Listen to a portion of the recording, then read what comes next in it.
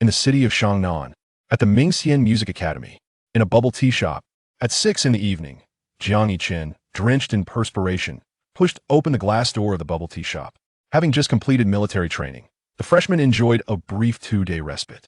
At this hour, many patrons filled the shop, predominantly couples. The crowd's attention was drawn to the left side.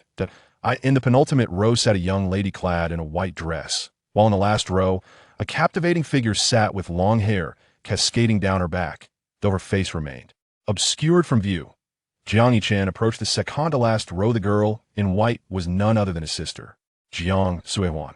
Having just entered university, she had already earned the title of Campus Belle. Standing at 168 centimeters, with gentle and exquisite features, she often wore a subtle smile, embodying the warmth of a neighborhood older sister. "Little Yichen, what happened to you? You look quite flustered," she remarked, pulling a tissue from her bag and extending it towards him. As Jiang Yichen sat down, he took the tissue but hesitated to wipe his brow, instead gazing seriously at Jiang Suihuan. "Sister, you must listen to me. What I am about to say is exceedingly terrifying. Please do not be alarmed." Jiang Suihuan tilted her head, rarely having seen her brother in such a grave demeanor. "What is it?" Jiang Yichen took a deep breath. "I just had a dream while I was sleeping, and sister, our world is actually a fictional realm. But it is not a proper story, it is a tale of tragic fury." And then, before Jiang Yichen could finish, Jiang Suihuan burst into laughter. Jiang Yichen, anxious, exclaimed, "No, sister, I am not joking. I am serious." Jiang Suihuan pressed her lips together and nodded. All right. Jiang Yichen continued. "You are the protagonist, a passive character." Hey. Jiang Suihuan stood up, somewhat displeased. "What sort of dream is this? Even if I were the protagonist, I would certainly be the one above." "No, sister, please do not interrupt me. Just let me finish, all right?" Jiang Yichen understood that this was hard to believe, yet he spoke the truth. He had indeed dreamed of his past life. The dream was so vivid it felt as if it had transpired just yesterday. In his previous life, after reading this very novel, he had stepped outside only to be taken by the god of construction trucks. All right, you go on. "I will listen." Jiang Suihuan sat back down. "You are the one below," Jiang Yichen continued. "And now, for the crux. When classes resume the day after tomorrow, you will encounter a person, your teacher, named Professor Qinling. Sister, I must caution you to keep your distance from this Professor Qin." "Why?" Jiang Suihuan inquired. "Because she possesses a dual personality and harbors a penchant for bloodsucking. She is a dangerously obsessive individual." This was the sort of content that filled the novel, rife with elements both lurid and violent. First, Jiang Yichen found nothing amiss, but now he is struggling to accept it. From a young age, Jiang Suihuan has been exceptionally kind to him, sharing everything from food to drinks and playtime. Yet, this gentle angel of an elder sister has encountered the perverse Qinling. "Shaoyi." Jiang Suihuan glanced around nervously, and upon realizing that no one was paying attention to them, she breathed a sigh of relief. Such words must never be spoken carelessly in the future. Jiang Suihuan admonished earnestly. "I understand." Jiang Yichen nodded. "I just didn't want you to underestimate the gravity of the situation. In any case, sis, keep your distance from that Qinling." Jiang Suihuan looked worriedly at the opposite side, and then patted the seat beside her. Come sit here. What for?" At this moment, Jiang Yichen wiped the sweat from his brow with the tissue he had just acquired. It was early September, and having just completed military training, the weather remained sweltering. By the time he had sprinted from the dormitory to the milk tea shop, his back was nearly drenched. "Come over quickly." All right. Jiang Yichen has always been obedient to his elder sister. After all, Jiang Suihuan was the first person in this world to treat him well. "Shaoyi, you're now 18. Although you can view such content, I believe it would be better for you to see less of it." Jiang Suihuan spoke in a tone that only the two of them could hear. Jiang Yichen was momentarily stunned, but quickly comprehended. "No, sis, listen to me. I must reiterate that what I mentioned earlier was entirely true." Sigh. Jiang Suihuan tousled Jiang Yichen's hair. "I understand that at your age, dreaming such dreams is quite normal, but you must learn to distinguish between reality and fantasy." "No, sis, never mind." Jiang Yichen realized how absurd this matter sounded after all. Who would willingly accept that the world they inhabit resembles that of a storybook? However, for the sake of his sister's future happiness, he sighed. "Sis, can you promise me one thing? Go ahead. Promise me you will never get involved with that Qinling again, all right?" Jiang Yichen stated solemnly. "Fine." Jiang Suihuan nodded resignedly. "But you must also promise your sister to refrain from indulging in those unhealthy distractions." Jiang Yichen. 10 minutes later, Jiang Suohuan linked her arm with Jiang Yichen's as they exited the milk tea shop. Both siblings possessed striking looks, one a campus beauty and the other a campus heartthrob. During military training, they often walked together, leading to rumors of a romantic involvement. "Hey, Teacher Lin, are you here for milk tea as well?" Jiang Sehuan greeted the approaching female teacher, her counselor, Lin Yao. "Jiang, my dear student." Lin Yao smiled warmly at the pair before her. "I'm here to meet a friend." "Oh, I see." Teacher Lin, Jiang Yichen also chimed in with a greeting. A brief exchange of pleasantries ensued. Jiang Yichen and his sister made their way to the cafeteria. Meanwhile, Lin Yao entered a milk tea shop and settled into a secluded corner on the left, a spot favored by those who preferred solitude. The woman donned a simple white blouse, her hair cascading casually over her shoulders, complemented by a black midi skirt. Her features were exquisite, with a straight nose, elegantly tinted lips, and clear, profound eyes that conveyed a subtle sense of detachment. "Oh my Lingling, you finally returned home," Lin Yao exclaimed, taking a seat with familiarity. "What has captured your attention? Is there anything outside that rivals the beauty of your long-lost friend?" "Nothing much." Qin Ling sipped from the glass of water on the table. Her gaze remained fixated on the silhouette of a young man outside the window. Madness? Bloodsucker? A world of fiction? A dream? Intriguing. Jiang Yichen accompanied his sister to the college cafeteria. The Mingxian Music Academy's dining hall offered affordable meals, albeit of mediocre taste. In contrast, the smaller cafeteria featured numerous food stalls, serving delicacies such as chicken pot, braised chicken, omuris, and clay pot rice, all of which surpassed the main hall's offerings in flavor. The siblings approached the mala stall and ordered a set for two. With the order in hand, they found a table to sit down. While waiting for their meal, Jiang Suohuan inquired, "Xiao Yi, have you developed any crushes since starting university?" "Not at the moment," Jiang Yichen replied, lost in thought. According to the novel he had read in his previous life, there was no mention of a character named Jiang Yichen. The narrative primarily revolved around the love-hate dynamics between Jiang Suohuan and Qin Ling. "There are a few girls in our class who seem to take a liking to you," Jiang Suohuan remarked, resting her chin on her hands. In her flowing white dress, she appeared as a striking presence within the small cafeteria. Many around them cast hopeful glances, yearning for a moment of recognition from the campus beauty. Unfortunately, Jiang Suihuan's attention was solely focused on her brother, as she playfully ruffled Jiang Yichen's tousled hair. Her brother stood at 6 feet tall, handsome, and possessed striking features, prompting several girls in her class to seek his contact information. "Let's not, sis. I'll find someone myself," Jiang Yichen shrugged. He and Jiang Suohuan were not in the same class. He was in the piano department, while she was in vocal studies. There were indeed classmates who wished to obtain Jiang Suihuan's contact details, but he had declined them all, simply because he believed that none of the girls in his class were worthy of his gentle sister. "Just remember, if you ever do find someone you like, let me know," Jiang Suihuan smiled. "He'll be there to vet them for you." Jiang Yichen originally intended to attend university and engage in a delightful campus romance. However, he found himself preoccupied with ensuring that Jiang Suohuan and Qin Ling would not form any connection or intersection. While the notion seemed appealing, its execution proved challenging. According to the narrative previously described, Qin Ling was Jiang Suohuan's professional course instructor. How could there be no overlap? Observing her brother lost in contemplation, Jiang Suohuan refrained from interrupting him and instead busied herself with her phone. "Teacher Lin, all members, the class schedule has been released. Please take a look." A message from a group chat appeared on her screen, prompting her to click and examine it. To her dismay, the schedule was filled with early morning classes. From Monday to Friday, save for Friday afternoon, her timetable was completely packed. However, what concerned her more was that her professional course instructor was not the Qin Ling her brother had mentioned. "Xiao Yi, did you just say my professional course instructor's surname is Qin?" Jiang Suohuan inquired. "Indeed, her surname is Qin, followed by the character Ling," Jiang Yichen replied. Jiang Suohuan handed her phone to him. "Where did you hear this unreliable information?"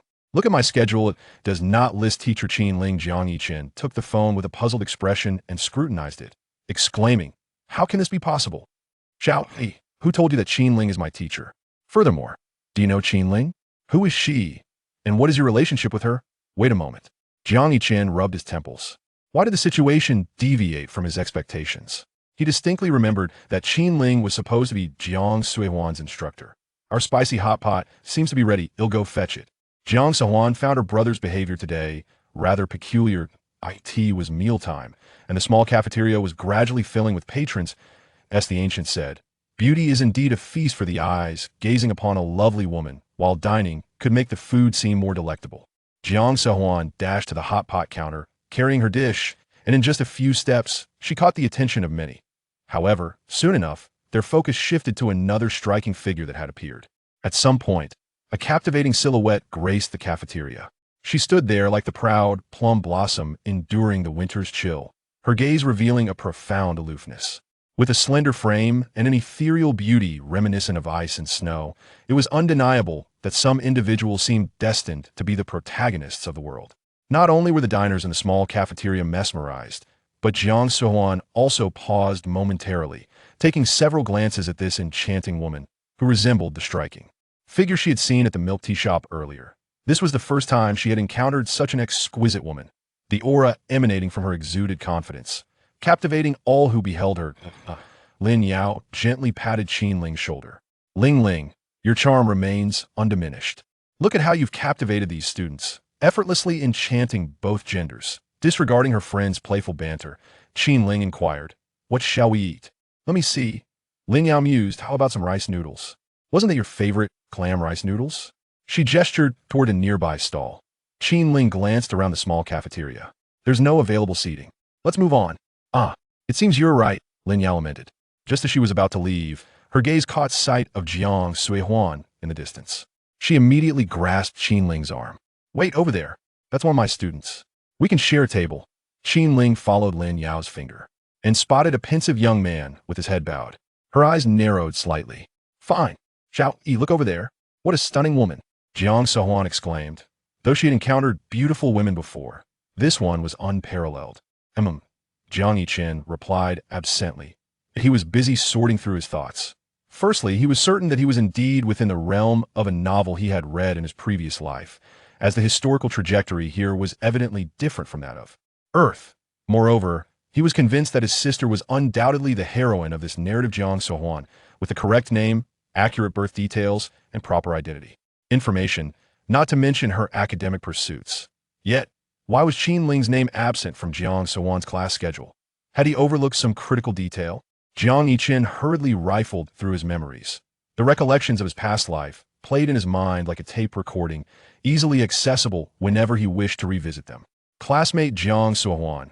Lin Yao approached with Qin Ling teacher Lin. Jiang Sehuan stood up reflexively, accustomed to such formalities. Don't be nervous, Lin Yao waved her hand. I simply came to ask if it's convenient for us to share a table. Without a moment's hesitation, Jiang Sehuan replied, of course. Excellent. Lin Yao nodded appreciatively. Thank you. As she spoke, Lin Yao turned to Qin Ling. You'll go place our order first, you could take a seat. Qin Ling softly acknowledged her with a hum. With long strides, she maneuvered around Jiang Yichen and settled beside him. Chapter 3 was about to conclude when she heard it. No, sister, could you please show me your class schedule again? Jiang Yichen regained his senses and extended his hand forward. As soon as he spoke, he felt something was amiss. Why did his elder sister's gaze seem to drift towards his left so ambiguously? Moreover, why was there a faint scent of sandalwood wafting through the air? It appeared to emanate from his right side. Turning his head, he was taken aback. Was he that the striking figure he had seen earlier at the milk tea shop? Who are you? Jiang Yichen inquired with curiosity. Just now, Teacher Lin brought this instructor to share our table. Xiao Yi, what is going on with you today? I feel like your entire demeanor is quite off, Jiang Sehuan observed, scrutinizing her younger brother. It's nothing, sister. I simply didn't sleep well last night. Jiang Yichen casually explained. He then turned to the beautiful woman beside him and politely greeted her. Hello, teacher. Qin Ling slightly tilted her head and shot Jiang Yichen a cold glance. Jiang Yichen felt somewhat bewildered by her icy stare. Teacher, what subject do you teach? Jiang Suihuan curiously engaged in conversation. Piano, Qin Ling replied, her voice melodious and deep, reminiscent of a captivating, mature woman. This made Jiang Yichen recall his roommate, who would often strain his voice at night while chatting with his partner, leaving him with goosebumps from the discomfort. Both belonged to the category of deep-voiced individuals. Yet one was a mere imitation while the other seemed to possess an innate, magnetic timbre akin to the resonant strings of a cello, enchanting anyone who listened. May I ask your name, if it's not too much trouble?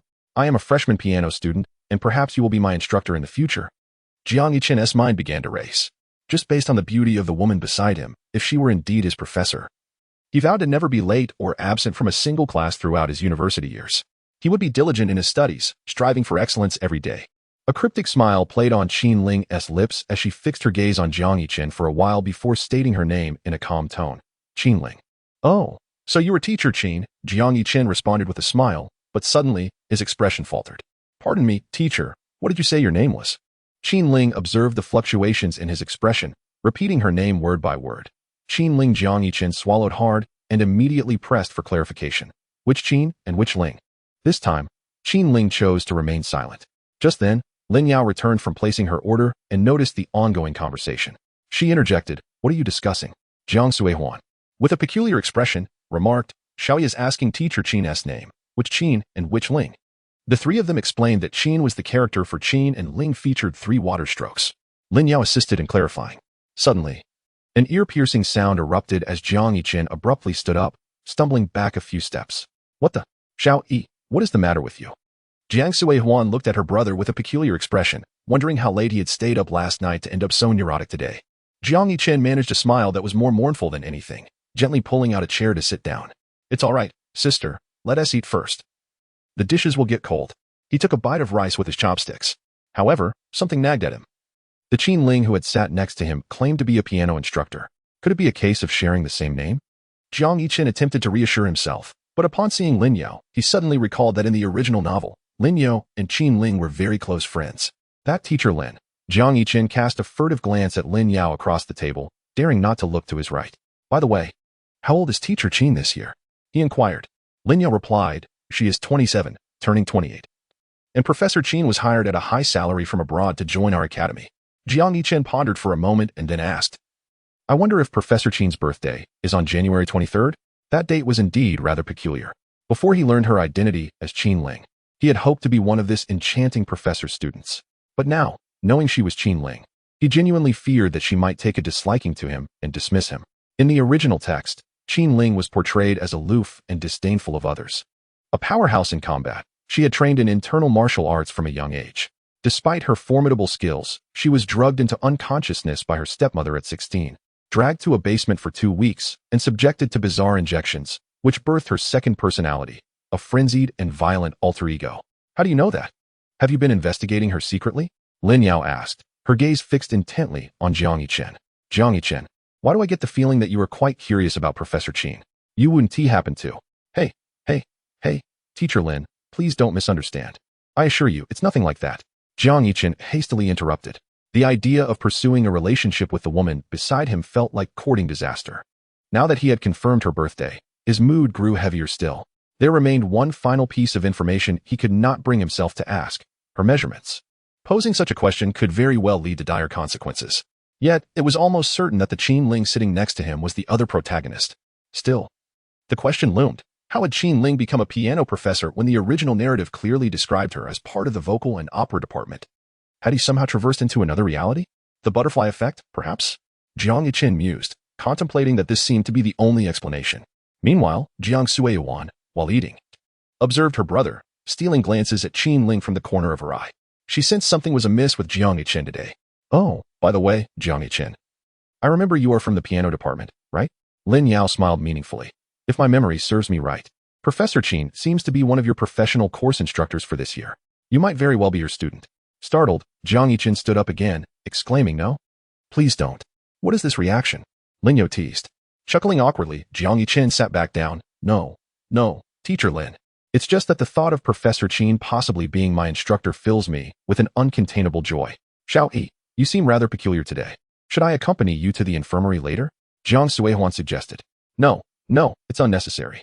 After gathering his courage, Jiang Yichen glanced to the right, inadvertently locking eyes with Professor Qin's striking phoenix-like gaze.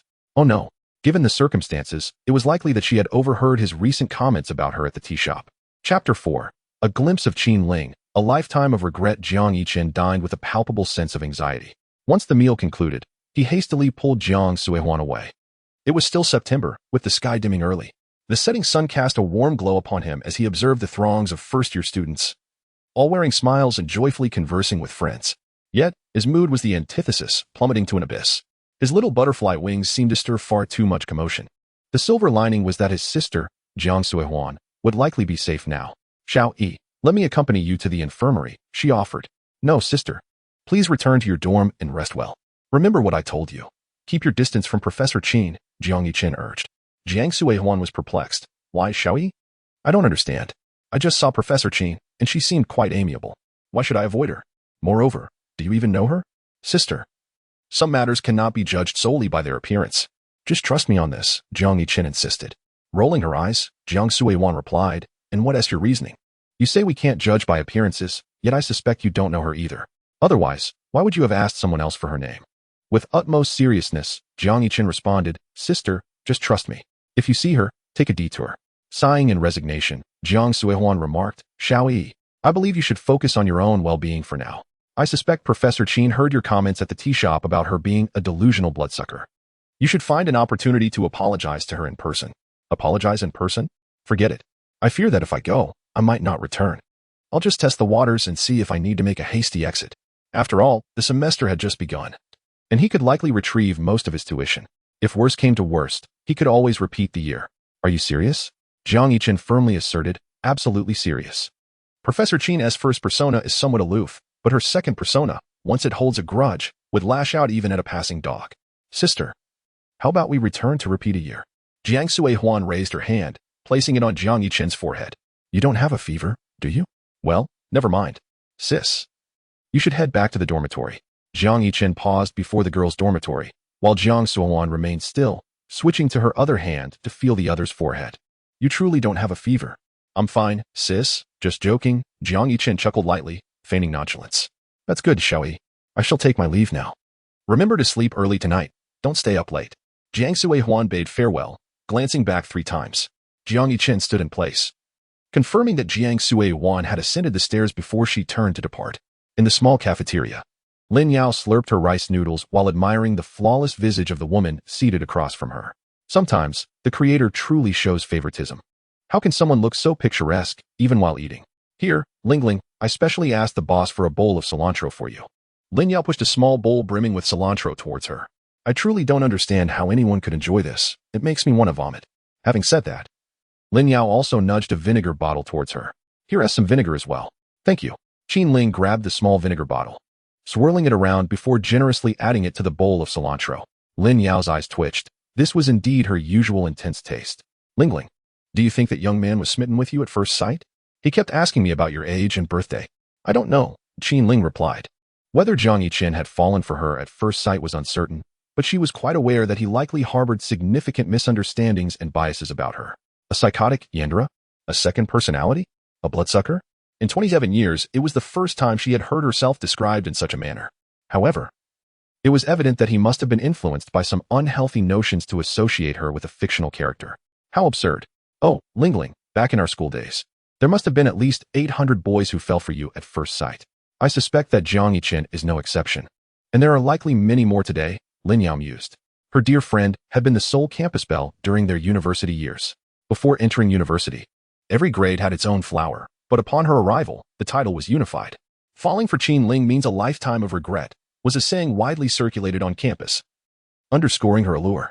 Now, it was even more pronounced. The once naive campus beauty had returned from studying abroad, exuding the charm of a mature woman. With her figure and visage, who could resist such enchantment? Lin Yao even wondered if the students attending classes with Qin Ling could focus on their studies. By the way, what do you think of that boy from earlier? He is the new campus heartthrob at our school, Lin Yao teased. Just a child, Qin Ling remarked, offering her critique. Still a child who enjoys watching risky content? Child? Lin Yao chuckled. I am, after all, a fully fledged adult, having turned 18. How could you still label me a child? I am 9 years his senior. When I was 18, he was still in elementary school, and while I was in high school, he might have still been in kindergarten, wearing open crotch pants. Isn't that the very definition of a child? While her words held truth, Lin Yao, with a curious gaze, continued. But at 27, aren't you anxious? Isn't your family urging you to find a boyfriend? Bored, Qin Ling had no intention of prolonging the conversation.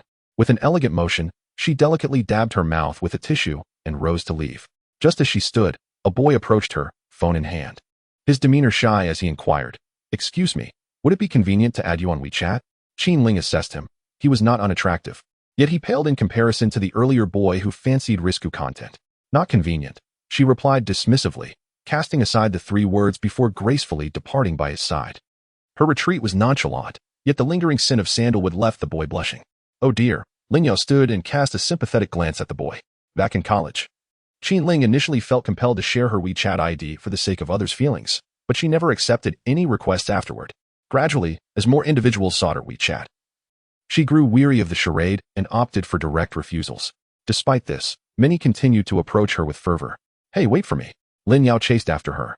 So, Ling, are you preparing to be lonely for a lifetime?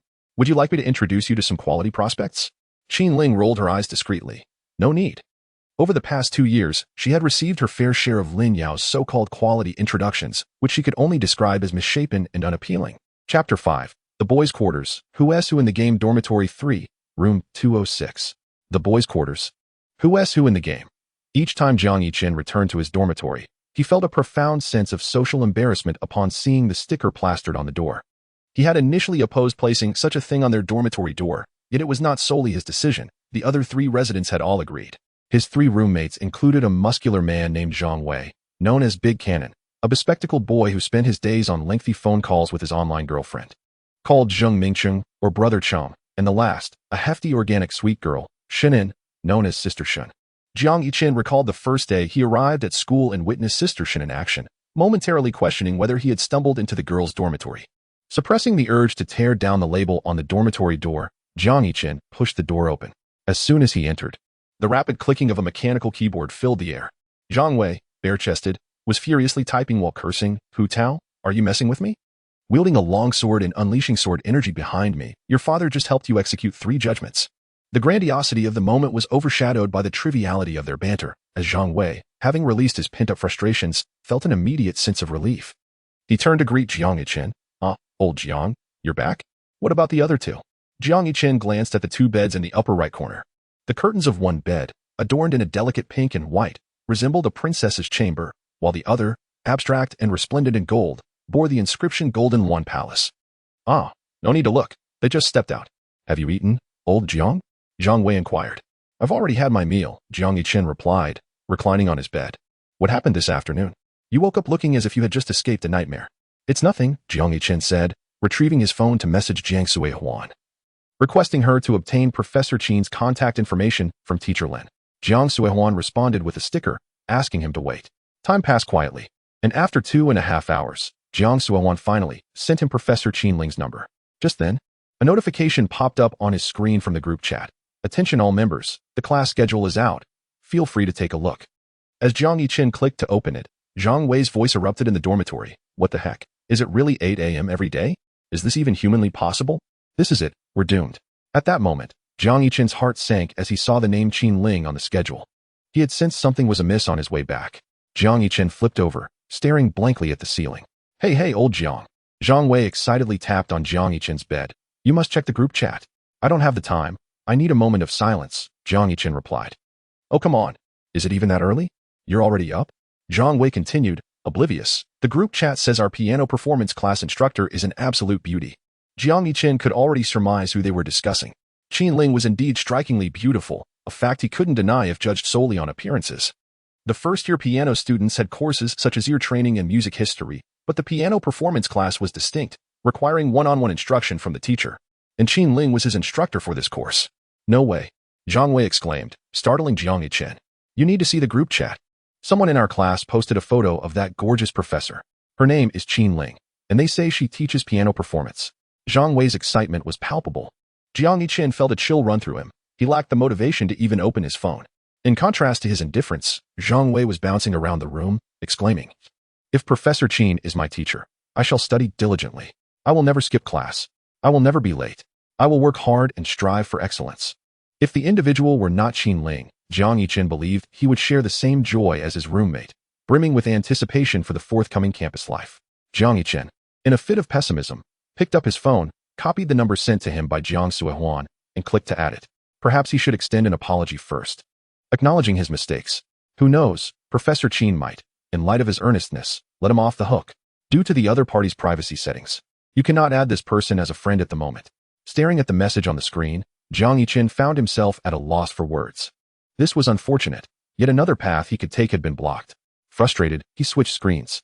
Within just 2 or 3 minutes, the class group chat had already reached a flurry of 99 messages. Oh my heavens, the professor is stunning. More beautiful than some celebrities. removing a few. I feel that Professor Chin is the most beautiful woman I have ever seen. Wait, everyone, it's just an ID photo. It might not be that impressive in person. That's a fair point.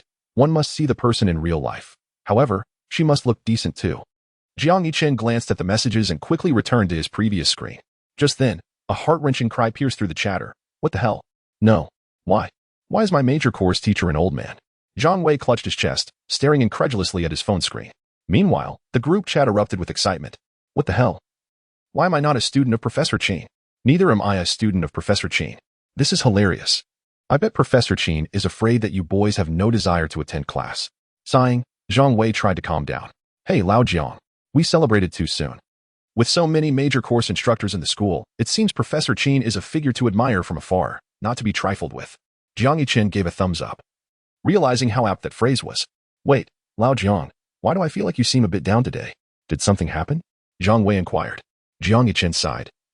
To be honest, my major course instructor is indeed Professor Chin. Zhang Wei stared at him in disbelief. What? Could you repeat that? I said. Professor Chin is my major course instructor, Jiang Yichen reiterated. Then why the long face? You should be thrilled. Do you not understand that everyone in the group chat is lamenting the fact that no boys are students of Professor Chin? Are you just flaunting it here? Zhang Wei suddenly felt Jiang Yichen was indeed boasting. Ah. Jiang Yichen straightened up. Is that not random allocation? Zhang Wei replied. It is random allocation. But you seem to be the first one in our class. There are still a few girls left. Damn it, Lao Jiang. Did you step in dog poop on your way back today? Chapter 6. White Lily. 2 days later, Professor Chin Ling's name spread rapidly throughout Mingxian Music Academy.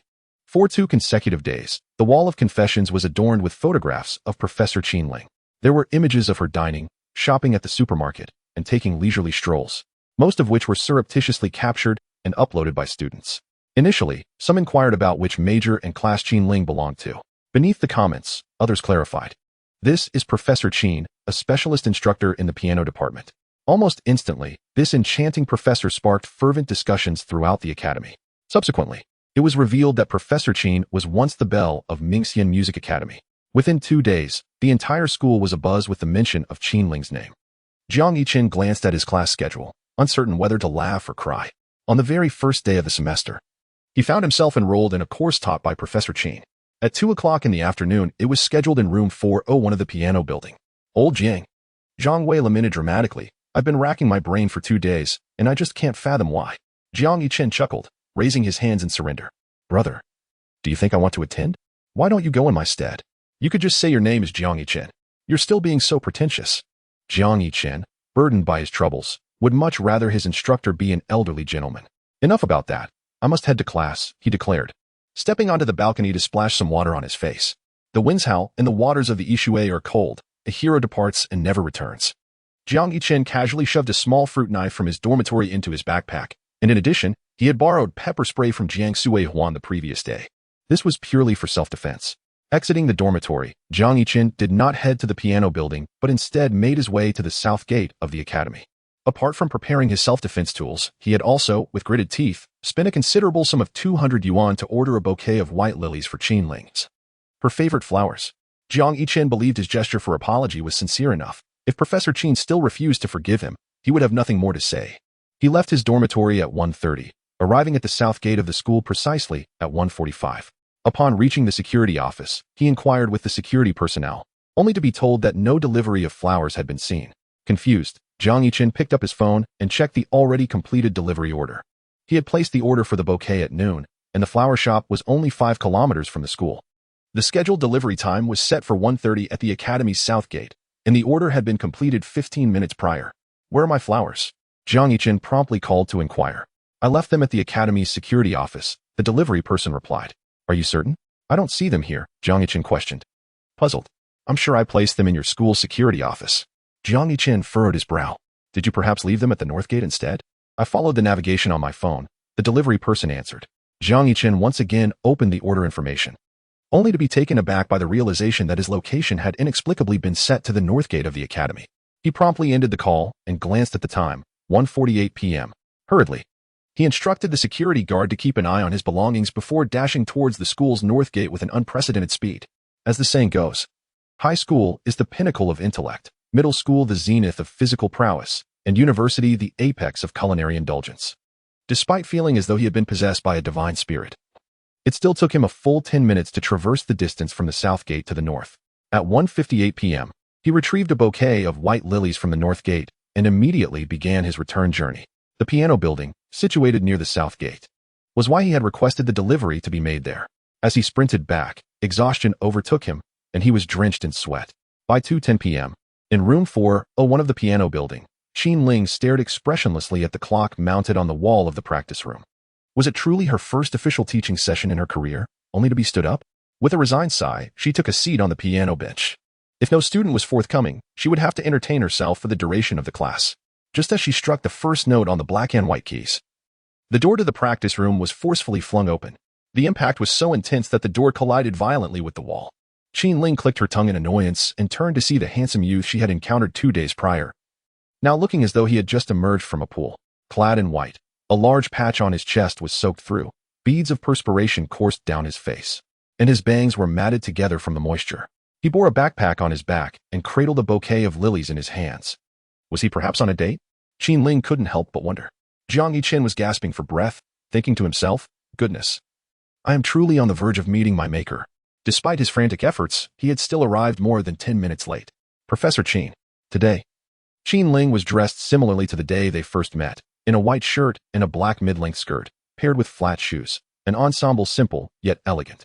Jiang Yichen's gaze flickered over her briefly before he averted his eyes, casually placing the white lilies atop the piano lid. You are late, Qin Ling stated coldly. Glancing at the clock on the wall, it had been 12 minutes. Before you explain, let me first inform you. She rose, picked up the ruler resting on the piano lid, and took a seat on the stool beside the piano. You have 33 minutes left for class. Save your words until after the lesson. All right, Jiang Yichen replied, taking a moment before settling onto the piano bench. He rummaged through his backpack for the textbook and sheet music, placing his backpack at his feet. Should anything go awry, he would be ready to deploy his self-defense tools at a moment's notice. Play a piece that you excel at. I would like to hear it, Qin Ling instructed. Certainly. Chapter 7. Professor Qin, what are you planning to do? Throughout his life, Jiang Yichen's academic performance could be described as mediocre, neither particularly remarkable nor exceptionally poor. He consistently ranked in the middle tier during examinations, and while he possessed a modicum of talent in playing the piano, it was not particularly noteworthy. Gaining admission to Mingxian Conservatory of Music was a narrow achievement, barely surpassing the requisite score. When Qin Ling requested that he perform his most proficient piece, Jiang Yichen chose to play the Chopin Etude, Winter Wind, a composition he had practiced extensively and could execute with relative ease. Qin Ling retrieved a notebook and pen from her briefcase, uncapping the pen and flipping to the first page, before she could begin her notes. A cacophony of erroneous notes erupted. Start over, Qin Ling commanded coldly. All right, starting over. Good, again. All right, again. Fine. Change the piece, play 849. Understood. Start over. All right, again. Fine. At last, after a few more discordant notes, Jiang Yichen turned his head, feeling the urge to alleviate the awkwardness that enveloped them. Professor Qin, I assure you, I'm not usually this way. While I may not play exceptionally well, I usually don't hit so many wrong notes. Today's performance was truly an anomaly. I'm simply not in the right state of mind. Perhaps the primary reason lies in my complete lack of confidence. Qin Ling raised an eyebrow, pointing her ruler at Jiang Yichen's sheepish grin. During class, refrain from making such foolish faces. Oh, Jiang Yichen immediately straightened up, sitting rigidly. Stop. Qin Ling shook her head, closing the pen and stowing the notebook back in her briefcase. The performance had been subpar, riddled with mistakes, and the rhythm was severely lacking. She leaned forward, intending to demonstrate the correct technique for Jiang Yichen. However, to her surprise, he sprang up like a coiled spring, eyeing her with apprehension. What do you intend to do? Qin Ling inquired, frowning. Jiang Yichen, holding his backpack in front of him defensively, retorted, Professor Qin, what are you planning? Qin Ling remained silent, her gaze fixed intently on him. Jiang Yichen, feeling a sense of urgency, gripped the canister of pepper spray concealed within his backpack, with only a ruler in her hand. He thought that should she make a move, he would first deploy the pepper spray, followed by a swift array of defensive measures. Culminating with a fruit knife, he would not emerge unscathed. Qin Ling was perplexed by his overly defensive posture. Was there a generational gap between her and the current youth? Yichen. Qin Ling murmured softly, her body gradually relaxing against the chair, the ruler now resting horizontally across her lap. You seem quite frightened of me. Why is that? Qin Ling asked, puzzled. Although her expression could be stern, it hardly warranted such trepidation, as if she were poised to take his life at any moment. Seeing her demeanor soften, Jiang Yichen remained tense, his nerves still on edge. No, Professor Qin, you mustn't misinterpret. I'm not afraid of you at all. Would you care to observe your current self? Jiang Yichen chuckled lightly. A clever tactic, attempting to divert my attention? Not a chance.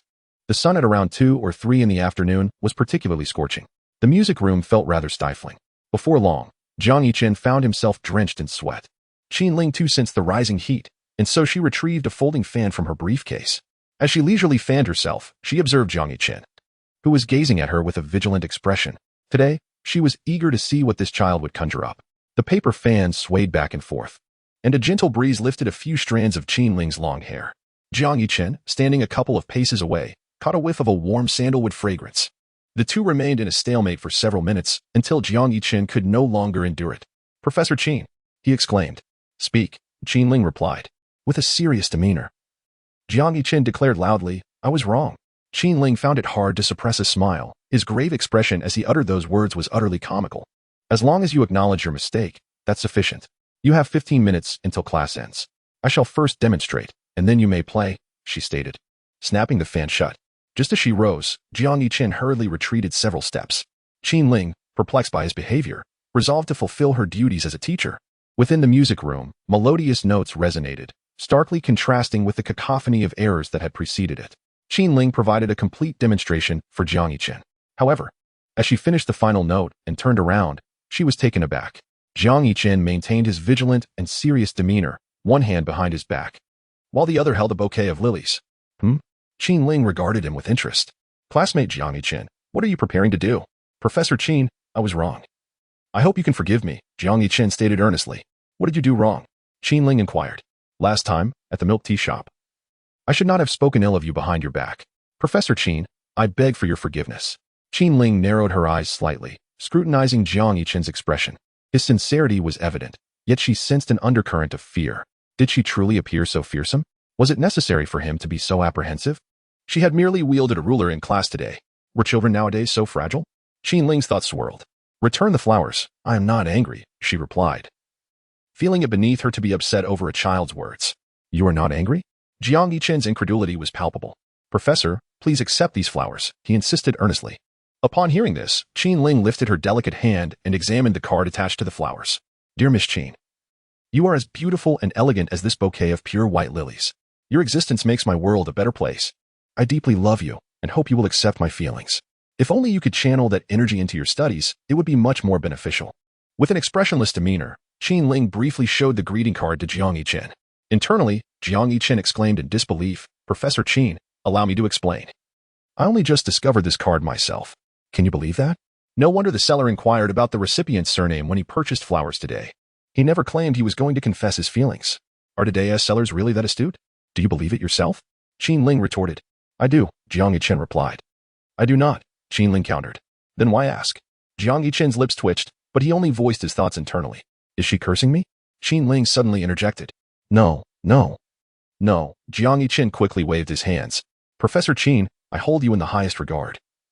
My admiration for you flows like the endless Yangtze River and is as unstoppable as the Yellow River in flood. Upon hearing this, Qin Ling coldly scoffed. Flattery will get you nowhere. Tell me, did you understand the demonstration I just provided? Jiang Yichen was visibly taken aback. Demonstration? What demonstration? He had been focused solely on the eccentric professor's silhouette, ready to defend himself against any sudden attack. He had to admit, Qin Ling's figure was truly impressive. Even in her standard professional attire, she resembled a ripe, succulent peach. Seeing the distraction in Jiang Yichen's expression, Qin Ling realized her efforts had been in vain. Chapter 8. The true value of a male homestay. Professor Qin, considering the time, class should be over soon. I have other matters to attend to. So I will take my leave, Jiang Yichen said, glancing at the clock on the wall. Class began at 2 o'clock and lasted for 45 minutes. It was now 2:44, well past the appropriate time to dismiss the class. In any case, Professor Qin, I sincerely apologize for my previous disparaging remarks about you. This flower is my way of making amends. Please be magnanimous and do not hold it against me. Without waiting for Qin Ling to respond, he placed the flowers on the piano lid, picked up the textbook from the piano stand, and swiftly exited the room. The pressure from the eccentric professor was overwhelming. He had no desire to linger for even a second longer. If it were possible, he would genuinely suggest to the administration that a different instructor be assigned for this course. Jiang Yichen. As soon as Qin Ling called his name, There was no trace of him left in the room. She glanced up at the clock on the wall. How audacious. Not only did he arrive 10 minutes late, but he also dared to leave half a minute early. His mind was clearly elsewhere during class. Qin Ling took out the attendance roster, located Jiang Yichen's name, and promptly deducted 5 points from his participation grade. This afternoon, she had 3 classes in total. Besides Jiang Yichen, there were 2 other female students. There was a 10-minute break between each class. Seizing the opportunity, Qin Ling unhesitatingly took the bouquet of lilies and headed downstairs. Auntie. Qin Ling greeted the cleaning lady who was busy tidying up. You have worked diligently, and this flower is a token of my appreciation for you. Before the cleaning lady could respond, Qin Ling had already set down her belongings and departed. In the male dormitory, Jiang Yichen returned to his room after achieving his goals. Reflecting on his performance today, he felt he deserved a perfect score. His sincere apology was so earnest that he nearly knelt before Qin Ling. Moreover, it seemed that Qin Ling bore him no grudge. In fact, he realized that he had been the one overly tense throughout the encounter. It was only natural. How could someone like her hold a grudge against a mere child? Feeling reassured, he resolved to take a different route whenever he saw her in the future. Jiang Yichen believed he could forego the thought of dropping out of school. He decided to take a nap. Stripping off his clothes, he rolled onto his bed.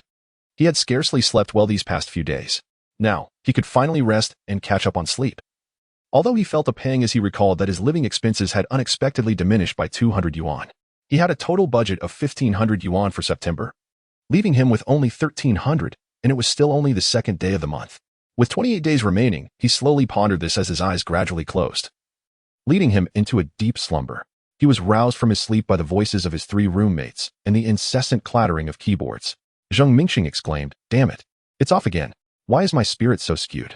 The iron is also off, and the 0 area is skewed as well." Meanwhile, Shinin, in a sweet voice, asked, "Hey, can you come gank the top lane?" Zhang Wei interjected, "Damn you. I've encountered the dead Hu Tao again. Can you not unleash that deadly sword energy? I've already helped you secure 3 kills. 3 different games were being played simultaneously, yet none of them were disturbed by the others." Over the past month, Jiang Yichen had gradually grown accustomed to the unexpected female voice in their dormitory. He glanced at his phone to check the time, then executed a graceful leap from his bed. Zhang Wei, noticing his descent, approached him and asked, "Old Jiang, how did your class with Professor Qin feel today? Did you feel any stirrings of affection?" Jiang Yichen shot him a glance. "Are you out of your mind?" Zhang Wei replied, "Hey, there's no shame in admitting it. Professor Qin is currently recognized as the most beautiful woman at our school. There's even a voting wall in the academy where she is leading by a wide margin over our campus belle. But don't worry. Your sister's votes are only second to Professor Qin's." Jiang Sui Huan, well known across the campus, secured her title as the freshman belle thanks to an unfiltered photo during military training. Since the revelation of Jiang Yichen and Jiang Suohuan being siblings, numerous classmates risked rejection to visit the male dormitory in hopes of obtaining Jiang Yichen's contact information. But all were met with refusal. Jiang Yichen retorted, "My sister is far more beautiful than Qin Ling. That cold, expressionless face cannot even compare to hers." Zheng Mingqing interjected, "Old Jiang, you are indeed biased. From a public aesthetic perspective, your sister still resembles a youthful college student, while Professor Qin embodies the allure of a mature woman, exuding femininity in every gesture. Your sister may one day compare, but for now, she does not." Shinin, listening to their conversation, found himself in agreement with Chang Ji's remarks. "Indeed," he concurred. Zhang Wei chimed in, "Did you hear that, old Jiang? The eyes of the public are discerning." Jiang Yichen scoffed, "Huh? You simply do not understand." Zhang Wei retorted, "We do not understand. It is you who fails to grasp the charm of a mature woman." He continued, "Let me put it this way. If Professor Qin were to slap me right now, I would catch a whiff of her fragrance before the impact reached my face. That slap would not bring pain, but rather exhilaration." Meanwhile, Shinin and Zheng Mingqing, engrossed in their game, simultaneously remarked, "Pervert." Jiang Yichen chuckled, "That slap could send you flying to the other side of the earth." Though his metaphor was somewhat exaggerated, Professor Qin was indeed a formidable force in their narrative. A single slap from her could very well crack Zhang Wei's skull. Zhang Wei declared, "You know nothing. I would welcome it, even if it meant my demise." Jiang Yichen replied, "Outrageous." Chapter 9 Professor Qin, are you allergic to romance? Evening. Mingxian Music Academy Faculty Apartments. Building 2, Room 401. The decor was exceedingly minimalist, featuring white walls, a light gray sofa, and a natural wood dining table and chairs. After concluding her day of classes, Qin Ling returned home, momentarily placing her briefcase and warm dinner on the floor as she bent down to retrieve a pair of black slippers from the entrance. Once she had changed her shoes, she took a seat at the dining table. Almost as soon as she sat down, a knock echoed through the room. She turned to open the door. It was Lin Yao. "Remember to change into slippers upon entering," Qin Ling said as she turned back. Wait a moment, Ling Ling. I have a surprise for you, Lin Yao declared with an air of mystery. Qin Ling, puzzled, turned around and scrutinized her friend. Close your eyes first, Lin Yao insisted. However, Qin Ling did not comply. Instead, she walked back to the dining table, reminding, don't forget to change your shoes. No, Lin Yao exclaimed, exasperated. Professor Qin, I finally understand why you've remained single for so many years. Are you allergic to romance? Qin Ling seemed to be on a different wavelength. I only have a bowl of clam rice noodles. If you haven't eaten, you should order takeout.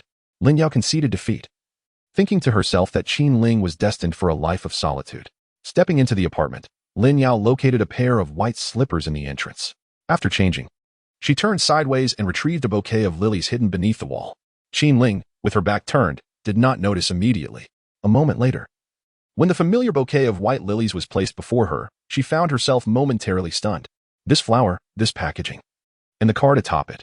Wasn't this the very arrangement that Jiang Yichen had given her earlier in the afternoon, which she had subsequently passed on to the cleaning lady? Alas, the very white lilies she adored had lost their charm in Lin Yao's hands. She had hoped to surprise Qin Ling, only to find that the latter was utterly indifferent. Where did you acquire these flowers? Qin Ling inquired. They were given to me by Aunt Wang from school. Oh, right. You don't know Aunt Wang yet, do you?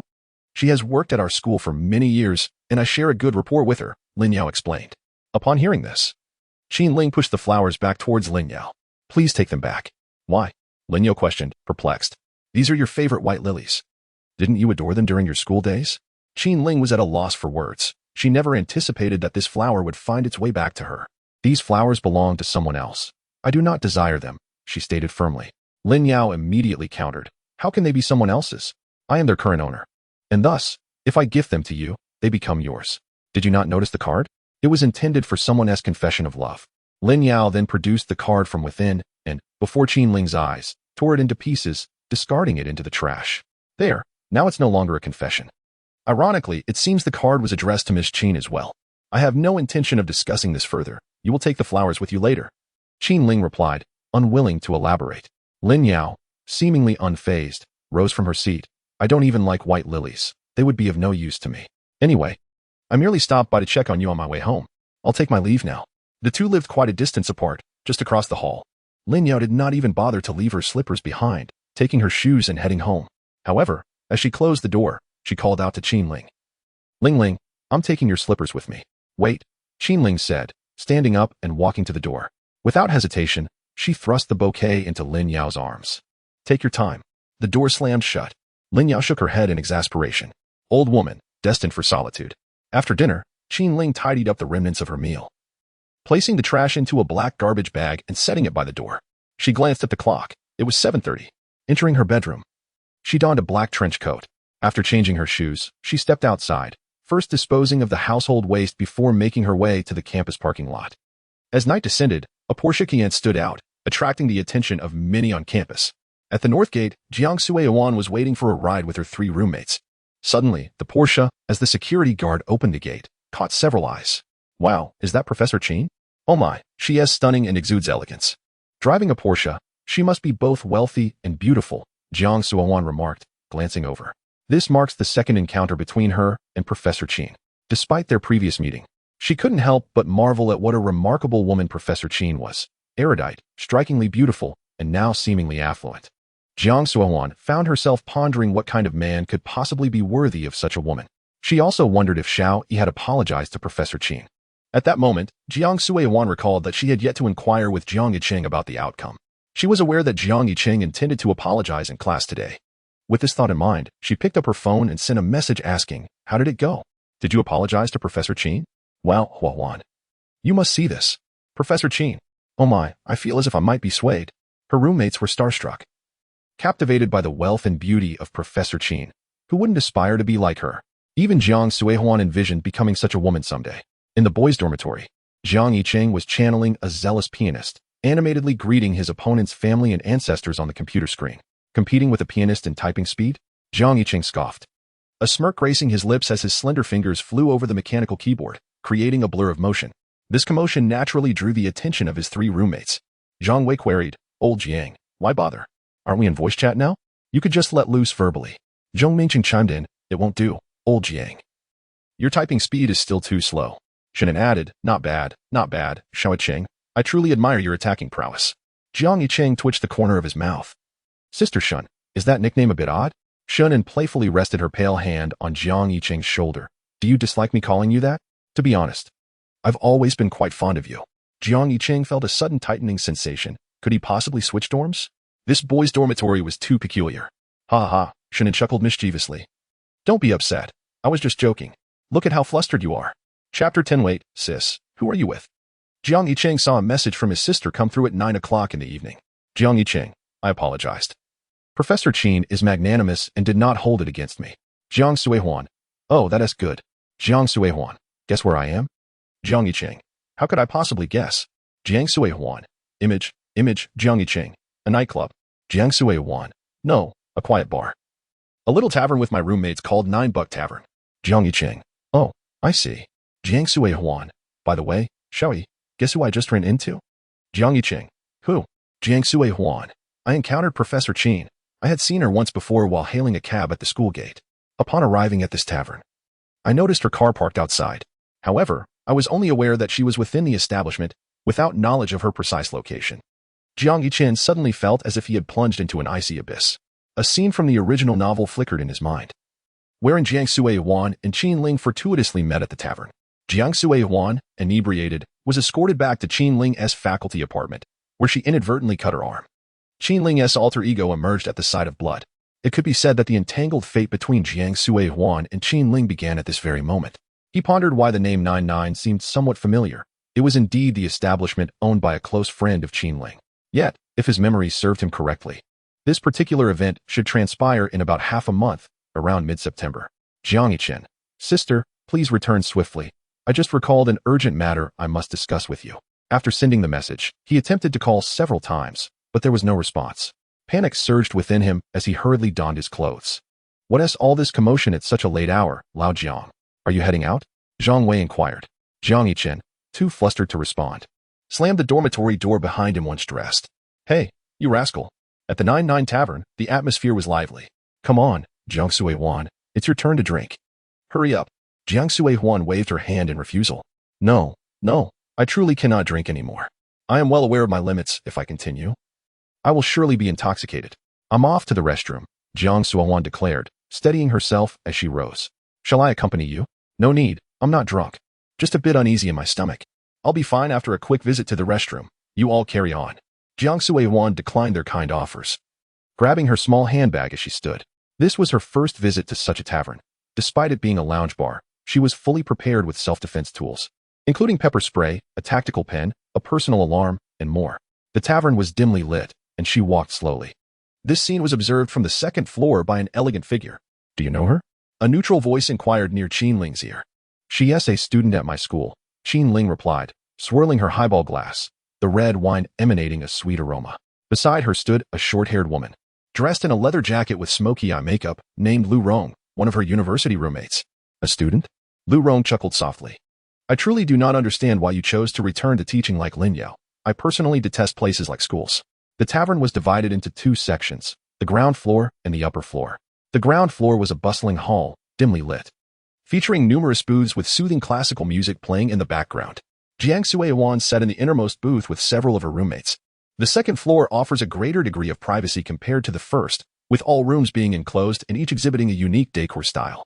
From the vantage point of the second floor, one can gaze through the floor-to-ceiling glass windows to behold the scenery of the first floor. However, the glass is one way, allowing those on the second floor to observe the first without being seen. Qin Ling and Lu Rong's private room is the finest in this tavern, boasting excellent sound insulation and exquisite decor. The dominant hues of the room are deep brown and gold, with elegant wallpaper adorning the walls. A magnificent crystal chandelier hangs from the ceiling, though it is unlit at this moment, casting a slightly dim ambience. In front of the expansive windows lies a cozy seating area. Qin Ling, barefoot and legs curled, reclines on the sofa, one hand gently swirling a glass of red wine while the other supports her cheek. Her cascading black hair falls loosely around her, and having previously buttoned her white shirt for class, she has now unfastened 2 buttons. Raising her wine glass, she clinks it with her companions. That's a student from Lin Yao's class. Lin Yao? Why wasn't she here today? Lu Rong inquires with a slight pout. Qin Ling chuckles softly. You know she doesn't enjoy drinking.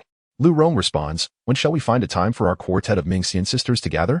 Now that you and Lin Yao are teaching at school and I have opened several chain stores, we should certainly make time to meet. However, Phone Xiaotian is a different story, constantly flying around the country for engagements.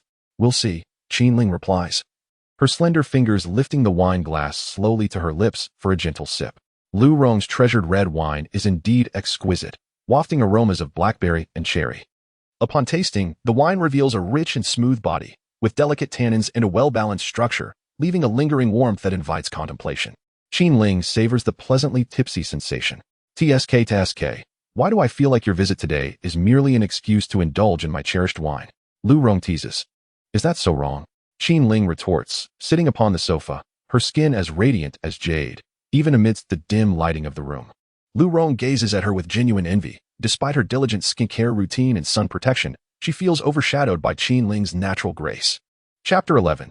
Do not trust this wicked woman. By the time Jiang Yiqin arrived at the tavern, he had already dialed Jiang Suowan's number more than a dozen times, all of which went unanswered.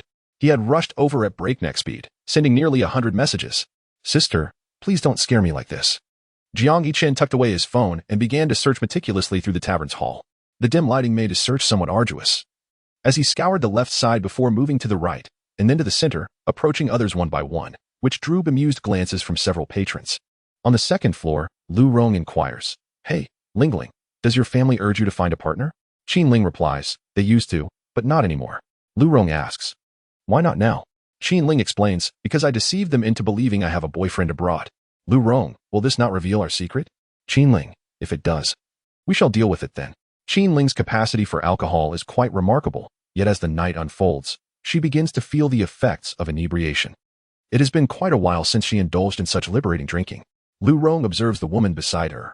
If the former Qinling exuded an aura of aloofness akin to a goddess, the current Qinling, with a blush adorning her cheeks, possesses an enchanting allure reminiscent of a celestial being who has descended into the mortal realm. Lu Rong muses internally how biased fate can be, and wonders which window has been closed to Qinling gradually. Lu Rong notices that Qinling's gaze seems to follow a certain young man below. He appears to be around 1.8 meters tall, rather handsome and quite refined, albeit with a hint of urgency etched across his face. Is he a student from your school? Lu Rong instantly recognizes him as a university student, his clear-eyed innocence mirroring that of their own youth. Yes, he is my student.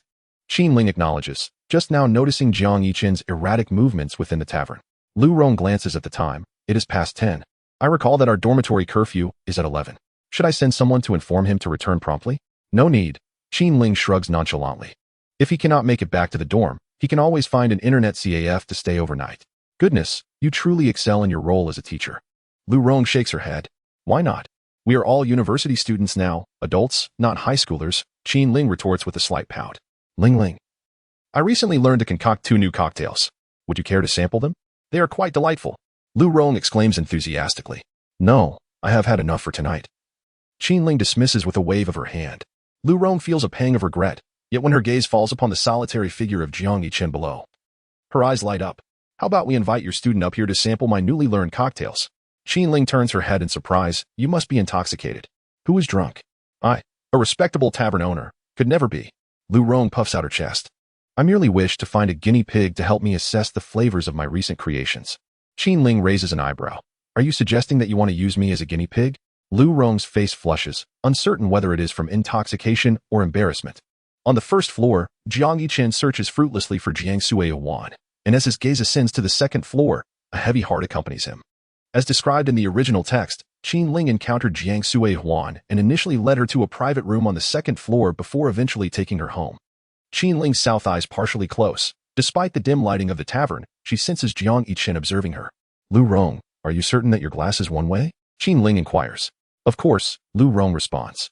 No sooner has she spoken than Qinling watches Jiang Yiqin make his way directly to the second floor, and he swiftly locates their private room. Knock, knock, knock. Come in, Lu Rong calls out warmly. Upon entering, Jiang Yiqin is greeted by the sight of the 2 women seated on the sofa. Qinling, with her back turned to him and leaning against the sofa, held a wine glass, presenting an exquisitely charming silhouette. The other individual, who was scrutinizing her, was likely Lu Rong, one of Qinling's close friends mentioned in the original text. Young man, are you lost? How did you find your way here? Lu Rong teased. Lu boss. Jiang Yiqin respectfully addressed. I am here in search of someone. Lu Rong, upon hearing this, chuckled, "Oh, you even know me? However, I doubt the person you seek is here." Jiang Yiqin swiftly scanned the room. Although he did not spot Jiang Suihuan, his intuition suggested that these two surely knew her whereabouts. "May I inquire, Lu Boss, if you have seen a girl, approximately 168 centimeters tall, wearing a white long dress today?" As he spoke, Jiang Yiqin retrieved his phone and opened a selfie that Jiang Suihuan had sent him earlier. "I can't see her. Perhaps you should bring it closer?" Lu Rong beckoned from her seat on the sofa. Heeding her words, Jiang Yiqin stepped forward. Lu Rong then clearly discerned the image on his phone. That girl just left. She departed moments ago, having been seen off by Qin Ling and her roommate. "And what is your relationship with her? Boyfriend?" Lu Rong inquired, glancing sideways at Qin Ling, who remained indifferent, as if she were a stranger. "She is my sister," Jiang Yiqin clarified. At that moment, when Lu Rong glanced aside, he seized the opportunity to confirm his suspicions. They undoubtedly had knowledge of Jiang Suihuan's location. With Qin Ling still present, it was plausible that Jiang Suihuan was nearby. "Professor Qin," Jiang Yiqin respectfully greeted. "It is you. I thought that familiar silhouette belonged to someone I knew." "She has returned to school," Qin Ling replied. Jiang Yiqin appeared skeptical of this response. Wait. Young man. Don't believe her. She is deceiving you," Lu Rong interjected. This remark not only captured Jiang Yiqin's attention, but also prompted Qin Ling to glance over. Silently questioning Lu Rong's intentions, Lu Rong returned a reassuring gaze before continuing to address Jiang Yiqin, beckoning him closer. Come, she urged as she approached a side table equipped with various bartending tools and ingredients due to her interest in mixology. Jiang Yiqin took a seat at the bar. "Jiang Yiqin," Qin Ling reiterated with a serious expression, "I have stated that your sister has already returned to school." Hey, Lu Rong quickly interrupted. "Don't trust her. This wicked woman is lying to you." At this juncture, Qin Ling chose to remain silent, having already conveyed her message. If he chose not to believe it, so be it. With a sly grin, Lu Rong busied herself with the bartending tools. Moments later, 3 specially crafted drinks were placed before Jiang Yiqin. "Drink this, and I shall reveal your sister's whereabouts." "Boss Lu, my tolerance for alcohol is rather poor." Jiang Yiqin delicately declined. He had never consumed alcohol throughout his life, and he pondered whether 3 cups would be too much. Lu Rong chuckled and explained. "This is a new product we are about to launch at our tavern. The alcohol content is quite low, merely 5% at most. Even less than a bottle of beer. It's not intoxicating. I merely wish for you to help me gauge its flavor." "Is that so?" Jiang Yiqin queried. Filled with doubt, Lu Rong nodded emphatically. "Indeed." "Very well," Jiang Yiqin said, still skeptical, as he lifted the first cup and sipped it slowly. To his surprise, he felt little effect. He then took the second and third cups in quick succession. His spirited demeanor elicited an appreciative gaze from Lu Rong. "Not bad at all." "Young man, you were quite impressive," Lu Rong applauded. "All right, where's my sister?" Jiang Yiqin inquired. Actually, your teacher was right. She has already returned to school." Chapter 12. Qin Ling. "You shall perish." After consuming 3 specially concocted drinks, Jiang Yiqin felt a sudden rush, his vision swirling with golden stars. The lingering effects began to take hold, and the world around him spun disorientingly, causing him to perceive multiple shadows of Lu Rong. It seemed as if she were conversing with Qin Ling. He shook his head, striving to comprehend their words, but it was futile. "Qin Ling, did I hear wrongly? Did that brat just insult me?" Lu Rong asked incredulously. "Lu Rong, what did you give him to drink?" Qin Ling remarked, noticing Jiang Yiqin's peculiar state. "It's just a new concoction I recently learned," Lu Rong began, but then gasped. "Oh no, I used the wrong ingredients." Upon hearing this, Qin Ling sprang up from the sofa in alarm, hastily barefooted as she rushed to Jiang Yiqin's side. Jiang Yiqin attempted to continue his tirade, but at that moment, his head felt as though it might explode. He then rested his forehead on the table, finding some relief in that position. "Jiang Yiqin, are you all right?" Qin Ling gently patted his back. It was her first day as a teacher, and a student was already in distress under her watch. How could this be acceptable? "Don't worry, Ling, he should be fine. He's merely inebriated," Lu Rong interjected. "Quiet," Qin Ling admonished. "How can you say that? If it weren't for your antics, he would never have consumed the drink you prepared." Lu Rong appeared sheepish. "I didn't intend for this to happen. It was an unfortunate accident." "Boss Lu, the password. Where's my sister?" Jiang Yiqin mumbled vaguely. "Hey." Lu Rong, having not heard clearly before, now understood. "This brat is indeed insulting me." "Be silent," Qin Ling retorted, then turned to Jiang Yiqin, speaking softly. "Don't fret. She has gone back to the school." TSK, I must say, this sibling duo seems to share quite a strong bond," Lu Rong teased. "Do you have time for banter? Perhaps you should consider how to resolve this," Qin Ling replied. "What can be done? Returning him to the school?" "Oh no, It seems that the dormitory has already closed for the night. Lu Ron pondered for a moment before devising a plan. Why not follow your earlier suggestion and find an internet CAF to keep him overnight? Qin Ling was speechless. He is intoxicated. Would you really leave him alone in an internet CAF? What if something happens? You make a valid point. Then, think of a solution. After all, you are his teacher. Your words imply that you were the one who got him drunk. What else more, Ling Ling? I suddenly remembered that I have some urgent matters at home, so I must take my leave now. 10 minutes later, in the parking lot outside the tavern. Hello. Designated driver. Please get in. Qin Ling settled into the back seat, with Jiang Yichen beside her. After 2 minutes, the designated driver followed the navigation and drove away. She too had indulged in a bit too much drink this evening. Had it not been for this troublesome incident, she would have found the night quite enjoyable. However, Jiang Yichen, a student who evoked a peculiar sense of apprehension within her, was anything but ordinary. He appeared genuinely frightened of her, and not just a little. Qin Ling found this perplexing. Although she typically maintained a stern demeanor to instill a sense of authority among her students, Jiang Yichen's reaction was excessive. This afternoon, during class, he epitomized the very essence of caution. Moreover, his evident distrust towards her was glaring. As he refused to believe her reassurance that Jiang Sueyuan had already returned to school, despite her reiterating it twice, the root of this distrust eluded her. Should not students have faith in their teachers? Yet, he seemed to trust Lu Ron, a stranger, over her. It seemed he had been deceived. Qin Ling. A loud exclamation broke through the air, pulling her attention from the window, turning her gaze to the young man beside her. She wondered if she had just heard him call her full name rather disrespectfully. Jiang Yichen appeared to be having a nightmare, his brow deeply furrowed. His loud outburst prompted the designated driver to glance back through the rearview mirror.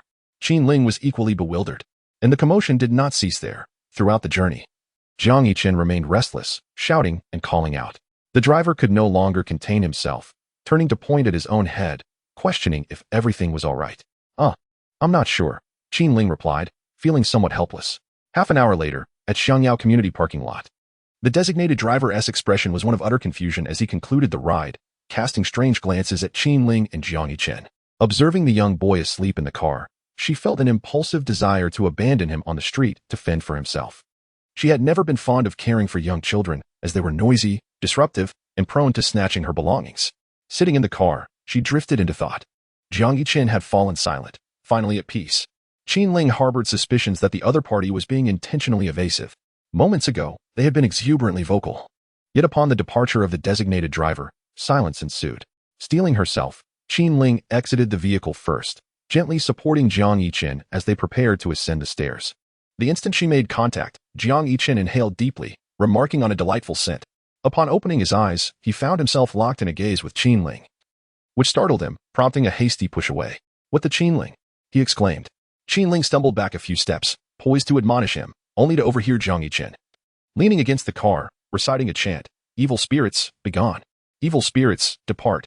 After repeating this incantation several times, he slumped against the vehicle and gradually slid to the ground, peacefully drifting into slumber. With a hint of annoyance, Qin Ling approached Jiang Yichen, crouching to pat his face. After several attempts with no response, she resigned to the situation, lifting Jiang Yichen to his feet and unsteadily guiding him to the elevator. She mused that perhaps in a past life, she had owed him a debt, for it was unlikely she would encounter such a troublesome student otherwise. The elevator swiftly ascended to the 8th floor, room 805. This residential complex was a fair distance from Mingxian Music Academy, and she could only return home during weekends. The spacious apartment boasted 5 rooms and 3 halls. After unlocking the door with her fingerprint, she settled Jiang Yichen at the entryway to change his shoes before she herself donned a pair of slippers. Whether Jiang Yichen changed or not was inconsequential. She merely needed to clean the floor. Just as she finished changing, she glanced up to find herself once again meeting Jiang Yichen's gaze. Qin Ling, you shall perish, he declared dramatically, wielding an umbrella and executing a theatrical slash. The sound of a frame crashing to the floor echoed through the room. Chapter 13. The Zenith of Youth. Burning with passion. Jiang Yichen. Qin Ling's chest rose and fell with frustration, clearly exasperated. Meanwhile, after delivering his grand flourish, Jiang Yichen lay blissfully on the ground, eyes closed, a serene expression adorning his face. Taking a deep breath, Qin Ling reminded herself to remain calm. He was still but a child. Punishment and reprimands would yield no results, especially given his inebriated state. Resisting the impulse to cast him out, she guided Jiang Yichen into the guest bedroom. She could hardly muster the energy to remove his clothing or shoes, having been thoroughly worn out by his antics. Glancing at the time, she noted it was 11:30. Qin Ling made her way to the bathroom to freshen up, then returned to the living room with a footbath. As she soaked her feet, she absently scrolled through her phone.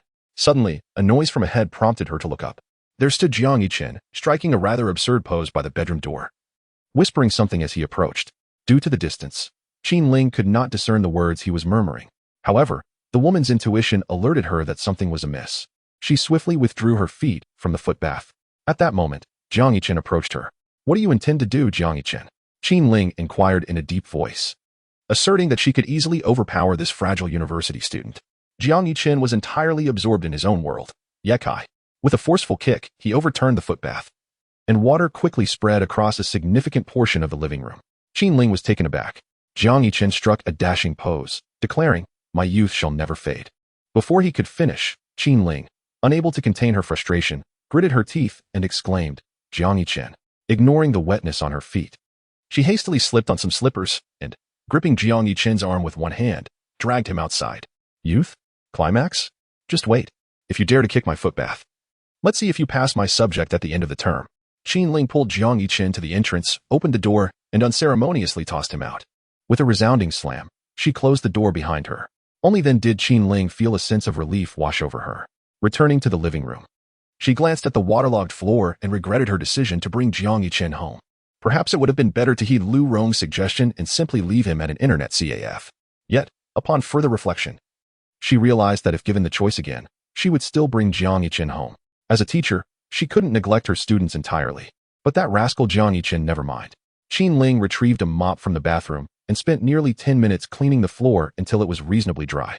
At midnight, Qin Ling lay on her bed, the exquisite chandelier illuminating her slightly troubled face. Sleep eluded her as she tossed and turned for nearly half an hour.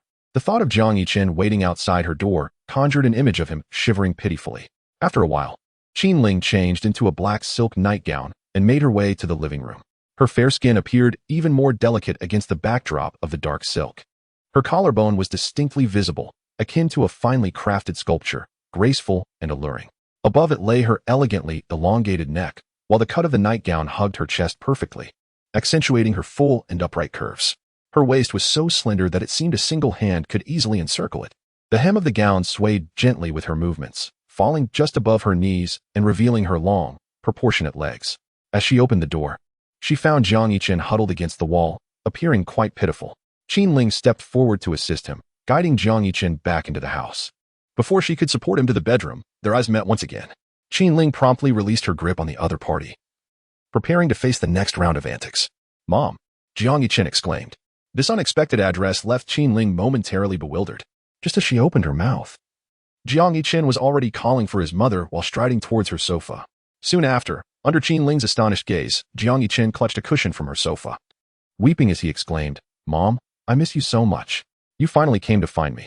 As Jiang Yichen approached, Qin Ling snatched the cushion from him, stating, "This is not your mother, it is my sofa." Upon hearing this, Jiang Yichen did not contest but instead cried even louder, "Mom, Mom." Qin Ling hurriedly stuffed the cushion back into Jiang Yichen's arms, saying, all right, stop crying. Your mother is right here." The moment he had the cushion in hand, Jiang Yichen ceased his tears and began to grin foolishly.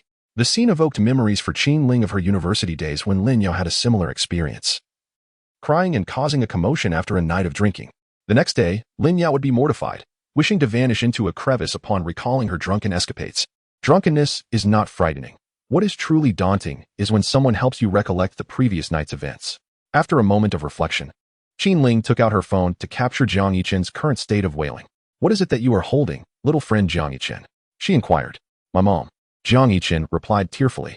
"To be honest, I haven't seen her in a long time. I didn't expect her to come looking for me today." "Oh, so it is your mother." Qin Ling nodded with satisfaction. Then, "Little Jiang Yichen, do you wish to sleep with your mother?" "Of course. I want to sleep with my mom," Jiang Yichen answered matter-of-factly. "How old are you now?" "Isn't it a bit embarrassing to still sleep with your mother?" Qin Ling chuckled. Jiang Yichen retorted, "I'm only 7 years old. I want to sleep with my mom." "Oh," Qin Ling teased, elongating her tone. Then, "Little Jiang Yichen, may I ask if you can now take your mom and head to your bedroom to sleep?" Jiang Yichen nodded eagerly. Qin Ling escorted him back to his room before finally putting away her phone, which had been recording the entire exchange. Chapter 14. Something seems off. Could Professor Qin be cold on the outside but warm on the inside? The next day, Jiang Yichen felt as though he had experienced a lengthy dream. In this dream, he encountered Qin Ling. The Qin Ling of his dream was a vampiric demon, and just as she was about to sink her fangs into him, he began to recite an exorcism incantation. He then drew forth a holy sword and swung it valiantly. However, Qin Ling proved to be quite elusive, managing to evade his strike. Ultimately, he transformed into a powerful emperor and delivered a kick that sent Qin Ling reeling, causing her to bleed profusely. It must be said, her blood seemed rather scalding. After vanquishing Qin Ling, Jiang Yiqin encountered his mother, who had left when he was merely 7. He wept in her embrace like a child, while she listened gently as he poured out his heart. Stop fussing, Jiang Yiqin murmured. It is likely that Shannon intended to rouse him from slumber. The hand that gently tapped his face was cool to the touch, accompanied by a faint, elusive fragrance. Allow him 5 more minutes of sleep, just 5 minutes. After all, now that he is in university, there are no morning readings, and as long as he arrives on time for attendance at 8 o'clock, that suffices. It is no exaggeration to say that he can manage washing his face and brushing his teeth in under a minute. Considering the time it takes to get out of bed, dress, and reach the classroom, rising at 7:50 is quite feasible. Strangely, he sensed that the warmth of his blanket was exceptionally comforting today. Did he forget to undress? It seemed he had not even removed his shoes, and his head felt slightly dizzy. Qin Ling was utterly exasperated. Look at this little brat, sleeping so soundly, while she had tossed and turned in her room last night. He appeared to be indulging in delightful dreams, drooling all over his pillow. With that thought, Qin Ling yanked the pillow from beneath him and forcefully smacked it against Jiang Yiqin's forehead. Jiang Yiqin jolted awake, mumbling in irritation. Hey, who the hell are you? Zhang Depeo? Groggily awakened from sweet dreams by such a violent jolt, anyone would feel a surge of morning grumpiness. Only Zhang Wei could employ such a ruthless method to wake someone up. Annoyed, Jiang Yiqin raked his fingers through his hair. His head felt a bit foggy, but that didn't deter him. He cleared his throat and rubbed his eyes, prepared to politely inquire about the identity of his early riser. However, as his blurred vision shifted upwards, he beheld a strikingly beautiful yet ominously stern face clad in a perfectly fitted white shirt. After recognizing the person standing by the bed, Jiang Yiqin rubbed his eyes vigorously. Surely, he must be dreaming. Otherwise, why would Qin Ling appear in his dormitory so early in the morning? Tentatively, he reached out to pinch her ample thigh. Yet, before his fingers could make contact, another pillow hurtled toward his face. In that instant, memories from the previous night surged back like a tidal wave. It seems he had, rather absurdly, wielded an umbrella as a holy sword, dramatically proclaiming lines befitting a youth with delusions of grandeur, before kicking Qin Ling's foot bath across the room. Glancing down at the cushion beside his pillow, he gasped. The memories from last night were somewhat fragmented, but he distinctly recalled key moments. Would Qin Ling not be intent on ending his life? Jiang Yiqin managed a smile that was more reminiscent of a grimace than anything else. Could you at least leave me with a whole corpse? 3 minutes. If you do not rise, I shall ensure you are left in pieces, Qin Ling declared, turning on her heel. No sooner had she exited the secondary bedroom than a considerable commotion erupted behind her. Jiang Yiqin, having not changed out of his clothes or removed his shoes the previous night, found it a mere second's task to rise. Meet me in the parking lot. Professor Qin, I expect you to be waiting for me, he called out. Yes, ma'am. Jiang Yiqin promptly responded, wishing he could rush downstairs in 3 steps. Wait. Qin Ling turned back to look at the disheveled bed. Professor Qin. Jiang Yiqin halted in his tracks, realizing that if the military training instructor were to arrive, he would surely earn a thumbs up for his discipline. Make the bed tidy. Qin Ling pointed at the chaotic mess beside her, and bring that pillowcase back for washing. Understood. Jiang Yiqin immediately approached to tidy up the bed. At that moment, the benefits of military training became evident. He folded the bedding into a neat square. Professor Qin, how does this look? Jiang Yiqin inquired. Ugly. Qin Ling leaned against the doorframe. Jiang Yiqin's lips twitched. Ugly? What nonsense. This is the standard set by military training. I was even praised individually by the instructor. Take the pillowcase. Qin Ling continued. Forget it. Just take the pillow with you. And also, bring your mother back. Jiang Yiqin, in 10 minutes. Jiang Yiqin sat in the passenger seat, clutching a pillow and a couch cushion, gazing out at the gloomy scenery. Today's overcast sky mirrored his dismal mood. He had just glanced at his phone, which was filled with missed calls and messages from his older sister. She mentioned that her phone died last night, hence she couldn't return his call and asked what had happened. Jiang Yiqin casually offered a brief explanation. As long as nothing serious occurred. Where are we headed, Professor Qin? Jiang Yiqin asked. Qin Ling ignored him. A heavy feeling settled in his heart. Could this woman be planning to bury him somewhere? Professor Qin, I was wrong last night. Jiang Yiqin stuttered. I shouldn't have used an umbrella to hit your picture frame, nor should I have kicked your footbath. Every fault lies with me. Please don't take it to heart. Qin Ling remained unresponsive. Professor Qin. Silence. Jiang Yiqin jumped in surprise. Qin Ling's cold demeanor was somewhat intimidating. Soon, Qin Ling drove to a bun shop by the roadside. She got out to buy a steamer of soup dumplings and 2 cups of soy milk, bringing them back to the car and handing him a cup of soy milk and 4 dumplings. Eat. Jiang Yiqin was somewhat taken aback by this unexpected breakfast. His mind felt foggy, yet his thoughts were remarkably clear. This was entirely different. It seemed to diverge completely from the novel he had previously read. Given his actions of kicking Qin Ling's footbath last night, her second personality should have emerged to deal with him. According to the original text, Qin Ling would trigger her second personality whenever she got angry or saw blood. However, last night, her anger merely resulted in him being kicked out of the room. Not to mention, after that, she even brought him back inside. Though her method of waking him this morning was somewhat rough, she had now provided him with a warm breakfast. Jiang Yiqin pondered deeply. He seems to be ensnared in a web of misconceptions. To trust in books without question is akin to having no books at all. Perhaps Qin Ling does not possess a second personality at all? He ought to refrain from viewing Professor Qin through the lens of his past understandings. Hurry and eat. Qin Ling frowned. Why did this child suddenly become teary-eyed again? It was merely breakfast. She truly felt the generational gap with the current youth. All right, thank you, Professor Qin. After some contemplation, Jiang Yiqin felt considerably lighter. Perhaps Professor Qin was not a madly obsessive character, but rather a cool yet warm-hearted older sister, nurturing and gentle. Oh right. Qin Ling took out her phone, opened a specific video from her album, and placed the device between herself and Jiang Yiqin. Puzzled, Jiang Yiqin soon heard a familiar voice emanate from the car's interior. In no time, the quiet vehicle was filled with a lively exchange. Jiang Yiqin, what are you holding in your hands? My mom. How old are you this year? That you still sleep with your mother? How embarrassing. I'm only 7 this year. I want to sleep with my mom. Jiang Yiqin quickly reached out. But Qin Ling accurately anticipated his movement, retrieving the phone before he could. Professor Qin, this is somewhat mortifying for Jiang Yiqin, he remarked. It's of no consequence. I merely wish for you to study diligently, Qin Ling replied. I do not wish to see tardiness or early departures again. Also, make sure to practice the piano properly. If you score over 80 on your final exam, I shall delete the video. Jiang Yiqin maintained a polite smile, regretting his earlier praise of Qin Ling as a warm older sister. An 80 on the final? If he could muster 60, he would be counting his blessings. ISNT University just the time for enjoyment? After 12 years of hard study, surely he deserved a couple of semesters to relax and have fun. Professor Qin, please don't be this way. Retract your hand. No, Professor Qin, listen to me. Retract it. Qin? It's nothing. I just wanted to say, Professor Qin, you are truly a responsible and commendable teacher. Thank you. Jiang Yiqin had a multitude of words, yet they remained unspoken in his heart. After finishing breakfast, Qin Ling continued driving towards the school. On the way, Jiang Yiqin contacted Shinan, asking for assistance with an assignment. Besides being a cross-dressing maestro, Shin was also a voice actor endowed with a variety of vocal tones. This innate talent made her perfectly suited to help her roommate with his studies. He still felt a bit dazed and needed to rest further upon returning. Jiang Yiqin, Shin, I need a favor. Shinan, no money. Jiang Yiqin, no, Shin. Do I seem like the type to borrow money? Shinan, then what do you want? Jiang Yiqin, could you help me with an assignment during class? Shinan, call me Dad. My name is Jiang Yiqin, and I truly cannot fathom why so many people today aspire to become fathers. Jiang Yiqin, father. Shinan, oh. But I'm currently outside, so it seems I cannot assist you. Jiang Yiqin, Sister Shin, you should be cautious this evening. Shinan, why? Do you intend to harm me? Shinan, come at me then. What audacity. Jiang Yichin's face twitched. The young men he observed online were all bashful. Yet Shun was even more provocative than a woman. Chapter 15.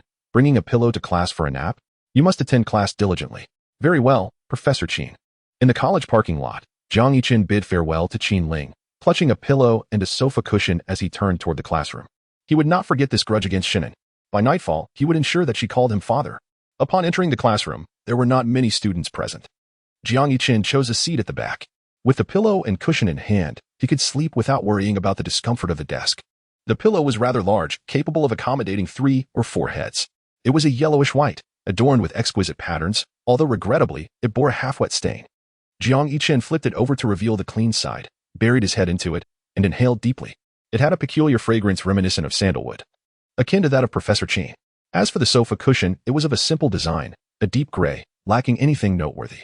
Jiang Yiqin planned to embrace it while sleeping, but the thought of having referred to such an object as mother the previous night filled him with disdain, prompting him to toss it aside. Gradually, more students entered the classroom. Zhang Wei, Zheng Mingxing, and Shinan arrived in succession. The trio immediately spotted Jiang Yichen asleep at the back of the classroom. In fact, all who entered glanced in his direction. He was simply too conspicuous. Bringing a pillow to sleep in class was certainly a statement. The seating in the classroom was arranged in pairs. Zhang Wei sat beside Jiang Yichen, while the other two occupied seats in front of him. Zhang Wei. Hey, Jiang, where were you last night? Did you steal this pillow from some girl's house? And what is up with this sofa cushion? Shinan. Sleeping as soon as we enter class. It seems you were quite exhausted last night. Zheng Mingqing Jiang. Stop sleeping and share your stories with us. Hearing Shinan's voice, Jiang Yichen immediately lifted his head from where he had buried it. Shin. In. Did you not say you wouldn't come to class? Shinan's face displayed alarm. Brother Jiang Yichen, you're so fierce. Have I offended you? I won't fall for your tricks. Get over here. Jiang Yichen seized her collar. In the next moment, Shinan sweetly exclaimed, Father. Jiang Yichen's pupils dilated. What the? Alas, my goodness. Zhang Wei and Zheng Mingqing were utterly captivated, while Jiang Yichen found himself at a loss for words. Ultimately, he decided to succumb to slumber once more, burying his head in rest. The lecture was delivered by a venerable professor. Initially, there was nothing amiss, yet gradually, he caught sight of the audacious Jiang Yichen. After years of teaching, he had never encountered a student who brought a pillow to class to sleep. Student, the one over there with the pillow, please rise and answer a question. Someone prompt him. Jiang Yichen, still in a stupor, was gently roused by Zhang Wei's soft pat. Mistakenly believing class had concluded, rubbing his eyes while clutching his pillow, he ambled towards the exit. It must be said that the pillow from Professor Qin's residence was rather comfortable. What do you think you're doing? The old professor exclaimed, his indignation palpable. As it was his first encounter with such an audacious student, it was only then that Jiang Yichen realized the entire class was fixated upon him. Before he could even muster a response, the professor escorted him outside to stand, still clutching his pillow. As the morning class concluded, Jiang Yichen, Shinan, and the others made their way to the cafeteria to order a dry pot meal. First servings cost a mere 98, and they only spent a little over $20. Upon returning to their shared abode, they dined while engaging in gossip. Old Jiang, confess honestly, which hotel were you at last night, and which charming lady were you with? Zhang Wei inquired. Zheng Mingqing added, was it on campus or off? Shinan remarked, considering the style of your pillow and bolster, it must belong to some sister's home, right? Let us focus on eating and not delve into such matters. Jiang Yichen attempted to divert the conversation, but the trio was relentless in their inquiries. Surrendering to their persistence, Jiang Yichen candidly admitted, to be frank, I spent the night at Professor Qin's residence. Zhang Wei burst into laughter. I must also confess. I am a descendant of Qin Shi Huang. Shinan interjected, oh, Jiang, you ought to craft a more convincing excuse next time. Such words should not be uttered carelessly, lest you attract unwanted attention. Zheng Mingqing added, let it be, but you better not let us catch wind of your secret romance. Jiang Yichen raised his hands in resignation. It seemed that sharing was not an option. The flavor of the dry pot was delightful, and while the others engaged in conversation, he stealthily helped himself to a generous portion of meat. As they continued to eat, Zhang Wei and the others suddenly realized, wait, where's the meat? It's all vegetables. I'm full. Jiang Yichen elegantly wiped his mouth. Just as he prepared to rise from his seat, Zhang Wei's large hand pressed him back down. Old Jiang, you're quite the character, taking advantage of our conversation to indulge yourself. Jiang Yichen retorted, how can you call it sneaky? I was merely acting in plain sight. Zhang Wei turned to the other two. What do you think, Cheng? In? Let us get him. Shinan and Zheng Mingsheng chorused in unison. The strength of 2 fists cannot contend with 4 hands, especially with a muscular figure like Zhang Wei present. Sensing the precariousness of the situation, Jiang Yichen exclaimed, Dear fathers, hold on. It is widely acknowledged that the male dormitory is a haven of paternal affection. There is scarcely an issue that cannot be resolved with a simple utterance of dad, father, or guardian. Zhang Wei inquired, what do you mean? Jiang Yichen replied, tomorrow's breakfast is on me. Shinan remarked, that sounds reasonable. Zheng Mingqing added, I'm on board with that. Chapter 16. Why are you staring at me instead of watching where you're running? Hey, Lingling, take a look at our school's confession wall. Lin Yao exclaimed, as she handed her phone to Qin Ling, displaying a photograph of Jiang Yichen standing outside the classroom, clutching a pillow. Qin Ling glanced at it briefly before averting her gaze. Lin Yao pointed to the image and said, my goodness, today's youth are so bold. Bringing pillows to class for a nap, especially in front of the notoriously strict Professor Li. By the way, this pillow looks remarkably similar to the one you have at home. Qin Ling focused intently on her dinner. Lin Yao continued, it's quite stylish. I've always wanted to buy one just like yours, but I could never find it. Qin Ling replied, I'll send you the link later. Oh, by the way, Lingling, I brought back that lily for you. Lin Yao pointed to a corner of the living room. Qin Ling hesitated, unsure of how to respond. Don't throw it away. That vase was carefully prepared. Lin Yao insisted. In the male sanctuary, Zhang Wei exclaimed, "Wow, Lao Jiang, this photo captures you perfectly." Shinan added, "Save it. We should turn it into a meme." Zhang Mingqing requested, "Send me a copy." Jiang Yiqian felt somewhat exasperated. Who claimed that life lacked an audience? Are we not surrounded by cameras at every turn? Ignoring the raucous antics of the three companions, Jiang Yiqian busied himself with his tasks, first removing Professor Qin's pillowcase, followed by the sofa cushions. He made his way to the balcony to wash the clothes by hand. Although the dormitory boasted self-service washing machines on each floor, which were reasonably priced at 5 yuan per basin, Jiang Yiqian had witnessed someone washing socks and underwear mixed with other garments. Since that incident, he had refrained from using the machines in the dorm.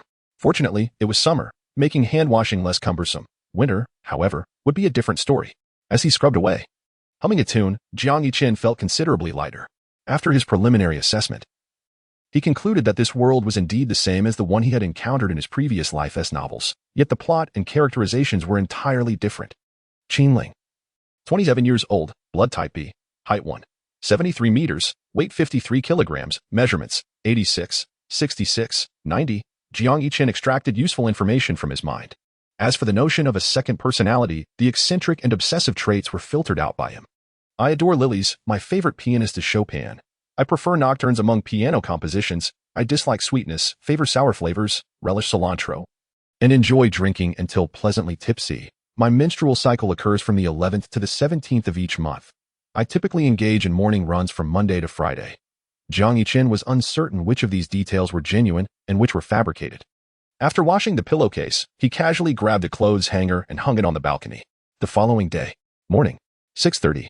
The relentless sound of an alarm clock reverberated through the male dormitory. Zhang Wei exclaimed, "Who set the alarm so early?" Shinan complained, "So annoying." "Who is it?" "Zhang Depeo, the noise is emanating from your desk." Jiang Yiqian, groggy from the din, protested, "Seriously, who would set an alarm at such an hour? Are they out of their mind?" Just as he finished his tirade, he suddenly sat upright.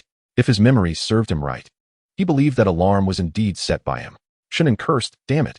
Zhang Depeo, is it you? You're guilty of your own crime. Go turn it off." Zhang Wei retorted, "Nonsense. My phone is right here on my pillow." Jiang Yiqian, feeling guilty, suggested, "I'll go downstairs to turn off the alarm." Zhang Wei surveyed the dormitory, his gaze landing on the soundly sleeping Zhang Mingqing. "It must be old Zhang. This bastard has woken us all up while he sleeps so soundly." Shinan interjected, "All right. Enough shouting. Let me catch a few more minutes of sleep. We can deal with it later." Jiang Yiqian turned off the alarm and lay back down, waiting 10 minutes before cautiously peeking out to ensure everyone was once again asleep. He then stealthily got out of bed, clad in black shorts and sneakers. He dressed and headed to the balcony, applying some of Qing Ji's hair wax to style his hair in a fashionable manner reminiscent of his. At 6:50, Jiang Yiqian quietly slipped out of the dormitory. The playground at this hour still had quite a few individuals exercising. He quickly recognized the graceful silhouette of Professor Qin. Clad in black, with a white sports tank top layered beneath a sheer black jacket and athletic pants, she had a towel draped around her neck. Just as Jiang Yiqian was about to approach her to say hello, a flamboyant young man, whose hair seemed to be sculpted with gel, dashed over to Qin. The young man cheerfully inquired, "Professor Qin, I'm a junior piano major facing some academic challenges. May I ask you a few questions?" Professor Qin appeared disinterested in responding. The young man continued to follow her as she ran. Jiang Yiqian rolled his eyes at the young man's attempts at flirtation, thinking, facing academic challenges? Huh? If you have questions, why not approach your actual subject teacher instead of seeking out Qin? Surely, his intent wasn't merely to inquire about questions. "I have no desire to embarrass you." Jiang Yiqian hurriedly approached. "Hey, Professor Qin, are you out for a morning jog as well?" Qinling glanced over at Jiang Yiqian. "Professor Qin, I seem to be facing some academic difficulties. Would it be convenient for me to ask you a few questions?" Qinling replied, "Of course." Meanwhile, a third-year senior was taken aback, initially believing that Jiang Yiqian was merely another student seeking hardship, only to discover a starkly different outcome. Why not? What gives him that privilege? The senior questioned, "Professor Qin, I also have inquiries to make." Qinling responded, "Consult your subject instructor." The senior retorted, "But why can he?" Qinling interjected, "He is my student." Upon hearing this, the third-year senior dejectedly retreated. Jiang Yiqian promptly retrieved his phone, displaying his QR code. "Professor Qin, please scan me." "Hold on," Qinling replied. "All right," Jiang Yiqian said, keeping pace alongside Qinling round after round. "Professor Qin, how many more laps do you have?" Jiang Yiqian seemed to see his grandmother waving at him. The amount of exercise he had done in just that morning surpassed the entirety of the previous week. "Silence," Qinling admonished. "Speaking while running can easily lead to breathlessness." Oh, Jiang Yichen acquiesced, continuing to jog. Just as he contemplated this, he noticed Qin Ling extend a delicate finger. Understanding instantly, he realized it signified there was one lap remaining. With her hair tied up in a high ponytail, Qin Ling appeared youthful and vibrant as she jogged. Beads of sweat adorning her forehead, her enticing lips moving rhythmically.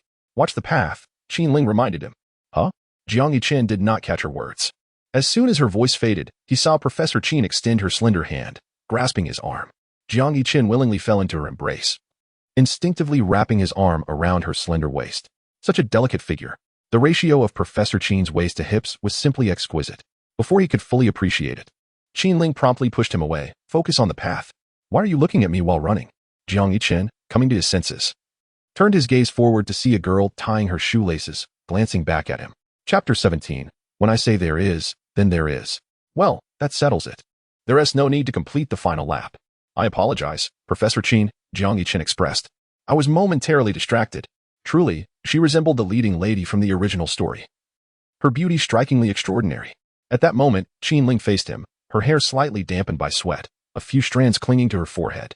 Breathing gently, her full chest rose and fell with each breath. Qin Ling, already fair-skinned, appeared even more radiant and smooth under the morning light after perspiring.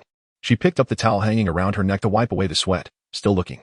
Coughing lightly, Jiang Yichen immediately averted his gaze. After a brief moment, two individuals were leisurely walking along the red track of the playground, one in front of the other. Jiang Yichen, standing behind, couldn't quite believe that Qin Ling would notice his presence. An expert once asserted that gazing upon beautiful women could elevate one's spirits. Jiang Yichen found this notion quite valid, as he felt exceptionally buoyant at that moment. Without halting her pace, Qin Ling coldly addressed him. Jiang Yichen. Yes, he responded. Step forward, she commanded. Sure thing, Jiang Yichen said, taking 2 large strides to position himself beside Qin Ling. What is the matter with you? She inquired. What do you mean? Jiang Yichen replied, perplexed. Are you no longer afraid of me? Qin Ling probed further, recalling how he had seemed terrified just days prior, maintaining a safe distance during their last class. Jiang Yichen, with utmost seriousness, countered, Professor Qin, your assertion is quite unfounded. When have I ever feared you? A light chuckle escaped Qin Ling's lips. Professor Qin, let's exchange contact information. Jiang Yichen suggested, offering his QR code. Speak your concerns, she urged. What concerns? He retorted. Did you not claim you had questions for me? Well, it's not a significant issue, Jiang Yichen replied with a shy smile. I was merely wondering if we could delete that video. Delete it? Not delete it, Jiang Yichen exclaimed. Professor Qin, I must remind you that this constitutes an infringement of my image rights. Ah, now you're bringing in English, he noted. Professor Qin, don't compel me. Qin Ling remained silent, casting a sidelong glance at Jiang Yichen, silently prompting him to reflect on her unspoken message. In a moment of desperation, Jiang Yichen uttered in a tone of mock severity, do not force me to kneel and beg. First and foremost, a confrontation was out of the question. A single punch from Qin Ling could easily shatter him. If force was futile, then gentleness would have to suffice. A man's knee is worth its weight in gold. Qin Ling reminded him. Not at all, Professor Qin. As the saying goes, one kneels before heaven, the earth, parents, and even one's wife. Oh, she elongated her tone, halting her steps, and turned slightly, intrigued by Jiang Yichen's words. His bravado faltered under her gaze, and he awkwardly chuckled before continuing. Professor Qin, please, just delete the video. You have no idea how sleepless I am at night. The mere thought of it makes me feel as though ants are crawling all over my body. As he spoke, he infused his tone with a hint of feigned sorrow, believing even the most seasoned actor would commend his performance. Yet, Qin Ling was impervious to his theatrics. Keep fabricating your tales, she remarked, unfazed. Jiang Yichen silently mused. Is she berating me in her mind? How could that be, Professor Qin? He flattered. To be candid, my admiration for you flows like the endless waters of a river. Stop, Qin Ling interjected, raising her hand to halt his flattery. I've heard that one before. In a moment of quick thinking, Jiang Yichen responded, all right then, do you actually have a question for me? Do you? She pressed. Indeed, I do. He recalled. Professor Qin, you didn't assign me a piece during our last class, and I am at a loss for what to play next time. Did you have the audacity to mention your tardiness and early departure from last time? Qin Ling queried. The primary reason I arrived late to class was that I went to fetch flowers for Professor Qin, and I certainly did not leave early. I arrived just on time. Jiang Yichen explained. You left class half a minute early, Qin Ling corrected him. That is not true. I distinctly. If I say it is true, then it is. She interjected. All right, Jiang Yichen conceded, nodding. You are beautiful, and your reasoning is sound. Qin Ling glanced at the time and said, all right, give me your information. I will send you the pieces you need to practice for next class. Sure thing. Jiang Yichen promptly offered his QR code. Professor Qin, how are the flowers from last time? Are they doing well? I discarded them, Qin Ling said, lowering her gaze to her phone as her fingers tapped away, sending Jiang Yichen several titles of musical pieces. Those flowers, after making their rounds, now adorned her living room in the faculty apartment, thanks to Lin Yao's assistance. You threw them away, Jiang Yichen exclaimed. I spent 200 yuan on those. Yes, indeed, Qin Ling added. Your usual performance has cost you 5 points. What nonsense is this? Jiang Yichen protested urgently. Being a slacker already, to have points deducted from his performance was a dire predicament. What if he failed his final exam? If you behave like this again, I will deduct 10 points, Qin Ling stated firmly as she began to walk away. Professor Qin, please reconsider. This is my first offense. If you take away 5 points, what if I fail the final? I would be too ashamed to face my family and might end up on a rooftop contemplating the wind. Jiang Yichen pleaded, trailing behind her. Qin Ling remained silent. This child's eloquence was quite remarkable. Given the incident with her foot bath, she had already shown remarkable leniency by not failing Jiang Yichen outright. Professor Qin, allow me to explain, he began. Jiang Yichen, could you be quiet for a moment? Actually, Professor Qin, silence. Oh, Jiang Yichen fell silent. Following Qin Ling to the faculty apartment, she had come to realize just how troublesome children could be nowadays. Enough already, don't follow me anymore. I want to deduct your points, all right? Qin Ling said, exasperated. You are truly kind, Professor Qin, Jiang Yichen chuckled, then audaciously added. Could you also delete that video while you're at it? What do you think? Qin Ling retorted with a frosty expression. I believe that would be acceptable, Jiang Yichen nodded. But upon seeing her displeased face, he quickly amended, never mind, Professor Qin, I was merely jesting. Rest assured, I shall study diligently and strive for excellence. Very well. Professor Qin, I shall take my leave now, Jiang Yichen said politely. Wait, Qin Ling called out. Jiang Yichen felt a surge of excitement, suppressing the urge to smile. Ah, Professor Qin, I knew you were the best. About that video, Jiang Yichen, have you misunderstood something? Qin Ling continued. I asked you to wait because I wanted to tell you that the pieces I sent you earlier should be transcribed by hand onto staff paper. I will check it in our next class, and once it is done correctly, I shall reinstate your regular grades. But, Professor Qin, you didn't mention that earlier. Jiang Yichen retorted, visibly displeased. In this day and age, hand copying seems rather antiquated. Printing would be far more convenient. However, under the weighty gaze of Qin Ling, he managed a faint smile and, with a change of demeanor, replied, Very well, Professor Qin. I shall bring my hand-drawn staff notation to class next time. Chapter 18, A Dead Friend, but not a dead monk. It was yet another refreshing morning for the 8 o'clock class. In the classroom, students in the front rows were attentively listening to the lecturer, while those in the back exhibited a stark contrast. Some were asleep, others engrossed in games. There was an unspoken understanding that the front seats were reserved for those earnest about learning. Compared to high school, university life offered much more freedom. As long as one did not interrupt the teacher during the lecture, whether one played games or slept was largely overlooked by the instructors. Unless, of course, one was a peculiar case like Jiang Yichen, who brought a pillow to class and, upon being called upon, contemplated making a discreet exit. At the back of the classroom, a group of male students occupied the last row, each in varying postures. Zhang Wei was peeling a tea egg while chewing on a bun. Not bad, Lao Jiang. Your breakfast choice today suits my taste perfectly, he remarked. Zheng Mingxing took a sip of soy milk and gave a thumbs up. Meanwhile, Shen did not indulge just yet. Instead, he snapped a photo of his breakfast and posted it on his social media. Jiang Yichen, with a straw in his mouth, picked up his phone and opened Qin Ling's social media profile for a closer examination. Her username was simply Qin Ling, and her profile picture was a minimalist image of a lily. Jiang Yichen mused that it resembled something a woman in her 30s or 40s might use. If only Professor Qin would change her username to Blossoming Prosperity, it would be even more fitting. He continued to scroll through Qin Ling's posts. Ah, the images. Pictures of her figure, artistic shots, travel snapshots, each more captivating than the last. It was evident that Professor Qin had a zest for life. However, her captions were merely timestamps, such as September 2nd, 2024, 21:30, accompanied by 2 images. The most recent one featured a selfie taken last night at a bar, where Qin Ling, holding a wine glass, exuded elegance. Jiang Yichen savored the moment, scrolling through her photos. He spent the entirety of the class period immersed in Qin Ling's social media posts. There were no time restrictions on her profile, and he perused through her entries spanning 9 years. Indeed, the persona may differ, yet the worldview remained consistent. Jiang Yichen sighed softly. This social circle is imbued with a profound love for life, contrasting sharply with Qin Ling's pessimistic outlook, who has never posted a single moment on social media. However, the earliest post by Qin Ling caught his attention, a missing person notice seeking a boy named Shen Lang. Lacking a photograph, it only contained a few brief details about his identity. Interestingly, the date of birth listed coincided with his own October 10, 2005. Old Jiang, what are you rambling about? What character setting? What world background? What have you been focused on during class? Zhang Wei inquired with curiosity. I'm reading a novel. Jiang Yichen replied. A novel? Which one?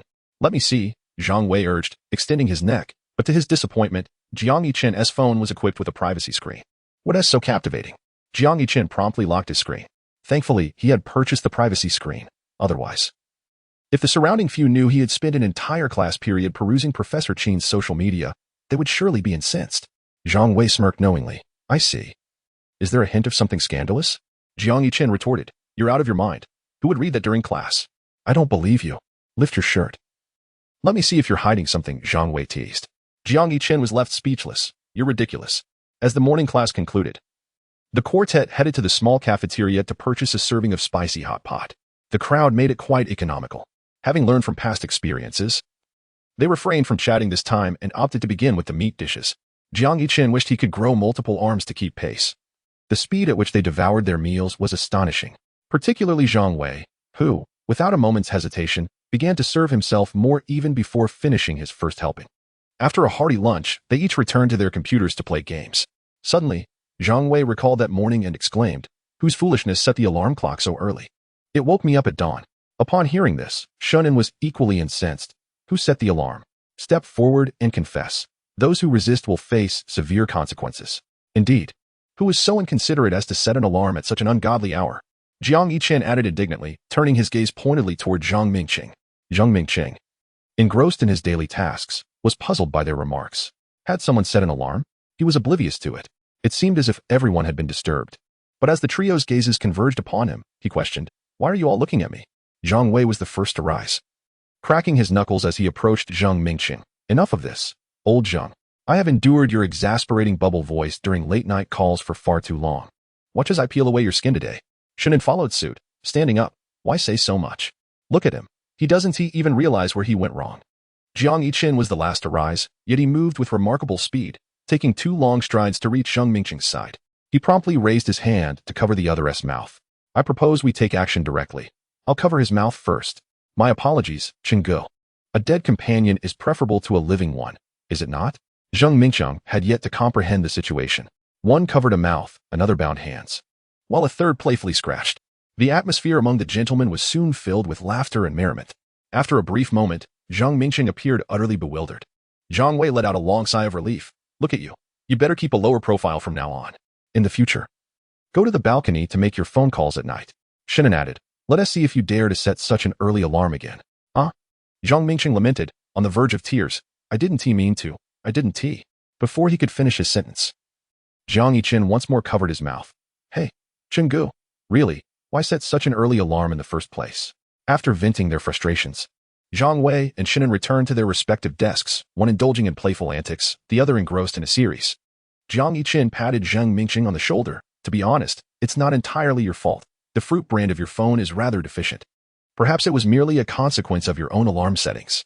I recommend you switch to a Xiaomi phone like mine. Zhang Mingqing sat there, a look of existential doubt upon his face. Chapter 19. I will copy songs to make money. Jiang Yichen. Professor Qin Ling. Speak, Jiang Yichen. That video, Qin Ling. Don't delete it, Jiang Yichen. It's been 2 days. Sister, I beg you, please delete it. You have no idea. I haven't slept for the past 2 nights, tossing and turning. It had indeed been 2 days. Jiang Yichen consistently greeted Professor Qin each day, pleading for the deletion of the video. However, Professor Qin's response was straightforward, not deleting it. A phrase so simple yet so resolute. The truth was, he hadn't been able to sleep, but not solely due to this matter. He had been engrossed in gaming. In college, it would be a pity not to stay up late occasionally. Qin Ling, who are you calling sister? Be more respectful. Qin Ling, also. Let me tell you one last time. Depending on your final performance, if your score reaches 90, I will delete it. Jiang Yichen, wasn't he at 80? What the heck? Now it's doubled. You expect a slacker like me to achieve 90? Qin Ling, haven't you been rather idle these past couple of days? You haven't even practiced the piano. Jiang Yichen, Professor Qin, that is not fair. I've been in the piano room every day these past 2 days. Qin Ling, are you certain? Jiang Yiqin hesitated for a moment, mustering the courage to reply. Absolutely. Professor Qin swiftly sent back an image. It was a record from the smart campus piano room, indicating that Jiang Yiqin had, in fact, not practiced once since the semester began. Jiang Yiqin, Professor Qin. Allow me to explain. I sought out an institution to practice the piano outside of school. Qinling, are you certain? Once again, those 3 words struck Jiang Yiqin. Through the haze of distraction, he glimpsed the icy gaze of Qinling directed at him through the phone screen, causing him to shrink his neck in response. He replied, Actually, I'm not entirely sure. Qinling, how is your sheet music coming along? Qinling, speak only when you are certain. Jiang Yiqin, I intend to work on it over the weekend. Qinling, very well, do not forget. With a sigh of relief, Jiang Yiqin turned his gaze to the window. The September weather remained oppressively warm. The pillowcases and sofa covers that had been washed just days prior were now nearly dry. Jiang Yiqin, Professor Qin, do you have a moment? I would like to return your pillows and sofa cushions. Qinling, I do not have time. Jiang Yiqin, what are you occupied with? Silence ensued. Jiang Yiqin had grown accustomed to Professor Qin's abrupt disappearances during their conversations over the past few days. After all, a distinguished professor was hardly comparable to a leisurely student like him. Perhaps it was time for him to consider earning some money. He glanced at his dwindling balance of coins. Only 800 yuan remained. The school year had only just commenced. If this continued, he would find himself feasting on bread and instant noodles by month's end. Truth be told, he was perplexed as to how his funds had diminished from 1,500 to a mere 800.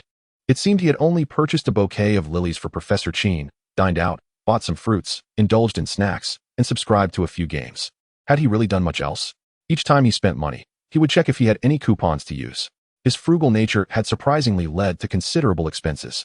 For the sake of avoiding hardship at the end of the month and securing a brighter future, he needed to devise a plan to earn money.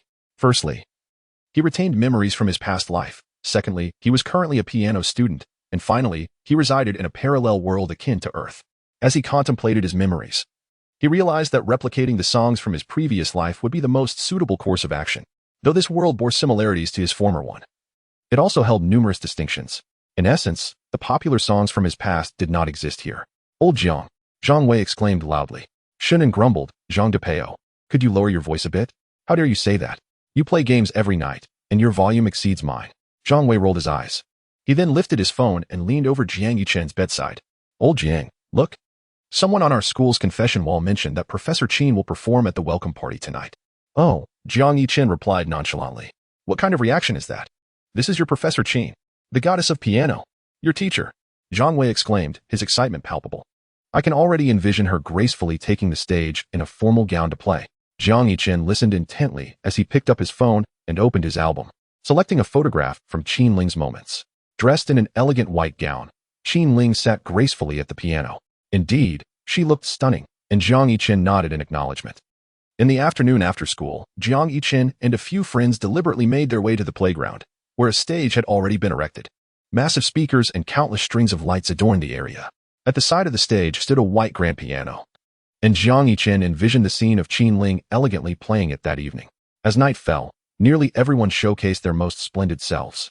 However, the freshmen, having just completed their military training, appeared somewhat disadvantaged with their sun-kissed skin compared to the more seasoned sophomores and juniors, who were far more adept at fashion and makeup.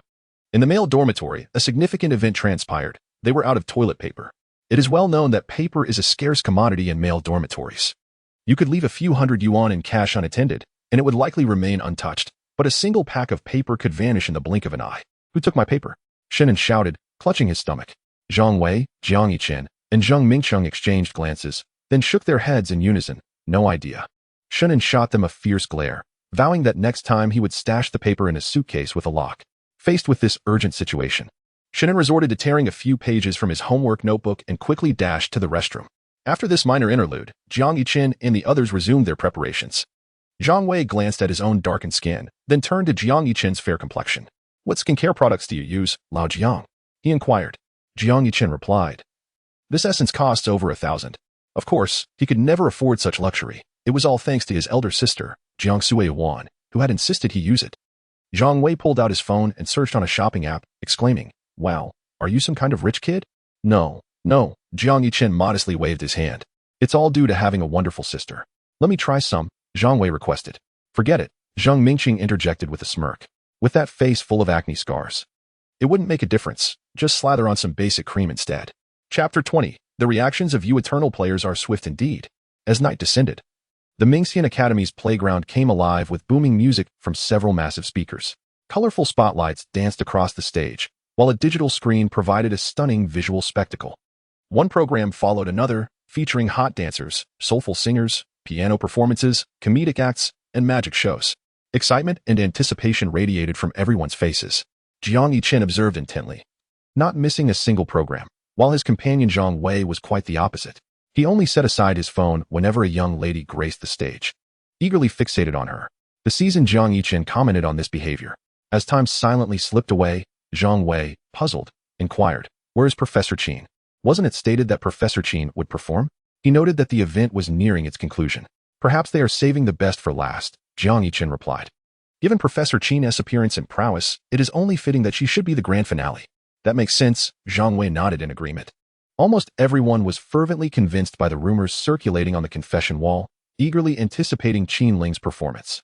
Meanwhile, Qin Ling sat among the faculty, absorbed in her phone. The annual performances at Mingxian Academy were quite predictable: singing, dancing, comedic acts, and magic. Having attended this institution for 3 consecutive years, she had grown immune to such spectacles, finding them utterly uninspiring. "Hey, Ling, didn't the confession wall state that you would perform today?" Lin Yao inquired, curiosity evident in her voice. "The event is nearly over. When will you take the stage?" "Who told you that?" Qin Ling replied. "Someone at school mentioned it."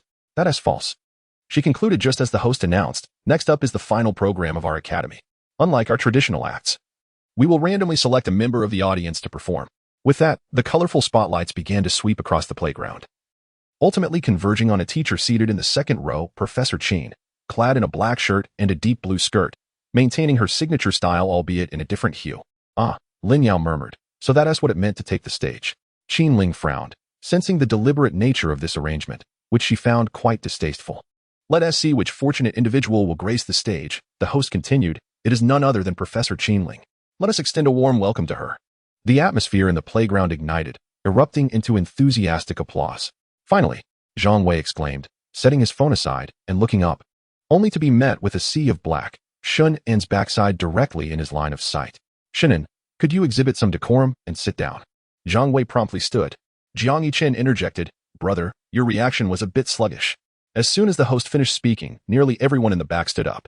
He pondered the academy's decision, remarking, "This is supposed to be a welcoming soiree, yet the entire freshman class is relegated to the back. Doesn't that seem inappropriate? To see anything, we have to stand." Jiang Yichen watched as Qin Ling ascended the stage with measured grace. However, to everyone's astonishment, Qin Ling ascended the stage, uttered a few simple words, and promptly descended. "I am unwell today." With a brisk gait and a complexion radiant, she appeared anything but unwell. Her succinct statement rendered the entire audience momentarily speechless. The host was the first to regain composure, showcasing their professionalism. "Very well, since Professor Qin is feeling under the weather, let us invite the next fortunate individual." The stage lights began to sweep across the playground once more. Half a minute later, Jiang Yichen suddenly sensed something amiss. His field of vision had abruptly widened. Those who had previously risen to their feet quickly sank back down. It turned out the spotlight had shifted in his direction.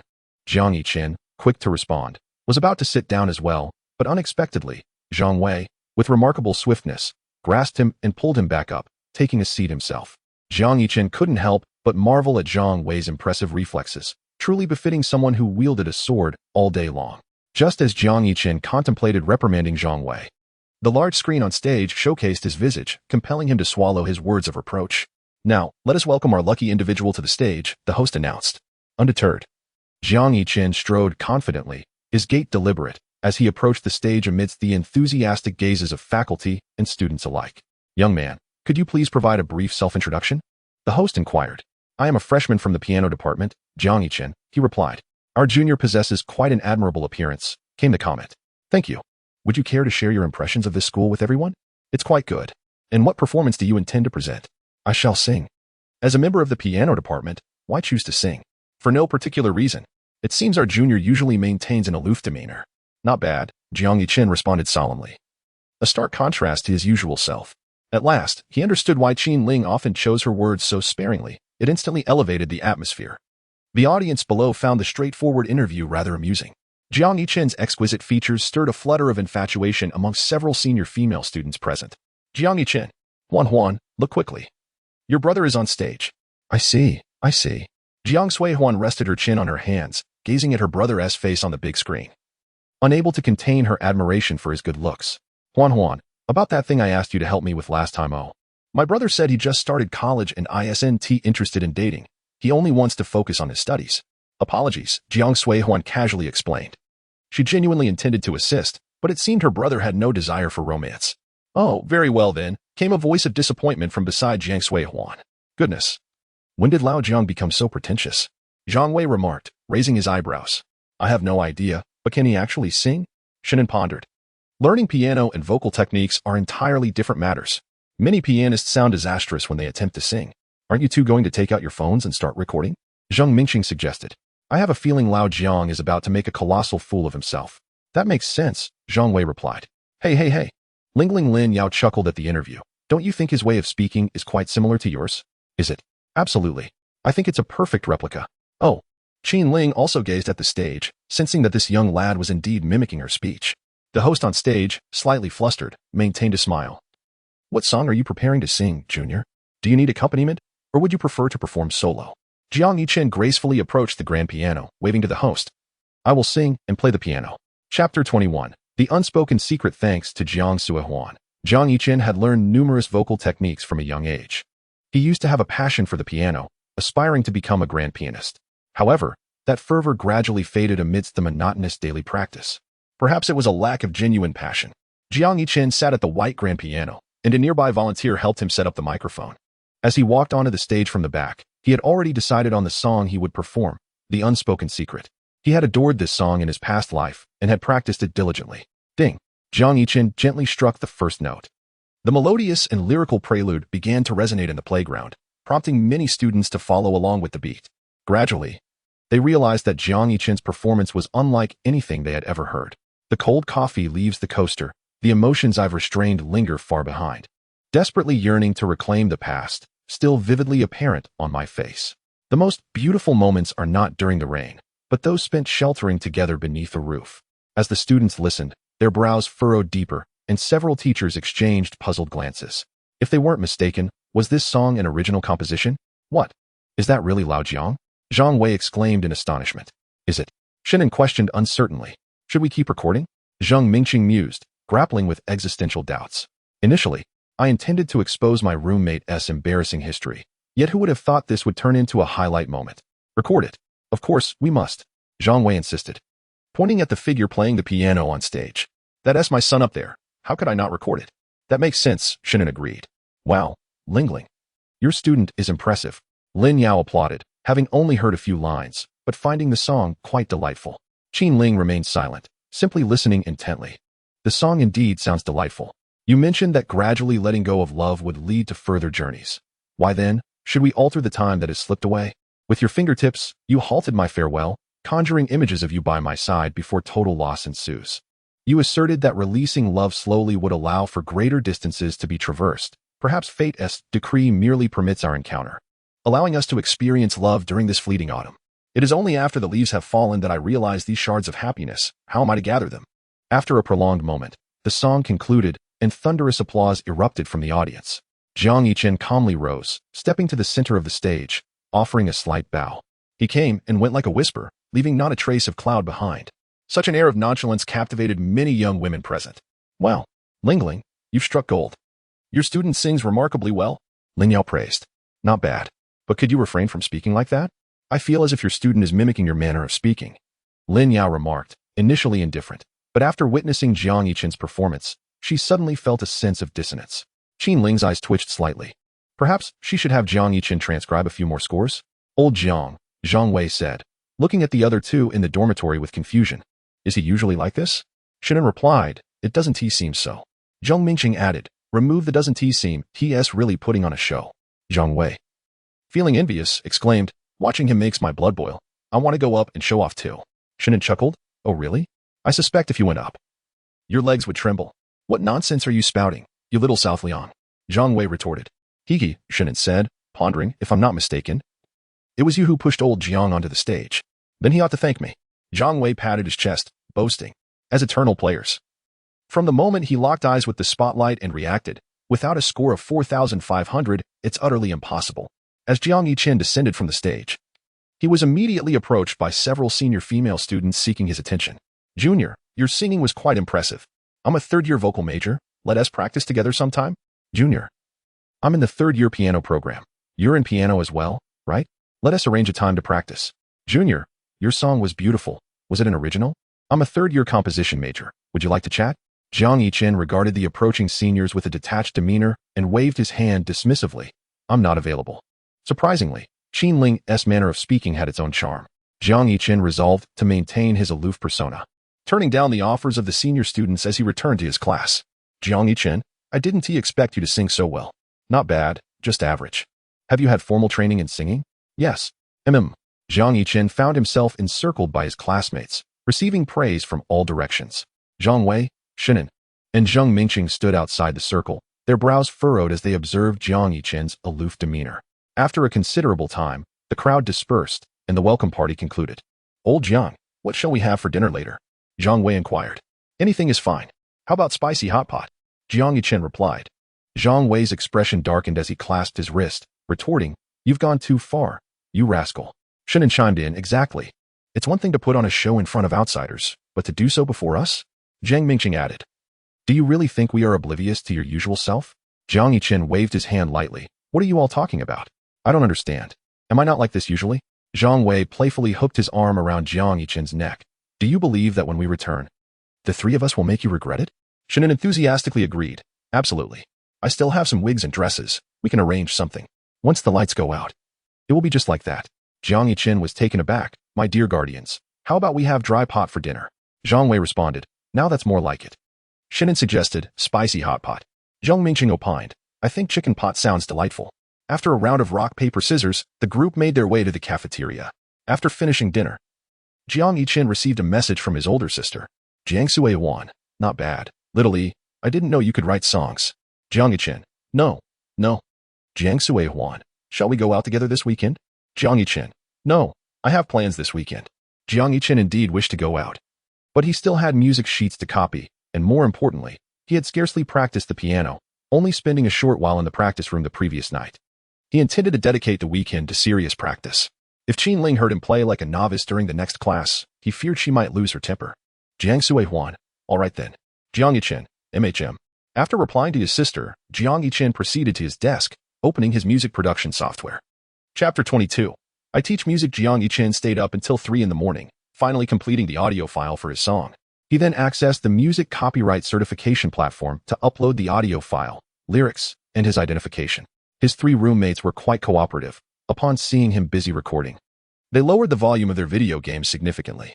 Zhang Wei stayed up with him until 3, engrossed in gaming. Jiang Yiqin found himself curious about how Zhang Wei had developed such impressive muscles, considering he spent every day in the dorm playing games. How could his arms be thicker than Jiang Yiqin's thighs? Zheng Mingqing also stayed up until 3, but instead of gaming, he was on the phone with his girlfriend. Compared to Shunan's princess-style room and Zheng Mingqing's lavish quarters, Jiang Yiqin felt that he and Zhang Wei were sleeping in a thatched cottage every night.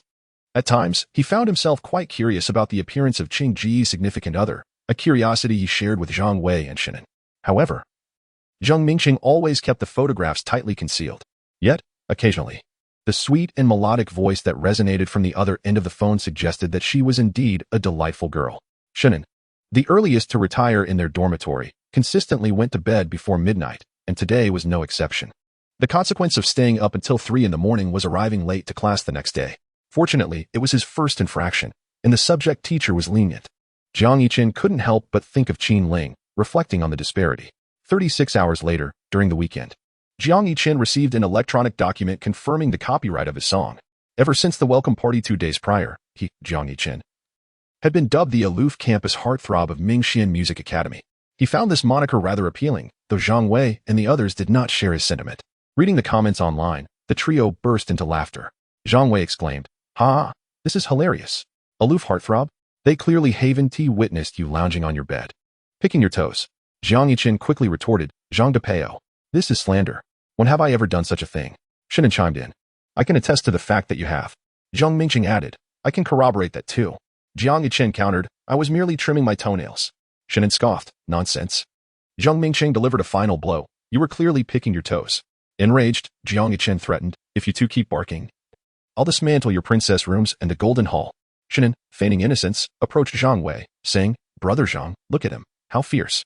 Upon first meeting, Jiang Yichen thought Shen Jia was truly beautiful, with a lovely voice. However, after more than a month, her image in his mind had undergone a radical transformation. In summary, he now found her rather mischievous.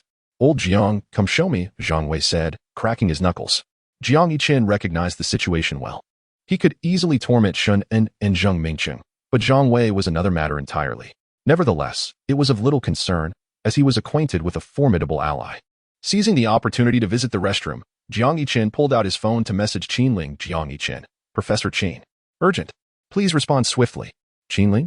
Jiang Yichen, do you have any tips for a decisive strike? The opponent is larger and stronger than I am. Qinling, do you think it is appropriate to ask me this?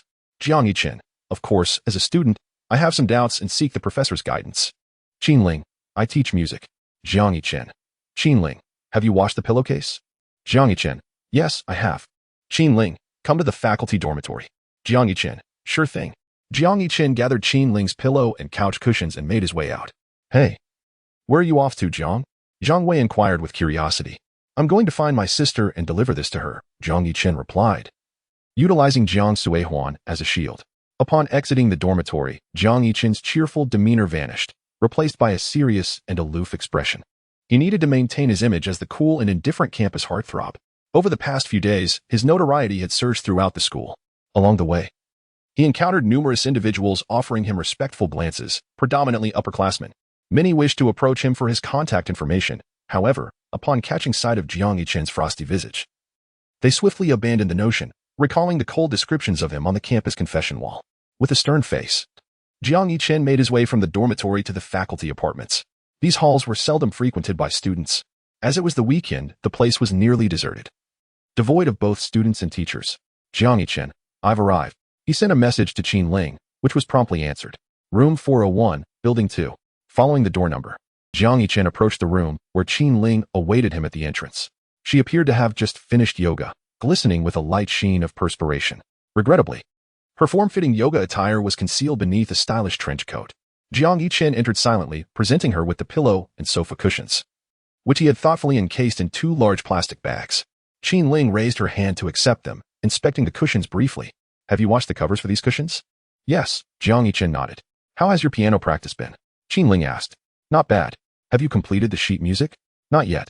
Qinling narrowed her eyes, pondering whether this young man was attempting to emulate her. Jiang Yichen, for reasons unknown, felt a sudden rush of delight. Qinling's piercing gaze bore into him, causing him to feel somewhat unsettled. Clearing his throat awkwardly, he asked, Professor Qin, what do you need from me? Would you like to practice the sheet music a few more times? Jiang Yichen's composed facade crumbled entirely. Professor Qin, are you joking? She maintained her stoic expression. It seems you were quite eager. No, Professor Qin, I merely came to deliver something, Jiang Yichen stammered, turning to leave. Since I've delivered this, I should be heading back. Rest assured, I will practice diligently. Just as he took a step towards the door, his peripheral vision caught sight of the lilies adorning the coffee table in the living room. Hey, Professor Qin, didn't you say you threw those flowers away? I discarded the ones you gave me. Those are my new purchases. Jiang Yichen pouted, feeling a twinge of disbelief. Yet, it was inconsequential. He hastily bid farewell to Qinling, anxious to escape before she requested him to practice the sheet music again. Half an hour later, at the boys' dormitory. Old Jiang, log in. I'm taking you to the Juzhou cave to wreak havoc. No, you go ahead and play. Jiang Yichen sat at his computer desk, meticulously transcribing musical scores. It was indeed hard to believe that in this age of advanced technology, there were still individuals who hand-copied sheet music. Old Jiang, what are you up to? Zhang Wei inquired as he leaned closer, only to exclaim in surprise, Jiang Yichen, what on earth are you doing? Are you engaging in some sort of competition? Are you secretly trying to pass the CET for without us? Shannon poked her head out from her princess room, asking, Who? Jiang Yichen, what are you doing? Zhang Mingqing, initially intending to take a short nap, was immediately roused by Zhang Wei's loud voice. He pulled back the curtain of his golden palace and glared down at Jiang Yichen. Old Jiang, are you studying? Jiang Yichen sighed in exasperation. No, my brothers, I am merely copying a score. This vividly illustrated the notion that the sound of roommates flipping through books could keep one awake all night. Copying a score? Zhang Wei asked, puzzled. Why would you do that? Can't you just print it out? With a chuckle, Jiang Yichen replied, do you think I wouldn't prefer that? I suddenly felt the urge to copy a score, he casually explained. After learning that he was copying music scores, Shinan and Zhang Mingqing returned to their respective rooms. Zhang Wei, finding it all rather dull, decided against gaming and retreated to his outdoor abode. Jiang Yichen understood their sentiments. Copying music scores was acceptable, but studying was not. Chapter 23. Upset stomach. Jiang Yichen spent nearly the entire weekend transcribing music scores and practicing the piano. He had originally planned to relax during his university years. However, he encountered Professor Qin, an exceptionally responsible instructor. To avoid being reprimanded during class, Jiang Yichen refrained from playing video games all weekend. Fortunately, the pieces assigned by Professor Qin at the semester's start were not too challenging, just a few practice pieces. He dedicated 2 days to practice, making considerable progress. In addition to copying scores and practicing, Jiang Yichen received numerous calls from domestic musicians, agents, music companies, and entertainment firms. He added them all and briefly discussed potential compensation. A good bird chooses its tree wisely. Apart from remuneration, he intended to take a few days to explore various entertainment companies, weighing his options before making a decision. Compensation was just one aspect, albeit a significant one. On Monday, during the 8 a.m. class, rising was quite a challenge for someone who had spent the weekend staying up late. Waking up in September was already frustrating. By winter, Jiang Yichen reckoned that without at least 8 alarms, he would struggle to rise. Upon arriving in the classroom, the scene was as usual. The boys' group occupied the last row, gathering their books and preparing to settle in. Each person brought different textbooks. Jiang Yichen had English, Zhang Wei carried moral education. Shinan had music history, and Zhang Mingqing was even bolder, bringing along a copy of Battle Through the Heavens. The 3 individuals were not equipped with the correct books. It was noon at the small cafeteria, a moment of significant decision in life. What to eat today? How about the newly opened Chaosha restaurant in the school's second cafeteria? Many students had spoken highly of it, suggested Shinan. The second cafeteria was somewhat distant, located on the west side of the campus. After a brief contemplation, they decided to make the trek. They opted for a meal for 4. Shinan's portion of rice remained modest, a small bowl. Jiang Yichen and the other 2 each ordered an additional takeout box. However, they had differing opinions regarding the level of spiciness. Zhang Wei, known for his love of spicy food, requested an extra spicy dish. Shinan and Jiang Yichen raised their eyebrows at this suggestion, questioning whether the dormitory's restroom could handle the consequences. Thus, they settled on a mild spice level. Zhang Mingqing preferred a slight spiciness. Ultimately, the majority ruled. Mild it was. Upon returning to their dormitory, the 4 shared a comfortable silence as they devoured their meal. Zhang Mingqing's face turned crimson as he took only a few bites before reaching for a bottle of Waha. He remarked that it was his first experience with chaosha. Jiang Yichen patted his shoulder in consolation, saying it was advantageous not to enjoy spicy food, as it meant one less competitor for the meat. Shinan, who generally favored lighter portions and vegetarian options, found himself in a similar predicament, leaving only Zhang the Cannon to contend for the meat. After this fulfilling lunch, the group returned to their respective beds. Jiang Yichen gazed at the princess room and the golden hall across from him, pondering whether he should also adorn his modest outdoor abode. What would be suitable? Perhaps he should create a golden hall of his own? A morning routine akin to attending court, teeming with ritualistic significance. As he contemplated, a sudden tumult arose in his stomach. Oh no, an urgent need. Jiang Yichen promptly leaped from his bed, scouring the dormitory for toilet paper, but found none. Sister Shin, he called, clutching his abdomen as he approached the princess room. Shinan poked his head out, inquiring, what is it? May I borrow a couple of sheets? Upon seeing Jiang Yichen's distress, Shinan couldn't help but chuckle.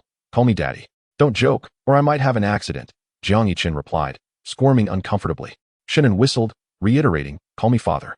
In a hasty response, Jiang Yichen turned and approached the dormitory door, retrieving Shinan's suitcase. With fluidity, he input the code 666 on the lock. Click. As the suitcase sprang open, Jiang Yichen swiftly pulled out several sheets of toilet paper and dashed towards the restroom. Jiang Yichen, you rascal! Shinan shouted after him. Darn it, that's why I've been keeping the toilet paper in the suitcase lately, yet it still seems to vanish inexplicably. The dormitory's few mischievous souls have discovered his password. Apologies, Sister Shun. I shall transfer you 50 cents shortly. Moreover, it is my first time taking it.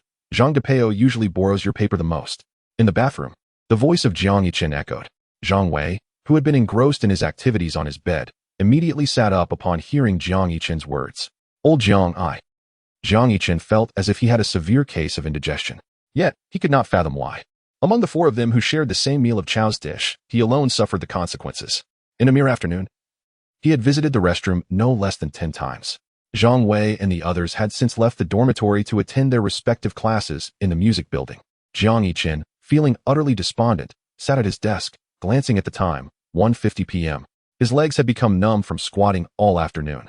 After a moment of contemplation, Jiang Yiqin picked up his phone and dialed Qinling. He attempted twice, but there was no response. Just as he was about to call again, another wave hit him. This time, it was not from below, but from above. He barely managed to reach the restroom before he succumbed and vomited right there in the dormitory. The chow's dish he had consumed at noon was now expelled in its entirety. Afterward, with a pale complexion, Jiang Yiqin made his way to the balcony to rinse his mouth several times, then hurried to the bathroom to clean up the mess he had made. This meal had truly wreaked havoc on him. Never again would he partake. Chapter 24, Professor Qin, I feel as if I am about to meet my great-grandmother. In the music building, room 401, Qinling coldly observed the clock on the wall. 5, 4, 3, 2, 1. Qinling counted down in a hushed tone. Late again. Her beautifully shaped brows furrowed slightly.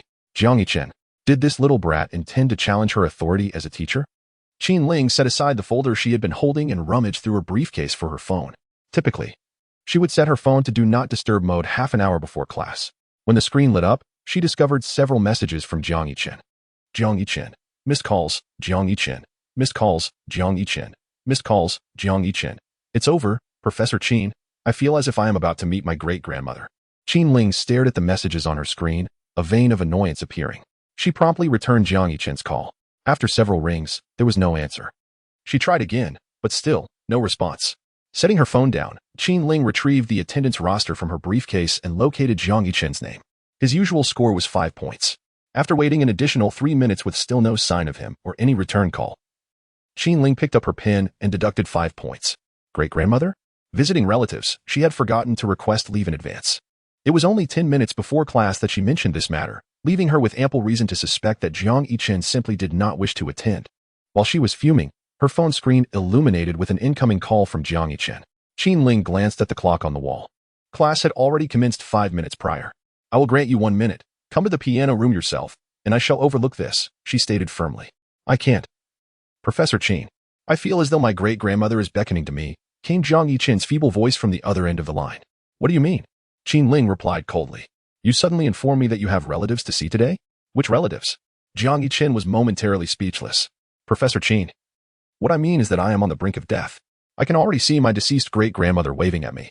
Qinling fell silent. Such a generational gap. Where are you? She inquired. In my dormitory. Wait there. Qinling meticulously gathered her belongings into her black briefcase and then stepped out of the piano room, striding purposefully towards the boys' dormitory. Today, she intended to witness firsthand what scheme Jiang Yiqin had concocted. If he dared to feign illness, she would personally escort him to meet his great-grandmother. Wait? Wait for what? Jiang Yiqin asked, bewildered. Professor Qin, you can't possibly be coming over, can you? Yet all he received in response was the busy tone of the call. Jiang Yiqin quickly realized the possibility of her arrival. Glancing at the chaos strewn across the floor, he set aside the mop in his hand and, clutching his stomach, made his way to the dormitory balcony. After a few minutes of waiting, he indeed saw a stunning silhouette appear within his line of sight, though that beautiful visage was marred by an aura of menace. Jiang Yiqin felt a shiver of fear. Luckily, he had not pretended to be ill. Otherwise, facing a wrathful Professor Qin would undoubtedly have led him to a grim fate. As he admired Qinling's graceful figure, his phone rang unexpectedly. He recoiled slightly, returning to his dormitory to answer the call. Where is your dormitory? The cold voice on the other end sent a shiver down Jiang Yiqin's spine. Building 3, the boys' dormitory, he responded. What? Ugh, room 206. Wait there. Jiang Yiqin hurriedly glanced at his reflection in the half-length mirror on the balcony, assessing his pallid complexion. Feeling it inadequate, he resolutely pinched the flesh at the top of his thigh, the sudden sharpness almost bringing tears to his eyes. Hold it together, he admonished himself. Returning to his dormitory, he sat on a stool, presenting himself as if he were on the verge of collapse. In truth, he indeed felt quite unwell, having been severely dehydrated. Moments later, he heard the sound of footsteps approaching, gradually growing louder. Was Professor Qin wearing high heels today? He had not paid attention while peering out from the balcony, but the sound was unmistakably that of stilettos. Qinling glanced around for the door number until she reached the entrance of room 206. The door of the room stood ajar. Glancing at the slogan on the doorframe, Qinling felt a slight generational gap with the current youth. Yet it did not deter her from attempting to comprehend its meaning. Male compatriots? Who could it be? Jiang Yiqin? Contemplating the delicate features of his face, she pondered that it might indeed be a possibility. Pushing the door open, she was immediately met with an unpleasant odor before even stepping inside. Her gaze fell upon Jiang Yichen, seated on a stool, his complexion ghastly pale. Scattered across the floor were various unsightly remnants. Jiang Yichen, Qin Ling called softly. A sense of foreboding creeping in. Surely, this boy wasn't on the verge of meeting his great-grandmother, was he? Jiang Yichen, she called again, but he remained quietly seated, eyes closed. Arms resting limply by his sides, appearing as if he might slip away at any moment. Jiang Yichen, Qin Ling hastily tossed her briefcase onto an unfamiliar desk, rushing forward to gently pat his face. Hey, Jiang Yichen, wake up, wake up. At that moment, Jiang Yichen recalled Zhang Wei's earlier words. If Professor Qin were to slap him, he would catch a whiff of her perfume before the impact, which, rather than being painful, would feel oddly pleasant. Hey, Jiang Yichen, Qin Ling continued to pat his cheeks, shaking him gently. The teacher is here, wake up, don't sleep. With that, she quickly turned to retrieve her phone from her briefcase. At that juncture, Jiang Yichen discreetly opened one eye, realizing that Professor Qin was preparing to call for an ambulance. As the time seemed opportune, he slowly opened both eyes, weakly murmuring, Professor Qin. I'm here. The teacher is here. Qin Ling responded promptly. I feel so unwell. Jiang Yichen struggled to adjust his posture, admitting that the previous slumped position had been quite uncomfortable, as if he were about to slide off the stool. It's all right. It's all right. Qin Ling reassured him softly. I'll call for an ambulance right away. Coughing persistently, Jiang Yichen interjected, There's no need for an ambulance. I'm well aware of my condition. I've encountered this before, most likely just acute gastroenteritis. A bit of montmorillonite powder, some warm water, and a good night's sleep should suffice. Professor Qin, truly, it's unnecessary. I can simply visit the school infirmary for some medication, he stated, attempting to rise and turning around in front of her to demonstrate that it was indeed a minor issue. Can you even walk? Qin Ling inquired, putting her phone away. Then wait for me downstairs. I will drive you to the hospital. No, Professor Qin, please listen. This is merely a minor issue. It's nothing to worry about. Be quiet.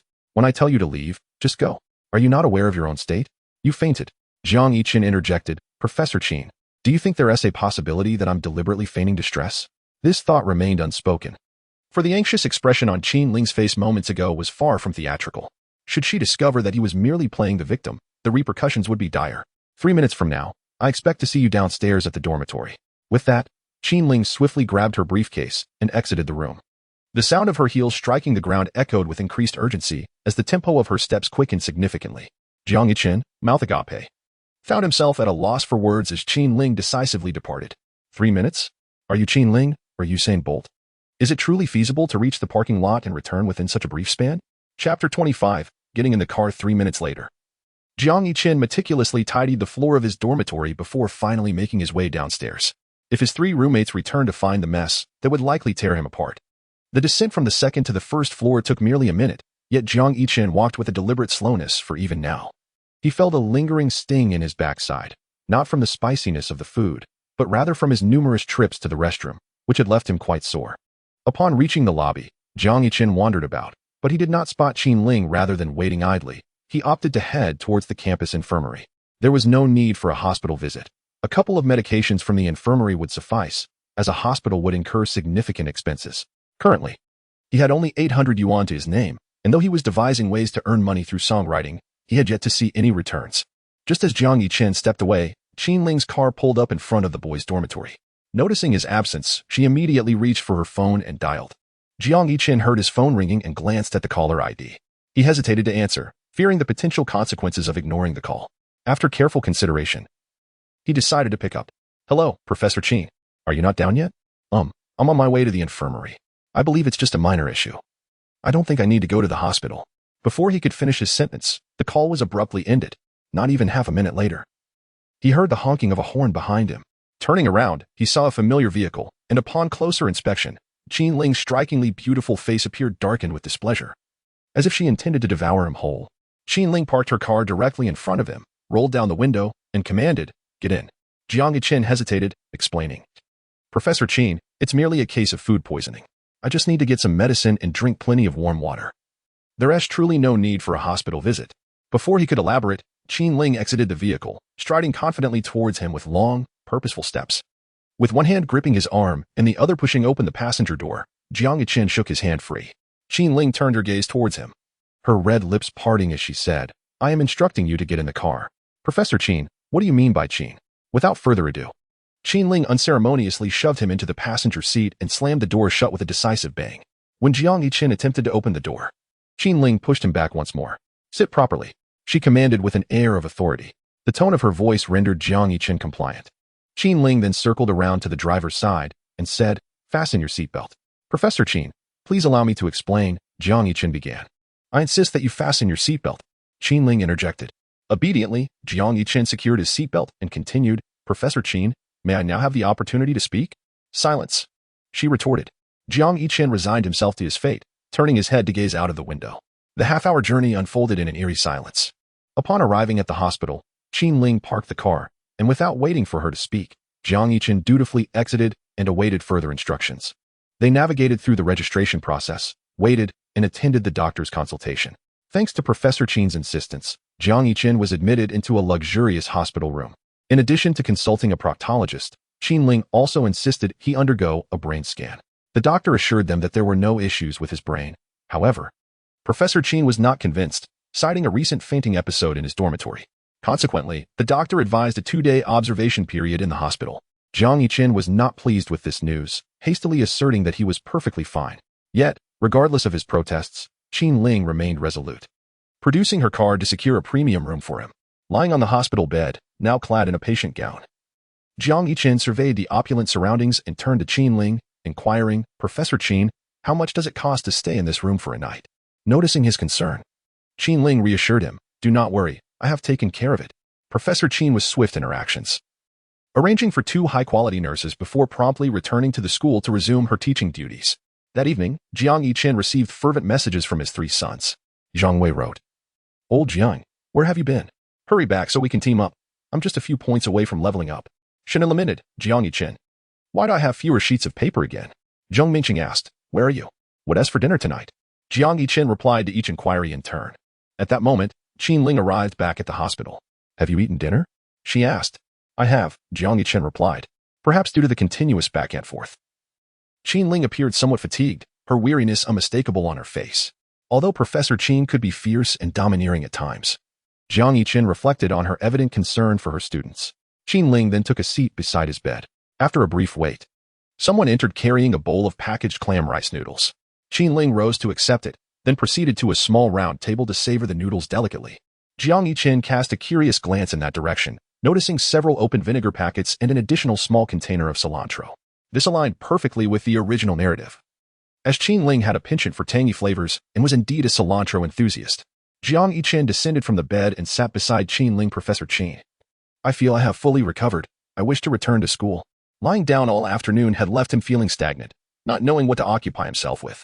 Not allowed, came the firm reply. Hasn't everything been examined? The doctor mentioned that I merely had an upset stomach and a slight case of diarrhea. Not allowed means not allowed, Jiang Yiqin muttered under his breath, rolling his eyes as he observed Ling, who was engrossed in slurping the noodles. He felt an impulse to place the food container atop the other's head. Never mind, 2 days of rest it is. At least I won't have to attend the early 8 a.m. class, though it might get a bit dull. Chapter 26, Professor Qin. Happy Teacher's Day. During his 2 days in the hospital, Jiang Yiqin took the opportunity to thoroughly comprehend the monetary mechanisms of song revenue in this parallel world. Through his investigations, he concluded that the revenue calculation for songs here was quite similar to that of his previous life. Revenue from streaming and downloads was calculated essentially the same way. For streaming revenue on mainstream digital music platforms, earnings were approximately 12 yuan for every 1,000 plays. Thus, for 100 million plays, it would amount to 120,000 yuan. For download revenue, if users paid to download a song, earnings were determined by the number of downloads in the platform's revenue-sharing model. For instance, if a song was downloaded for 2 yuan, with a 73 share for the platform, the copyright holder would earn 0.6 yuan per download. Additionally, there were revenues from copyright licensing, live performances, physical albums, merchandise, and fan economy. After these 2 days, Jiang Yiqin reached a decision. He would not sign with an entertainment company, opting instead to become an independent musician. In his discussions with various entertainment company representatives, he found a common thread. Signing with an entertainment company would result in shared ownership of song copyrights. This was perhaps the most fundamental difference between independent musicians and those under entertainment companies, as independent musicians retained complete ownership of their musical works. The advantages and disadvantages of both paths were quite evident. Entertainment companies boasted extensive resources and substantial financial backing, capable of investing heavily to transform a simple song into a sensational hit. Conversely, independent musicians faced significant challenges in market promotion, lacking a professional promotional team and wide-ranging connections. However, for Jiang Yiqin, this posed no significant issue, as his mind was filled with numerous classic songs from another world. As long as the music was compelling, everything else could be overcome. Take, for instance, the song A Secret That Cannot Be Spoken, which had garnered numerous covers on short video platforms in recent days. Once Jiang Yiqin completed his discharge procedures, he made his way to the hospital entrance to await his departure. Professor Qin expressed her intention to come and pick him up. To be candid, although this woman often exuded an air of aloofness and dominance, she nevertheless possessed a warmth that was quite endearing. At the entrance of the hospital, a throng of people bustled about. Not far away, an elderly flower vendor caught Jiang Yiqin's attention. "Young man, would you like to buy some flowers? Feel free to browse." The cheerful flower seller offered with a smile. "I'll take this one, the white lily," Jiang Yiqin said, pointing to a singular bloom nestled within the basket. The elderly woman's attire was rather worn, adorned with numerous patches, yet the bouquets she sold were exquisitely wrapped, fashioned from old newspapers, exuding a charmingly artistic and vintage flair. "5 yuan, the flower vendor stated. So inexpensive?" Jiang Yiqin responded with surprise, recalling that the last time he ordered a bouquet of lilies from a flower shop, it had cost him 200 yuan for merely 10 blooms, averaging 20 yuan each. A smile spread across the weathered face of the elderly woman. "Young man, I have been selling flowers here for many years, and this has always been my price. Are you buying this for your girlfriend?" Jiang Yiqin waved his hand dismissively. No, it's for my teacher. I haven't given her a gift yet for Teacher's Day yesterday." After scanning the payment code and transferring the amount, Jiang Yiqin inadvertently sent an extra 5 yuan. The elderly woman, lacking a smartphone or any auditory notification of the transaction, left him somewhat concerned about potential encounters with unscrupulous individuals. "Aren't you afraid I might not pay?" he inquired curiously. The flower vendor handed him the white lily, saying, "This place, the hospital, is sacred. I have heard many sincere prayers here. Over the years, I have encountered my fair share of young people trying to take advantage of an old woman, but most are honest and pay, with many even sending me extra." Understanding her perspective, Jiang Yiqin nodded in acknowledgement, accepted the flower, bid farewell to the elderly woman, and returned to the hospital entrance. Upon his return, he spotted the familiar figure of Professor Qin parked by the roadside. He approached, concealing the flower behind his back with his hands, opening the car door with one hand. Jiang Yiqin did not enter, but leaned down toward Qin Ling inside, saying, "Professor Qin, I have a surprise for you. Care to take a guess?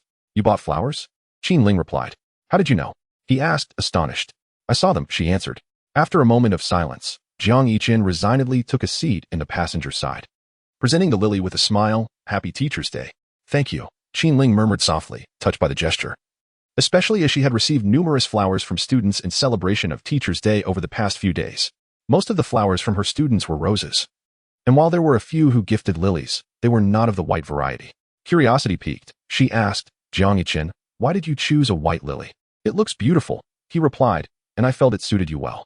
Qin Ling remained silent as she started the car, placing the white lily that Jiang Yiqin had offered temporarily in the storage compartment of the passenger seat. Jiang Yiqin cast several glances at Qin Ling, and he couldn't shake the feeling that her complexion appeared even more pallid than usual. As they turned a corner, Qin Ling inquired, "Have you completed the score from last week?" "Of course, it's finished," he replied. "How's the practice going?" Jiang Yiqin exaggerated slightly. "It flows like a gentle stream." "All right, let us head back after this class." Jiang Yiqin looked perplexed, digging at his ears. "Professor Qin, what did you just say? A class? At this hour? It's already 8 in the evening. Shouldn't we be heading to the dormitory to rest?" "I do not wish to repeat myself," Qin Ling stated firmly. "Professor Qin, it's already 8. This is highly inappropriate." "No, you missed class the day before yesterday. You must make it up. Can it wait until tomorrow daytime? I've reviewed your schedule. It must be either tonight or tomorrow night. Can't we just forego it?" "Absolutely not." Jiang Yiqin clutched his chest, feigning distress. "I feel unwell. My stomach still hurts a bit." "Stop pretending," Qin Ling revealed. "The doctor has declared you fit." "The doctor said I was fine? Just a few days ago, the doctor said the same, yet you insisted on dragging me to the hospital." Chapter 27, The Fragile Professor Qin Reluctantly. Jiang Yiqin was pulled into the practice room by Qin Ling. "Professor Qin, I just remembered I haven't picked up my score and textbooks. Would you allow me to retrieve them first?" "Sit properly," Qin Ling said, already prepared. She extracted a textbook from her briefcase and placed it on the piano stand. Jiang Yiqin couldn't help but grimace. "Professor Qin, you truly are a responsible teacher. Play." "Oh." Jiang Yiqin stretched his wrist. "Ding. Start over." All right. Ding. Start over. All right. Ding. Stop. Qin Ling withdrew a ruler, pointing at a passage in the textbook.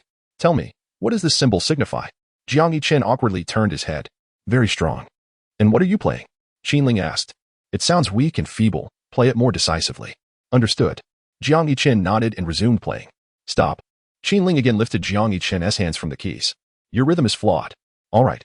Jiang Yichen began anew, this time fully concentrating on the dynamics and rhythm. Stop. Qin Ling lifted the ruler once more. Is this what you referred to as flowing like a gentle stream? Jiang Yichen scratched his head, feeling embarrassed. I merely used it as a metaphor. Just as Qin Ling was about to respond, she noticed Jiang Yichen's dejected expression and gently patted his shoulder. Stand up. I will demonstrate for you. Oh. Jiang Yichen stepped aside, watching intently. However, compared to the piano keys, he directed most of his attention towards Professor Qin's somewhat pallid complexion. As he rifled through the information regarding Qin Ling in his mind, he recalled that today was the 10th, the day she would be experiencing her menstrual cycle. Dysmenorrhea? Jiang Yichen instantly comprehended the situation. The original text had noted that Qin Ling, due to her inherent cold constitution, had always suffered from menstrual pain, particularly exacerbated during the night, rendering her unable to sleep. Did you notice? Qin Ling turned her head to find Jiang Yichen, deep in thought, seemingly oblivious. Jiang Yichen. Qin Ling called out. Here. Jiang Yichen immediately snapped back to reality. What are you doing? Daydreaming in my presence? Qin Ling chided lightly. I wasn't, Jiang Yichen explained. I merely observed that Professor Qin's face appeared pale and she seemed a bit unwell. Qin Ling's gaze softened slightly. I'll demonstrate once more, so pay close attention. All right. The tutoring session extended considerably, lasting from 8:30 until 10. Qin Ling taught diligently, and Jiang Yichen listened earnestly. This subject was perhaps the only one in which he remained completely engaged without losing focus. When class concluded, Qin Ling maintained her usual aloof demeanor. Strangely, her abdominal pain seemed more pronounced than before, although still within tolerable limits. At times, she genuinely envied those girls who could carry on as if nothing were amiss during their periods. Professor Qin, are you all right? Jiang Yichen inquired. I'm fine. Qin Ling appeared to be, indeed, managing well, albeit with a complexion that lacked its usual rosy hue, now tinged with pallor. After speaking, Qin Ling turned to leave. The faculty dormitory and the male student dormitory were in opposite directions. Jiang Yichen watched her swift, decisive silhouette, and had he not been privy to her background, he might have been convinced of her well-being. He gazed as she gradually faded from view, suddenly recalling the anxious expression she had worn 2 days prior when she rushed into the dormitory, insisting on taking him to the hospital. Jiang Yichen stood still for a moment before walking in another direction.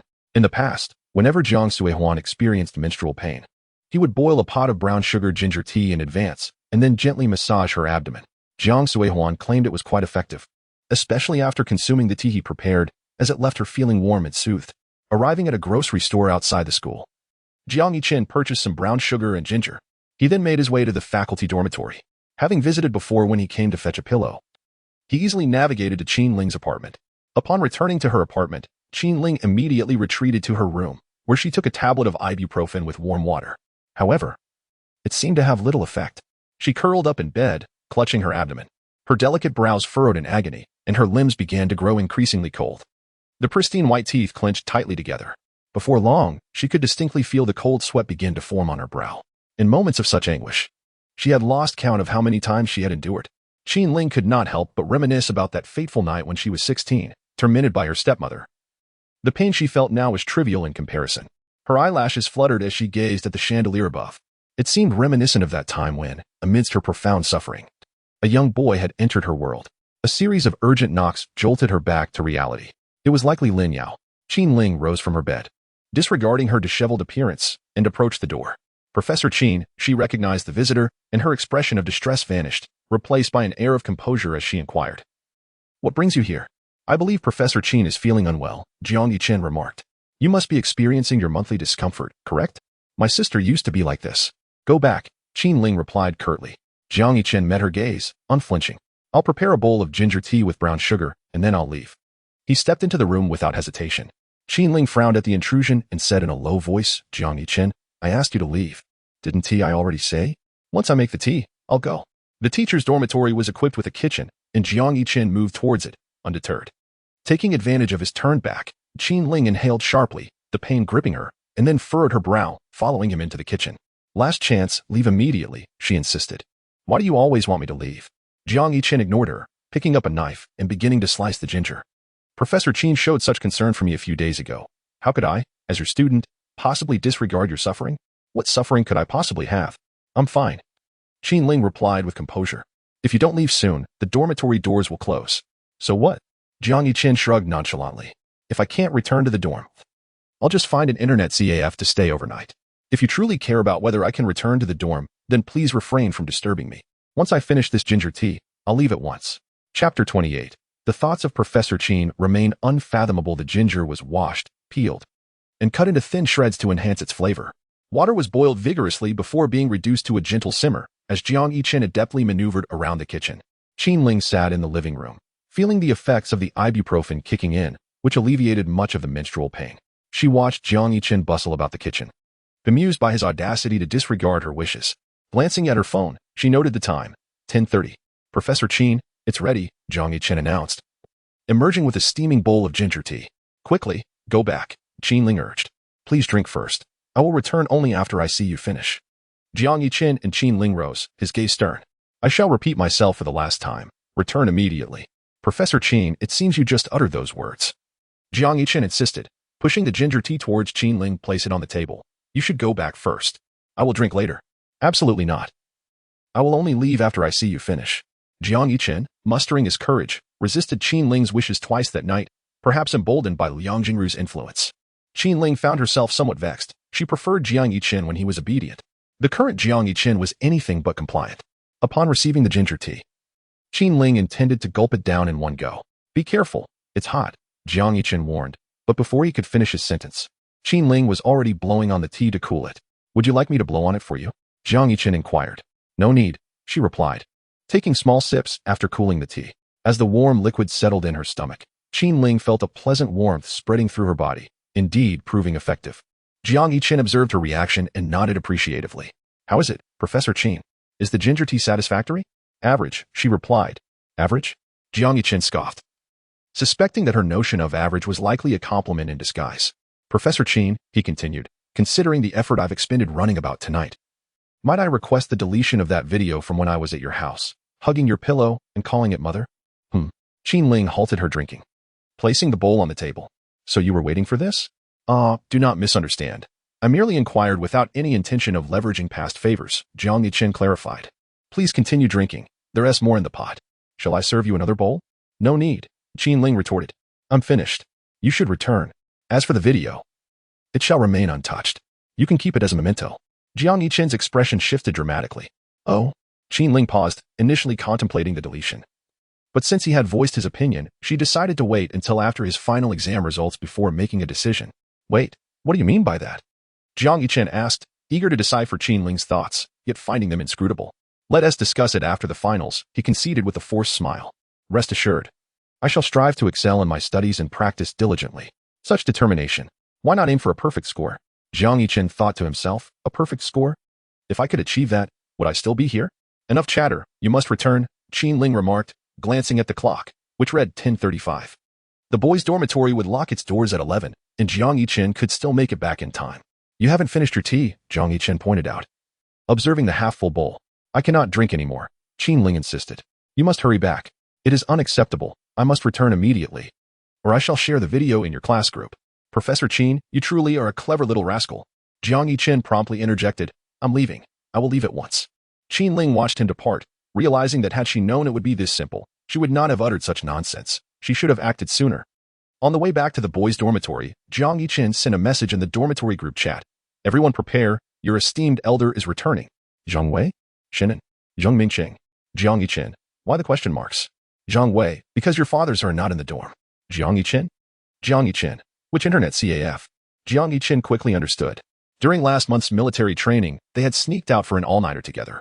That day happened to be a rest day, and they had ventured to the nearest internet CAF. Although they had computers in their dorms, the internet CAF possessed a peculiar allure. Jiang Yiqian mused that it must be the atmosphere. Staying up all night gaming was exhilarating. Yet one emerged the next morning in a daze, often exclaiming, never again. Zhang Wei, just like last time, come over quickly, the waitress today is wearing black stockings. Shinan, so that's why you were staring at her legs incessantly? Zhang Wei, who was staring? Zheng Mingqing, I can attest, you were just ogling. Even dropping several knives in the process. Jiang Yichen promptly altered his course, heading towards the outside of the campus. 15 minutes later, at the Yunji Blue Internet CAF, Jiang Yichen powered on his computer and sat beside Zhang Wei and the others. Old Jiang, what has been going on with you these past few days? Zhang Wei inquired curiously. Did I not mention? I ate something bad and was hospitalized. Is that true? That day with the Chow family, we all ate together. Why are we fine? Who knows? Perhaps I was just unfortunate enough to consume the contaminated meat. Jiang Yichen pondered this dilemma, realizing he had yet to leave a negative review for that establishment. As he grabbed his phone, he received a message from Professor Qin. Qinling, have you returned to the dorm? Without hesitation, Jiang Yichen replied, I have. Qinling, good. In the faculty apartment, after Jiang Yichen's departure, Qinling returned to the kitchen to pour herself a bowl of brown sugar ginger tea. This tea was exceptionally delightful, far surpassing any she had previously tasted. Chapter 29, Why Lie? At the Internet CAF, they had not won a single game all night. From Eternal Calamity to League of Legends, then to Tears, and finally Battle Royale, Jiang Yichen has come to understand that failure is a constant thread woven throughout one's life. Not a single match was won. The four of them grew increasingly silent as the games progressed, eventually communicating solely through signals. Damn it. No more all-nighters, Zhang Wei muttered, rubbing his swollen eyes. I feel the same, Shannon replied. You all said the same thing last time, Zheng Mingqing remarked. All right, let us head back, Jiang Yichen yawned. It was now 7:30. After buying breakfast downstairs, they would just make it to class on time. Arriving early would secure a good spot for a nap. The four of them staggered down the stairs. Just after buying breakfast, they encountered Teacher Lin Yao at the school gate. Good morning, Teacher Lin, Jiang Yichen greeted. Jiang Yichen? Lin Yao assessed his current state and that of his three companions. The dark circles under his eyes suggested he had just pulled an all-nighter. After exchanging simple pleasantries, Jiang Yichen headed into the school while Lin Yao walked out. During the lunch break at the teacher's dormitory, Lin Yao knocked on Qinling's door, carrying ginger and brown sugar she had purchased that morning. Is something the matter? Qinling inquired as she opened the door. I was just worried about you, Lin Yao replied, waving the bag in front of Qinling. Today you shall taste the brown sugar ginger tea I learned to make over the past 2 years. Lin Yao recalled Qinling's bad habit. During their college days, there was an instance when Qinling suffered from severe menstrual cramps, leaving them all alarmed. You? In the kitchen? Qinling scoffed, as if hearing the grandest joke. She had had a taste of Lin Yao's questionable culinary creations before, which had nearly cost her dearly. Lin Yao smirked dismissively. That was ages ago. They say one should treat an acquaintance differently after 3 days apart, don't you know? Today, I'll show you my skills. Qinling nodded slightly. All right, I'll be waiting. Lin Yao entered the room, changed into slippers, and walked into the kitchen. Qinling followed closely behind, observing intently. Lin Yao took out fresh ginger and began slicing it. Why are you slicing it? Shouldn't it be shredded? Qinling asked, puzzled. Shredded? Who told you that? It's supposed to be sliced, Lin Yao explained. Fine, Qinling replied, not wanting to question further. Perhaps every person had their own method for making brown sugar ginger tea. Curiosity piqued, she stole a glance before settling on the sofa outside to wait. Oh. By the way, Ling Ling, I ran into one of your students when I left school this morning, Lin Yao called out from the kitchen. Which one? The one. You know, your handsome student. What do you mean, your am I? Just speak plainly. Lin Yao clicked her tongue, exasperated that Qinling could not take a joke. All right, Jiang Yichen. You know him, right? And then that's it. Lin Yao remarked. I happened to encounter him at the school gate. However, judging by the dark circles under his eyes, he must have spent the night at an internet CAF. I truly do not understand why these boys are so drawn to such places. What did you just say? Qinling retraced her steps back to the kitchen. Huh? What did you say about Jiang Yichen being at the internet CAF last night? Lin Yao seemed somewhat perplexed. So why are you so agitated? Do you disagree? Surely not. We are in university, not high school. As long as students refrain from proclaiming how strong the wind is on the rooftop, what does it matter where they go? It's nothing, she replied nonchalantly. Before long, Lin Yao emerged with her culinary creation. Here, give it a try. Qinling accepted the bowl, blew on it lightly, and took a sip. This is rather mediocre. Mediocre? Lin Yao retorted indignantly. I crafted this based on a secret recipe. She continued, and why is it merely mediocre? It's nothing, Qinling said politely, taking a few more sips. I misspoke earlier. This is quite enjoyable. The four boys had slept the entire day. They dozed off until noon, and after lunch, rather than returning to their dormitory, they proceeded directly to the classroom where they had an afternoon lecture to continue their slumber. By 5 or 6 in the evening, they began to awaken gradually. Upon waking, Jiang Yichen glanced at his phone. Professor Qin had sent him a message earlier, inquiring about where he had spent the night. Still somewhat dazed from sleep, Jiang Yichen replied, dormitory. After dinner, he ventured to a local convenience store outside the campus to purchase brown sugar and ginger. This time, he bought a bit more, as his older sister, Jiang Sui-Huan, was expecting her monthly visit.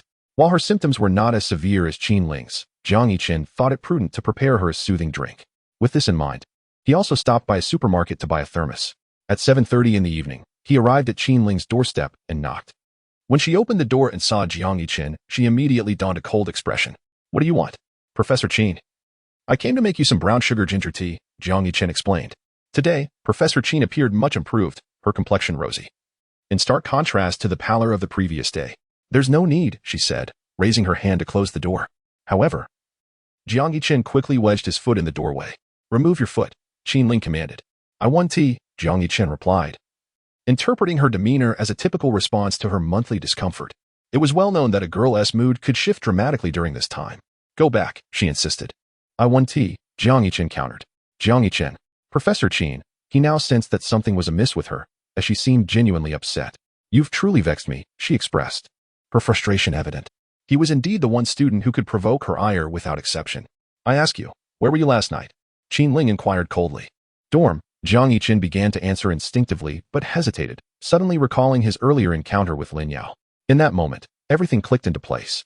"Professor Qin, please allow me to explain." "Speak."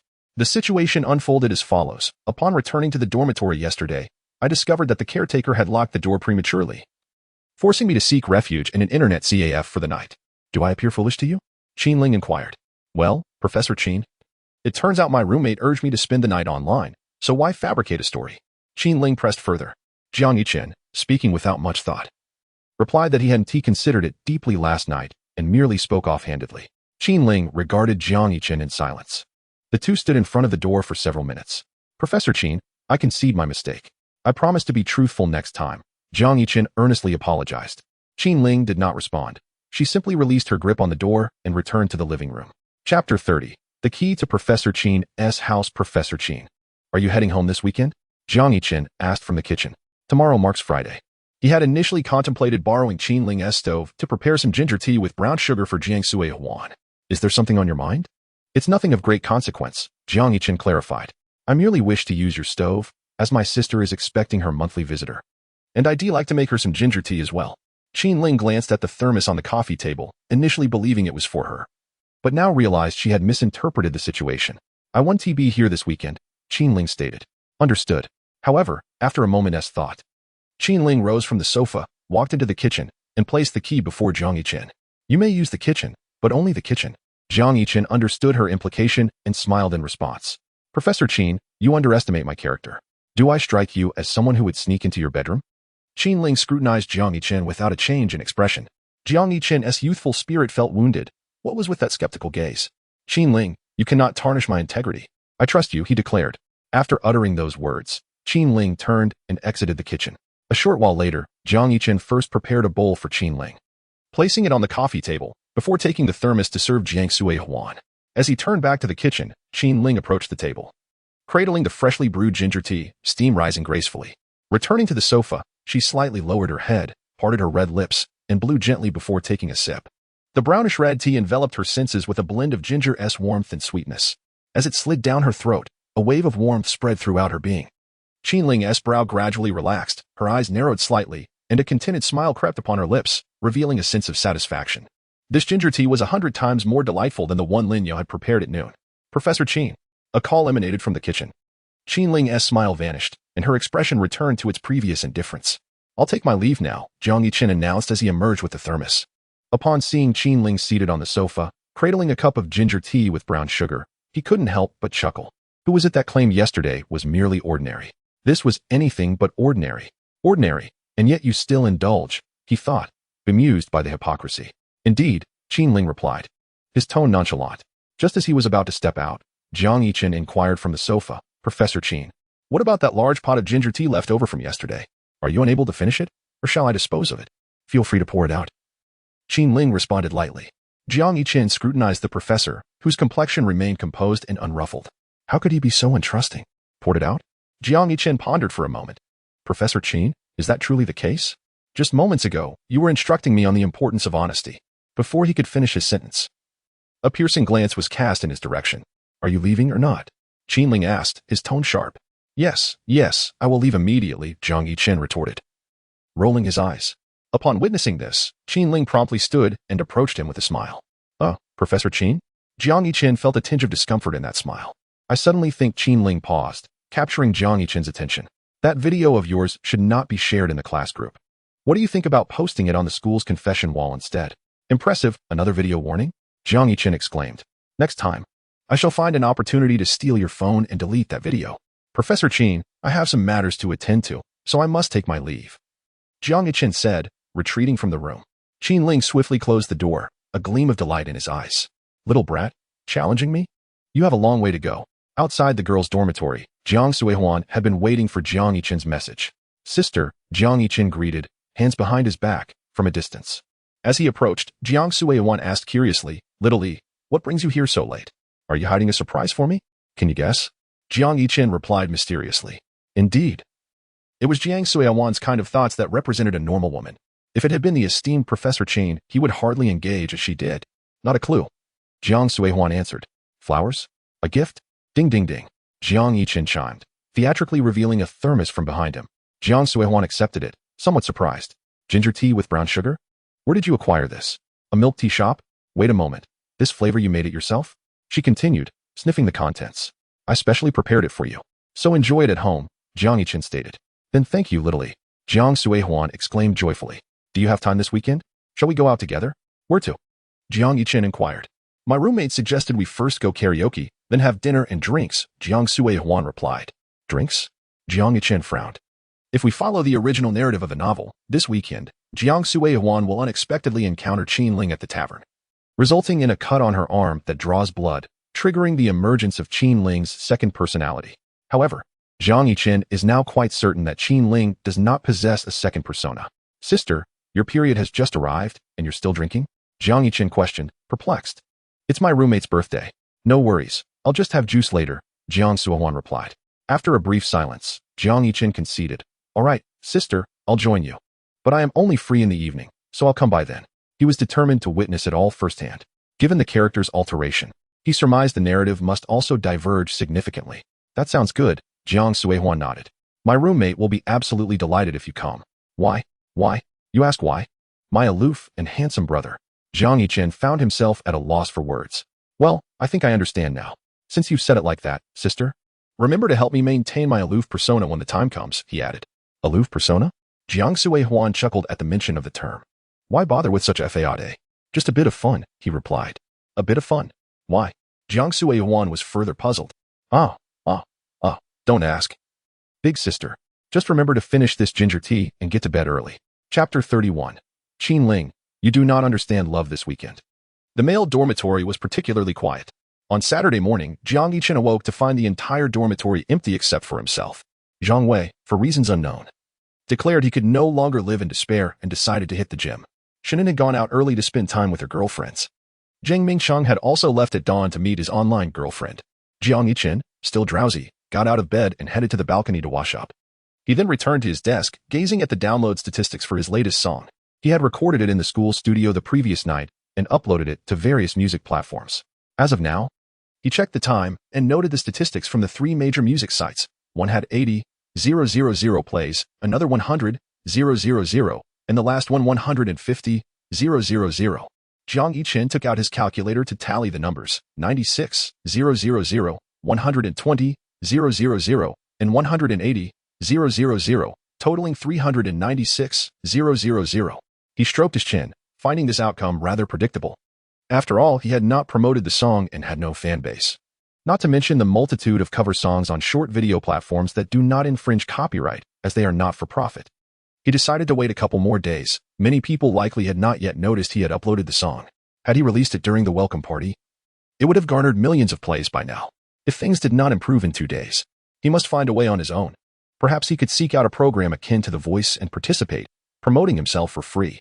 In the Xiangyao community, at noon, Qin Ling was abruptly awakened by pain. The midday sun streamed through the window, casting light upon her furrowed brow. Last night, unable to resist, she poured herself a bit of wine at home, thinking that since it was the weekend and her stomach no longer ached, it would be fine. However, after drinking, she experienced no issues. But now she was left clutching her abdomen, curled up beneath the covers, her knees drawn to her chest. As this was the only position that offered her a modicum of relief, Time passed, and as the pain gradually subsided, Qinling felt as though she had been pulled from the depths of water. Several strands of hair clung to her pristine forehead. She uncovered herself and noticed the sheets were dampened by sweat. After taking a shower in the bathroom, she returned to the kitchen to pour herself a cup of hot water. Sipping the warm liquid, she gently massaged her belly with one hand. Lin Yao, Ling Ling, is your stomach still hurting? Should I make you some ginger tea with brown sugar? Qinling, no need. Lin Yao, all right, shall we meet tonight? Qinling, sure. As Qinling drank the tasteless boiled water, she suddenly found herself yearning for the flavor of the ginger tea that Jiang Yiqin made. The unique blend of ginger's spiciness intertwined with the sweetness of sugar water would surely be a hit if he opened a shop. She would certainly be a loyal customer. Ding dong. A warning appeared on her phone screen. Qinling clicked on it, and the scene of the teacher's apartment unfolded before her eyes. Jiang Yiqin entered her apartment again, carrying ginger and brown sugar. Unlike the previous occasions, this time he crouched at the entrance, glancing at the shoe rack. He picked up her slippers, hesitated, and then put them down, seemingly undecided about wearing them. Qinling was bemused. On the last two occasions, he had walked into the kitchen without hesitation, slippers or not. Now, in her absence, he was contemplating whether to don her slippers. After 2 minutes, Jiang Yiqin made his decision. He chose not to wear the slippers, but removed his own shoes, placing them on the rack, and entered the kitchen in his socks. The high-definition hidden camera captured his every movement, which appeared on Qinling's phone screen. Jiang Yiqin began to sing joyfully while chopping ginger, his voice resonating with an impromptu rendition of Qinling, "You don't understand love," repeating it with increasing enthusiasm. Qinling's expression darkened. Who does not understand love? Is it her? The frozen heart awaits whose warmth to thaw, and the cold moon's shadow longs for whom to pluck it. The lyrics and melody indeed showcase considerable skill, yet regrettably, they have been employed inappropriately. Qinling promptly dialed Jiang Yiqin. Beep, beep, beep. Hello, Professor Qin, what brings you to call? Where are you? In the kitchen of my apartment, Jiang Yiqin replied candidly. And then, what are you doing? I'm brewing ginger tea with brown sugar, Jiang Yiqin said, somewhat puzzled by Qinling's seemingly inquisitive phone call. Professor Qin, did I not mention this to you the day before yesterday? And then?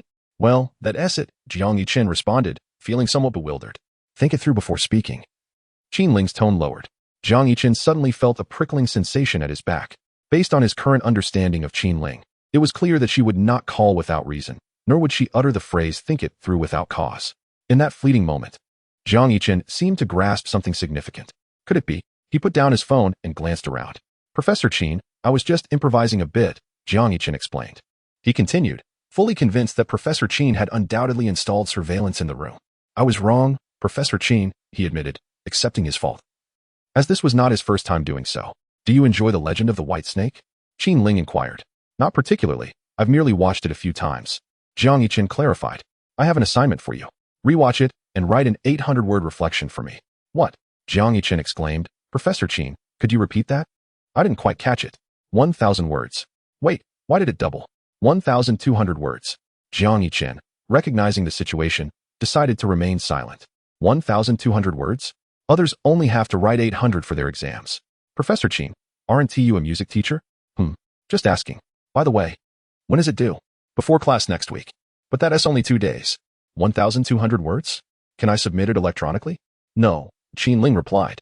You have 2 weeks. Submit 600 words by Monday, and another 600 the following Monday. Understood, Professor Qin. Jiang Yiqin acknowledged each word with care. Also, don't leave yet. I'll be there shortly. What? You're coming over? What for? Beep, beep, beep. How dare you hang up on me? Jiang Yiqin fumed. As soon as he uttered those words, he suddenly realized something. Almost immediately, a message from Professor Qin appeared on his phone screen. 3 weeks, 1,800 words. Jiang Yiqin glanced around and replied with a smile. All right. Chapter 32. Have you eaten? Jiang Suehuan was set to go out with friends for karaoke that afternoon. Jiang Yiqin, concerned that his older sister might feel unwell while engrossed in her activities, requested her to bring down a thermos at noon. He took the thermos and asked Jiang Suehuan to wait, promising to return in half an hour at 2 o'clock in the afternoon. Jiang Suehuan was quite curious about where Jiang Yiqin had gone to procure the brown sugar ginger tea, but when she inquired, he merely smiled and remained silent. As for Professor Qin's installation of surveillance in his apartment, Jiang Yiqin was utterly taken aback. Otherwise, even with 10 times his courage, he would not dare to dance in Qinling's kitchen, singing Qinling, "You don't understand love," for that would be akin to recklessly trespassing in Professor Qin's forbidden territory. The wait in the living room for Professor Qin felt interminably long, akin to a condemned prisoner awaiting execution. Jiang Yichen sat upright in the living room, shoulders back and head held high, adopting a posture reminiscent of military training. At 1:30 in the afternoon, Qin Ling parked her car in the college parking lot. Stepping out, she strode purposefully towards the supermarket, where she purchased a thermos and a pair of men's slippers. After settling the bill, she carried her purchases towards the faculty apartment. Knock. Knock. Knock went the sound at the door. Jiang Yichen hurriedly walked over to open it. Today, Professor Qin was clad in a sleek black dress and pointed high heels. Standing at 173 meters, Qin Ling, in her heels, was nearly eye-to-eye with Jiang Yichen. With a smile, Professor Qin greeted him. The first words out of her mouth were, "I don't understand love? How could that be?" Jiang Yichen fervently attempted to clarify, stammering, how should I put this? Qin Ling stepped inside without changing into her slippers, patiently listening as Jiang Yichen struggled to find the right words. Despite exhausting his vocabulary, he failed to concoct a coherent excuse, so he straightforwardly admitted, "Professor Qin, I was wrong. Please don't be angry. What are you doing? Are you being coy?" "No, I am merely admitting my mistake." "Then why add please?" Qin Ling crossed her arms, gazing down at Jiang Yichen with an air of superiority. Jiang Yichen's mouth twitched. How could he, a strapping man standing at 180 meters, be seen as being coy? "Professor Qin, I was wrong," he reiterated earnestly. "You need to write an essay of 1,800 words over 3 weeks, 600 words each week," Qin Ling stated. "Professor, is there any room for negotiation?" Jiang Yichen pleaded. "You have said before that you teach music. What kind of essay is this?" Before he could finish, Qin Ling interjected, "Understood. You wish to spend the next 3 weeks composing music scores instead? Then I shall stick to writing the essay. Composing music scores will take at least an hour." Jiang Yichen calculated. But writing an essay of 600 words? He could simply copy from the internet and complete it in half an hour. "Enough. It's none of your business. Leave," Qin Ling commanded. "Oh," Jiang Yichen replied, picking up the thermos from the table as he prepared to exit. "Wait," Qin Ling said, pulling a pair of men's slippers from her shopping bag and placing them on the shoe rack. "Wear these next time." "Next time?" Jiang Yichen raised an eyebrow. Has Professor Qin designated him as a permanent guest in the apartment? Even slippers have been prepared for him. "Did you not mention your sister also suffers from dysmenorrhea? Will you not be coming next month to brew brown sugar ginger tea for her?" Qin Ling inquired. "Next month?" Jiang Yichen was momentarily taken aback. He had not contemplated such a distant timeline. It seems so," Jiang Yichen nodded. "Then it is settled. I only found it rather unseemly to see you wandering about my home in your socks," Qin Ling elaborated. "Ah, understood," Jiang Yichen responded, casting a scrutinizing glance at Qin Ling. He could not shake the feeling that Qin Ling was merely indulging in her own desire for the tea. Yet, Professor Qin maintained a rather frosty demeanor, leaving him somewhat uncertain. Nevertheless, Professor Qin was quite kind, generously allowing him to use her kitchen. "What are you staring at?" Qin Ling arched an eyebrow, questioning him. "Nothing." Jiang Yichen glanced at the bag in Qin Ling's hand, regrettably opaque, leaving him unaware of its contents. "Is the kitchen tidy?" Qin Ling asked. "It is clean," he replied. "Are the pots washed?" "There should be no leftover brown sugar ginger tea," she continued. "There are no leftovers. I poured it all out." Qin Ling fell silent, gripping the bag with increasing intensity. Just as Jiang Yichen was about to leave, he turned back to Qin Ling. Unable to resist asking, "Professor Qin, does your stomach still hurt?" "Not anymore. Shall I brew some more brown sugar ginger tea for you?" "No need." "All right then, Professor Qin. Have you eaten?" "No, I haven't." "Oh," Jiang Yichen nodded thoughtfully before closing the door. Qin Ling hurriedly donned her high heels and dashed to the kitchen for a quick inspection. Just as Jiang Yichen had said, it was spotless, devoid of any remnants. "Sister, here is your thermos.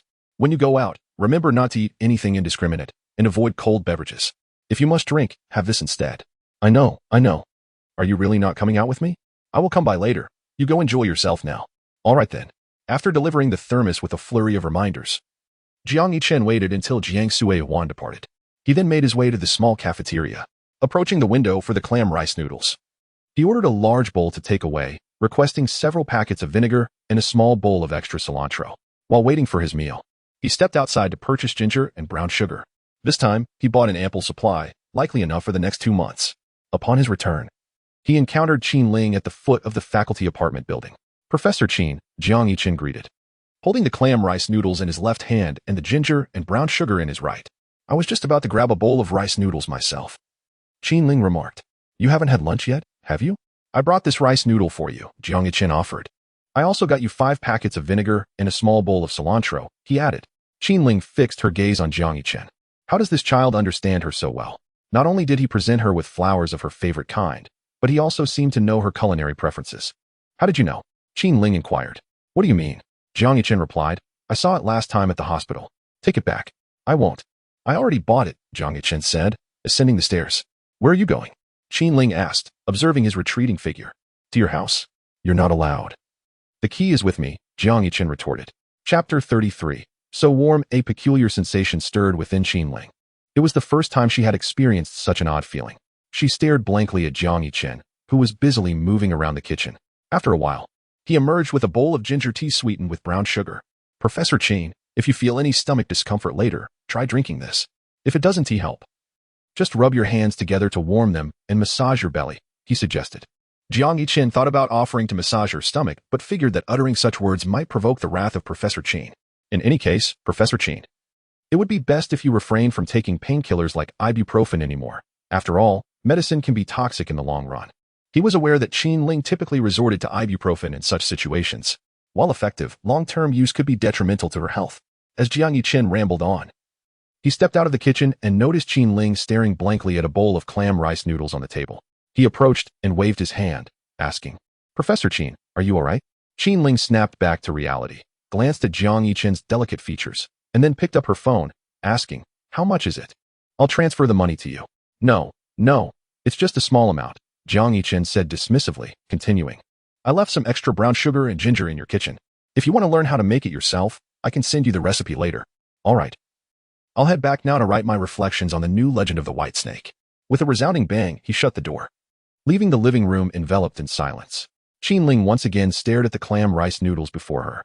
Eventually, she picked up a pair of disposable chopsticks, added vinegar and cilantro, and began to savor the noodles. After a bite, she sipped the ginger tea, feeling a comforting warmth. Back at the boys' dormitory, Jiang Yichen opened his computer and searched for reflections on the new legend of the White Snake, 600 words on the internet. Upon clicking the first link, he found that halfway through, it required a membership fee. Damn it, Jiang Yichen muttered, switching to another source seamlessly. Zhang Wei returned to his dorm after lunch, feeling invigorated from a long-lost chest workout, convinced that he could knock out a cow with a single punch. Hearing the rustle of paper nearby, he immediately stood up and turned to Jiang Yichen, asking, Old Jiang, what are you doing? Jiang Yichen, startled by the sudden exclamation, replied, I'm writing my reflections. Reflections? Zhang Wei leaned in, glancing left and right, pondering before asking, which assignment is this for? It's not an assignment, it's a punishment from Professor Qin. Not an assignment? Zhang Wei paused, then exclaimed, Are you out of your mind? Why are you writing reflections? Are you preparing for graduate school? Jiang Yichen remained silent for a moment, replying, You wouldn't understand. This is my pursuit of art. Zhang Wei shook his head in disbelief. However, once he confirmed that Jiang Yichen was merely copying an inconsequential reflection, he returned to his seat. Yet, his posture was somewhat peculiar, as if he feared Jiang Yichen might glimpse his computer screen. On his screen, besides a gaming interface, was a program named Qianxi Zhan. Jiang Yichen spent an hour transcribing an 1,800-character reflection, dividing it into 3 parts. Upon completing the task, he sensed something was amiss. Typically, Zhang Wei was boisterous in their dormitory, playing games like a loudspeaker. Why was it so quiet today? Something was indeed strange. Jiang Yichen cautiously stood up and approached Zhang Wei from behind. He overheard Zhang Wei murmuring, abandon, forsake, discard, antonyms. Jiang Yichen felt a surge of frustration, usually. Zhang Wei's most uttered phrase in the dormitory was, studying? What is there to study? Isn't it better to lie flat and slack off? He never expected Zhang Wei to be the first to delve into the competitive grind. How outrageous. Jiang Yichen discreetly took out his phone, capturing evidence of Zhang Wei's transgressions. Afterward, he put away his phone, gathered his thoughts, and, using the loudest volume he could muster, shouted, Zhang de Peyo. Zhang Wei jumped in surprise, leaping from his chair. What the hell? Who let the dog bark? He exclaimed, clutching his chest, clearly startled. Jiang Yichen chuckled lightly. You sly one, secretly engaging in competition behind our backs. You do realize this will incur everyone's wrath, right? Zhang Wei's expression fluctuated, and after a moment's contemplation, he draped an arm around Jiang Yichen's shoulder and proposed, Old Jiang, why don't we study together in secret? We could pass the CET-4 without them knowing. What do you think? Jiang Yichen shrugged off his arm, replying earnestly, Comrade. Such divisive talk is best avoided in the future. Also, I recorded what you just said. Recorded. Zhang Wei exclaimed, panic rising, You sly one, Old Jiang. Appearing all refined and handsome, yet your intentions are so devious. Mind your words, Comrade Zhang. Do you believe I won't share your clandestine vocabulary sessions and the recording of your earlier persuasion in our dormitory group chat? Old Jiang, you scoundrel you, Goodness. Old Jiang, you truly are handsome. Now that's more like it. Jiang Yichen nodded in satisfaction. He realized the power of having leverage was quite delightful. Later that evening, Jiang Yichen glanced at the time. At 8 o'clock, he casually tidied his attire, a white shirt, denim jeans, and white sneakers, increasingly reminiscent of Professor Qin. It appeared that Qin Ling had a particular fondness for wearing shirts, especially white ones. Having witnessed Qin Ling in various situations, he noted that 7 out of 10 times she donned a white shirt. Old Jiang, where are you off to tonight for some fun? Zhang Wei inquired skeptically, his flamboyant appearance suggesting a rendezvous with some young lady. To see my sister. To see your sister? TSK. Are you sure you're not off to meet some other young ladies? Zhang Wei teased. Jiang Yichen smiled mysteriously, responding, young ladies? Where could they possibly compare to a big sister like Qin? Since meeting Professor Qin, his aesthetic standards had been infinitely elevated. Will you be back tonight? Zhang Wei asked. Of course. Oh, then that's not exciting, Zhang Wei said, immediately turning back to focus on his game. Jiang Yichen remarked, come on, buddy, your mind is filled with nonsense. Chapter 34. I have a friend at 9 o'clock. 9 Block Tavern. In a lavish private room on the second floor, a wave of spicy, fragrant aroma enveloped the atmosphere. 3 women were gathered around a dual-flavored hot pot. Come, let us celebrate our reunion, sisters. Let us toast. Lu Rong exclaimed, raising her glass. She had even brought an induction cooker specifically for the hot pot. Lin Yu followed suit, though her glass contained orange juice. Qin Ling was different. While others raised their wine glasses, she held up her thermos. Wait, Lu Rong said, retracting her glass momentarily. Qin Ling, I know you're on your period. But can't you drink juice like Lin Yao? Why the thermos? With 2 holding wine glasses and 1 with a thermos, the scene appeared rather peculiar. Juice chilled. Qin Ling replied. Is the esteemed Miss Qin really concerned about temperature? When you were in university, didn't you indulge even during your period? Weren't you the one eating ice cream? Lu Rong recalled. Hearing this, Qin Ling silently opened her thermos and took a small sip of the ginger tea. You know, it was Qin Ling who used to leave her thermos on the table, but now that she's older what exactly is in your thermos? Lin Yao interjected, noticing its somewhat elderly vibe. Goji berries? Lu Rong guessed. Brown sugar ginger tea. What is that? Lin Yao inquired, leaning closer. Did you make it or buy it? Bought it, Qin Ling responded, glancing at the bubbling hot pot before deftly placing a slice of beef tripe into the broth. Lin Yao, puzzled, asked Ling Ling. If you wanted ginger tea, why didn't you just ask me? Didn't I text you at noon? Qin Ling replied succinctly, this place has better tea. Better? Lin Yao, feeling unconvinced, presented another empty wine glass before Qin Ling pour me a little. I simply must see how delightful the drinks sold outside can be. Qin Ling obliged and poured her a modest amount. Lin Yao lifted the glass and gulped down the contents, a mingling of ginger's spiciness with the sweetness of syrup. Her eyes widened in astonishment. It indeed seemed to surpass her own concoction in flavor. Satisfied now? Qin Ling said with a hint of pride. Where did you purchase this? Lin Yao inquired with curiosity. After a moment's contemplation, Qin Ling replied, I'll send you the location shortly. All right, interjected Lu Rong. Raise your glasses quickly. I wish to take a photo for my moments. Qin Ling, can't you drink directly from the glass? Sure, Qin Ling nodded. Do send me a copy of the photo later. Once they captured a ceremonious photograph, the trio commenced feasting on hot pot while reminiscing about amusing anecdotes from their university days. Lu Rong remarked, Ling Ling, do you recall when you first began university and a senior in his 3rd year pursued you? He professed his feelings for you with candles beneath the dormitory, yet you turned him down. He refused to leave, and without a second thought, you splashed him with a basin of cold water. Qin Ling responded, did that really happen? Indeed. Lin Yao chimed in, I vividly remember it. That senior's face turned ashen. Qin Ling replied, I seem to have forgotten. By the way, Lu Rong continued, do you remember our first trip to a bar? We were teased by a bunch of rowdy youths, and you sent one flying 3 meters with a kick? Did that happen? Qin Ling asked. Absolutely, Lin Yao exclaimed. You were incredibly impressive back then. Qin Ling mused, I think I recall a fragment of it. After a brief pause, Qin Ling shifted the conversation. Oh, I have a friend who has recently encountered some troubles. Upon hearing this, Lin Yao and Lu Rong exchanged knowing glances. It is widely acknowledged that when one mentions a friend, it is often a veiled reference to oneself, the term merely serving as a facade. Go on, Lu Rong urged. You tell us, Lin Yao encouraged. Qin Ling pondered over her words for a moment before saying, it is as follows. This friend of mine is someone I met abroad. He is a young man.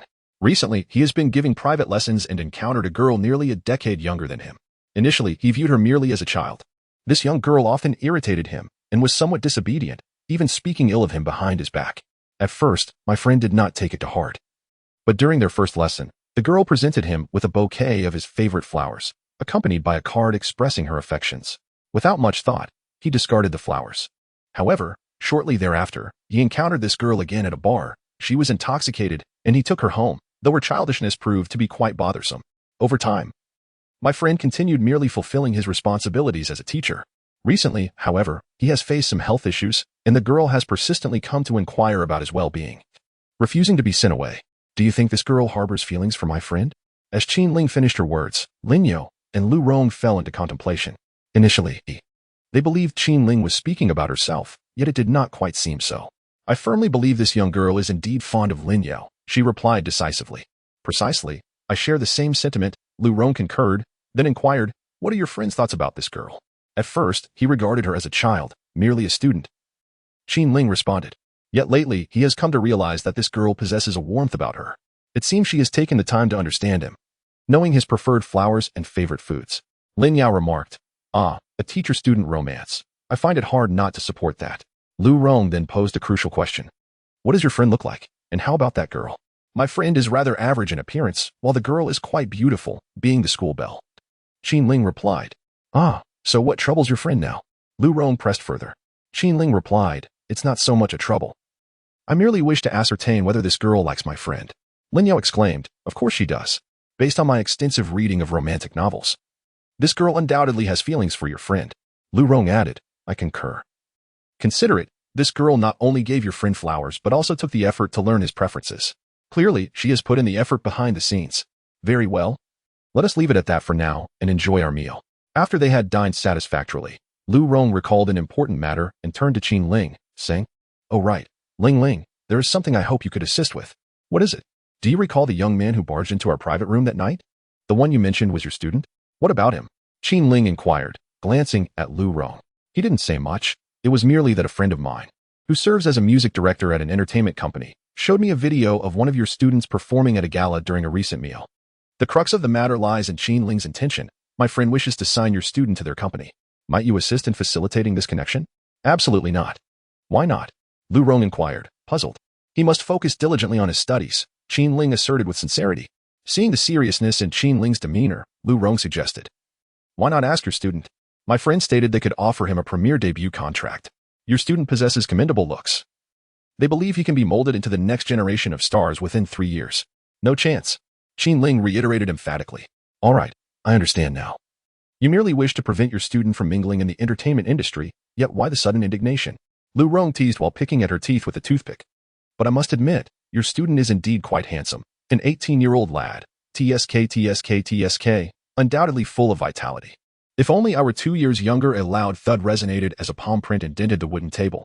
Lin Yao immediately interjected, Ling, please don't be upset. She was merely jesting. You can't expect a 28-year-old woman like her to pursue your student romantically. Lu Rong promptly fell silent, then stood to examine the imprint on the table, exclaiming, No, Sister Qin, I was just speaking in jest. Rest assured, I harbor no inappropriate intentions toward your student. Jesting? Qin Ling felt a sense of disconnection, as if having spent too long abroad had left her out of touch upon her return. The last time Jiang Yichen mentioned Tu Nai, she had not grasped that it was a joke as well. It remains unacceptable, Qin Ling replied. Very well, Miss Qin. Chapter 35. The familiar fragrance of Professor Qin at the 9 Blocks Tavern. On the first floor, Jiang Yichen's arrival set the hearts of Jiang Sowan's friends aflutter. However, upon taking a seat, he engrossed himself in his phone, perfectly embodying the persona of a distant and aloof school idol. Hua Wan, your brother is so aloof. He hasn't spoken a word or touched his drink, Jiang Sui Huan remarked awkwardly, glancing aside. Jiang Yichen, fixated on something on his screen, seemed absorbed in what appeared to be an anime, White Snake. Xiao Yi, Jiang Sui Huan gently nudged him. What is it, sister? Jiang Yichen looked up. Would you like to have a drink? She inquired. That, I shall decline, Jiang Yichen replied, fully aware of his own alcohol tolerance. Jiang Sui Huan, hearing this, turned to her companions and apologetically explained, I'm sorry, my brother might not be much of a drinker. Hua Huan, what else with you two siblings? One is here sipping juice while the other is glued to his phone, her friend teased. Apologies, I'm just feeling unwell today. I promise to join in next time. Jiang Yichen remained quietly focused on his phone, the bar buzzing with noise, rendering him unable to decipher the conversation between his sister and her friends. At that moment, He had just finished watching the movie Whitesnake. He had previously seen it with his sister when it was first released. To their surprise, they shared identical opinions. F.A. Hai truly was a character. Now, after watching it again, Jiang Yichin mused that if F.A. Hai had a Douyin account, he would undoubtedly be subjected to online harassment. He chose not to continue watching the distressing final scenes. Feeling ennui, Jiang Yichin opened his social media, scrolling through the posts. He had quite a number of friends, 800 in total. In his youth, he had not understood the art of refusal. When a young lady approached him for his contact information, he willingly obliged. Gradually, his circle expanded further. He had previously removed 200 friends, but found the task tedious and ceased to continue. Upon opening his feed, a vibrant display of posts greeted him. Pictures of black stockings, white stockings, mature women, and youthful girls. Wait a moment. Jiang Yichin paused at a particular post that exuded a certain allure. When had he added this woman? He struggled to recollect. She appeared to be well over 35. After a brief glance, he clicked on her profile and promptly decided to remove her. His maximum age tolerance was 3 years. Anyone older than that generally did not pique his interest. Of course, exceptions existed if someone possessed the looks and figure of Professor Chin. He would not mind, even if she were 9 years his senior or more. Continuing to scroll, he encountered another post featuring someone raising a glass. Initially, he intended to glance briefly, but upon seeing the poster's name, he found himself drawn back to the screen. Clicking into the post, he quickly recognized the hand as belonging to Qin Ling. Her skin was exceptionally fair, radiating a healthy glow. Was she holding a drink? Jiang Yichin enlarged the image, pondering whether the deep brown liquid was indeed alcohol. After all, Qin Ling had a fondness for drinking. He scrutinized the picture, unable to ascertain the contents, and ultimately decided to comment, "Professor Qin, I suggest you drink less." On the second floor, Qin Ling noticed the comment, her brow furrowing. How dare this young man presume to advise her? "Hey, Ling Ling, look, isn't that your student?" Lu Rong pointed to a corner. "Who?" Qin Ling inquired, moving closer to Lu Rong. Following her gesture, she spotted Jiang Yichin seated quietly in a booth, accompanied by several girls. One of the girls appeared quite inebriated and, to Jiang Yichin's astonishment, began to remove her clothing in his presence. Qin Ling's expression tightened. "Lin Yao, what on earth are you doing? Is that student from your class?" Lin Yao exclaimed in surprise. "Wait, she really is from my class. How could someone be so bold? Hold on. I need to go downstairs." With that, Lin Yao hurriedly rushed down the stairs, grabbing a blanket from the nearby sofa as she went. At that moment, Jiang Yichin tightly shut his eyes, too frightened to open them. He could distinctly hear the anxious shouts of the other two girls and his sister. "Jiang Sui-wan, don't take it off. Xiaoyu, don't take it off. Get a grip." Jiang Yichin felt a bit startled. However, before long, he caught a whiff of a familiar fragrance, sandalwood. "Qin Ling?" He cautiously opened his eyes a crack, but before he could fully open them, a cold voice instructed, "Close them." The familiar scent, tone, and inflection made it clear it was undoubtedly Professor Chin. Jiang Yichin obediently shut his eyes again. He was a gentleman, after all, and would not engage in inappropriate behavior. Suddenly, a thought crossed his mind, and he wanted to open his eyes wide to look at his sister Jiang Suowan's arm. But then he remembered that Qin Ling was standing right beside him. After a moment's contemplation, he asked, "Professor Qin, is there a scratch on my sister's arm?" "No." "Good." The absence of injury confirmed Jiang Yichin's belief that the plot of the original novel in his mind no longer held any relevance. Qin Ling glanced back. The girl who had been undressing seemed to have completely let herself go, and none of the four people could restrain her. "Jiang Yichin, come with me." Without further ado, Qin Ling took hold of Jiang Yichin's arm and led him outside the bar. "What were you trying to do just now?" she inquired. "I wasn't doing anything." "Were you trying to peek?"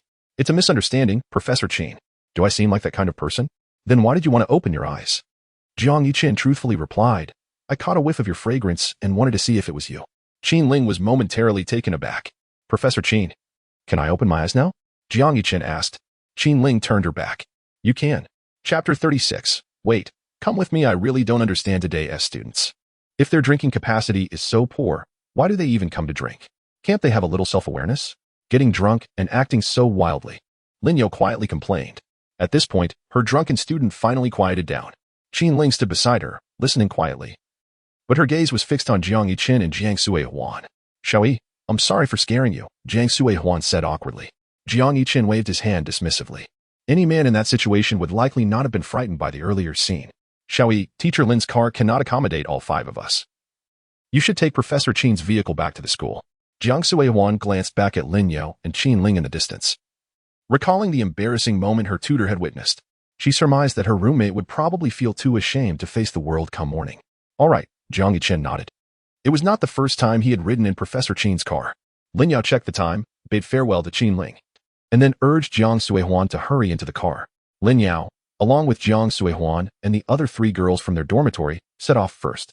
Jiang Yichen, understanding the situation, approached the Porsche Cayenne, opened the door, and settled inside, fastening his seatbelt. Qin Ling joined him shortly after, but did not start the engine. Instead, she reached for the co-pilot seat and said, "Hand me the shoes." "Huh? There's a bag by your feet. Give it to me." "Oh." Jiang Yichen bent down to retrieve the bag and curiously peeked inside, discovering a pair of flip-flops. He handed the bag over, only to have it returned moments later, containing a pair of black stilettos. Jiang Yichen dared not linger on it, placing the bag at his feet and sitting up straight. As she started the car, Qin Ling softly remarked, "Jiang Yichen, what brings you here tonight?" "Well, of course, it's for drinking." Upon hearing this, Qin Ling turned to glance at him, remaining silent. Yet, Jiang Yichen perceived a palpable disdain in her eyes. "Professor Qin, to be frank, my tolerance for alcohol is quite commendable. My last bout of drunkenness was purely accidental." Before he could finish, he suddenly noticed Qin Ling driving a short distance and cautioned, "Professor Qin, aren't you concerned about being checked for drunk driving?" "Not at all." Qin Ling replied nonchalantly. "I haven't had a drink, so why would I worry?" Jiang Yichen pondered, recalling a certain social media post from that evening, and inquired, "So, was that post about drinking or not?" "Yes." Jiang Yichen understood. It seemed he had misjudged the situation, and what was in Qin Ling's glass was likely not alcohol but rather a beverage. As he contemplated this, his gaze fell upon the thermos situated beside the gear shift. "Professor Qin, is that thermos filled with ginger tea?" He belatedly recognized that the color of the liquid in her glass resembled that of ginger tea. "No." "Really?" Jiang Yichen replied, skeptical. "Professor Qin, you once said not to speak falsehoods." Qin Ling shot him a cold glance. Jiang Yichen promptly fell silent. "Ah. It's a double standard. Officials can set fires while commoners aren't even allowed to light lamps." With a swift motion, Jiang Yichen grabbed the thermos and twisted off the lid, only to find it empty. He sniffed it. It had been thoroughly cleaned. Just then, they encountered a red light, and Qin Ling hit the brakes. "May I ask what you were doing?" Eagerly, Jiang Yichen awkwardly capped his thermos and returned it to its original spot. "I merely wished to express concern for Professor Qin. Given your stomachache, I was merely apprehensive about you consuming something cold. Is that so?" Qin Ling narrowed her phoenix-like eyes and continued, "Consider your words carefully before speaking." Jiang Yichen silently scoffed, inwardly lamenting the double standards. Pressing his lips together, he met the discerning gaze of the esteemed professor and replied, "I simply wanted to ascertain whether the thermos contained the brown sugar ginger tea I prepared for you." "As you can see, it does not," Qin Ling replied. "Oh," Jiang Yichen pouted, rephrasing his inquiry, "has your thermos ever contained the brown sugar ginger tea I brewed?" Qin Ling averted her gaze, focusing on the green light ahead, and pressed the accelerator, responding, "It has." A triumphant expression crossed Jiang Yichen's face as he thought. "Just as I suspected. Professor Qin, the brown sugar ginger tea I make is quite delightful, if I may say so. With 6 years of experience, a family tradition. I dare say no one on campus knows how to brew it better than I." He confidently patted his chest. "Not bad," Qin Ling conceded. She recalled hearing similar praise from Lin Yao, but found Jiang Yichen's assertion more fitting. "TSK, TSK, TSK," Jiang Yichen murmured softly. "Is it that difficult to admit it tastes good?" As the vehicle glided along, they encountered another traffic light. An unexpected event transpired. A loud bang echoed as their car jolted forward slightly. Jiang Yichen turned to investigate. A rear-end collision? He was still seated when he noticed that Qin Ling had already exited the vehicle. The car that had collided was a white sedan, and a tattooed man emerged. Confronting Qin Ling, "How do you even drive?" "Excuse me?" Jiang Yichen stepped out, taken aback by the man's shocking words. Hadn't Qin Ling merely stopped for the traffic light? "Keep your hands to yourself and stop pointing fingers," Qin Ling frowned, detecting the overwhelming scent of alcohol wafting from the man. "Hey, you're quite the looker. And your temper isn't too shabby either," the tattooed man smirked, taking a couple of steps forward and reaching out toward Qin Ling. Jiang Yichen's eyelids twitched in alarm as he silently mourned the man's boldness. "Wow, brother, you must be incredibly brave to flirt in the presence of such formidable strength." As expected, in the next moment, Jiang Yichen witnessed a figure soaring through the air. The tattooed man, once standing upright, was now sent flying sideways.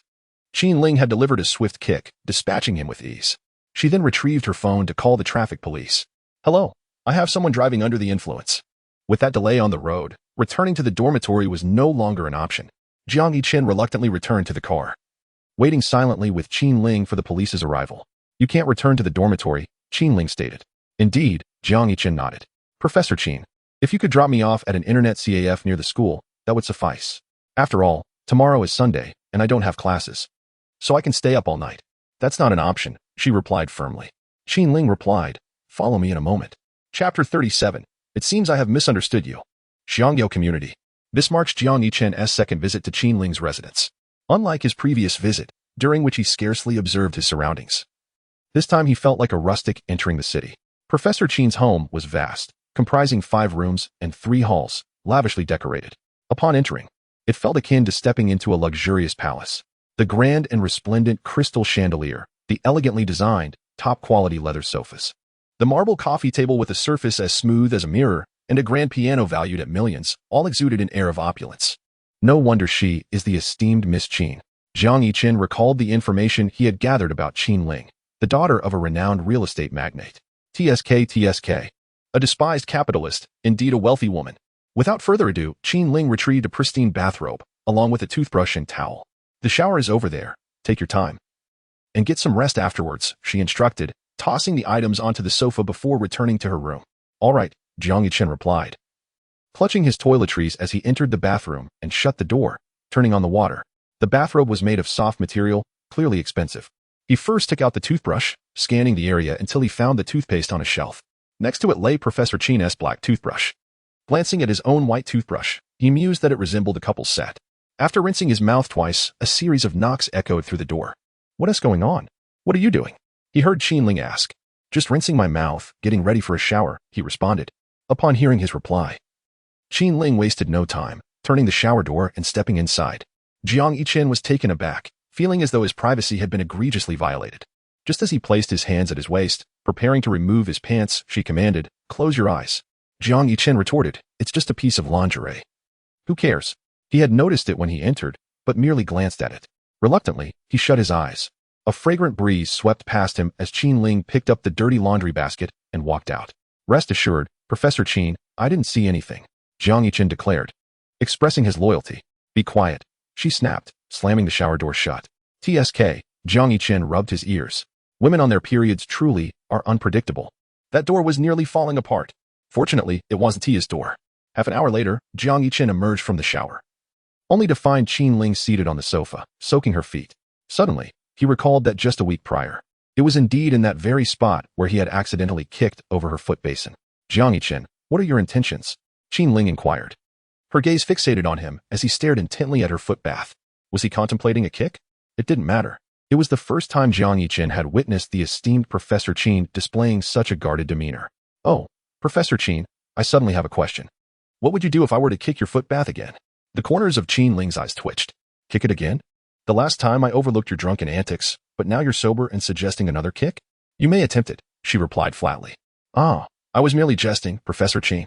Please don't take it to heart. I wouldn't dare kick your foot bath, Jiang Yichen chuckled. Well then, Professor Qin, I shall take my leave now. Good night. He hurried back to the room he had occupied previously. If this jest continued, Qinling might very well retaliate. The image of that tattooed man flying through the air was still vivid in his mind. Returning to the familiar guest room, Jiang Yichen leaped onto the soft bed, rolling left and right with sheer delight. This bed was a world apart from the wooden cot at school. If it were possible, he would wish to reside here daily. As he pulled back the covers, he noticed the same yellow pillow adorned with floral embroidery. Jiang Yichen's expression darkened immediately. Qinling, what is the meaning of this? Placing the sofa cushion here? This is deliberate. Absolutely intentional. Fuming, he stormed out of the room, only to find the living room empty. Qinling, who had been soaking her feet on the sofa, had vanished, leaving behind only a solitary phone resting quietly on the couch. Jiang Yichen first returned the cushion to its rightful place before reaching out with his guilty hand towards the abandoned phone. It was unlocked, and a video was currently playing. He had no ulterior motives, merely wishing to delete a certain video from her album. Just as his hand approached the device, a sound of flowing water echoed from afar. Glancing in that direction, it appeared that Qinling was pouring water. He promptly withdrew his hand. No, the time was too brief. There wasn't enough opportunity. As Qinling returned to the living room, she found Jiang Yichen standing rigidly before the sofa. Professor Qin, your phone is unlocked, he indicated with a finger. Qinling regarded him thoughtfully, asking, did you tamper with my phone? No, Jiang Yichen replied with utmost seriousness. Professor Qin, you have truly misjudged me this time. As a model student, how could I possibly engage in such underhanded activities? Qinling said nothing, simply bending down to retrieve her phone for inspection. Well, it seems I have misjudged you. How about this? You need not write your reflections on the video. I have pondered it today, and you really haven't done anything wrong, merely adapted a song using my name. She has been assigned to write an essay of 1,800 words as a reflection, which seems rather excessive and largely unrelated to the course on piano performance. This action raises suspicions of an abuse of authority. Jiang Yichen's eyes widened in astonishment. No need to write it anymore? He exclaimed. Darn it. I just spent an hour this afternoon furiously copying out those 1,800 words. Is it so casual? Professor Qin?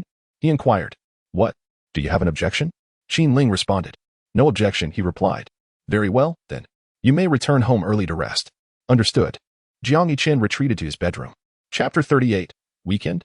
Extra lessons? Ever since the military training, Jiang Yichen had developed a fondness for sleeping in. As for breakfast, it was a matter of chance.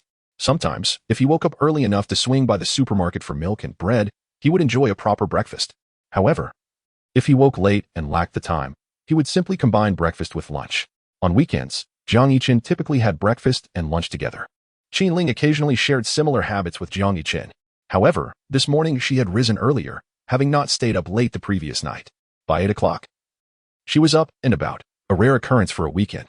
After getting up, she chose a set of sportswear from her wardrobe and descended the stairs for a stroll. As her period had arrived, she couldn't run. After a half-hour walk, she bought some buns and soy milk from a breakfast shop in the neighborhood on her way back home.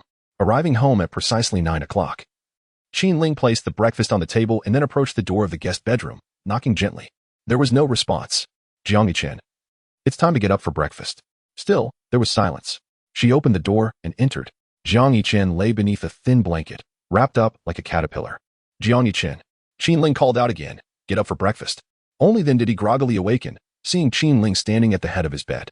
He turned over and said, Professor Qin, let me just snooze for 5 more minutes. Qin Ling glanced at the time and then turned to leave. She changed into a casual shirt and jeans. Once dressed, she returned, keeping an eye on the time. Get up, she said. 5 minutes are up. Just 5 more minutes. The final 5 minutes, Jiang Yichen replied, pulling the blanket over his head.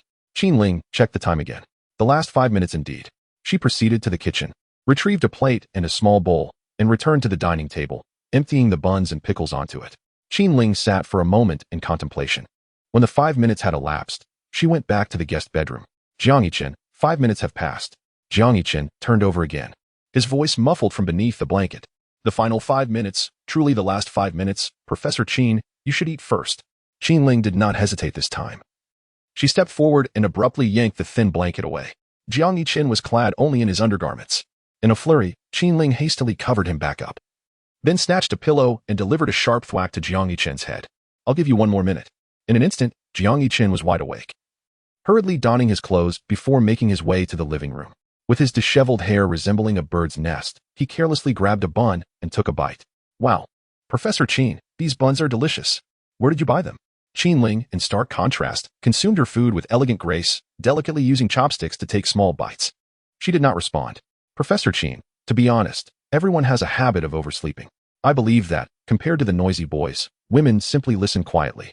After a long moment, Qin Ling finished her breakfast and wiped her mouth. Jiang Yichen continued to chatter away, but in the next instant, a single phrase from Qin Ling left him utterly speechless. Hurry up and eat, wash your face, and prepare for class. The bun in Jiang Yichen's hand promptly fell onto the table. Wait a moment. Class? Am I hearing things?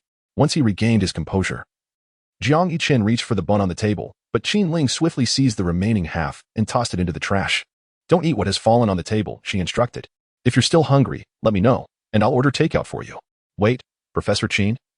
This isn't about whether I'm full or not. What did you just say? Class? Jiang Yichen asked, uncertain. Yes, Qin Ling nodded matter-of-factly. Your piano playing is rather poor. This is akin to a remedial lesson. Coughing, Jiang Yichen abruptly stood up, the buns on the table suddenly losing their appeal. Professor Qin? I just remembered that I have some matters to attend to at school. Stop right there. Jiang Yichen forced a smile that was more tragic than a frown. Professor Qin, today is the weekend. It is the weekend, Qin Ling replied, but you are currently in my home. Had I known you were going to hold a supplementary class, I would have fled last night, Jiang Yichen lamented. Is this appropriate? He inquired. It is appropriate. I think it's rather inappropriate, Professor Qin. Just consider, what would your other students think if they knew you were giving me private lessons? Jiang Yichen argued earnestly. Qin Ling merely responded lightly. You are the worst pianist among my students. Jiang Yichen felt as though an invisible dagger had pierced his heart. Finish your breakfast. Qin Ling pointed to the remaining bun on the table. Professor Qin, can't we skip the supplementary class? Jiang Yiqin pleaded. No. Qin Ling shook her head. With tears in his eyes, Jiang Yiqin consumed the last bun. Afterward, he carried his bowl to the kitchen. Once cleaned, he opened the refrigerator only to find it utterly bare. Qin Ling was indeed very responsible and considerate, considering that Jiang Yiqin had not brought her textbook. She promptly placed her teacher's edition on the music stand. At 10 o'clock, the tutoring session officially commenced. At the outset, Jiang Yiqin complained of a stomach ache and rushed to the restroom for 20 minutes. During this time, she utilized 15 minutes to complete daily tasks for 3 games. The remaining 5 minutes were spent purchasing some brown sugar, ginger, vegetables, and meat from a delivery service. Qin Ling may have tormented him countless times, yet he regarded her with the affection of a first love. Upon exiting the restroom, Jiang Yiqin adopted a mindset of acceptance and earnestly engaged in the lesson. This compassionate tutoring class lasted an hour. Jiang Yiqin was moved to tears by Professor Qin's heartfelt approach, silently vowing never to return. At 11:30, the class concluded, and there was a knock at the door. Qin Ling opened it, her gaze filled with curiosity as she observed the delivery person carrying a large bag of items. My, Jiang Yiqin hurried forward to take it. Professor Qin, to express my gratitude for your kind tutoring this morning, allow me to showcase my culinary skills at lunch. Qin Ling scrutinized Jiang Yiqin for a moment. You can cook? With a confident demeanor, Jiang Yiqin replied, let me put it this way, Professor Qin. Do be careful not to swallow your tongue. Very well. Qin Ling closed the door. This arrangement seemed quite agreeable. She would assist Jiang Yiqin with his studies, and in return, he would prepare her meal. Chapter 39. Mediocre? Acceptable? Professor Qin's residence was not only adorned with regal decor in the living and bedroom, but even the kitchen was equally impressive. The walls were adorned with exquisitely textured, off-white ceramic tiles, their surfaces smooth as mirrors. A simply designed chandelier hung from the ceiling, casting a bright white light that added an air of elegance to the kitchen. The attractive wooden cabinets, dark gray anti-slip floor tiles, and the spacious island at the center, along with a complete array of appliances including an oven, microwave, and smart refrigerator, created a refined culinary space. Jiang Yiqin placed the ingredients on the island and casually picked up a brand new knife, seemingly unused. Professor Qin, do you have an apron? Jiang Yiqin turned to the graceful figure leaning against the kitchen door. No. Qin Ling shook her head. Despite the well-furnished kitchen and a variety of appliances, she had never cooked in her life, usually opting to dine out. Most of the items in the kitchen had been purchased by her father. That's all right. Jiang Yiqin dismissed the matter and began to work, pulling a potato from the packaging. Having started cooking at the age of 7, he felt quite confident in his culinary skills. The rhythmic sound of the knife striking the cutting board filled the air as Jiang Yiqin demonstrated his knife skills on the potato, slicing it into evenly thick shreds. The sound of chopping vegetables was crisp and melodious, reminiscent of a perfect percussion performance. Leaning against the kitchen door, Qin Ling observed Jiang Yiqin's busy silhouette. However, her gaze was soon captivated by the red sugar and ginger within the packaging. Lost in thought for a while, she quietly turned and departed. After waiting for over half an hour, Jiang Yiqin emerged with 2 plates of home-cooked dishes, sweet and sour shredded potatoes, and stir-fried meat. Professor Qin, please indulge, he said, extending the chopsticks towards her. Qin Ling accepted them, her eyes fixated on the 2 plates, each adorned with a layer of vibrant cilantro.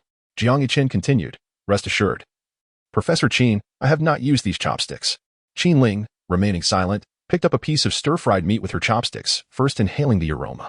The enticing blend of meat, sauce, and spices immediately awakened her dormant taste buds. The thin slices of meat, expertly stir-fried to achieve a perfect balance of crispness and tenderness, slowly made their way to her mouth. As she tasted it, the richness of the sauce and a subtle spiciness unfurled on her tongue, and with each chew, the savory essence of the meat burst forth. Quite delectable, nearly rivaling a 5-star chef's creation. How is it, Professor Qin? Jiang Yiqin asked, his expression eager for her praise. Qin Ling, not quite meeting his expectations, replied, it's average. Then how about the sweet and sour shredded potatoes? Jiang Yiqin suggested, pointing out that he had especially catered to her preference for tangy flavors in the dish. Qin Ling gently chewed the crisp potatoes. Did this young man truly remember her tastes? The cilantro, along with the tartness of the potatoes, how delightful. What do you think, Professor Qin? Are you satisfied with the shredded potatoes? Jiang Yiqin grinned playfully. Qin Ling shot him a glance, noting his somewhat teasing smile, and simply uttered, it's acceptable. Jiang Yiqin nodded in approval, interpreting her acceptable as a compliment, probably equating it to a rave review from others. Why do you say that? Do you know me well? Qin Ling inquired. Jiang Yiqin pondered for a moment, mimicking Qin Ling's tone as he replied, acceptable, fearing her retort. He quickly turned to retreat into the kitchen to fetch rice bowls. Qin Ling's elongated, phoenix-like eyes reflected Jiang Yichen's hasty retreat. Moments later, he returned, carrying 2 bowls of rice, tentatively offering one to Qin Ling. The esteemed Professor Qin has not scolded me? Jiang Yichen thought it peculiar. Perhaps she had not taken his earlier mimicry to heart. Qin Ling regarded the plain white rice and 2 home-cooked dishes laid out before her, simple yet unassuming. She took small bites, feeling a warm current flowing through her heart. After finishing the meal, Jiang Yichen began to rise and clear the dishes. Qin Ling also stood, saying, "Sit down, let me take care of the dishes." "Professor Qin, let me handle it," Jiang Yichen insisted. Jiang Yichen gazed at Qin Ling's delicate hands, untouched by the toils of labor. Her fingers were exquisite, pale and elongated, with evenly spaced joints and gracefully flowing lines, subtly revealing faint blue veins beneath the skin. Most notably, they exuded a gentle fragrance, a sensation Jiang Yichen had profoundly experienced. "Give it to me," Qin Ling reiterated. "Close your mouth," Jiang Yichen responded. "Fine. Here you go." Even washing a dish required such domineering insistence. Seated on a stool, Jiang Yichen turned his attention to his phone. Curiosity led him to explore the creator platforms of various music websites. After a day of fermentation, the data had gradually improved.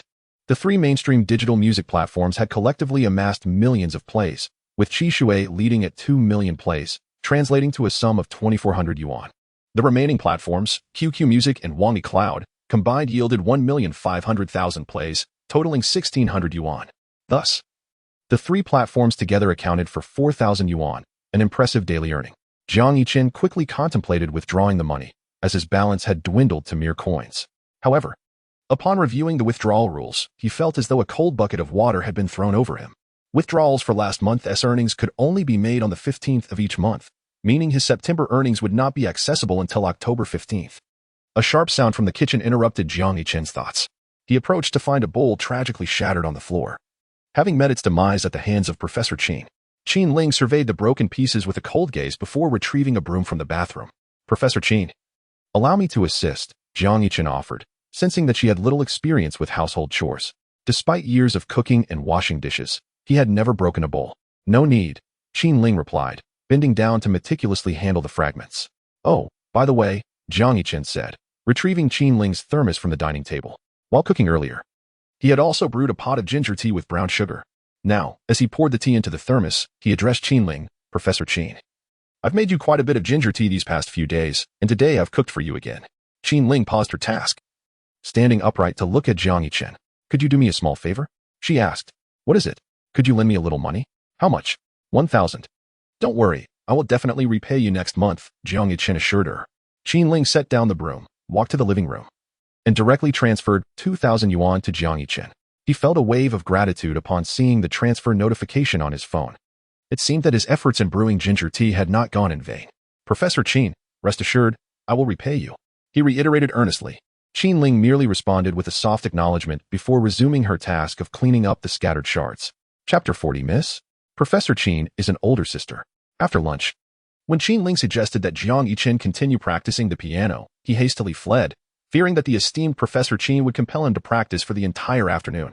Although the grand piano in Professor Qin's home, valued at 1 million, boasted delightful touch and superior sound quality compared to that of the school, Jiang Yichen preferred to return to campus and indulge in a few rounds of gaming, having practiced sufficiently for the week.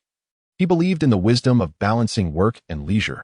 One should not solely dedicate oneself to practice, but also engage in gaming for relaxation.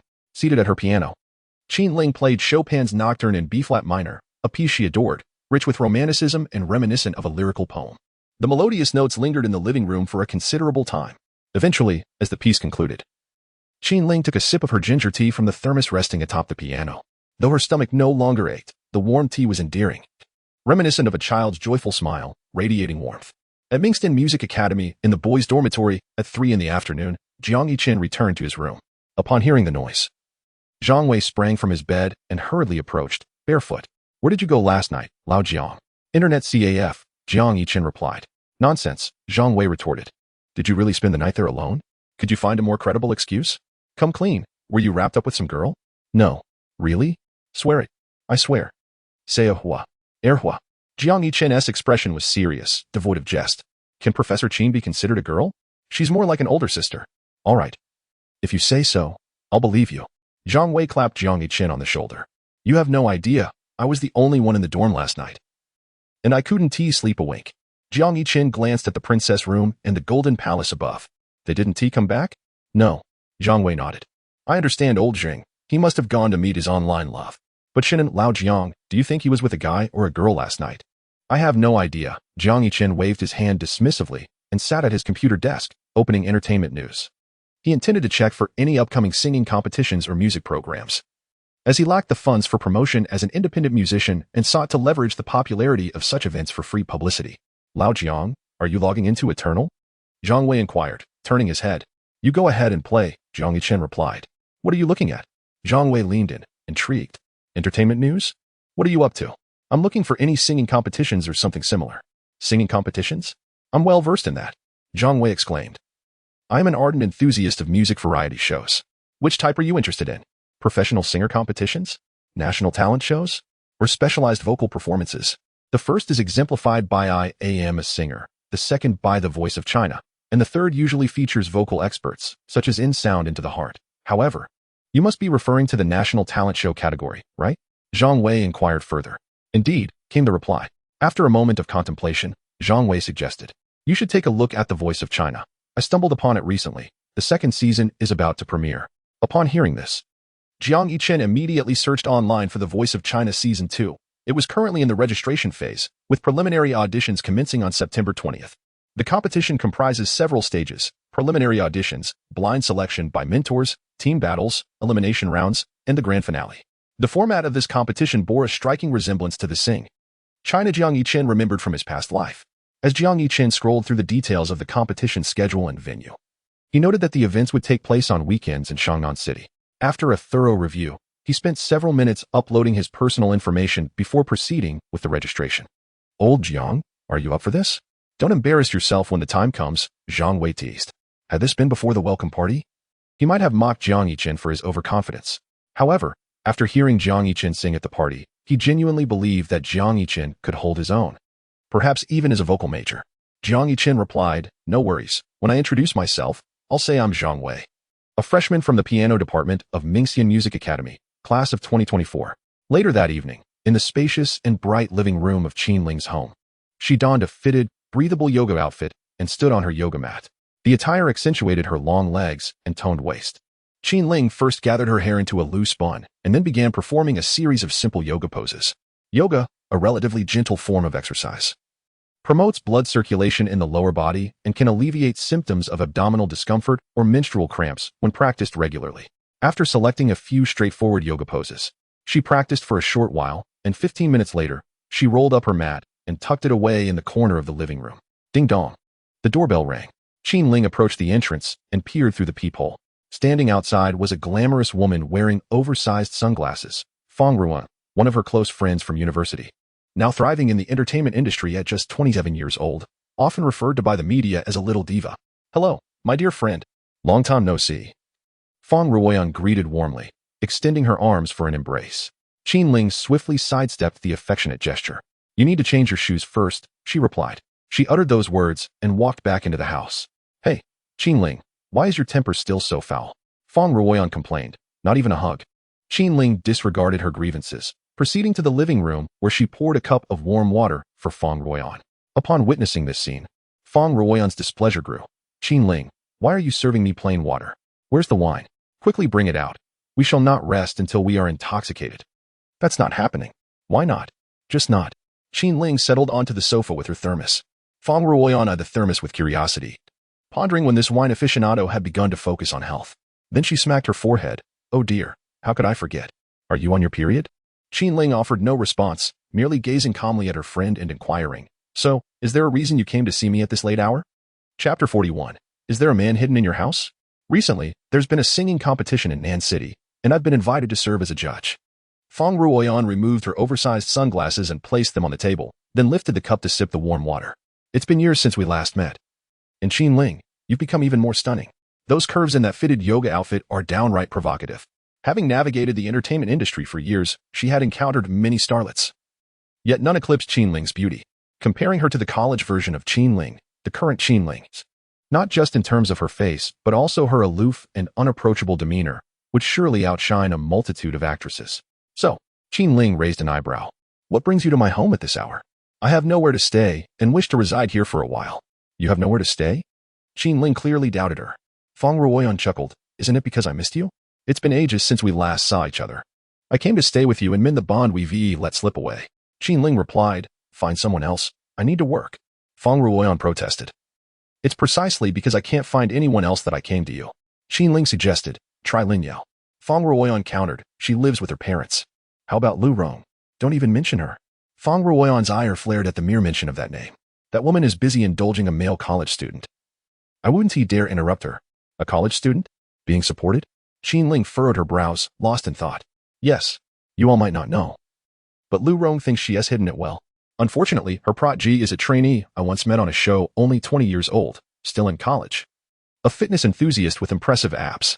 Lu Rong is truly a case of an old cow eating tender grass. Qin Ling, don't you think that's appalling? Qin Ling vehemently disagreed with Fong Ruoyan's assessment, retorting, what if it's consensual? Consensual? Fong Ruoyan burst into laughter and remarked, haven't I already told you? That's a form of sponsorship. Lu Rong provides the funds, while that male college student sells his body. In essence, there is little difference. It's merely a long-term arrangement tailored for the affluent. Qin Ling furrowed her brow and inquired, how much did Lu Rong pay? How would I know? However, it surely wouldn't be less than this amount per month, Fong Ruoyan replied, extending 2 fingers. Qin Ling's eye twitched. 2,000? Not quite, Fong Ruoyan responded, somewhat exasperated. At least guess 20,000. After all, the person Lu Rong is sponsoring is a star, albeit a rather obscure one from the entertainment industry. Qin Ling took another sip of her ginger tea and continued. So, your company hasn't arranged accommodation for you? The event organizers haven't provided a place to stay? They did. Fong Ruoyan said with a look of reluctance, but I don't want to stay in a hotel. Now that I'm back in Nanshur, I naturally wish to live with my girlfriends. After saying this, Fong Ruoyan added with a playful tone, oh, Lingling, please, just let me stay for a while. I'm quite diligent. I can cook, clean, and do household chores. I promise I won't be a bother. Qin Ling pondered for a moment.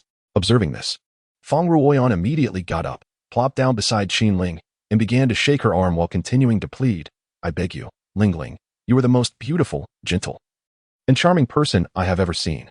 All right, enough. Just choose a room, Qin Ling said, somewhat overwhelmed as she withdrew her hand. Hee. Fong Ruoyan gleefully dashed towards the bedroom. She soon settled on a secondary bedroom diagonally opposite Qin Ling's. This one will do, she declared, pushing the door open and stepping inside. Upon seeing her choice, Qin Ling promptly followed her in and stated, no, you need to pick another one. Why? Fong Ruoyan asked, puzzled, as she gazed at the neatly made bed, deep in thought. Qin Ling, you don't have a man hidden in this room, do you? The more she thought about it, the more plausible it seemed. She couldn't believe that the bed was arranged so meticulously by Qin Ling. No, Qin Ling replied, shaking her head. My cousin stayed over at my place for a couple of days recently. Cousin? Fong Ruoyan scrutinized Qin Ling's expression. Does your cousin make beds like that? She just finished her military training. How old is your cousin? 18. Which school does she attend? Ask another question, and I will throw you out, Qin Ling said bluntly. Fong Ruoyan fell silent, chuckling awkwardly. All right, Miss Qin, I won't ask any more. Just remember to send my regards to your cousin when you see her. Understood. Fong Ruoyan reluctantly changed to another bedroom. It was a little past 8 in the evening when the seldom cooking Fong Xiaodian, upon seeing the ingredients in Qin Ling's refrigerator, felt an irresistible urge to cook. After half an hour, she prepared a dish of spicy and sour shredded potatoes. She then presented the meticulously crafted dish to Qin Ling, offering chopsticks and inviting her to taste. Qin Ling did not refuse. She picked up her chopsticks and took a small taste. The shredded potatoes were tender, and she chewed gently. How is it? Fong Ruoyan inquired with anticipation.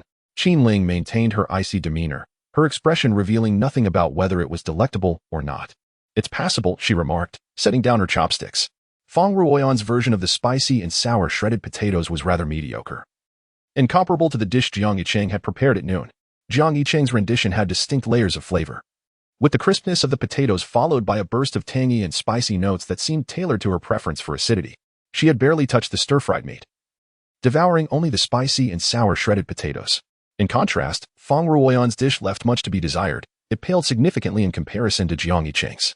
Oh dear, I seem to have forgotten to add more vinegar. Fong Ruoyan suddenly realized. Wait a moment, I will be right back. When Fong Ruoyan returned with the potatoes, Qin Ling had lost her interest in continuing to sample. Fong Ruoyan was eager to showcase her culinary skills. Come on, Qin Ling, I specially made this for you. You should at least take a few more bites. Qin Ling shook her head. Suddenly, she recalled a question she had posed at noon. Do you know me well? Jiang Yicheng had responded in a similar manner, somewhat. Just how well did this somewhat imply? Qin Ling was uncertain. Yet she was certain that Jiang Yicheng understood her better than her current friend did. Oh no, I seem to have forgotten to add cilantro as well. Fong Ruoyan lamented. Chapter 42. Online romance harbors risks. Caution is advised when meeting early risers are the elite. To linger in bed for just a minute is to miss the opportunity to practice one's skills on the morning route. Today, the group of male friends set a new record.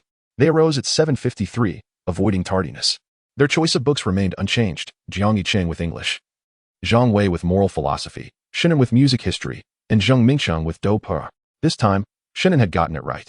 The first period on Monday was indeed music history. Are you logging in? Are you still playing as a warrior? Zhang Wei asked.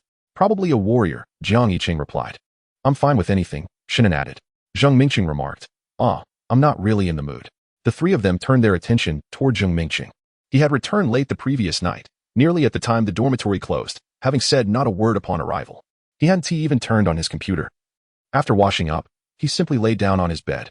Most notably, they had not heard Zheng Mingcheng's usual exuberant voice last night. Previously, he would often engage in lengthy phone conversations during the evenings, but last night, that had abruptly ceased. To be honest, Jiang Yicheng felt somewhat unaccustomed to this silence. What's wrong? Brother Cheng, could it be that your online romance has come crashing down?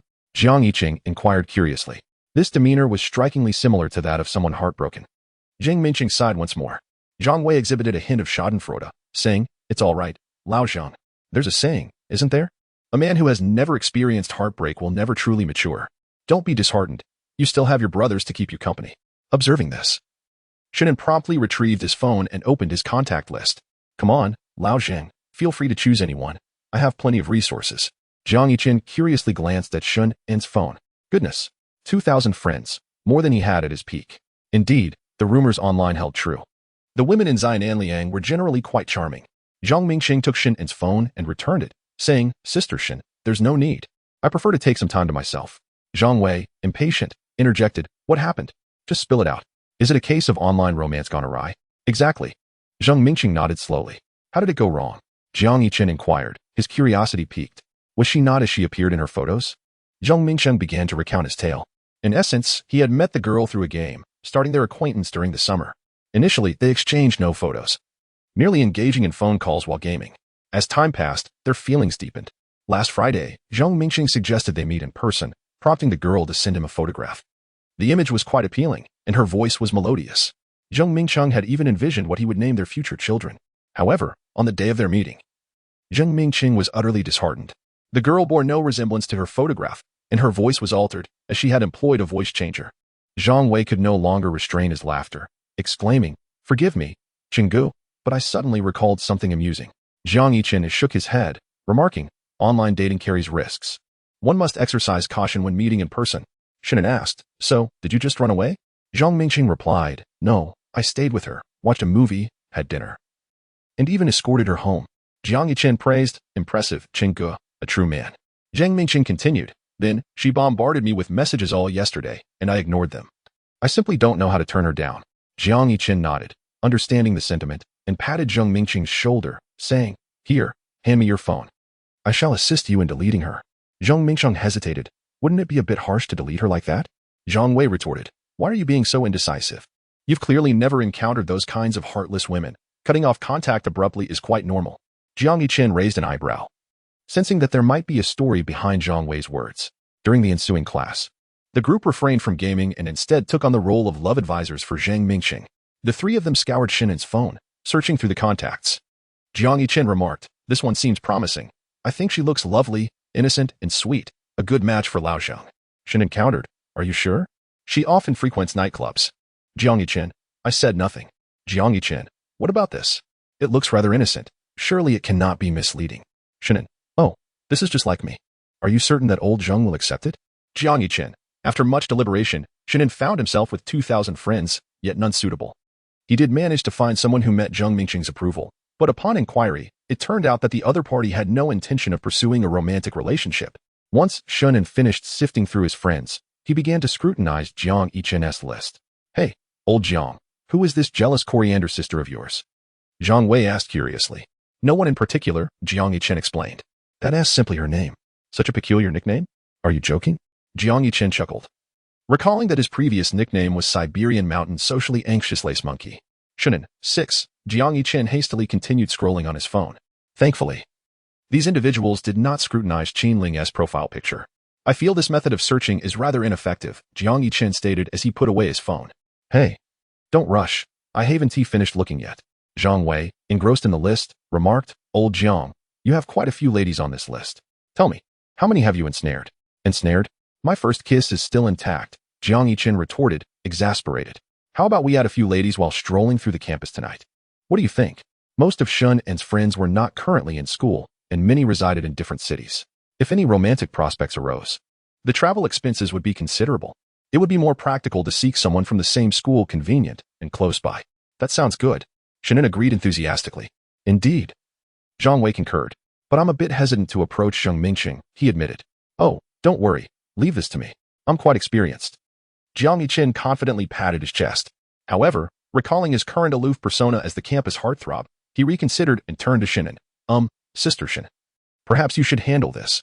I suddenly feel it might be a bit inconvenient for me. Shannon waved his hand dismissively. No, I want to do it. Let someone else take charge. Zhang Depeo can go. Why am I being dragged into this? Zhang Wei protested. I can't do it either. Chapter 43. Do you really enjoy imitating me? Afternoon. 2 o'clock. Room 401 of the piano building. Jiang Yichen arrived quite early this time. Wishing to avoid leaving a poor impression on Professor Qin by being late again, he arrived at 1:30. To his surprise, upon arriving at the practice room, he found that Qin Ling was already there. As he approached the door, he heard the melodious sound of the piano emanating from within. Truly, she is a professor. Her playing is exquisite.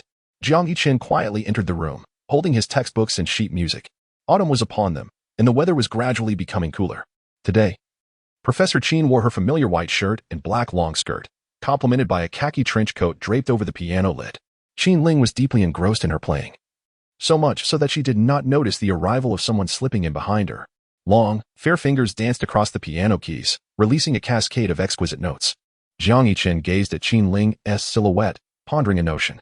Should he, once Qin the esteemed professor completed her performance, spring forth unexpectedly to deliver a fright? After deliberation, he ultimately decided against it. Professor Qin did not strike him as a person inclined towards jest. If he were to proceed with such antics, he would likely find himself in dire straits. Moments later, as Qin Ling concluded her piece, Jiang Yichen hurriedly applauded, exclaiming, Wow, Professor Qin, that was truly marvelous. Qin Ling turned to glance at Jiang Yichen before rising and pulling a chair closer to the piano bench. Come here, she instructed. Jiang Yichen, crouched by the wall engrossed in his phone, couldn't shake the notion that she was summoning him for an early lesson. Professor Qin, it's not yet time for class. He pointed out, gesturing toward the clock on the wall, which read 1:37, a full 23 minutes until the scheduled 2 o'clock lesson. Ample time for him to finish a game of Honor of Kings. Qin Ling retrieved a ruler from her briefcase and approached Jiang Yichen, looking down upon the dark strands of his hair.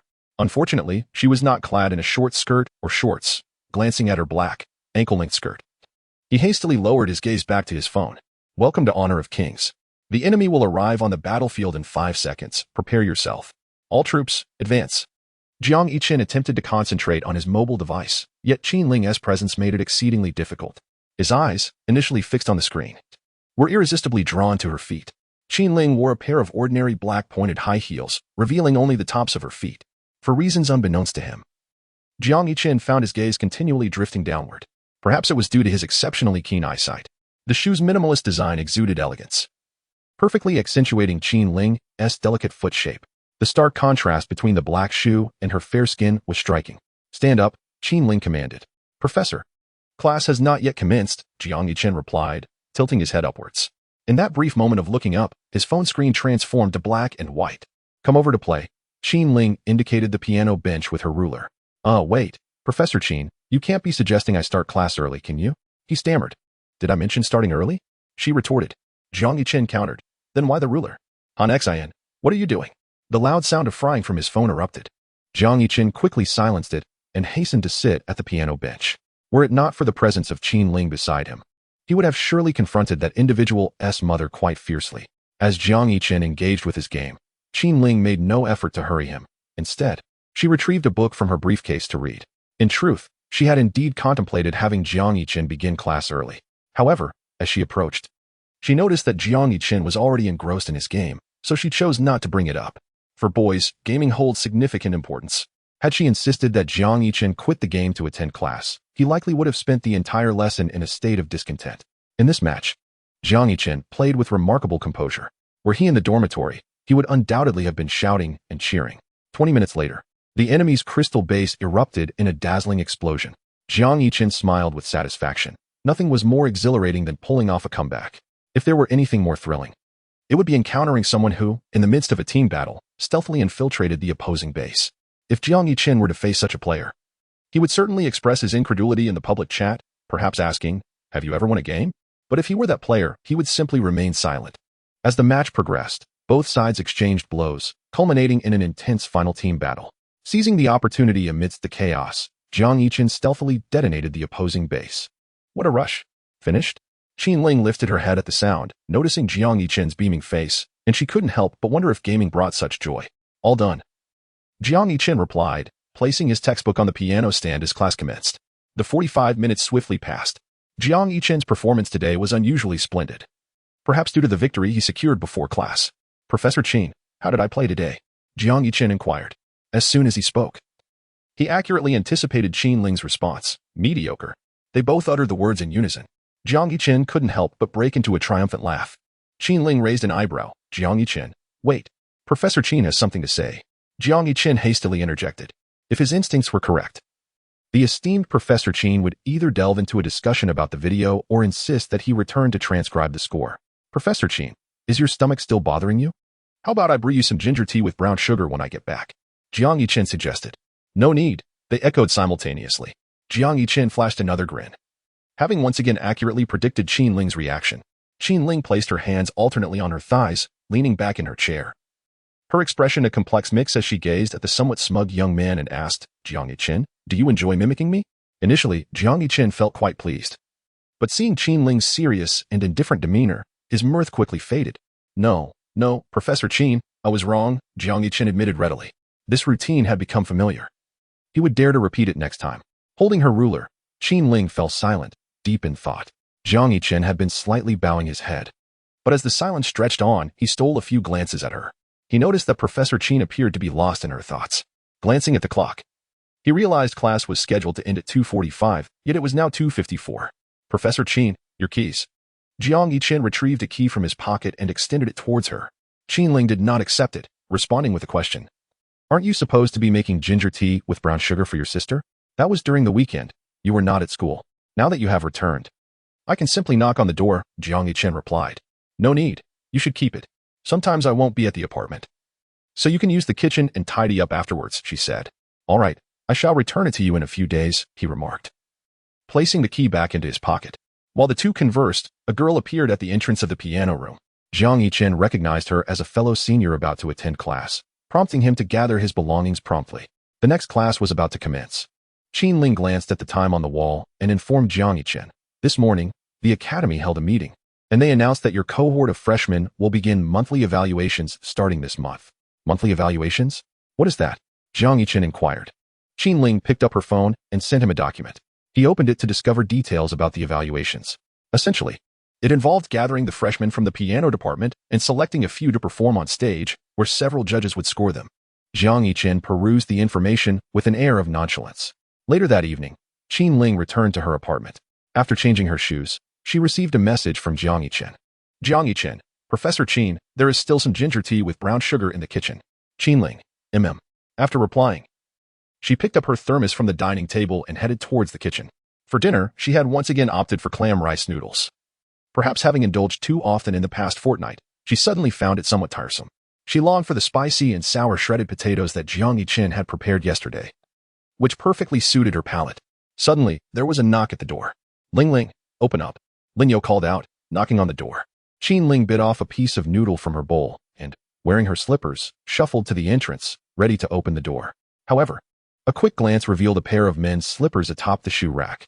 Hastily, she shoved them out of sight, ensuring they were hidden from Lin Yao's view before finally opening the door. "Ah, Ling Ling, just as I suspected, I could smell it. You are definitely indulging in rice noodles again," Lin Yao exclaimed, entering with a large bag of spicy roast duck. "Do you want some?" "Not at all," Qin Ling replied, shaking her head decisively. Lin Yao felt a pang of disappointment but entered nonetheless, holding the spicy roast duck in one hand while retrieving slippers from the shoe rack with the other, approaching the dining table and eyeing the familiar clam rice noodles. She couldn't help but remark, "I really don't understand how you manage to eat this often and still maintain such a great figure." Qin Ling returned to her seat, listening to the inquiries beside her. She replied, "Consistent exercise, morning runs, and yoga." Lin Yao momentarily faltered. "As for morning runs, let us forget about that. Waking up at 6 or 7 in the morning to jog is akin to a death sentence for me." She admired Qin Ling, who at the age of 27 still managed to rise early for her workouts. She, however, could not fathom doing the same. During their university days, on a whim, she once accompanied Qin Ling for a morning run on the track, and after just 2 laps, she felt utterly exhausted. As for yoga, she had previously enrolled in a class out of sheer impulse, but after attending only a few sessions, she ceased to continue. "Do you still have stomach pains?" Lin Yao inquired, as if the only window of concern from the heavens for Qin Ling might be her menstrual discomfort. "Not anymore," Qin Ling replied. "The first couple of days of my period are the most painful, but if I pay attention to my diet and avoid excessive drinking and eating, it becomes manageable. However, due to my constitution being inherently cold, I often experience cold hands and feet during my menstrual cycle. Daily exercise is my attempt to remedy this issue." Ginger, with its pungent flavor and mildly warming properties, is known for dispelling cold and alleviating nausea. She had previously purchased ginger tea but found the taste quite unpalatable. Yet, the ginger and brown sugar tea concocted by Jiang Yichen was delightful, warming her body with each sip. "That is good." Lin Yu lifted the lid off the box of roasted duck. "Don't just indulge in noodles, you ought to eat some meat as well." Qin Ling had nearly finished her dinner, but due to Lin Yao's visit with the large box of roasted duck, she felt obliged to pick up her chopsticks and symbolically grab a few pieces of meat. Half an hour later, Lin Yao lay back on the sofa, her round belly supported. Qin Ling tidied up the dining table. Ling, shall we go for a walk?" Lin Yao suddenly propped herself up. Perhaps she could no longer afford to eat and sleep endlessly. Some exercise was necessary to prevent her figure from deteriorating further. All right. At 8 in the evening, the Mingxian Music Academy playground bustled with activity. There were spirited dancers from the dance club performing, vocal students showcasing their singing talents, couples strolling, and numerous singles seeking romantic encounters amidst the vibrant atmosphere. After sending Jiang Sui a cup of brown sugar water, Jiang Yichen joined Zhang Wei and the others at the playground. "Chenggu, what do you think of the girl in white sitting to the right on the playground?" Zhang Mingqing replied, "Not bad." Shinan interjected, "Jiang Yichen, what kind of eyes do you have? Did you not notice that she has a ring on her left hand's middle finger?" Jiang Yichen retorted, "Then let's find another." Zhang Wei chimed in, "I remember that girl in black ahead of us. She seemed quite nice." Jiang Yichen countered, "Were you looking at her face?" "No," Zhang Wei admitted. "Then what are you talking about? Aren't you afraid of being a silhouette admirer?" Zhang Wei shrugged, "Just a feeling. Why don't you give it a try?" Jiang Yichen urged. "Goodness!" Zhang Wei exclaimed, pulling Jiang Yichen's arm and pointing to the other side of the playground. "Isn't that Professor Qin?" Jiang Yichen immediately followed the direction of his finger. Qin Ling had changed into more casual attire, having swapped her high heels from the afternoon class for a pair of sneakers. "Stop staring, you two.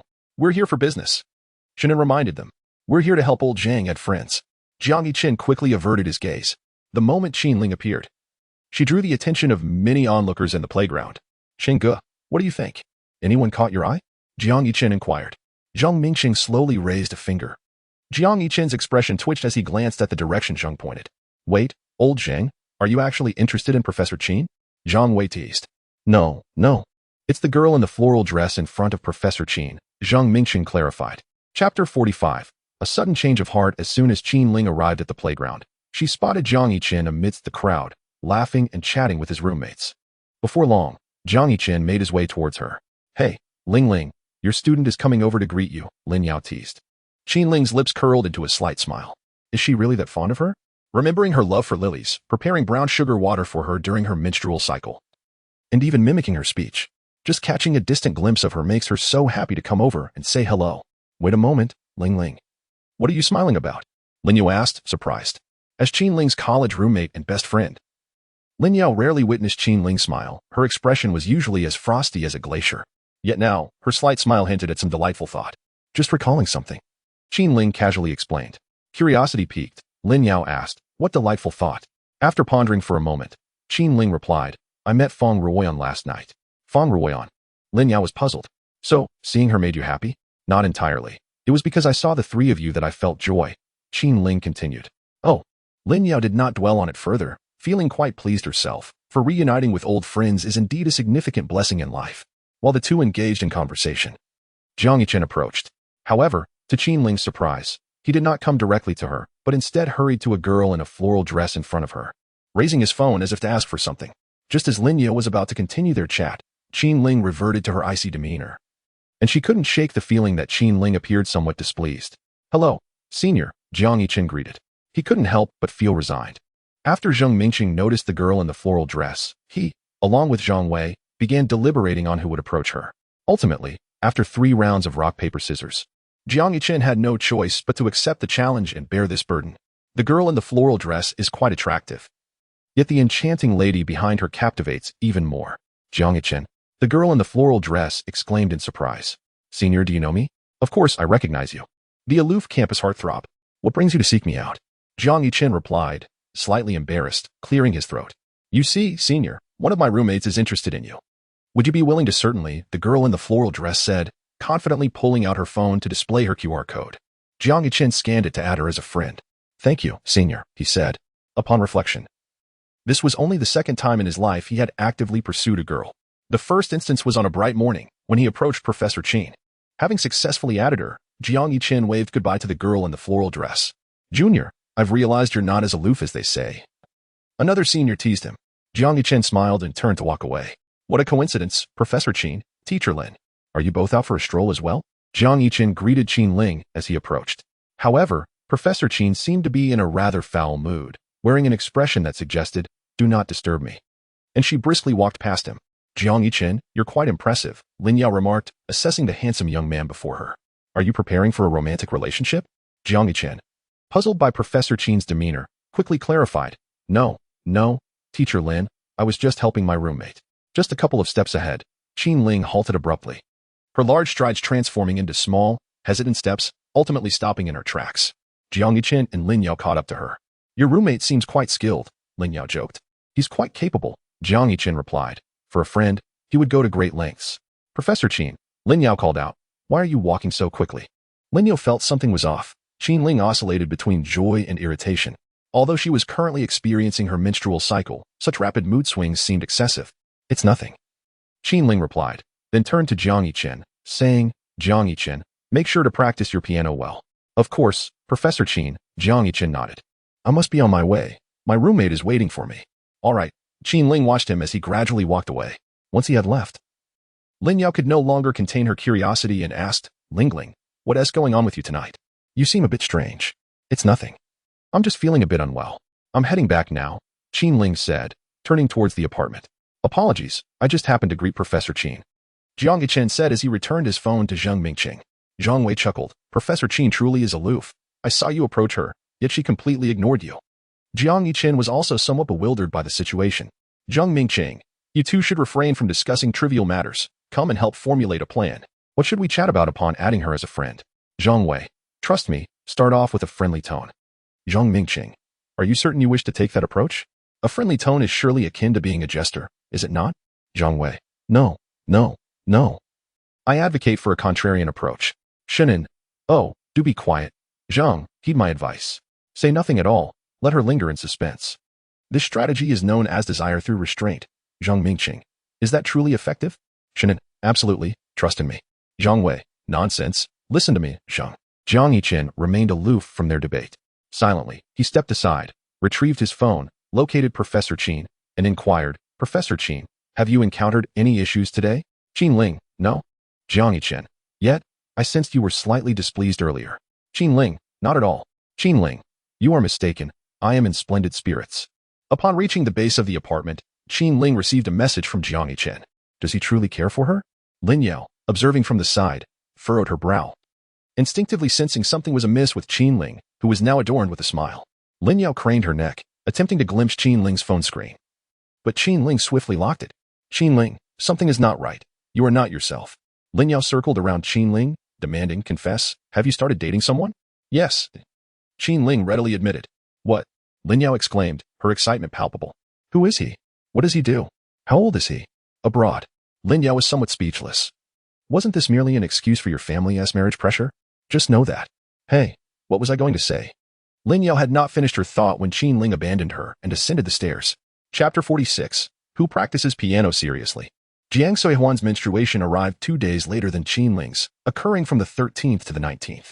During this period, Jiang Suihuan expressed her confusion regarding Jiang Yichen's daily offerings of brown sugar water, questioning him repeatedly. Jiang Yichen simply replied that he prepared it using a small electric pot bought by his dormitory roommate. Jiang Yichen maintained a disciplined routine. He rose at 7:53 a.m. to attend the 8 a.m. class. After lunch with his roommates, he visited the girls' dormitory, carrying Jiang Suihuan's thermos towards the classroom apartment. In the afternoons, he would also bring Jiang Suihuan warm ginger tea during class time. After the 17th, Jiang Yichen ceased to provide Qinling with the ginger tea, acknowledging that excessive consumption could be detrimental to one's health. Following school in the afternoons, Jiang Yichen would retreat to the practice room, diligently rehearsing both piano and song. As the competition date approached rapidly, necessitating his focused practice. After dinner, he returned to his dormitory, either lying on his bed or engaging in gaming. Every day, he would log into the music platform's creator backend to check his data. Over this period, he had accumulated earnings exceeding 30,000 yuan, with total plays and downloads across 3 mainstream platforms surpassing 30 million. However, this money remained inaccessible. Jiang Yichen recalled that Qinling had borrowed 2,000 yuan from him on the 15th, but by noon today, he was astonished to discover that his balance had inexplicably dwindled to merely 1,300 yuan. In just 4 short days, 700 yuan had vanished. Jiang Yichen began to doubt whether the 2,000 yuan lent to him by Professor Qin would suffice to sustain him until the end of the month. He started to reflect. Perhaps he should be more prudent with his spending, at least until the 15th of the following month arrived. As he meticulously contemplated ways to economize, a bold idea struck Jiang Yichen. Professor Qin had a kitchen at home.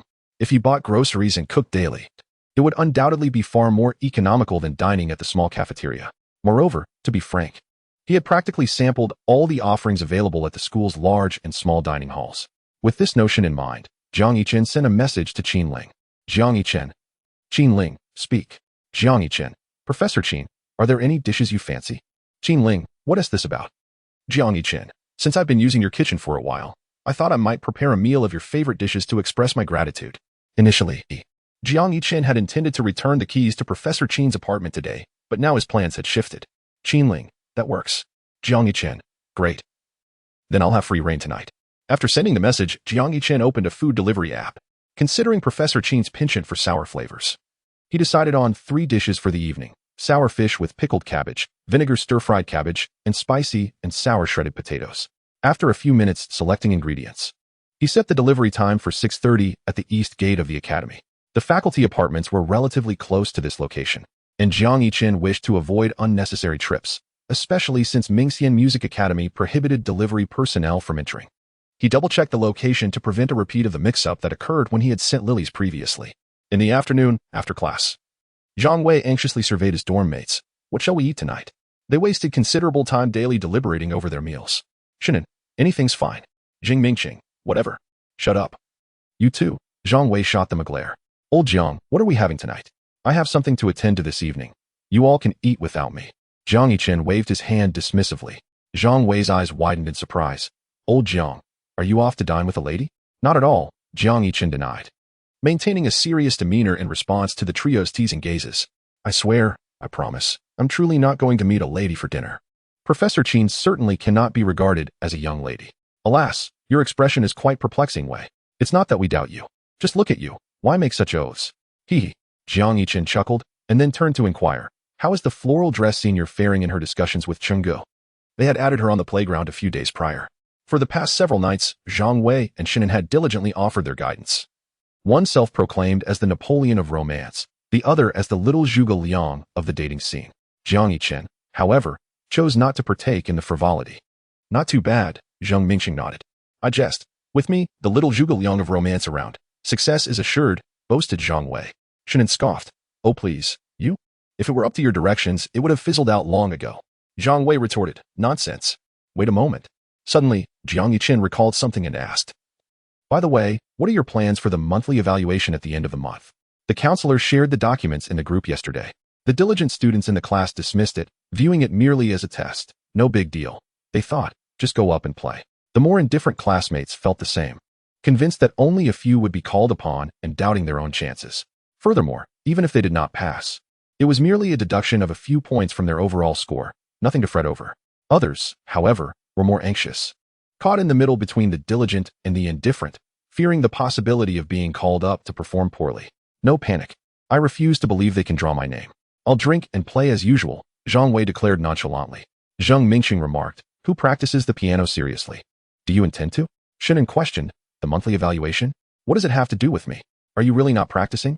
Jiang Yichen felt a twinge of urgency. Initially, he had given it little thought, but now, several classmates had begun practicing. Had it been a different instructor, he might have been unconcerned. However, he certainly did not wish to drag Professor Qin into the fray of embarrassment alongside him. Wait a moment. Jiang Yichen suddenly recalled something. His gaze fixed intently on Zhang Wei. He vividly remembered Zhang Wei secretly cramming for the English Level 4 exam in their dormitory just a few days prior. Something felt amiss. Jiang Yichen harbored suspicions that Zhang Wei was plotting some internal competition. So what are you all up to now? Jiang Yichen asked. Zhang Wei replied. Heading back to the dorm to play games. Shannon added, going to meet friends. Zhang Mingqing stated, I'll be stepping out to buy something. Upon exiting the teaching building, the four boys parted ways. 10 minutes later, at the foot of the piano building, Jiang Yichen observed Zhang Wei's furtive figure. Li's family. I knew this was not so simple. Chapter 47, Happiness. Zhang Depeo, what in the world does this mean? Weren't you supposed to return to the dorm to play games? Why have you brought your computer to the piano building? Jiang Yichen exclaimed loudly. Zhang Wei, startled, turned around to see Jiang Yichen and awkwardly laughed. Old Jiang. You know me best in the whole dormitory. Since we VE met, I won't pretend anymore. I'm going to practice the piano. You used to be quite aloof. Why have you become so enthusiastic lately? Jiang Yichen inquired, puzzled. Zhang Wei replied earnestly. I have made a decision. I will study diligently and quietly astonish everyone. Jiang Yichen frowned at this. I thought you weren't attentive in class. Zhang Wei showed a hint of embarrassment. Old Jiang, that's different. I practice selective learning. After chatting for a while downstairs, the two ascended to their respective piano rooms to practice. Once upstairs, Jiang Yichen changed Zhang Wei's contact name to the dormitory's overachiever. He never expected Zhang Wei would be the most competitive one in the dormitory, secretly striving to outdo everyone. After 6 o'clock, Jiang Yichen exited the piano room and deliberately glanced at the room where Zhang Wei was practicing. Zhang Wei was still at it. After observing for a moment, he descended the stairs and headed towards the east gate of the school. He arrived right on time, receiving the delivery just as the delivery person arrived. Upon reaching Qin Ling's apartment, Jiang Yichen first knocked on the door. After receiving no response, he took out his key to unlock it. He skillfully changed into his slippers from the shoe cabinet and walked into the kitchen to prepare the ingredients. Meanwhile, Qin Ling was seated in her office, handling some work. Once she finished, Lin Yao rushed in to inquire if she wanted to go out for dinner. No, Qin Ling replied. Someone is waiting for me at home. Not going? Oh dear, my esteemed Professor Qin, can you please stop fixating on that rice noodle dish? You've been eating it for almost a month. Is it really that delicious? Don't you get tired of it? Yes, Qin Ling admitted, I got tired of it a few days ago, which is why I've been dining at 5-star restaurants after work lately. The food is delightful, but the back and forth can be a hassle. Then why don't you come with me? Today, I'll treat you to something nice. Lin Yao insisted. Oh, by the way, I also invited Lu Rong and Feng Ruoyan. This is our first gathering as sisters. No, Qin Ling reiterated. Had it been any other day, she might have agreed. But regrettably, someone was waiting for her at home. What's going on, Qin Ling? What will you eat later? Lin Yao pressed. Qin Ling pondered for a moment. I don't know. Don't know? Then why not join us? Are you meeting someone else later? Lin Yao continued to question. Yes. Who is it? Who is more important to you than our sisterhood? I made plans with someone else in advance, Qin Ling replied. Let us gather another time. Lin Yao could only leave the office, dejected. Half an hour later, Qin Ling walked towards her apartment, her briefcase in hand. Along the way, she noticed numerous students casting furtive glances in her direction, though none dared to greet her. The school's confession wall had categorized her and Jiang Yichen as a pair, the aloof school heartthrob and the distant yet captivating professor. Upon seeing this rumor, Qin Ling couldn't help but curl her lip in disdain. How could Jiang Yichen be considered aloof? She had never perceived him that way. He merely emulated that demeanor on occasion. Jiang Yichen surveyed the delectable spread laid out before him and nodded in satisfaction. Today, he had achieved at least 70% mastery in his culinary endeavors, surely tempting Qin Ling to savor every bite. Nonetheless, knowing Qin Ling's character, he anticipated she would downplay it, likely remarking on the meal's adequacy.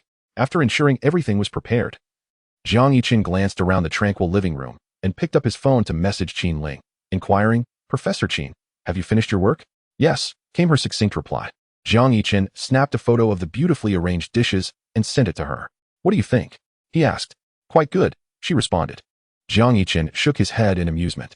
Quite good, not bad, and fairly decent were phrases Qin Ling often employed. Words like excellent or fantastic were never part of her lexicon. Where are you now? He pressed. Downstairs, she answered, as Qin Ling ascended the stairs. She pondered how to articulate her feelings at that moment. The home was aglow with lights, the aroma of hot food wafted through the air, and someone awaited her return. An indescribable warmth spread through her heart, alleviating much of the fatigue accumulated from a long day at work. Upon reaching her apartment door, she had yet to retrieve her keys when the door swung open. Good evening, Professor Qin, Jiang Yichen greeted, having recognized the sound of her high heels echoing down the hallway. Eager to enjoy the privilege of utilizing her kitchen for the next month, he quickly extended his hand to take her briefcase, then retrieved her slippers from the shoe rack and placed them before her. Rising again, he assisted in removing her long coat, momentarily captivated by the delightful fragrance that enveloped the garment. Professor Qin, please change your shoes and wash your hands. Dinner is ready, he announced, awarding himself a perfect score for his attentive service. Qin Ling stood momentarily dazed as Jiang Yichen set her briefcase and coat on the sofa, then hurried into the kitchen to fetch 2 sets of chopsticks. Slowly, she slipped off her high heels, donned her slippers, and took a seat at the dining table. The food was aromatic and visually appealing, promising a delightful meal. Ah, Professor, she began. Jiang Yichen pondered for a moment and gently suggested, why don't you wash your hands first? Qin Ling obediently rose and walked into the kitchen to wash her hands before returning. Jiang Yichen was serving her a modest portion of rice. How does this child know her appetite so well? She mused. Once seated at the dining table again, Qin Ling suddenly recalled that Jiang Yichen was there to return the keys. A flicker of hope ignited within her at the thought of seeing him daily in her home, preparing meals and assisting her with her coat, briefcase, and slippers upon her return. In that fleeting moment when she opened the door, she realized the indescribable feeling she had experienced before. It was happiness. Chapter 48. Leftover food is not ideal. Come, Professor Qin, do try this sauerkraut fish, Jiang Yichen urged, delicately picking a piece of fish and a bit of sauerkraut with his chopsticks and placing it in Qin Ling's bowl. Rather than tasting it, she fixed her gaze on his wooden chopsticks. Jiang Yichen, thinking she might be concerned about using the same chopsticks, hastily reassured her, Professor Qin, you needn't worry. I haven't used these yet. It's fine, Qin Ling replied, picking up the chopsticks to sample the sauerkraut first, followed by the fish. The sauerkraut was rich in flavor, and the fish was tender, a delightful blend of sour and spicy, neither overwhelming nor harsh. The acidity and spiciness seeped seamlessly into every fiber of the fish. Well? Jiang Yichen inquired, wishing fervently that Qin Ling's typically stoic demeanor would reveal a hint of expression. After a brief moment, he answered his own question. Average? Quite good, Qin Ling responded. Jiang Yichen glanced at her, intrigued by her unexpected response. Trying to emulate me? She teased, raising an eyebrow. I'm merely learning from your admirable qualities, Professor Qin, Jiang Yichen laughed, using his chopsticks to offer her a portion of shredded potatoes. Here, try these as well. Qin Ling reciprocated by extending her chopsticks, not towards her bowl, but instead placing a piece of fish and sauerkraut into Jiang Yichen's bowl. You should taste your own creation. Once Jiang Yichen had savored the fish and swallowed it, Qin Ling inquired, what do you think? How does it taste? Without a moment's hesitation, Jiang Yichen replied, average. The tone and demeanor he adopted made him feel quite accomplished, especially with that light, slightly disdainful inflection. Professor Qin, please, you should eat first. And this sweet and sour cabbage, this first bite is for you, Jiang Yichen continued, placing another portion of the cabbage into her bowl. Why give me the first bite? Qin Ling questioned. Jiang Yichen contemplated before uttering a rather trivial response for no particular reason. Lowering her head, Qin Ling began to savor the vegetables one by one, finding them perfectly suited to her palate, slightly sour, yet utterly delightful. She was taken aback that, despite his youth at just 18, Jiang Yichen could cook so splendidly. As they reached the midpoint of their meal, Jiang Yichen finally broached the subject at hand. Professor Qin, may we discuss a matter? Speak. What do you think of tonight's meal? Just as Qin Ling was about to respond, she recalled that Jiang Yichen seemed quite fond of finishing her sentences. So she paused for a moment before replying, it's quite good. And how does this meal compare to the offerings at the school canteens? Jiang Yichen continued to inquire. Upon hearing this, Qin Ling sensed that tonight's dinner was rather extraordinary. She set her chopsticks down and said, if you have something to say, just say it. No need for pretense. Jiang Yichen carefully chose his words. Professor Qin, may I use your kitchen for a few days? Qin Ling felt a bit speechless. Given the earlier demeanor, she had thought Jiang Yichen might be in some sort of trouble, hence the extravagant invitation. Jiang Yichen patiently awaited her response. Cooking? Qin Ling asked succinctly. Yes, Jiang Yichen nodded. If you don't mind, we could share meals together. Home-cooked food is far safer than the pre-packaged meals outside. You saw how I reacted after eating at Chow's last time. Very well, Qin Ling agreed, adding, just let me know what you need for your dishes. And I'll procure the ingredients. Is that appropriate, Professor Qin? Jiang Yichen smiled broadly. This works out splendidly, saving me some expenses. It seems my culinary display tonight was quite a success. Qin Ling cast a glance but offered no reply. After dinner, Qin Ling requested to wash the dishes. Jiang Yichen was about to offer his help, but Professor Qin, unwavering, carried the empty bowls inside. Unlike the previous occasion at her home, where everything had been consumed, tonight was different. There was a considerable amount of leftover sauerkraut fish, as well as some shredded potatoes and cabbage. Jiang Yichen resigned himself to sitting on a chair, engrossed in his phone. Suddenly, he spotted Qin Ling approaching the trash can with the leftover food. He quickly called out, "Stop!" He hurried to her side, asking, "Professor Qin, what are you doing? Throwing it away?" Qin Ling frowned, her gaze silently conveying a message. "What else would I do? You should put it in the fridge. It can be reheated and eaten tomorrow," Jiang Yichen insisted, reaching for the plate. "There's no need." Qin Ling disregarded his plea and disposed of the food in the trash. "Eating leftovers is not advisable," she asserted. Jiang Yichen was taken aback, incredulous. "Who says that? I've eaten leftovers for years. I know whether it's good or not." As Qin Ling discarded the cabbage and shredded potatoes, she placed the plate in the sink and then returned to the living room, carrying the sauerkraut fish toward the trash can. "Wait," Jiang Yichen exclaimed. "Discarding the potatoes and cabbage is one thing, but you cannot throw away the sauerkraut fish. Leftovers like this only get better with time. The broth can be used for rice or noodles." "It's fine. I can buy more tomorrow," Qin Ling replied. "Don't touch that." "Is this a matter of purchasing now?" Jiang Yichen positioned himself between the garbage bin and the sauerkraut fish, resolutely declaring that unless Qin Ling stepped over his lifeless body, she would not dispose of that pot of sauerkraut fish. "What's wrong?" Qin Ling inquired. "Professor Qin, you can enjoy the sauerkraut fish tomorrow morning. It's quite delectable," Jiang Yichen suggested. "I want tea." Jiang Yichen was momentarily bewildered. This was indeed a true young lady who didn't even know how to enjoy leftovers. No wonder it was said that eating leftovers was undesirable. She probably had never tasted them throughout her upbringing. "Allow me to teach you," Jiang Yichen continued. "Professor Qin, just trust me and try it tomorrow. It will absolutely be delicious." "All right." Seeing Jiang Yichen's earnest demeanor, Qin Ling safely placed the sauerkraut fish onto the table. She rarely cooked for herself. The only dish she could prepare was instant noodles with boiling water. With a sigh of relief, Jiang Yichen felt grateful to have preserved his beloved sauerkraut fish, already anticipating savoring it again at noon the following day. "I'll meet you at the college playground at 6:30 tomorrow morning." "What?" Jiang Yichen's mind went blank. Chapter 49. Help me with my hair, Professor Qin. "What did you say?" Jiang Yichen asked, uncertainly repeating the question. "Didn't you hear clearly?" Qin Ling retorted. "No, Professor Qin. Why are you going to the playground so early?" Jiang Yichen thought in disbelief. "Getting up at 6:30 to go to the playground? It's already commendable if I can wake up by 7:30. 6:30? Was she treating this like military training? Didn't you just say you'd teach me how to enjoy leftovers? So, let us go for a run in the morning, and then you can come over," Qin Ling stated while washing dishes at the sink. Jiang Yichen looked at her tall figure, a wave of exasperation washing over him. "No, Professor Qin.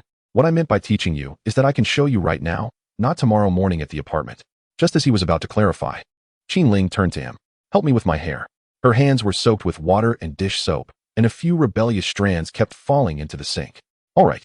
Jiang Yichen reached out to gently tuck the unruly strands behind her ear. Professor Qin's hair was dark and lustrous, resembling smooth satin, cascading gracefully, reflecting a captivating sheen under the overhead lights. Jiang Yichen felt a sudden urge to inquire about the brand of shampoo she used, wishing to buy a bottle for himself. As his own hair was dry and split-ended, after delicately arranging Qin Ling's hair, he withdrew his hand, seemingly infused with her fragrant aroma. He was curious to take a whiff, but considering that she stood right before him, he feared being perceived as a creep. Jiang Yichen's thoughts wandered, completely forgetting his earlier intention to decline Qin Ling's early morning invitation. Suddenly, Qin Ling recalled that there had been individuals approaching her at the playground daily, seeking her contact information. Qin Ling pondered for a moment before suggesting, "How about we forego the playground tomorrow and instead engage in a morning jog around the teacher's dormitory?" "Huh?" Jiang Yichen snapped back to attention. "Is that not feasible?" Qin Ling turned to him with a questioning gaze. Jiang Yichen found himself at a loss for words. He wanted to decline, yet faced with the striking visage of Professor Qin, he could hardly muster a negative response. The allure of her beauty was undeniably overwhelming for someone like him, who had an appreciation for aesthetics. "All right, I'm on board," he replied with a smile and a nod. A morning jog isn't such a bad idea. In truth, he had always aspired to rise early and engage in physical exercise. Great, Qinling said, a satisfied smile gracing her lips. Jiang Yiqin paused for a moment, struck by the thought that this woman before him was excessively beautiful. Perhaps it was merely his perception, but today, Professor Qin appeared notably more approachable than usual. Later that evening, upon returning to the dormitory, Jiang Yiqin discovered Shun En and Zheng Mingcheng gathered around Zhang Wei's computer desk, intently examining the latest skin offerings from the game Intimate Connection. Zhang Wei exclaimed, "Wow, this yoga outfit is a perfect collaboration. I give it a full score." Shannon remarked, "I can hardly fathom that this game, which is supposed to be martial arts themed, now features yoga attire." Zheng Mingcheng added, "I suspect the designers recently secured a new collaboration with a girl who wears yoga outfits." The trio animatedly pointed at the computer screen. Jiang Yiqin approached to take a look, noting that it indeed reflected the distinctive style of Intimate Connection. However, he wished the game would eliminate the stone gathering feature. "Shinjia, why not treat yourself to that outfit?" Zhang Wei suggested. Shannon replied, "I'll pass. I don't have a defined waistline." As Jiang Yiqin listened to their conversation, he fell into contemplation. Surely, Qinling possessed such a figure, given her daily routine of morning jogs and yoga practice. He envisioned Professor Qin in the newly released skin and, after a moment, shook his head in disbelief. The image was far too tantalizing.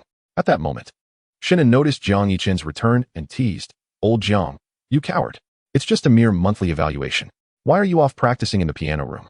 Zhang Mingxing chimed in. "Does it even require practice? Not to mention the odds of winning. Even if you do win, what difference does it make?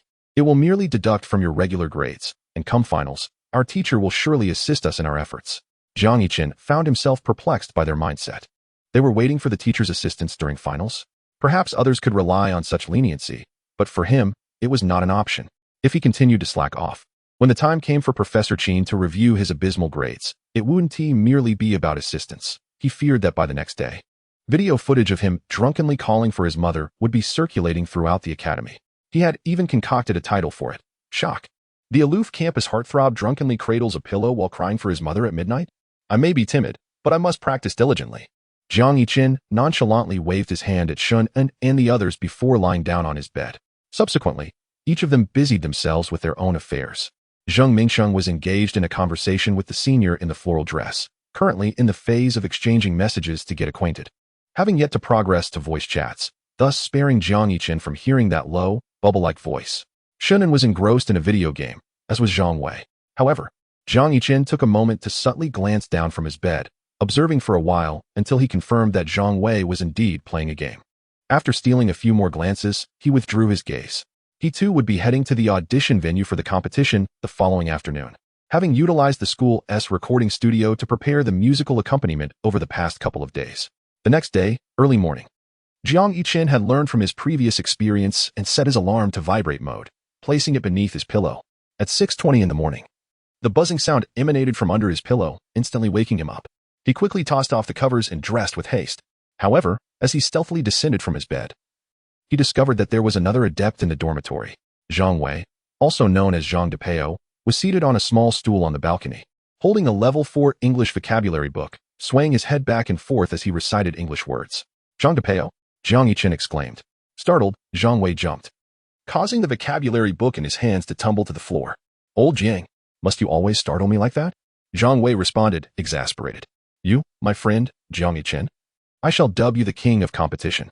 "Shoo." Zhang Wei gestured for silence. "They are still asleep. Let us not wake them." Afterward, he scrutinized Jiang Yiqin's neatly attired appearance and inquired, "Are you heading out?"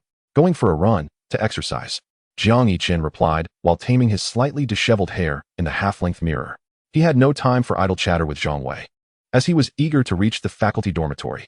"Oh," Zhang Wei exclaimed excitedly, "Old Jiang, you have the audacity to criticize me when you are secretly competing as well?" "I can't be bothered to argue with you," Jiang Yiqin replied, applying some hair wax to his hair to smooth down the unruly strands. He suddenly found himself reminiscing about the soft texture of Professor Qin's hair from the night before, which was remarkably smooth and felt delightful to the touch. After achieving a reasonably decent hairstyle, Jiang Yiqin splashed his face with water a couple of times. Inside the room, Shinan and Zheng Mingxing were still sound asleep. Exchanging a glance with Zhang Wei, he quietly exited the dormitory. Chapter 50. The Reversal of Destiny. He quietly opened the door and stepped outside. Upon arriving at the faculty dormitory, Jiang Yiqin found Qin Ling already engaged in her warm-up exercises. "Good morning, Professor Qin," he greeted. "Morning," Qin Ling nodded in acknowledgement. At 6:30, the area beneath the teacher's dormitory was utterly devoid of people. The newly risen sun cast a golden hue across the landscape. "Do not speak while running," Qin Ling cautioned, as it can easily lead to side stitches. Jiang Yiqin glanced around, questioning whether Qin Ling was addressing him directly. "Professor Qin." "I am not speaking," he replied, perplexed. "I am merely reminding you to be cautious and avoid side stitches during your run." Given Jiang Yiqin's character, Qin Ling anticipated he would soon be calling out Professor Qin incessantly while running. "Very well," Jiang Yiqin acquiesced, though he found the reminder somewhat perplexing. "Let us walk briskly for a bit before we run," Qin Ling suggested. "All right," Jiang Yiqin replied, swinging his arms and shaking his legs as he prepared himself. During military training, he had been accustomed to early morning runs, completing 2 laps around the field before breakfast. For the first 15 minutes, keeping pace with Qin Ling was manageable. However, as time progressed, he began to struggle. Wait, Professor Qin," Jiang Yiqin called out urgently. "I just told you. Do not speak while running," Qin Ling responded, beads of perspiration forming on her forehead, though she maintained a steady condition. Typically, she ran for 30 minutes or completed 5 kilometers during her morning exercises. "Not that, just hold on." Jiang Yiqin gasped, unable to endure any longer. His fragile physique could not compare to the formidable stamina of others. Continuing would surely lead him to collapse. "You mean you're about to see your grandmother?" Qin Ling inquired. "Wait, what?" Jiang Yiqin was momentarily taken aback, but upon realization, he gave a thumbs up to the perceptive Professor Qin. "Exactly." Qin Ling gradually reduced her pace, and Jiang Yiqin felt a significant relief. "Can you still run?" Qin Ling asked. "How much longer do we need to run?" 15 minutes. "How much?" At the mention of an additional 15 minutes, Jiang Yiqin's legs turned to jelly, and he halted abruptly, half squatting and gasping for breath. "I can't go on, Professor Qin. You should continue running without me." He waved his hand dismissively, having already run for 15 minutes. Another 15 would surely render him incapacitated. Noticing Jiang Yiqin's defeated demeanor, Qin Ling also came to a stop. "Then let us conclude here." With that, she removed the towel from around her neck and gently placed it on Jiang Yiqin's head. He was momentarily stunned, grasping the towel. It seemed that Qin Ling exuded an alluring fragrance wherever she went, her hair, her clothes, her hands, her very presence. Even this towel smelled as if it had been infused with perfume. "You may wipe yourself," Qin Ling instructed. Jiang Yiqin mumbled, awkwardly wiping his face before returning the towel. Qin Ling, slightly out of breath, accepted the towel and began to dab the sweat from her forehead. Jiang Yiqin watched her intently. "What are you staring at?" Qin Ling inquired. "Nothing." The two returned to the dormitory, and it was still not yet 7 o'clock. Jiang Yiqin first retrieved the leftover sauerkraut fish from the refrigerator. After reheating the dish, he began to prepare the noodles. However, instead of cooking them himself, he instructed Qin Ling, who stood beside him, on how to proceed. He advised her to bring the water to a boil and then add the noodles, ensuring they were cooked just right, not too soft, so as to maintain their elasticity and texture. Jiang Yiqin imparted his knowledge with earnestness. Observing the typically aloof professor behaving like a dutiful student under his guidance filled him with delight. "Jiang Yiqin, you seem quite pleased," remarked Qin Ling, who was diligently following his instructions. Yet, Jiang's radiant smile was almost too bright to ignore. Clearing his throat, Jiang Yiqin composed himself and said, "Professor Qin, I believe we could adopt a mutual understanding. Call me Teacher Jiang, and I shall address you as Professor Qin. You can teach me piano, and I will teach you cooking. I may not rival 5-star chefs, but my skills are certainly commendable, and I assure you will learn something valuable." Jiang Yiqin proposed with utmost sincerity. Qin Ling, however, remained silent, merely turning to regard him with a stoic expression. Feeling somewhat uncomfortable under her gaze, Jiang Yiqin quickly added, No, Professor Qin, I was merely jesting. Please do not take it to heart." "Teacher Jiang," Qin Ling called out. She had clearly noticed the hopeful expression on his face moments prior. Jiang Yiqin's lips curled into a wide grin. Was he truly this joyful? Qin Ling suddenly found the man beside her rather foolish. Was he so easily pleased by a mere title? No, Jiang Yiqin insisted, though his smile nearly reached his ears. The usually aloof professor addressing him as teacher was indeed amusing. Still not enough? Qin Ling promptly took out her phone and snapped a picture of the exuberant Jiang Yiqin, then handed it to him, saying, "Take a look." Jiang Yiqin accepted the device, glanced at the image briefly, and returned it. He then cleared his throat, adopting a more authoritative demeanor, and said, "Well, little Qin, you are my very first student." Before he could complete his sentence, Qin Ling shot him a frosty glare. "What did you just call me? Little Qin?" Jiang Yiqin murmured. Typically, he would never dare to address her this way, but today, the esteemed professor seemed exceptionally amiable, having just called him Teacher Jiang. Jiang Chen.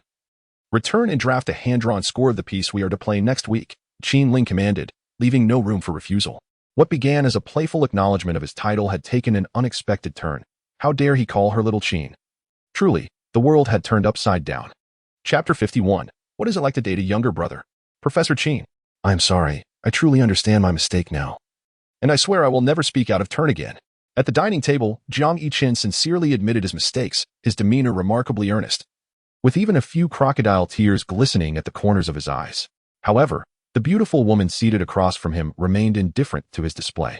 As they dined, Qin Ling lifted her noodles and took a bite. The flavor was indeed delightful. Jiang Yichen had not deceived her. The tangy and spicy essence of the pickled fish soup harmoniously melded with the noodles, creating a delectable dish.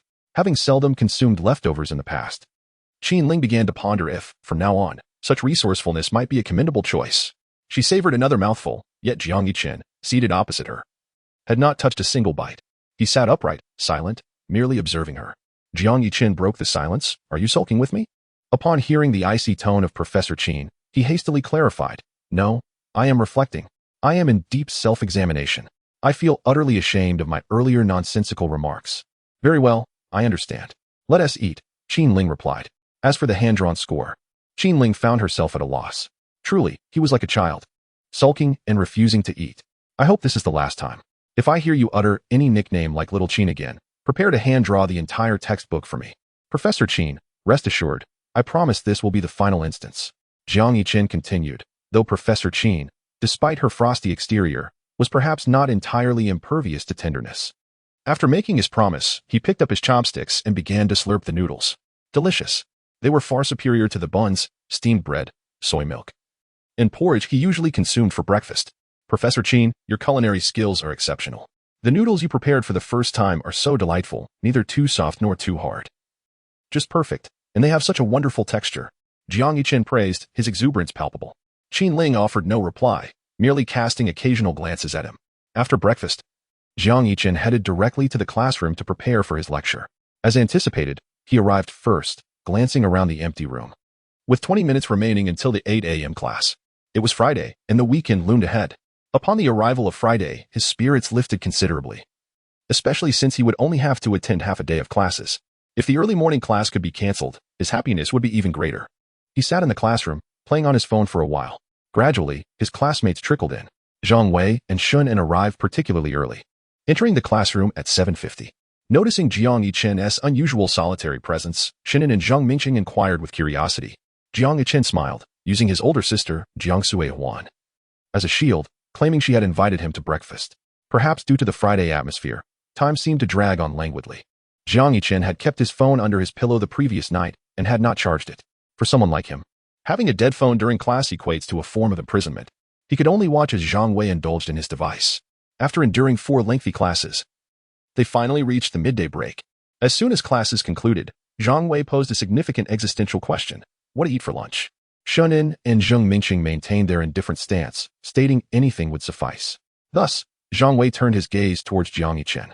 My sister is inviting me to lunch, Jiang Yichen casually explained.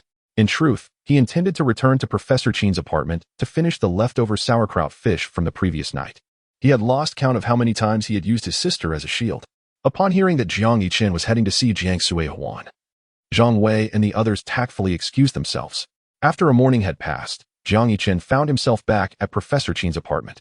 As he entered and changed his shoes, he sent a message to Qin Ling. Jiang Yichen, Professor Qin, are you coming back to the apartment for lunch? Qin Ling, no. I have some matters to attend to. Jiang Yichen, all right. With Qin Ling absent, Jiang Yichen decided to cook a smaller portion of rice. Qin Ling had initially planned to return to the apartment to join Jiang Yichen for lunch. However, in her office, surrounded by 3 women, her head felt heavy.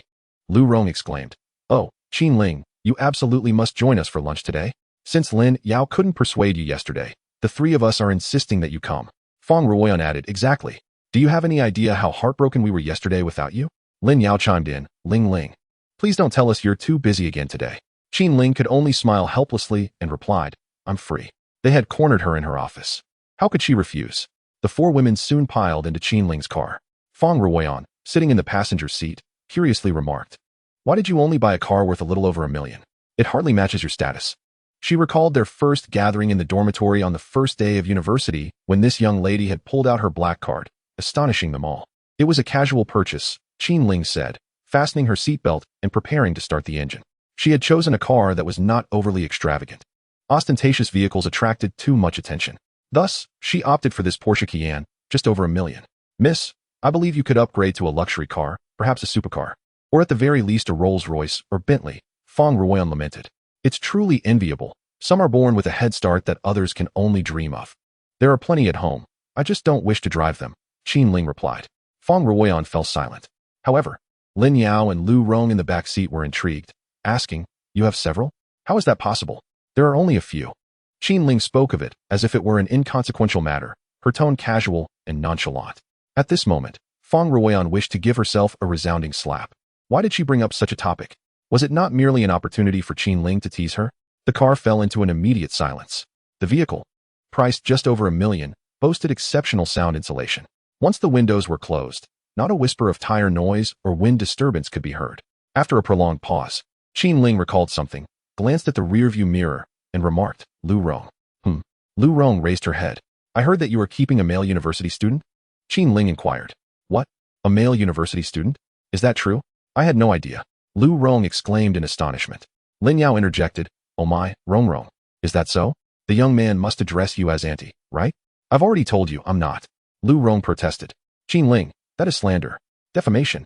Qin Ling turned to the front passenger seat where Feng Ruoyan sat, and without a trace of hesitation, divulged. Feng Ruoyan told me that she knows the male student you are keeping. The moment those words left her mouth, Lu Rong was taken aback.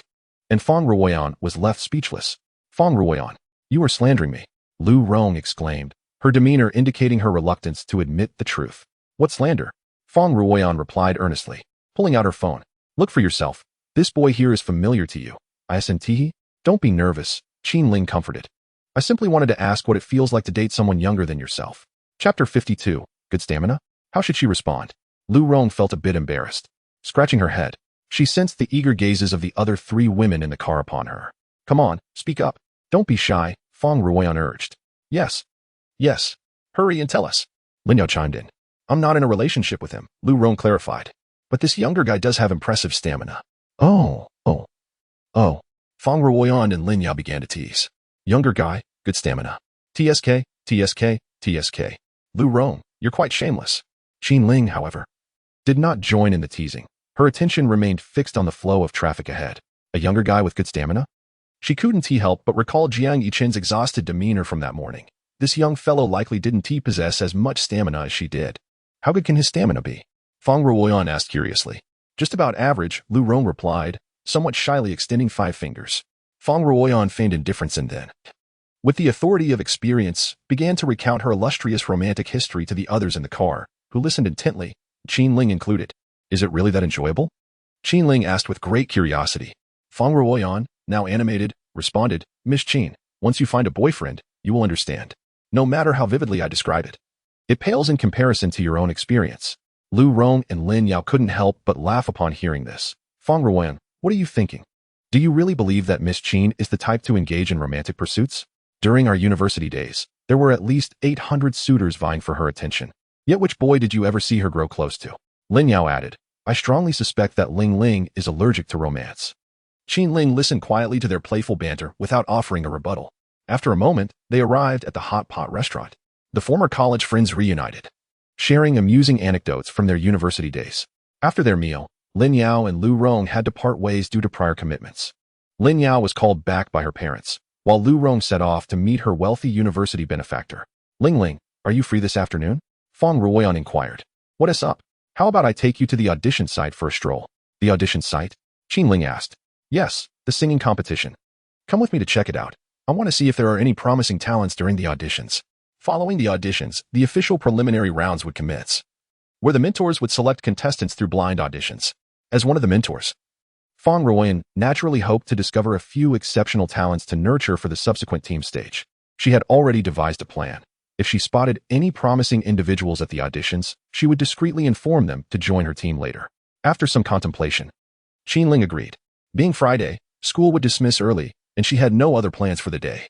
The audition site for the second season of Voice of Dreams was located within a shopping mall.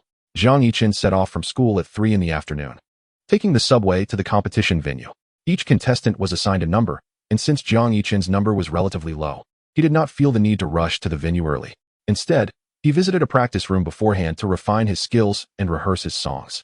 At the Kai Plaza, on the first floor, contestants took to the Voice of Dreams stage one by one, performing their songs. Below the stage, alongside 3 professional judges, there were numerous onlookers eager to witness the event. Some recorded videos with their phones while others listened intently to the performances. After a while, some spectators left, while others lingered, captivated by the talent on display. Qin Ling and Fang Ruoyan arrived shortly after 2 o'clock, settling in at a milk tea shop on the second floor. To avoid being recognized, Fang Ruoyan donned a hat and sunglasses, insisting that Qin Ling do the same. The two of them sat together, gazing down at the stage. Passers-by outside the milk tea shop couldn't help but glance curiously at the two women in hats and sunglasses. Fang Ruoyan noticed that most of the gazes were directed towards Qin Ling. As a fellow woman, she couldn't comprehend how Qin Ling possessed such an extraordinary figure. Her height was particularly impressive at 173 centimeters. Standing at 168 centimeters, she appeared significantly shorter than her counterpart, not merely by 5 centimeters. Lingling, what shall we have for dinner later? Fang Ruoyan inquired, noting that it was already past 4 o'clock, and the event would conclude by 5. Anything, Qin Ling replied succinctly. Shall we opt for barbecue? Fang Ruoyan suggested, adding, after that, we could catch a film. I recently saw a horror movie that seems quite promising. All right, Qin Ling said as she prepared to rise. Where are you headed? Fang Ruoyan asked. To the barbecue restaurant. But the event isn't over yet. Aren't you going to stay? Fang Ruoyan glanced down and then at Qin Ling, who was turning to leave. After 2 hours, she had indeed spotted several promising talents. She had extended invitations to them, and upon revealing her identity, they readily agreed to choose her as their mentor. I'm not interested. It's dull, Qin Ling asserted decisively. Well, fine, Fang Ruoyan acquiesced, following suit, reasoning that the event was nearly over. Just as they had taken a few steps outside, a boy's self-introduction from the first floor reached Qin Ling's ears. Hello everyone, my name is Jiang Yicheng, a student from Mingxian Music Academy. Qin Ling immediately halted. Qin Ling, I just found out there's a barbecue restaurant on the 4th floor with quite favorable reviews. Fang Ruoyan was looking at her phone when she suddenly sensed a waft of pleasant fragrance nearby. Turning to look, she saw Qin Ling returning to her previous seat. Fang Ruoyan was puzzled. Chapter 53. Your student is quite attractive. Wow, what a handsome young man. Is he going to perform as well? He seems like he would sing beautifully. Wait, Mingxian Music Academy? Isn't that the one that recently went viral on short videos? The one where he performed The Secret That Cannot Be Named at a campus gala? I've been listening to that song for days. It seems to be him. Jiang Yicheng.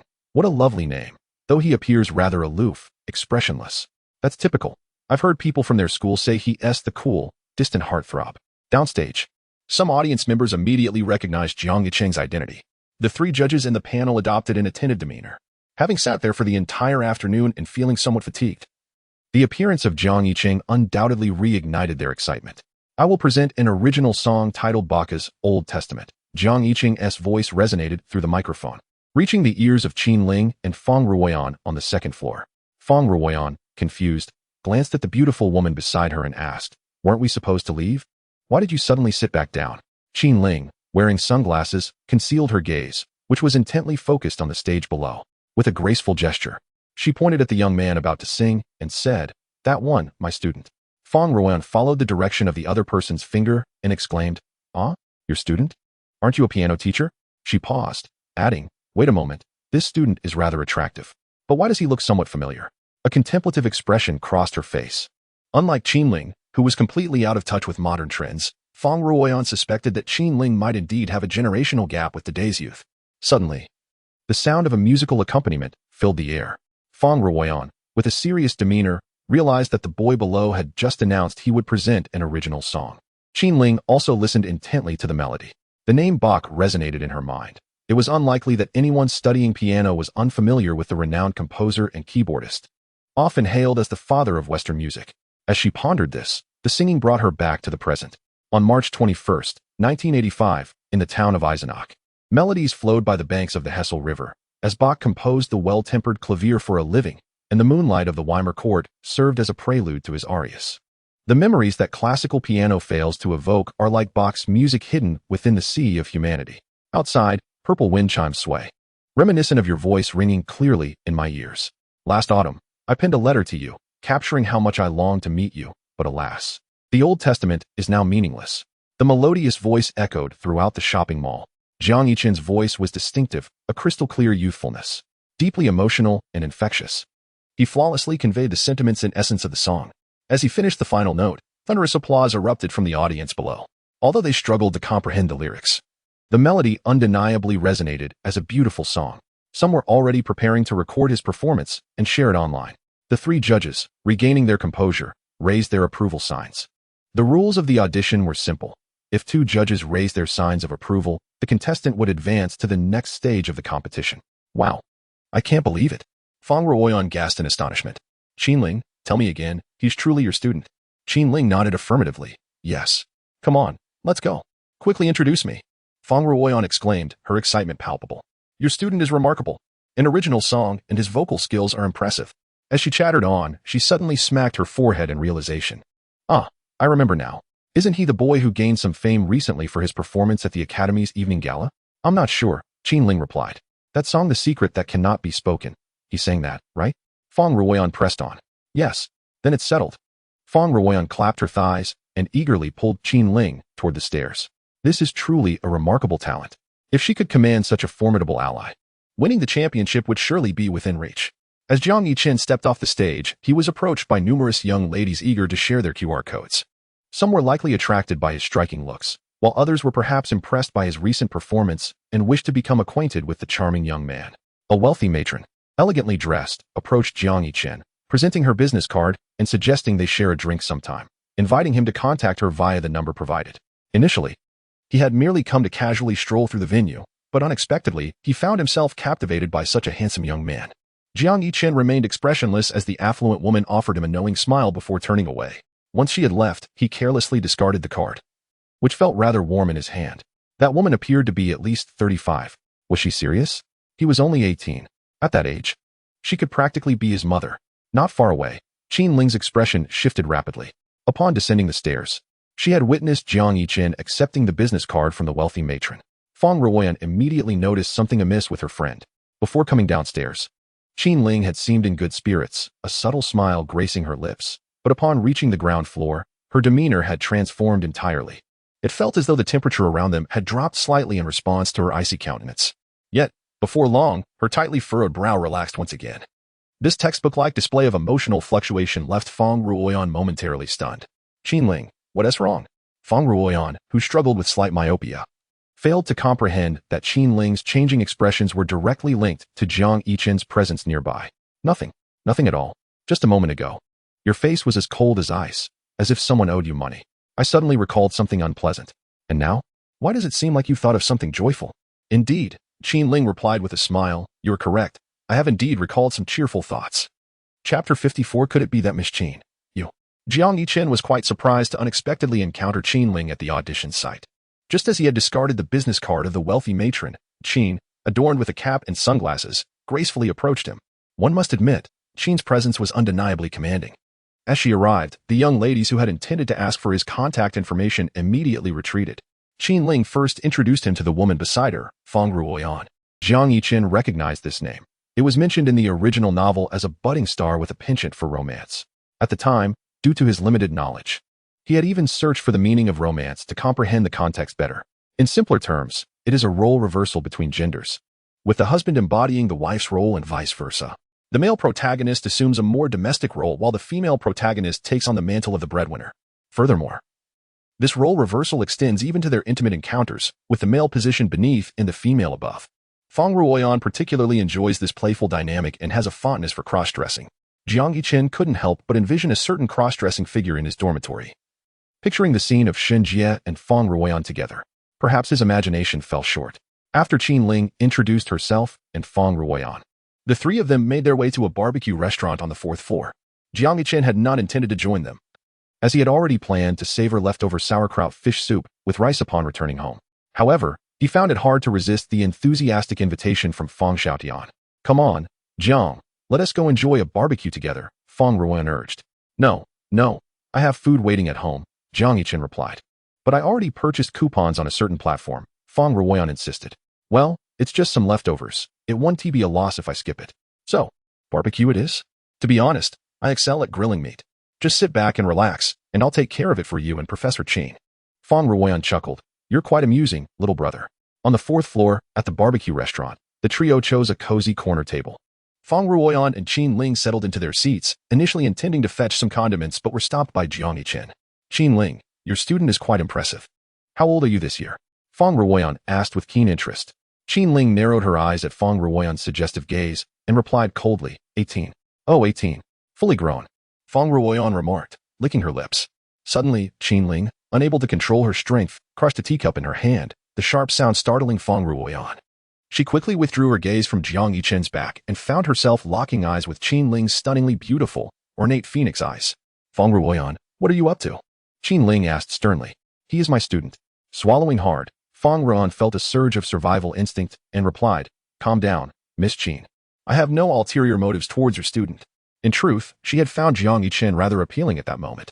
However, after witnessing Qin Ling shatter a teacup before her eyes, any lingering interest vanished without a trace. Forget it. Her life was more important. She had witnessed Qin Ling's formidable strength firsthand. She was capable of bending steel with a single hand. With her petite frame, she could hardly withstand a few punches from her. What a pity that Jiang Yichen happened to be Qin Ling's student.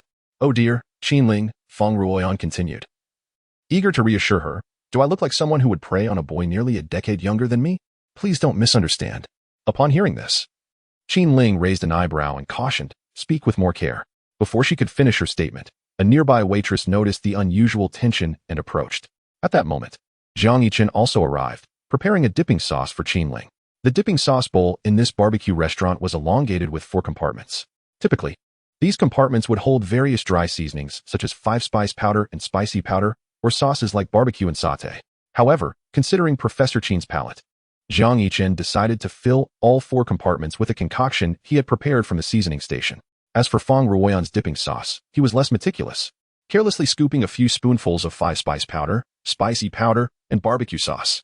What happened? Upon returning, Jiang Yichen was greeted by a table scattered with fragments of teacups, while 2 waitresses busily cleaned up the mess.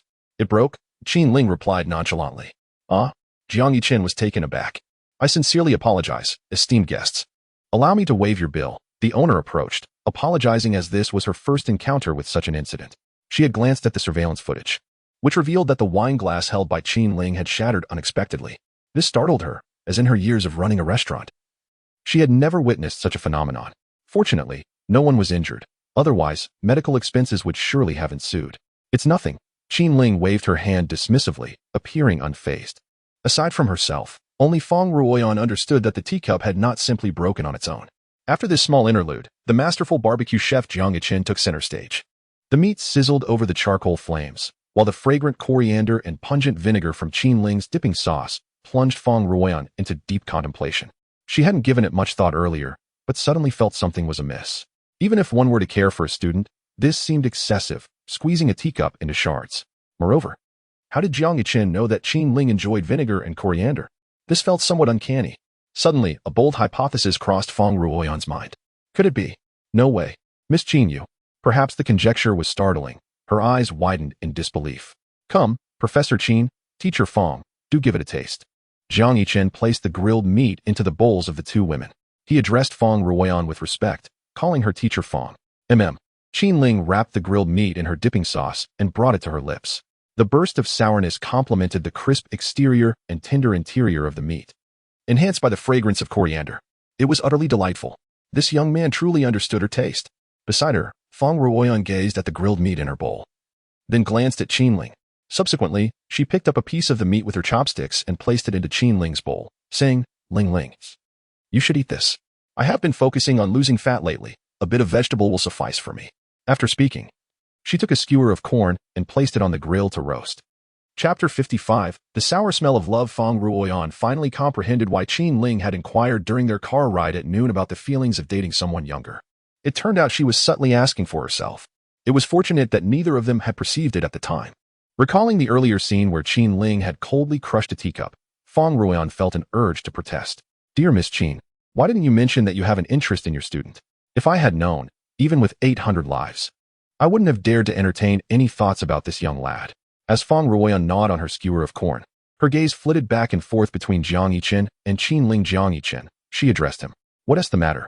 The next phase of the Voice of Dreams is the minter blind selection. Do you have a preferred minter? Jiang Yichen pondered for a moment before replying. None. How about joining my team then? Fong Ruoyan proposed. Sure, Jiang Yichen nodded. For him, it mattered little under which minter he trained. Since Fong Ruoyan had extended the invitation, he agreed readily. Qin Ling, lost in thought, placed her chopsticks on the table and looked at Jiang Yichen with a serious expression, asking, Are you participating in this competition to enter the entertainment industry? No, Jiang Yichen shook his head, explaining, Professor Qin, I am merely an independent musician. I lack the funds for promotion, so I thought participating in such a program might help increase the exposure of my songs. Why not join an entertainment company? Fong Ruoyan asked curiously. I feel you could secure a decent contract. I've looked into it, Jiang Yichen continued. Joining an entertainment company means I wouldn't retain the rights to my music. That's quite normal. Companies typically share your music copyright, Fong Ruoyan remarked, puzzled. Isn't that the case nowadays? Jiang Yichen shook his head. I think I'll pass. I prefer to keep the rights to my work. Fong Ruoyan appeared confused but didn't press further. Perhaps everyone had their own perspectives and aspirations. In her view, if Jiang Yichen joined an entertainment company, he would undoubtedly achieve fame. He could play the piano, sing well, and even write songs. Most importantly, his looks were quite appealing. With a little packaging, he would surely become a rising star. Qin Ling observed the youthful visage of Jiang Yichen. Perhaps due to the fact that he had grilled quite a bit of meat for her, his originally fair complexion now blushing a rosy hue. Will you continue to learn the piano in the future? Qin Ling inquired. Absolutely. I will continue learning, Jiang Yichen replied without a hint of hesitation. Upon hearing his unwavering response, a lovely smile instantly graced Qin Ling's lips. Beside her, Fong Ruoyan suddenly found that the corn in her hand had lost its appeal. Was she being fed dog food? The dialogue between Qin Ling and Jiang Yichen triggered a vivid imagination in her mind. Will you still come to me for piano lessons in the future? Of course. I will seek Professor Qin's guidance in piano for a lifetime. Ah, the unmistakable scent of romance. Fong Ruoyan took a bite of the charred corn in her hand. Give me the tongs. I shall roast it myself, Qin Ling said, extending her hand across the table. No need, Jiang Yichen replied, shaking his head, and wiped the sweat from his forehead with the fabric of his sleeve. Although it was already mid to late September and the weather was gradually cooling, the heat from the charcoal was undeniably oppressive. Qin Ling stood up, placing both hands on the table, and seized the roasting tongs from Jiang Yichen's grasp. Wow, how domineering! Fong Ruoyan silently exclaimed in her heart. Qin Ling's assertiveness struck a chord with her. Gasping, Fong Ruoyan felt a rush of inspiration.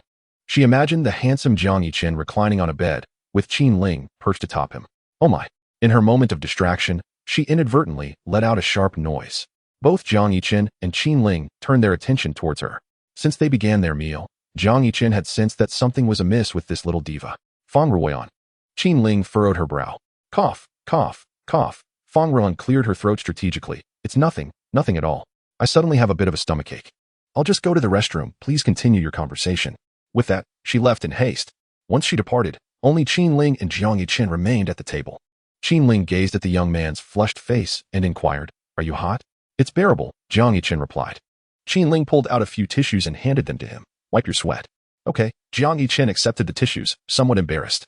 On the grill, a piece of pork belly sizzled, releasing tiny bubbles of oil. Qin Ling expertly flipped it over with the tongs. She had rarely roasted meat herself previously at barbecue restaurants. There were always chefs to handle the grilling. The last time she had roasted meat was during her university days when she went with her dorm mates, Lin Yao and others. That experience was still fresh in her memory, as she had burnt quite a lot of meat during her first attempt. Since then, whenever they went out for barbecue, her friends never let her touch the grill again. Years later, as she took the initiative to roast meat once more, she appeared remarkably at ease. She had closely observed Jiang Yichen's technique and was now merely mirroring his actions. Her capacity for learning was indeed strong. In no time, a piece of perfectly charred yet tender pork belly landed in Jiang Yichen's bowl. Jiang Yichen first used scissors to cut the large chunks of pork belly into smaller pieces. Then, using chopsticks, he coated them with a circle of spice powder and spicy powder from the seasoning bowl. When it came to barbecued meat, he exclusively indulged in these two dry seasonings. After chewing a few times and swallowing, he generously complimented Professor Qin, stating, Professor Qin, your barbecuing skills are truly exceptional. Qin Ling pressed her lips together, feeling quite pleased with Jiang Yichen's praise. She silently committed his flavor preferences, 5-spice powder and spicy powder, to memory. Upon returning from the restroom, Fong Ruoyan witnessed this scene, where her former Ice Queen roommate was now smiling brightly. Impressive. Fong Ruoyan gave Jiang Yichen's back a thumbs up, filled with curiosity about how he managed to elicit such a reaction from the aloof Miss Qin. During their university days, many had attempted to win just a smile from this Ice Queen, yet all had failed miserably. Now, seeing the sincere smile on Qin Ling's face, Fong Ruoyan couldn't help but wonder if Jiang Yichen had cast some sort of charm on her. Was it merely his looks? After a moment's contemplation, she found this explanation plausible. After all, Jiang Yichen possessed an exceptionally handsome visage.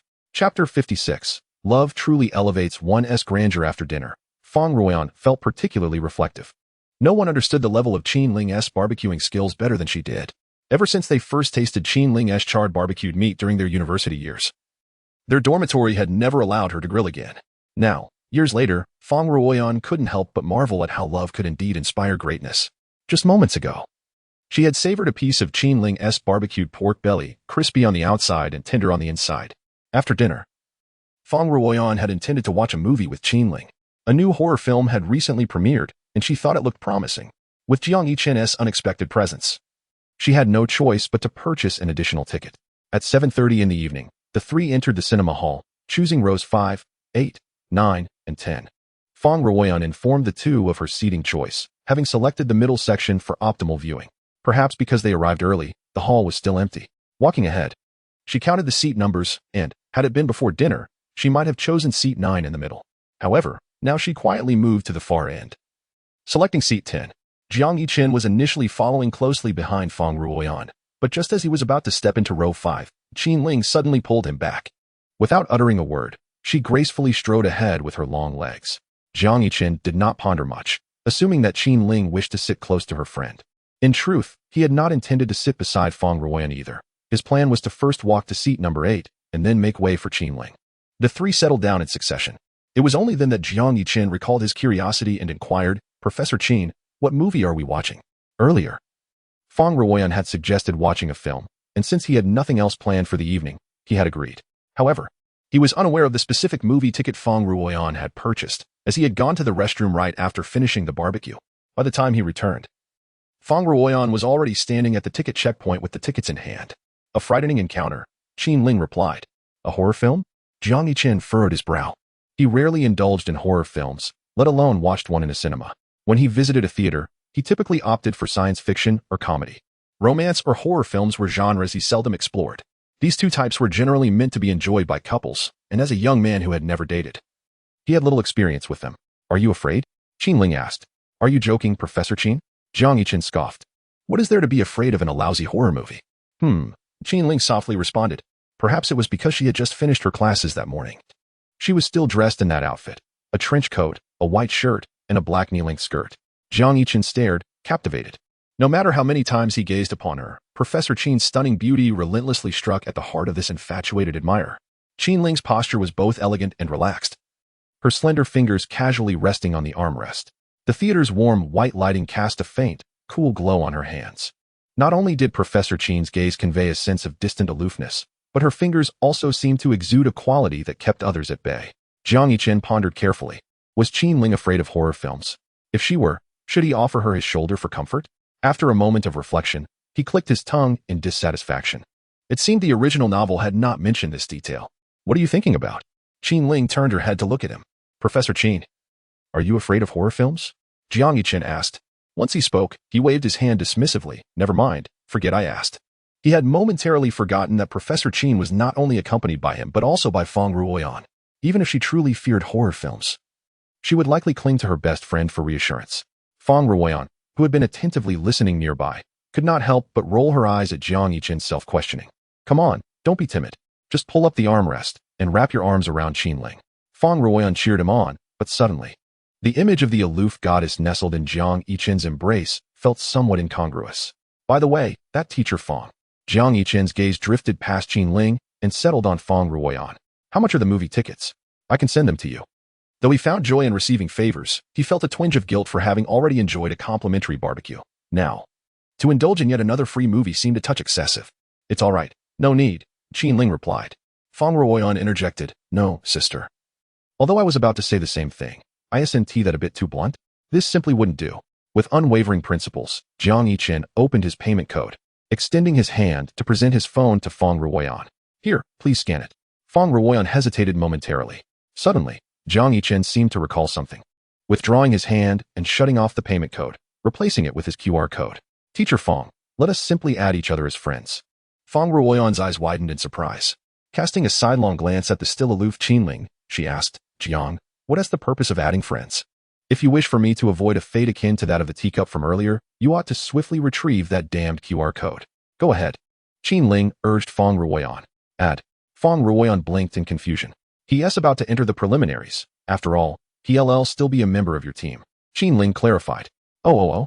Fong Ruoyan exclaimed, slapping her thigh as the realization dawned upon her. She hastily grabbed her phone to scan Jiang Yichen's QR code. Lingling. Rest assured, I will take good care of your precious student. Qinling shot a knowing glance at Fong Ruoyan. Once Jiang Yichen was added, he promptly transferred 50 yuan to her. Fong Ruoyan glanced at the transfer record on her phone, then turned to Qinling. Jiang, you need not send me that money. Today's dinner and movie tickets were actually covered by your teacher. With that, she returned the 50 yuan Jiang Yichen had sent. Simultaneously, she shot Qinling a look that implored for praise. Chapter 57. Hand in hand 10 minutes later, attendees trickled into the theater and took their seats. The warm white lights dimmed, and advertisements began to play on the big screen, mostly featuring trailers for various films. Among them, one particular trailer piqued Jiang Yichen's interest intensely. White Snake 3, he recalled having recently penned an 1,800-word reflection on it, making the film vividly fresh in his memory. The trailer suggested that Bai, the protagonist, had once again transitioned into Su Xian's reincarnation. Just as Jiang Yichen was reveling in the storyline, the dreaded figure of the bald monk Fa Hai made his appearance. Professor Qin, how could such a person like Fa Hai even exist? Jiang Yichen expressed his indignation, feeling that, relying on his formidable powers, he could act with impunity during the demon-slaying process, entirely disregarding the distinctions of right and wrong, as well as the consequences of his actions. Qinling pondered for a moment before articulating her perspective. From the viewpoint of Fa Hai, he was merely upholding the righteous path and order of the world. The separation of humans and demons was an established rule, and his actions were solely aimed at ensuring the safety and stability of humanity. Moreover, he was deeply committed to his Buddhist faith. As Qinling spoke, she noticed Jiang Yichen's irate expression. Of course, this was merely one perspective. To me, he displayed a certain obstinacy and self-righteousness. His unwavering adherence to the notion of the divide between humans and demons severely disrupted the love between Su Xian and Bai Sujin. His rigid stubbornness constituted a brutal interference and a profound disrespect for love. Furthermore, he was overly dogmatic, believing that all demons were malevolent while overlooking Bai Sujin's deep affection for Su Xian and her history of never harming anyone. Fundamentally, his so-called justice was but an obsession in his heart, merely an illusion of self-satisfaction. Listening to Professor Qin's eloquent discourse, Jiang Yichen nodded frequently. Acknowledging her as a distinguished scholar returned from overseas, her insights and eloquence starkly contrasted with his limited view of Fa Hai. At that moment, Fong Ruoyan wore a knowing smile, though the dim lighting of the theater concealed it from others. Having known Qinling for many years, she was witnessing her friend's meticulousness in addressing questions for the first time. In their university days, when she sought answers from Qinling, the latter had been quite aloof, merely indicating where in the text the answers could be found, with little elaboration, unlike the extensive discussion now. As the movie trailer concluded, the horror film began to unfold. Jiang Yichen could distinctly observe the couples in the front rows and to his left, entwined with their partners. This was precisely why he had never been fond of horror films. It felt less like watching a movie and more like being bombarded with romantic gestures. Oh, darling, I'm feeling scared. Hold me tighter, one voice lamented. Rest your head on my shoulder while I embrace you. Fear not, I am right here beside you, came the reassuring reply. Hearing the exchanges from his left, Jiang Yichen was at a loss for words. Enough already. Were they to treat him and Professor Qin as mere accessories to their romance? He shifted uncomfortably to the right. In doing so, he caught the familiar scent emanating from Professor Qin, and as he glanced down, even in the darkness, her pristine hand appeared strikingly clear against the night. Jiang Yichen placed his hand on the armrest, the distance between their hands a mere finger's breadth. His heart raced, and he suddenly recalled the earlier question that Qinling had left unanswered. Thus, he quietly inquired once more, Professor Qin, are you afraid? Qinling turned her head. Jiang Yichen's eyes sparkled beautifully, resembling radiant stars in the night sky, twinkling with life. She initially exchanged a blank glance with Jiang Yichen. Then her gaze fell to his fidgeting fingers resting on the armrest. There's a bit, Qinling murmured. She seldom watched films, let alone horror movies. In university, She had accompanied Lin Yao and others to see a few, which felt somewhat frightening. However, it was not the films themselves that scared her, but rather the startled reactions of Lin Yao and the others. When I used to watch horror movies at home with my sister, she would be terrified. But once I held her hand, she felt reassured. Jiang Yichen sought a seemingly valid excuse for himself. Pondering this, Qin Ling retorted, "So?" Jiang Yichen took a moment to breathe quietly, then mustered the courage bestowed by Liang Jingru and gently placed his fingers on the pristine back of Professor Qin's hand. "So, if you feel scared later, Professor Qin, you can just hold my hand." Professor Qin's hand was indeed cool to the touch, smooth and tender. But he withdrew his hand almost immediately, having exhausted the courage he had borrowed. Qin Ling remained silent, seemingly oblivious to the brief contact. Soon, the first horrifying scene flashed across the large screen. "Ah, don't be afraid, darling, I'm here," a couple beside them whispered intimately. The girl trembling as if confronted with something truly terrifying, while the boy gently patted her back. Jiang Yichen felt somewhat exasperated. He wanted to voice his thoughts, yet he found himself underestimating the horror film. The sound effects in the dimly lit theater created a remarkably immersive experience. Thankfully, just as another terrifying scene was about to unfold, Jiang Yichen quickly shut his eyes. Moments later, he felt a coolness on his hand. He immediately opened his eyes and saw Qin Ling's delicate hand resting on his, seemingly offering comfort, gently lifting and lowering in a rhythmic motion. 3 soft pats on the back of his hand. "Don't be afraid." Qin Ling turned to reassure him. Was she right to do this? After all, Jiang Yichen had mentioned that he would do this with his sister when they felt scared. Jiang Yichen's lips subtly curled upwards, and then he paused, attempting to clarify. Professor Qin, you might have misunderstood. I'm not afraid." His voice trailed off. If he insisted he wasn't scared, would she not immediately withdraw her hand? Faced with the choice between his pride and the coolness of Professor Qin's gentle hand, Jiang Yichen decisively opted for the latter. Qin Ling did not catch Jiang Yichen's whispered words and inquired curiously. "What?" "Nothing," he replied, feigning fear. "Professor Qin, this movie is quite frightening." As soon as he spoke, as Jiang Yichen felt the cool touch of Qin Ling's hand dissipate, Professor Qin withdrew her hand. "Wait," he said, glancing at the movie screen, and instantly understood why Qin Ling had retracted her hand. The terrifying scene had vanished, replaced by a picturesque tableau of birds and flowers. "It's no longer frightening," Qin Ling calmly narrated. Jiang Yichen remarked, "If possible, I would prefer more of those horror scenes." After the initial fright, he found it impossible to concentrate on the film. The sudden gesture of Qin Ling had ignited a flutter of excitement within him. However, after 5 or 6 minutes of the screen revealing no trace of horror, he contemplated his next move, steeling his resolve, and summoned the courage bestowed upon him by Liang Jingru. He boldly placed his palm atop the cool back of Qin Ling's hand. Chapter 58. Isn't it a bit too flirtatious, Professor Qin? Qin Ling turned her head to look at Jiang Yichen. "Well," he stammered, feeling a twinge of guilt for fearing she might discern his intentions. Lowering his gaze, he confessed, "Professor Qin, I'm a bit frightened. This is my first horror film, and I'm still reeling from that last terrifying scene." Qin Ling scrutinized the dark tips of Jiang Yichen's hair for a few moments before abruptly withdrawing her hand from beneath his. This action prompted Jiang Yichen to look up, fearing that she had seen through his pretense. Yet, in the next moment, he was taken aback as Qin Ling placed her palm gently on the back of his hand, giving it a few soft pats before resting her hand there. A broad grin spread across Jiang Yichen's face, reaching his ears. His silly smile did not go unnoticed by Qin Ling. How foolish, she mused internally. She then turned her gaze back to the movie playing on the large screen. At that moment, Jiang Yichen had entirely cast aside any thoughts of the film, his mind consumed by the overlapping of their hands. Though it was not he who had placed Professor Qin's hand beneath his, it mattered little to him. That infuriating woman truly knew how to entice. Jiang Yichen savored the sensation. Qin Ling's hand was cool to the touch, delicate and soft. He closed his eyes again, not due to the film, but in an attempt to sense Qin Ling's pulse. Yet, his thoughts were perhaps overly ambitious. While Qin Ling was engrossed in the movie, she was simultaneously attentive to the young boy beside her. Seeing Jiang Yichen close his eyes once more, she assumed he had been startled again. So she gently patted his hand a few times.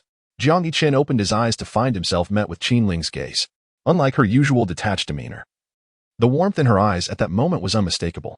"Do not be afraid," Qin Ling said softly, her words simple yet comforting. However, Jiang Yichen felt as if his heart was melting. The original novel did not portray Professor Qin as such a charming figure. "I am utterly captivated."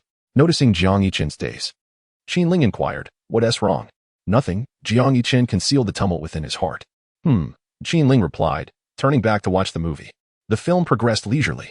With the gentle touch of Professor Qin's cool hand, Jiang Yichen found his courage bolstered. When faced with frightening scenes, he did not even blink. Gradually, he adjusted the position of his palm. Initially, his hand was facing downwards, but it soon turned palm up. At that moment, he was genuinely holding Professor Chen's delicate hand.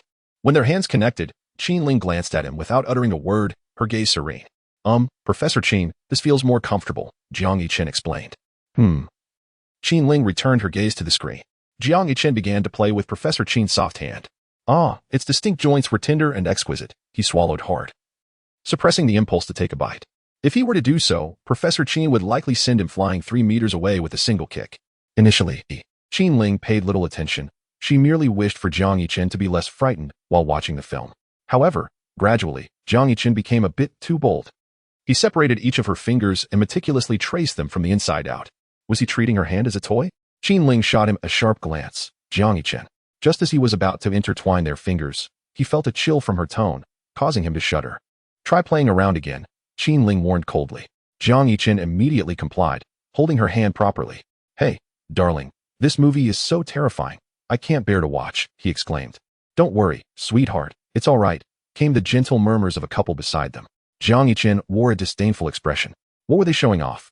As if they alone possessed such intimacy. He longed to take Chen-Ling's hand and flaunt it before that couple. He had already resolved that for the next few days, he would not wash his right hand. An hour later, the movie concluded. As the theater lights illuminated, under Jiang Yichen's reluctant gaze, Chen-Ling gradually withdrew her hand. Exiting the theater, Jiang Yichen headed to the restroom. Upon entering, he lifted his right hand to his nose and inhaled. Indeed, it bore the scent of Professor Chen. After a brief sniff, he lowered his hand. He was not peculiar enough to obsessively smell it. Just as he set his hand down, a childish voice chimed in from beside him. Uncle, why are you smelling your hand? Did you not wash it after using the restroom? Many of those washing their hands turned to glance at Jiang Yichen. Jiang Yichen, whose child is this? Must you speak so recklessly? And who are you calling uncle? I am but 18. Jiang Yichen shot a fierce glare at the child before proceeding to a stall in the restroom. Coincidentally, this childish voice reached the ears of Chen-Ling and Fang Ruoyan. Moments earlier, Jiang Yichen had walked ahead of them, and since the ladies' restroom was situated within the men's, the two women inadvertently overheard the exchange. Fang Ruoyan suppressed a laugh, curious about the expression that would grace Chen-Ling's face at that moment. A glance revealed, well, Chen-Ling's countenance remained inscrutable. The two women entered the ladies' restroom in succession, as Fang Ruoyan stepped into a stall and prepared to close the door. A delicate white hand pressed against it. To her bewilderment, Chen-Ling squeezed into the same stall as her. Chapter 59. Professor Chen is not someone you can analyze. Fang Ruoyan looked at the intruding Chen-Ling with a face full of questions. What is she attempting to accomplish? While I share a decent rapport with Chen-Ling, we are not yet at the stage of sharing such intimate moments. Chen-Ling locked the stall door and fixed her gaze on Fang Ruoyan, inquiring, why did you say those things before the movie? What things? Fang Ruoyan clutched her stomach, urgency evident on her face. Chen-Ling crossed her arms, leaning against the stall wall. Can you step out for a moment? I really need to use the restroom, Fang Ruoyan pleaded. My lady, nature calls. If you don't leave soon, I fear I might tarnish your delicate sensibilities. Unmoved, Chen-Ling remained steadfast. With no other option, Fang Ruoyan hurriedly confessed. I merely noticed your interest in your student and thought to lend you a favor. How did you discern that? Chen-Ling asked. I noticed it during our meal. Your dipping sauce, cilantro, and vinegar, coupled with your reaction when I mentioned your student and the way you crumbled your teacup. Fang Ruoyan rubbed her legs together, imploring, All right. Can you please hurry? I truly can't hold it any longer. Don't you dare speak of this outside. Chen-Ling glanced at the anxious Fang Ruoyan before unlocking the stall door she had just secured. I know. Do you doubt my discretion? Absolutely not. Fang Ruoyan asserted as she pushed Chen-Ling towards the exit. 10 minutes later, in the mall parking lot, Jiang Yichen and the others approached Chen-Ling. Fang Ruoyan had a habit of sitting in the passenger seat whenever she rode with friends, a custom she followed on their way to the mall from school. However, as she reached for the passenger door handle, she suddenly snapped back to reality and, filled with a desperate instinct for survival, shouted to Jiang Yichen, who was about to open the back door. Jiang, why don't you sit here instead? I'll take the back seat. Very well. Jiang Yichen replied with a nod of approval. In truth, he had also intended to sit in the passenger seat, but Fang Ruoyan had acted more swiftly, claiming the position first. As he settled into the passenger seat, Fang Ruoyan immediately shot a glance at Chen-Ling from outside the car. Chen-Ling chose to selectively ignore it and proceeded to open the driver's side door and take her seat. No sooner had she sat down than a bag was handed to her. Chen-Ling pressed her lips together lightly, accepted the bag, and exchanged her high heels for more comfortable footwear. Upon entering the car, Fang Ruoyan observed this exchange and began to comprehend why Qin Ling might have developed feelings. She recalled how Qin Ling had been engrossed in her phone since stepping into the vehicle, and during dinner, Jiang Yichen seemed to have memorized her preferences. In contrast, just a week prior, she had prepared a plate of spicy sour shredded potatoes for Qin Ling, neglecting to add vinegar and cilantro, highlighting the stark difference between them. Unbeknownst to Jiang Yichen, his simple act had led Fang Ruoyan to concoct an elaborate narrative. He merely handed over the bag that lay at his feet without a second thought. After dropping Qin Ling off at school, he turned the car around to leave. As soon as Jiang Yichen departed, the inquisitive Fang Ruoyan wasted no time in asking, "Miss Qin, may I inquire about the current status of your relationship?" She quickly corrected herself. No, that was the wrong question. Let me rephrase. To what stage have you two progressed? Hey, Ling, don't remain silent. Share a little. Perhaps I could be of assistance. Oh, do tell. Silence, Qin Ling commanded.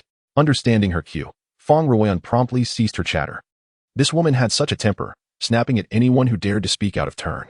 Jiang Yichen returned to his dormitory at 10:30 in the evening, with only 30 minutes before curfew. After tidying up and taking a shower, he lay down in bed shortly after 11. While showering, he deliberately raised his right hand to ensure it remained untouched by the spray. Even when drying himself, he utilized only his left hand. This week, the male residents of the dormitory were all present. The scenes from the cinema earlier that day were vividly etched in Jiang Yichen's mind. Initially, he intended to fall asleep, but thoughts of Qin Ling kept him tossing and turning, staring vacantly at his right hand. Zhang Wei, Shinan, and Zheng Mingqing noticed Jiang Yichen's peculiar behavior. Lying in bed with a silly grin while gazing at his hand made it impossible for them to overlook. Zhang Wei asked, "Old Jiang, what's going on with you? Did you use your right hand a bit too much in the shower? Why are you so entranced?" Jiang Yichen retorted, "Mind your own business and keep your mouth shut." Shinan chimed in, TSK, Jiang Yichen, did you stumble upon a romantic encounter today? Which girl has you grinning like a fool at this hour? Not at all. Jiang Yichen's expression sobered. Shinan persisted, really? With that goofy look on your face, I wouldn't be surprised if you won the lottery. Zheng Mingqing added, I captured your earlier antics on video and shared it in the dorm group. You can see for yourself. Jiang Yichen exclaimed, life is truly filled with cameras everywhere. Zhang Wei pressed, come on, spill the beans. Who did you meet today? Speak up and allow this little strategist of love to assist you in your analysis. Shinan, and I, the Napoleon of romance. Zheng Mingqing, count me in. Zhang Wei, you're nothing but a fool. Go play in the mud. Humph. Jiang Yichen appeared indifferent. What could you few strategists possibly discern? Professor Qin is beyond your comprehension. Even he, with his exceptional prowess, remains an enigma to you. Lao Jiang. Do speak up, Zhang Wei urged. Noticing Jiang Yichen's lack of response, Zhang Wei promptly leaped from his own bed to Jiang Yichen's, determined to unravel the mystery at hand. Oh, Jiang Yichen raised his brow at Zhang Wei's impending forceful measures. Lao Jiang, I am merely curious. I mean no harm. Jiang Yichen smiled mysteriously, then turned to Shun En and Zheng Mingqing across from him, calling out, Sister Shun, Brother Cheng, you probably don't know yet. But that scoundrel Zhang Depeo before he could finish, Zhang Wei hastily covered his mouth. Shinan, what's wrong? What happened to Zhang Depeo? Is there some gossip? Zheng Mingqing, Lao Jiang, please continue. It's nothing at all. Zhang Wei patted Jiang Yichen's shoulder, his eyes pleading. Lao Jiang, we truly mean no harm. As your older brothers, we would be delighted if you found someone you cherish. Since you prefer not to elaborate, we shall refrain from pressing further. Chapter 60. Do you think you're Qin Ling? Dare to call for my morning run this early? After a night of pleasant dreams, Jiang Yichen found himself dreaming of Qin Ling. This time, they were in a cinema, but instead of the horror film they had watched that afternoon, they were immersed in Whitesnake 3. Their fingers intertwined, Qin Ling nestled in his embrace, his chin resting atop her head, inhaling the captivating fragrance that enchanted him. Then, as the film reached its climax, Qin Ling lifted her head, gazing at him with deep affection. As he leaned down to kiss her alluring lips, he suddenly seemed to hear Zhang Depeo's voice. Hey, Lao Jiang, wake up. Why are you sleeping in such a peculiar position? And why are you sucking on your right finger? Shortly thereafter, several gentle slaps landed on his face, jolting Jiang Yichen awake. He propped himself up, glancing at the dimly lit sky outside, then surveying the dormitory. Shunin and Zheng Mingqiang were asleep in their respective quarters, while Zhang Wei stood at his bedside. Is it time for the 8 a.m. class already? This was Jiang Yichen's immediate thought. But as he collected himself, he realized it was Saturday. Zhang Depeo, you better have a pressing matter, otherwise, your mother won't be safe. Jiang Yichen spoke sternly. What a nuisance. He was just about to kiss her when he was interrupted. Thankfully, he was not in a foul mood. Otherwise, he might have thrown Zhang Wei straight off the balcony. Old Jiang, what are you talking about? Get up quickly. Let's go for a morning run. Jiang Yichen raised an eyebrow in disbelief. Was he being roused from his slumber so early for a morning jog? Come on, buddy. Do you think you're Qinling? What's wrong? You're not thinking about giving up after just one day, are you? Zhang Wei inquired curiously. Having noticed that Jiang Yichen had risen early the previous day to run, hence the invitation today. Go away. Stop disturbing my sleep. Jiang Yichen irritably waved his hand and attempted to return to his dreams. Yet, despite not lying down for long, he soon drifted back into slumber. Regrettably, Professor Qin did not continue to grace his dreams. The weekend pastime for college students is quite simple. Those in relationships seek out their partners, while the single indulge in gaming or scrolling through their phones, and those keen on self-improvement spend their time in the library. Upon awakening, Jiang Yichen was warmly invited by Shinan and the others. Wait, let me wash my face before logging in. Jiang Yichen stretched lazily, rubbed his eyes, and made his way to the balcony. As usual, he washed his hands, picked up his toothbrush, squeezed out some toothpaste, and began to brush his teeth in front of the half-length mirror. On weekdays, his brushing time would never exceed 30 seconds, but now it was the weekend, and he took his time. As he brushed, he suddenly felt as though the sky had fallen. Had he just washed his hands? Jiang Yichen sniffed. The lingering scent left by Professor Qin had completely vanished. With a sigh, he continued brushing and washing his face. Old Jiang, are you ready yet? Hurry back. Came the call from the dormitory. I know, stop barking. Jiang Yichen leisurely brushed his teeth and then pulled out his phone. He opened the chat with Qinling. Jiang Yichen, Professor Qin, are you coming back to school for lunch? No, that was unnecessary small talk. She was likely spending her weekend at home.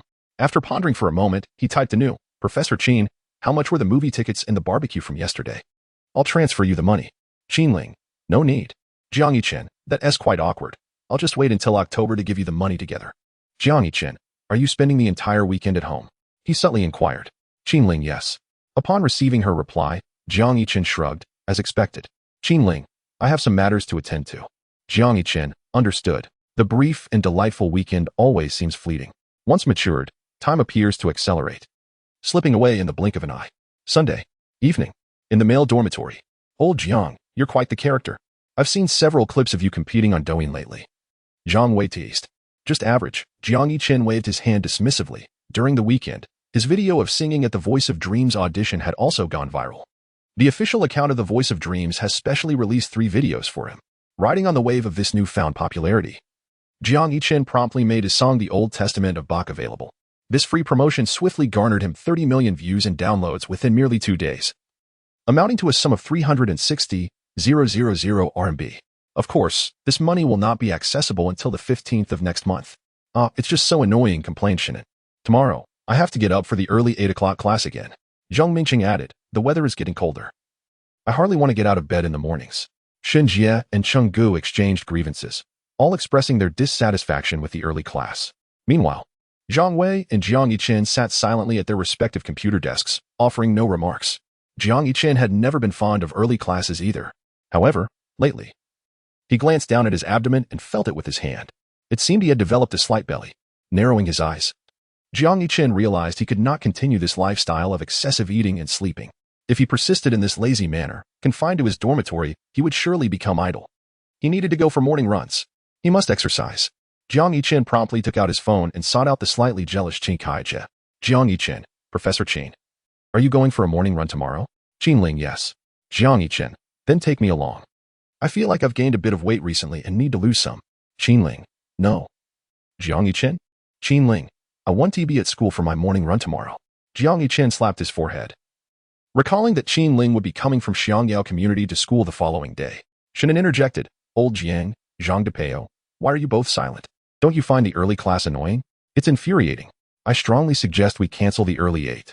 Jiang Yichen nodded in agreement, contemplating that there was no need to rush into morning runs. He could afford to sleep in one more day and start exercising the day after. Exactly. I think so too. Zhang Wei chimed in. It was common for the boys in the dormitory to vent their frustrations. Shinan and Zhang Mingqing began discussing the early class, gradually escalating to national affairs. Jiang Yichen chose not to interject, as he seldom followed the news. Lying on his bed, he began scrolling through his social media feed. Upon opening it, he was greeted by a plethora of selfies from various girls. Amidst the floral beauty, one post stood out like a piece of dung. 10 minutes earlier, Zhang Wei had posted a selfie with an enigmatic angle and a puzzling smile, captioned, My life feels like walking on thin ice. Jiang Yiqian rubbed his eyes and quickly clicked on Professor Qin's selfie, finding it quite pleasing. Chapter 61. Once I went over Professor Qin, just wait and see how I'll flaunt it. At 11 o'clock that night, Qin Ling posted a photo on social media, featuring herself alongside Fang Ruoyan, Lin Yao, and Lu Rong at a flower shop. Jiang Yiqian viewed it just before going to sleep. In the picture, Qin Ling stood in the center, her face devoid of expression, gazing intently at the camera. The expressions of Fang Ruoyan and the others were much more vivid. Jiang Yiqian glanced at the bouquet of white lilies in Qin Ling's hands. This reminded him of the white lilies he had gifted her previously, which were now undoubtedly wilted and gone. Lost in contemplation, he quietly checked his balance. This weekend, he had been quite frugal. On Saturday, he had cooked 2 dishes at Qin Ling's apartment, and he had subsisted on those dishes until noon today. His dinner this evening was courtesy of Jiang Sui Huan, who had invited him to dine together, thus allowing him to enjoy a free meal from his elder sister. The only expense he incurred this weekend was for a haircut at the school barber shop on Saturday. It was now September 22nd, and he had 930 yuan and 26 cents remaining, with 8 days until the end of the month. Even if he spent 100 yuan each day as he had previously, this amount would suffice. Jiang Yiqian opened an app and recalled the last flower shop, suddenly thinking of the elderly woman selling flowers at the hospital entrance. Her prices were significantly lower than those at the flower shop. He began to plan for tomorrow's schedule. After school at noon, he would take the subway to buy flowers at the hospital entrance, and then return just in time for his first afternoon class with Qin Ling. Lost in thought, he was abruptly interrupted by a loud shout. Jiang Yiqian, not holding his phone securely, accidentally struck himself in the face with it. "Brothers!" Zhang Wei exclaimed excitedly, demonstrating an exaggerated leap. Shinan retorted, "Are you trying to wake the dead? Why are you shouting at this hour?" Zheng Mingqing added, "Zhang Wei, you." Zhang Wei interjected, "Everyone, I have good news." Jiang Yiqian gritted his teeth. "It better be truly good news." Zhang Wei announced, "I am in love." "Really?" Jiang Yiqian rose, delivering a playful kick towards the opposite bed. "You call that good news?" "Wait a moment." Shinan, intrigued, asked, "Let us see a picture of the girl." With a blissful expression, Zhang Wei, completely unfazed by Jiang Yiqian's earlier kick, replied, "I've sent the photo to our dorm group." Jiang Yiqian paused his antics and picked up his phone to check the picture. The girl Zhang Wei had shared was quite stunning. She had a defined abdomen, was dressed in yoga attire, and her face was appealing, resembling that of a gym instructor. "Are you sure she is not just trying to sell you a membership?" Jiang Yiqian questioned skeptically. "Nonsense," Zhang Wei replied excitedly. "Old Jiang, you wouldn't understand. You're just a lonely dog." Jiang Yiqian smiled innocuously. "All right. So, you're mocking me for being single? Just wait until I win over Professor Qin. I'll flaunt it to all of you." During his high school days, Jiang Yiqian had already envisioned having a romantic relationship once he entered university. However, when the semester began, he suddenly awakened to the memories of being a character in a novel, and he was determined to help Jiang Suihuan escape her destined fate. Now that the plot had diverged from the original story, he was prepared to pursue a romance of his own. In the past, during high school, I contemplated pursuing a relationship with an older female peer, as I have always found myself drawn to the allure of an older girlfriend. However, as time has progressed, I find myself questioning the necessity of such aspirations. Is not someone like Professor Qin, with her mature and graceful demeanor, far more enticing? Admittedly, while she may exude an air of aloofness, her beauty is undeniable, and her physique is equally commendable. Moreover, she is not perpetually distant. Her gentle side occasionally shines through. Zhang Wei erupted into laughter, a sound reminiscent of a pig's squeal, teasing Jiang. Jiang, have my words left you speechless? There is no need for sorrow. Shall I assist you in courting a lady tomorrow? No need, Jiang Yiqian replied disinterestedly, turning away to recline on his bed, quietly contemplating his plan to purchase lilies at the hospital the following day. Shinan, skeptical, remarked, "Zhang, are you serious? This seems rather implausible. What could she possibly see in a mere student like you?" Zhang Wei retorted with fervor, "You fail to comprehend. This is love." Shinan frowned. "And how long have you known her?" Zhang Wei beamed with joy. "Though our acquaintance has been brief, I cannot describe the feeling of instant connection. Do you understand?" Shinan inquired, "How old is she?" Zhang Wei, grinning foolishly, replied, He, she is 25, an older sister indeed." Jiang Yiqian smirked, finally grasping why Zhang Wei had transformed so drastically in recent times. It was indeed the influence of love. 25? That hardly qualifies as older than Qin Ling. Can she really be deemed an older sister? Shinan suggested, "Bring her out tomorrow so we can meet her." Zhang Wei countered, "That is not feasible. I have yet to solidify our relationship.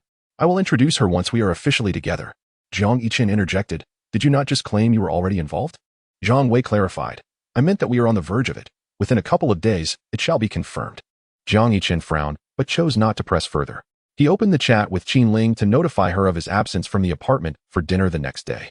The following day, having indulged in slumber throughout the weekend, Jiang Yiqin and his companions nearly overslept for their early Monday class.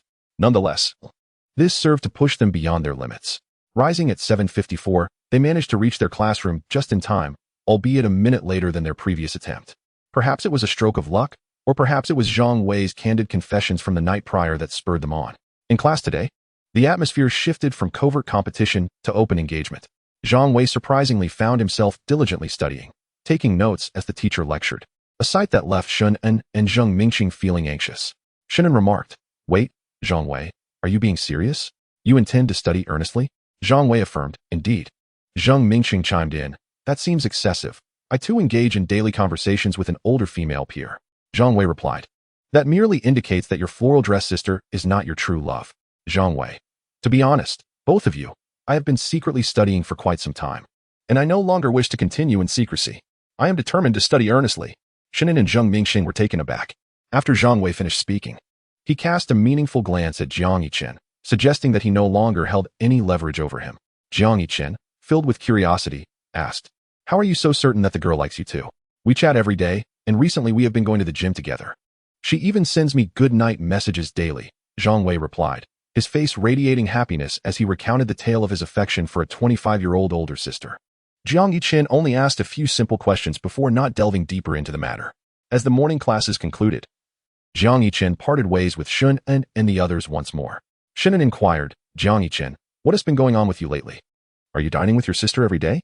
"No, I have something to attend to today." Jiang Yiqin waved goodbye to them and hurriedly made his way outside the school. There was a subway station conveniently located next to the school, making daily commutes rather easy. However, before entering the subway station, Jiang Yiqin decided to stop by a nearby noodle shop for a bowl of beef noodles. Just as he sat down, his phone lit up with a message from Qin Ling. "Qin Ling, where are you headed?" Jiang Yiqin scrolled through the chat history and directly copied and pasted his response. "I have something to take care of."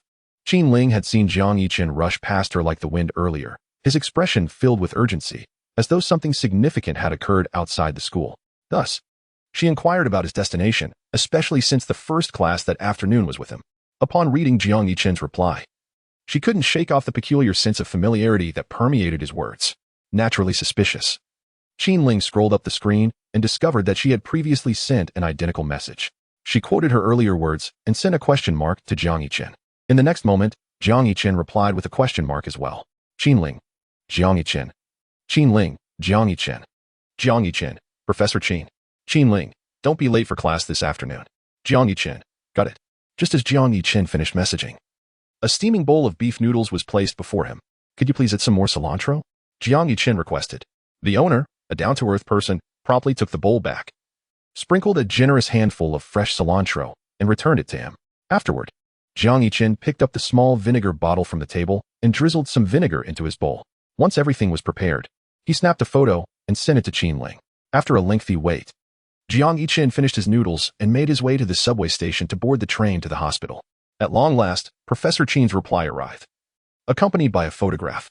It bore a resemblance to his beef noodle dish, albeit instead of noodles, it featured rice noodles with clams, topped generously with cilantro. The broth, dark and murky, unmistakably contained several rings of vinegar. "Qin Ling, how much vinegar did you add?" Jiang Yiqin, 3 rings on the left, 3 on the right. A knowing smile crept across Qin Ling's face as she read the message. Could it be that she and Jiang Yiqin shared a deep connection? This young lad truly understood her. Lin Yao rubbed her eyes, feeling as though she had misperceived the scene. Was Qin Ling really smiling at her phone screen? She immediately propped herself up on the table and leaned forward to catch a glimpse of Qin Ling's phone. It was locked. "What is she up to?" Qin Ling remarked coolly. "It's nothing, just curious about what you saw on your screen," Lin Yao inquired. "An amusing anecdote," Qin Ling replied. "Anecdote?" Lin Yao expressed skepticism. Qin Ling's sense of humor was evidently far above that of their peers. What could possibly be so amusing as to elicit a smile from Professor Qin? What was it? "Do share, I would like to indulge in some laughter too," Lin Yao pressed. "I forgot," Qin Ling responded succinctly. Lin Yao retorted, "No, seriously. Can you be a bit more sincere in your responses?" "Oh, by the way, Ling, I must inform you of something quite serious," Lin Yao stated with a grave expression. "Go on. Last weekend, my mother arranged a blind date for me, and I found him quite agreeable. So I intend to pursue a relationship," she continued. "And then I might not be able to accompany you to enjoy rice noodles at school anymore. Additionally, I will likely be scarce at the dormitory for some time, Lin Yao expressed her concerns. She worried that Qin Ling's somewhat reclusive nature might lead her to feel lonely in her absence. Ling, do not fret. If need be, I can have Feng Ruoyan come to school to keep you company. After all, she has nothing to do and has been lingering at your place. I'll arrange for her to stay in my dormitory tomorrow, Lin Yao proposed. But before she could finish her thought, Qin Ling interrupted. No need for that. No need? What about you being alone? Lin Yao questioned, visibly concerned. I truly will be fine, Qin Ling reassured her, adding her heartfelt blessing. Wishing you a smooth journey with your blind date. At 1 o'clock in the afternoon, Qin Ling arrived at the piano room an entire hour early. If her memory served her correctly, Jiang Yichen had come at 1:30 the previous week. Upon entering the piano room, she took her seat at the piano and began to play a romantic piece in D-flat major. Time seemed to stretch as she kept a vigilant watch on the door, occasionally glancing up at the clock on the wall. Before long, it struck 2 o'clock. Unable to contain herself any longer, Qin Ling picked up her phone and dialed Jiang Yichen. The phone rang suddenly, echoing through the corridor, growing closer with each passing moment. In the next instant, as Qin Ling observed, Jiang Yichen appeared at the doorway of the music room, drenched in perspiration. Professor Qin, I'm not late, am I? He gasped. According to his plan, he should have arrived at the music room by 1:30. But he had been delayed by an incident involving a flower-selling old woman who suffered a heart attack while he was purchasing flowers. No, Qin Ling replied, seemingly oblivious to the clock on the wall indicating 2:01. Come in. Wait a moment, Jiang Yichen said, half squatting as he wiped the sweat from his forehead and beckoned to Qin Ling, who was seated on the piano bench. Professor Qin, come here for a moment. I have a surprise for you. After scrutinizing Jiang Yichen for a few moments, Qin Ling rose and approached the doorway. Today, the esteemed professor wore high heels, and the sound of her heels striking the ground was crisp and clear. In just a few steps, she and Jiang Yichen found themselves facing each other at the entrance. Close your eyes, Jiang Yichen said mysteriously. Qin Ling pondered for 2 seconds before obediently shutting her eyes, seizing the opportunity while she was momentarily blinded. Jiang Yichen bent down to retrieve a bouquet of lilies he had hidden beneath the wall. The old woman at the hospital had been quite reasonable. The bouquet was over 100 yuan cheaper than at a flower shop. All right, Jiang Yichen announced. When Qin Ling opened her eyes, she was greeted by the boy's joyful smile. Her gaze then fell to his hands, which cradled a bouquet of pristine white lilies. Chapter 63, more dazzling than sunshine was Jiang Yichen's smile. Qin Ling glanced down at the vintage wrapping of the lilies and her heart raced with realization. Last time, Jiang Yichen had also purchased similarly wrapped lilies for her from an old woman at the hospital entrance. So, when he mentioned he had matters to attend to at noon, did that mean he went to buy her flowers? Why are you giving me flowers again? Qin Ling inquired. It was on the way. I had errands to run today. Jiang Yichen explained, pausing for a moment before teasingly adding, Professor Qin, will you throw them away this time if you accept them? Without uttering a word, Qin Ling accepted the bouquet of white lilies with both hands. Professor Qin, how do you find these lilies today? Jiang Yichen continued to jest. Just as her habitual response was about to slip from her lips, Qin Ling quickly corrected herself. They're wonderful. With that, she turned her back and entered the music room. Jiang Yichen followed. It's rare, Professor Qin. I thought you would say they were just average this time. As he sat down on the piano stool, Jiang Yichen suddenly realized something. He had left in such a hurry this morning that he had forgotten to bring his sheet music and textbooks. Oh, Professor Qin, I seem to have forgotten my materials, he said, feeling a bit embarrassed as he scratched his head. No sooner had he spoken than Qin Ling placed her own textbooks on the music stand with a sharp clap. The white lilies were set atop the piano cover. Noticing Jiang Yichen's sweaty appearance, she rummaged through her briefcase and handed him a few tissues. Wipe your sweat, Qin Ling instructed. All right, Jiang Yichen replied, accepting the tissues. Wow, these tissues smell really nice. As the two of them became engrossed, 5 minutes of class time slipped away. Qin Ling urged Jiang Yichen to promptly play the piece assigned last week. Again. Good. Again. Good. Jiang Yichen, rubbing his forehead, sensed that he was somewhat out of sorts. Perhaps due to just beginning to practice. The scene inevitably reminded him of the first time he attended class with Professor Qin. However, unlike their initial encounter, 3 weeks had elapsed, and Professor Qin's tone had softened considerably. Allow me to demonstrate, Qin Ling stated. Upon hearing this, Jiang Yichen immediately prepared to rise, but a delicate, pale hand pressed him back into his seat. Scoot over a bit, Qin Ling indicated towards the left side of the piano bench. Jiang Yichen shifted slightly. The bench was quite spacious, easily accommodating 2 individuals. It was at that moment he noticed something unusual. Professor Qin had not brought a ruler today. Upon closer inspection, Qin Ling seated herself beside Jiang Yichen, their shoulders brushing and their legs nearly touching. In that instant, as their shoulders connected, Jiang Yichen could not help but flash a brilliant smile. revealing his gleaming white teeth. Jiang Yichen, Qin Ling murmured. Yes, yes, I'm here. Professor Qin, please play. I'll watch attentively and learn diligently. Qin Ling found it hard to look at Jiang Yichen's foolish expression, resembling the simpleton of a wealthy family. She dared not gaze longer, fearing she might succumb to laughter herself. With a series of precise notes, Qin Ling earnestly demonstrated the problematic segment of Jiang Yichen's exercise. As the final note resonated, she turned her head. The afternoon sunlight was somewhat blinding, but even more dazzling were Jiang Yichen's prominent, white teeth. Jiang Yichen, are you there? Did you understand? I did. Jiang Yichen nodded. Though most of his attention had been captivated by Professor Qin's flawless profile, he had listened attentively to her demonstration. Now, it's your turn, Qin Ling instructed. Rather than moving to a nearby stool, she merely shifted slightly to her right, allowing ample space for Jiang Yichen. All right, Jiang Yichen exclaimed, brimming with energy, confidently rolling up his sleeves and positioning his hands on the piano, ready to embark on his performance. However, Professor Qin's petite hand swiftly landed on the back of his hand. Focus on the score, Qin Ling reminded him. Okay, this time, Jiang Yichen placed his fingers correctly on the keys, referencing the sheet music.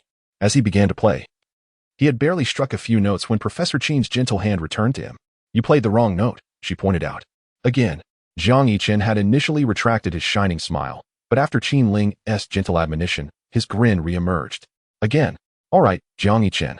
Qin Ling's expression turned serious. Are you doing this on purpose? Jiang Yichen's previously cheerful expression suddenly turned serious, and his prominent teeth retreated. Professor Qin, I have gained clarity. Please, grant me another chance. Play, Qin Ling instructed, her skepticism about Jiang Yichen's peculiar tendencies evident. Why else would he deliberately play the wrong notes to provoke a reprimand? Thump, thump, thump. Jiang Yichen played again, executing a flawless performance, or at least that was his belief. Yet, when he glanced over, Professor Qin maintained her stoic demeanor. Professor Qin? Jiang Yichen called out.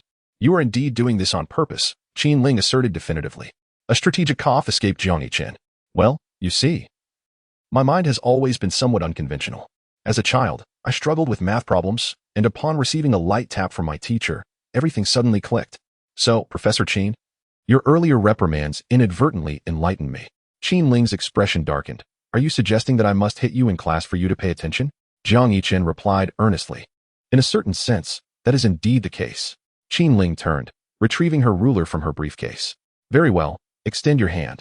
I shall give you a few taps. Jiang Yichen's face twitched, and he quickly clarified. Professor Qin, my math teacher never used a ruler. It was merely a gentle pat.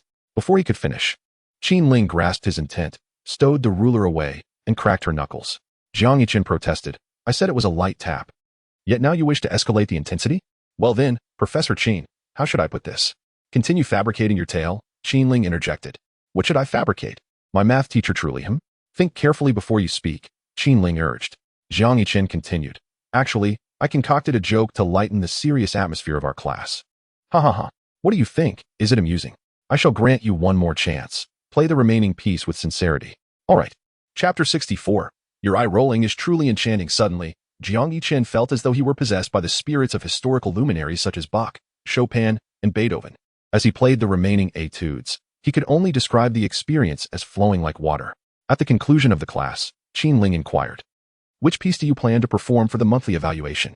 A secret, Jiang Yichen replied with a mysterious smile. Fine, Qin Ling conceded, refraining from further questions. The rules for the monthly evaluation required 2 pieces from the curriculum and 1 self-selected piece. She had intended to assist Jiang Yichen in his review, but seeing his confidence, she decided to wait patiently. Professor Qin, how did I perform today? Jiang Yichen asked curiously. Not bad, Qin Ling commented. Isn't it wonderful? Jiang Yichen retorted. Qin Ling could not suppress a roll of her eyes. That's enough for today. Go back and practice diligently what I assigned you. Wow, Professor Qin. Even your eye rolls exude such charm, Jiang Yichen remarked with genuine admiration. Qin Ling's lips twitched slightly. Hey, are you trying to laugh? I noticed the corners of your mouth lifting just now. If you want to laugh, go ahead, Jiang Yichen said with a beaming smile. Generally, Qin Ling maintained an icy demeanor, as if everyone owed her money. He had only seen her smile a few times, and it was truly captivating, far more enchanting than her usual frosty expression. Thus, he was quite curious about how a person like Qin Ling would look if she erupted into hearty laughter, uncontrollably amused.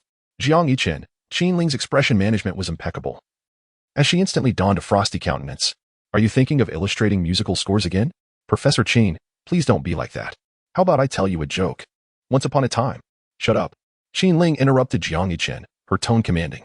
Class is over. Leave. Just let me finish the joke, after all. It's already class time and your next student hasn't arrived yet. Jiang Yichen waved his hand, ready to continue. Yet, Qin Ling's icy tone resonated again. Jiang Yichen. He fell silent, carefully observing the serious expression on Professor Qin's face, uncertain whether she was genuinely angry or merely pretending. Well then, I'll take my leave, Professor. I promise to practice hard and not embarrass you during this month's evaluation. Once Jiang Yichen departed, Qin Ling glanced repeatedly at the door, ensuring he had truly left, and then could not help but chuckle to herself. While laughing, she cradled the white lilies atop the piano, her fingers caressing the pristine petals. Qin Ling murmured to herself with a hint of pride, "Compete with me? You're still far from it." Before long, a female student entered, greeting Qin Ling, "Professor Qin." Qin Ling nodded slightly and retrieved a ruler from her briefcase. The student, curious, glanced at the white lilies atop the piano. "Are these flowers yours, Professor?" "Yes. My nephew gave them to me," Qin Ling replied casually. In the evening, in the teacher's office, Qin Ling was organizing documents in preparation for leaving. Mondays were the busiest, filled with classes and meetings. "Hey, Ling, where did you get those lilies?" Lin Yao inquired, intrigued. They had accompanied Qin Ling to a flower shop over the weekend, but she hadn't purchased any flowers. "They were a gift," Qin Ling stated. "Who sent them?" Lin Yao's curiosity piqued, her expression transforming into one of gossip. "A male." Qin Ling dismissed Lin Yao's inquisitive touch on the lilies. "A male?" Lin Yao exclaimed, astonished. "Who is it?" "From our school?" Qin Ling, with an expression as tranquil as an ancient well, lifted her eyelids to glance at Lin Yao, whose heart was ablaze with enthusiasm. She then remarked, "My nephew." Instantly, Lin Yao lost interest. She had thought it was a bouquet from some rogue admirer, but it turned out to be from a relative. Nevertheless, upon reflection, it made sense. If a wild man were to send Qin Ling flowers, it would surely come accompanied by a greeting card akin to the last one. The bouquet of lilies before her was wrapped in old newspapers, giving off a rather makeshift, market-like impression. Ignoring the disdain in Lin Yao's voice, Qin Ling gathered her belongings. Rising to her feet with a briefcase in one hand and the flowers in the other, preparing to return to her apartment for dinner. Jiang Yichen had made sweet and sour shredded potatoes again, a dish she particularly relished. Suddenly, Qin Ling halted, turning back to Lin Yao to inquire, "Lin Yao, if it were you, and your nephew gifted you something, how would you reciprocate?" This marked the third time Jiang Yichen had sent her flowers, and she felt compelled to respond appropriately. Lin Yao pondered for a moment before replying, "Perhaps a set of the 5-year examination, 3-year simulation series. Children must be nurtured from a young age." "What is 5-3? Qin Ling asked, puzzled. "The 5-year examination, 3-year simulation," Lin Yao elucidated. "During this past New Year, I gifted my nephew a set along with a large box of various educational books. He was profoundly moved to the point of tears. By the way, how old is your nephew this year?" Qin Ling asked. "I have matters to attend to. I must depart." Qin Ling waved her hand and swiftly exited the office. "Don't leave yet, Ling. Shall I send you the link?" Lin Yao called after her as she exited the teaching building, with her briefcase slung over one shoulder. Qin Ling freed one hand and retrieved her phone from her bag, searching for Lu Rong. "Qin Ling, if your sugar daddy were to gift you something, what would you reciprocate with?" Lu Rong. Wait a moment, Miss Qin, what do you mean by that?" Qin Ling, my nephew gifted me something today, and I wish to return the favor, but I am uncertain what to give. Lu Rong, is it appropriate to ask me such a question? Qin Ling, your sugar daddy is roughly the same age as my nephew. I figured their tastes might be similar since they are both born in the 2000s. Lu Rong, just give cash. It's simple and straightforward. Qin Ling, what sort of gifts do you typically buy for him? Lu Rong, phones, watches, clothes, and if he treats me well, I might even send him some cash. Chapter 65, SpongeBob in a high-end restaurant. Fong Run teased Lu Rong, who was engrossed in conversation across the table. Lu Rong, who are you chatting with now? Is it your sugar daddy?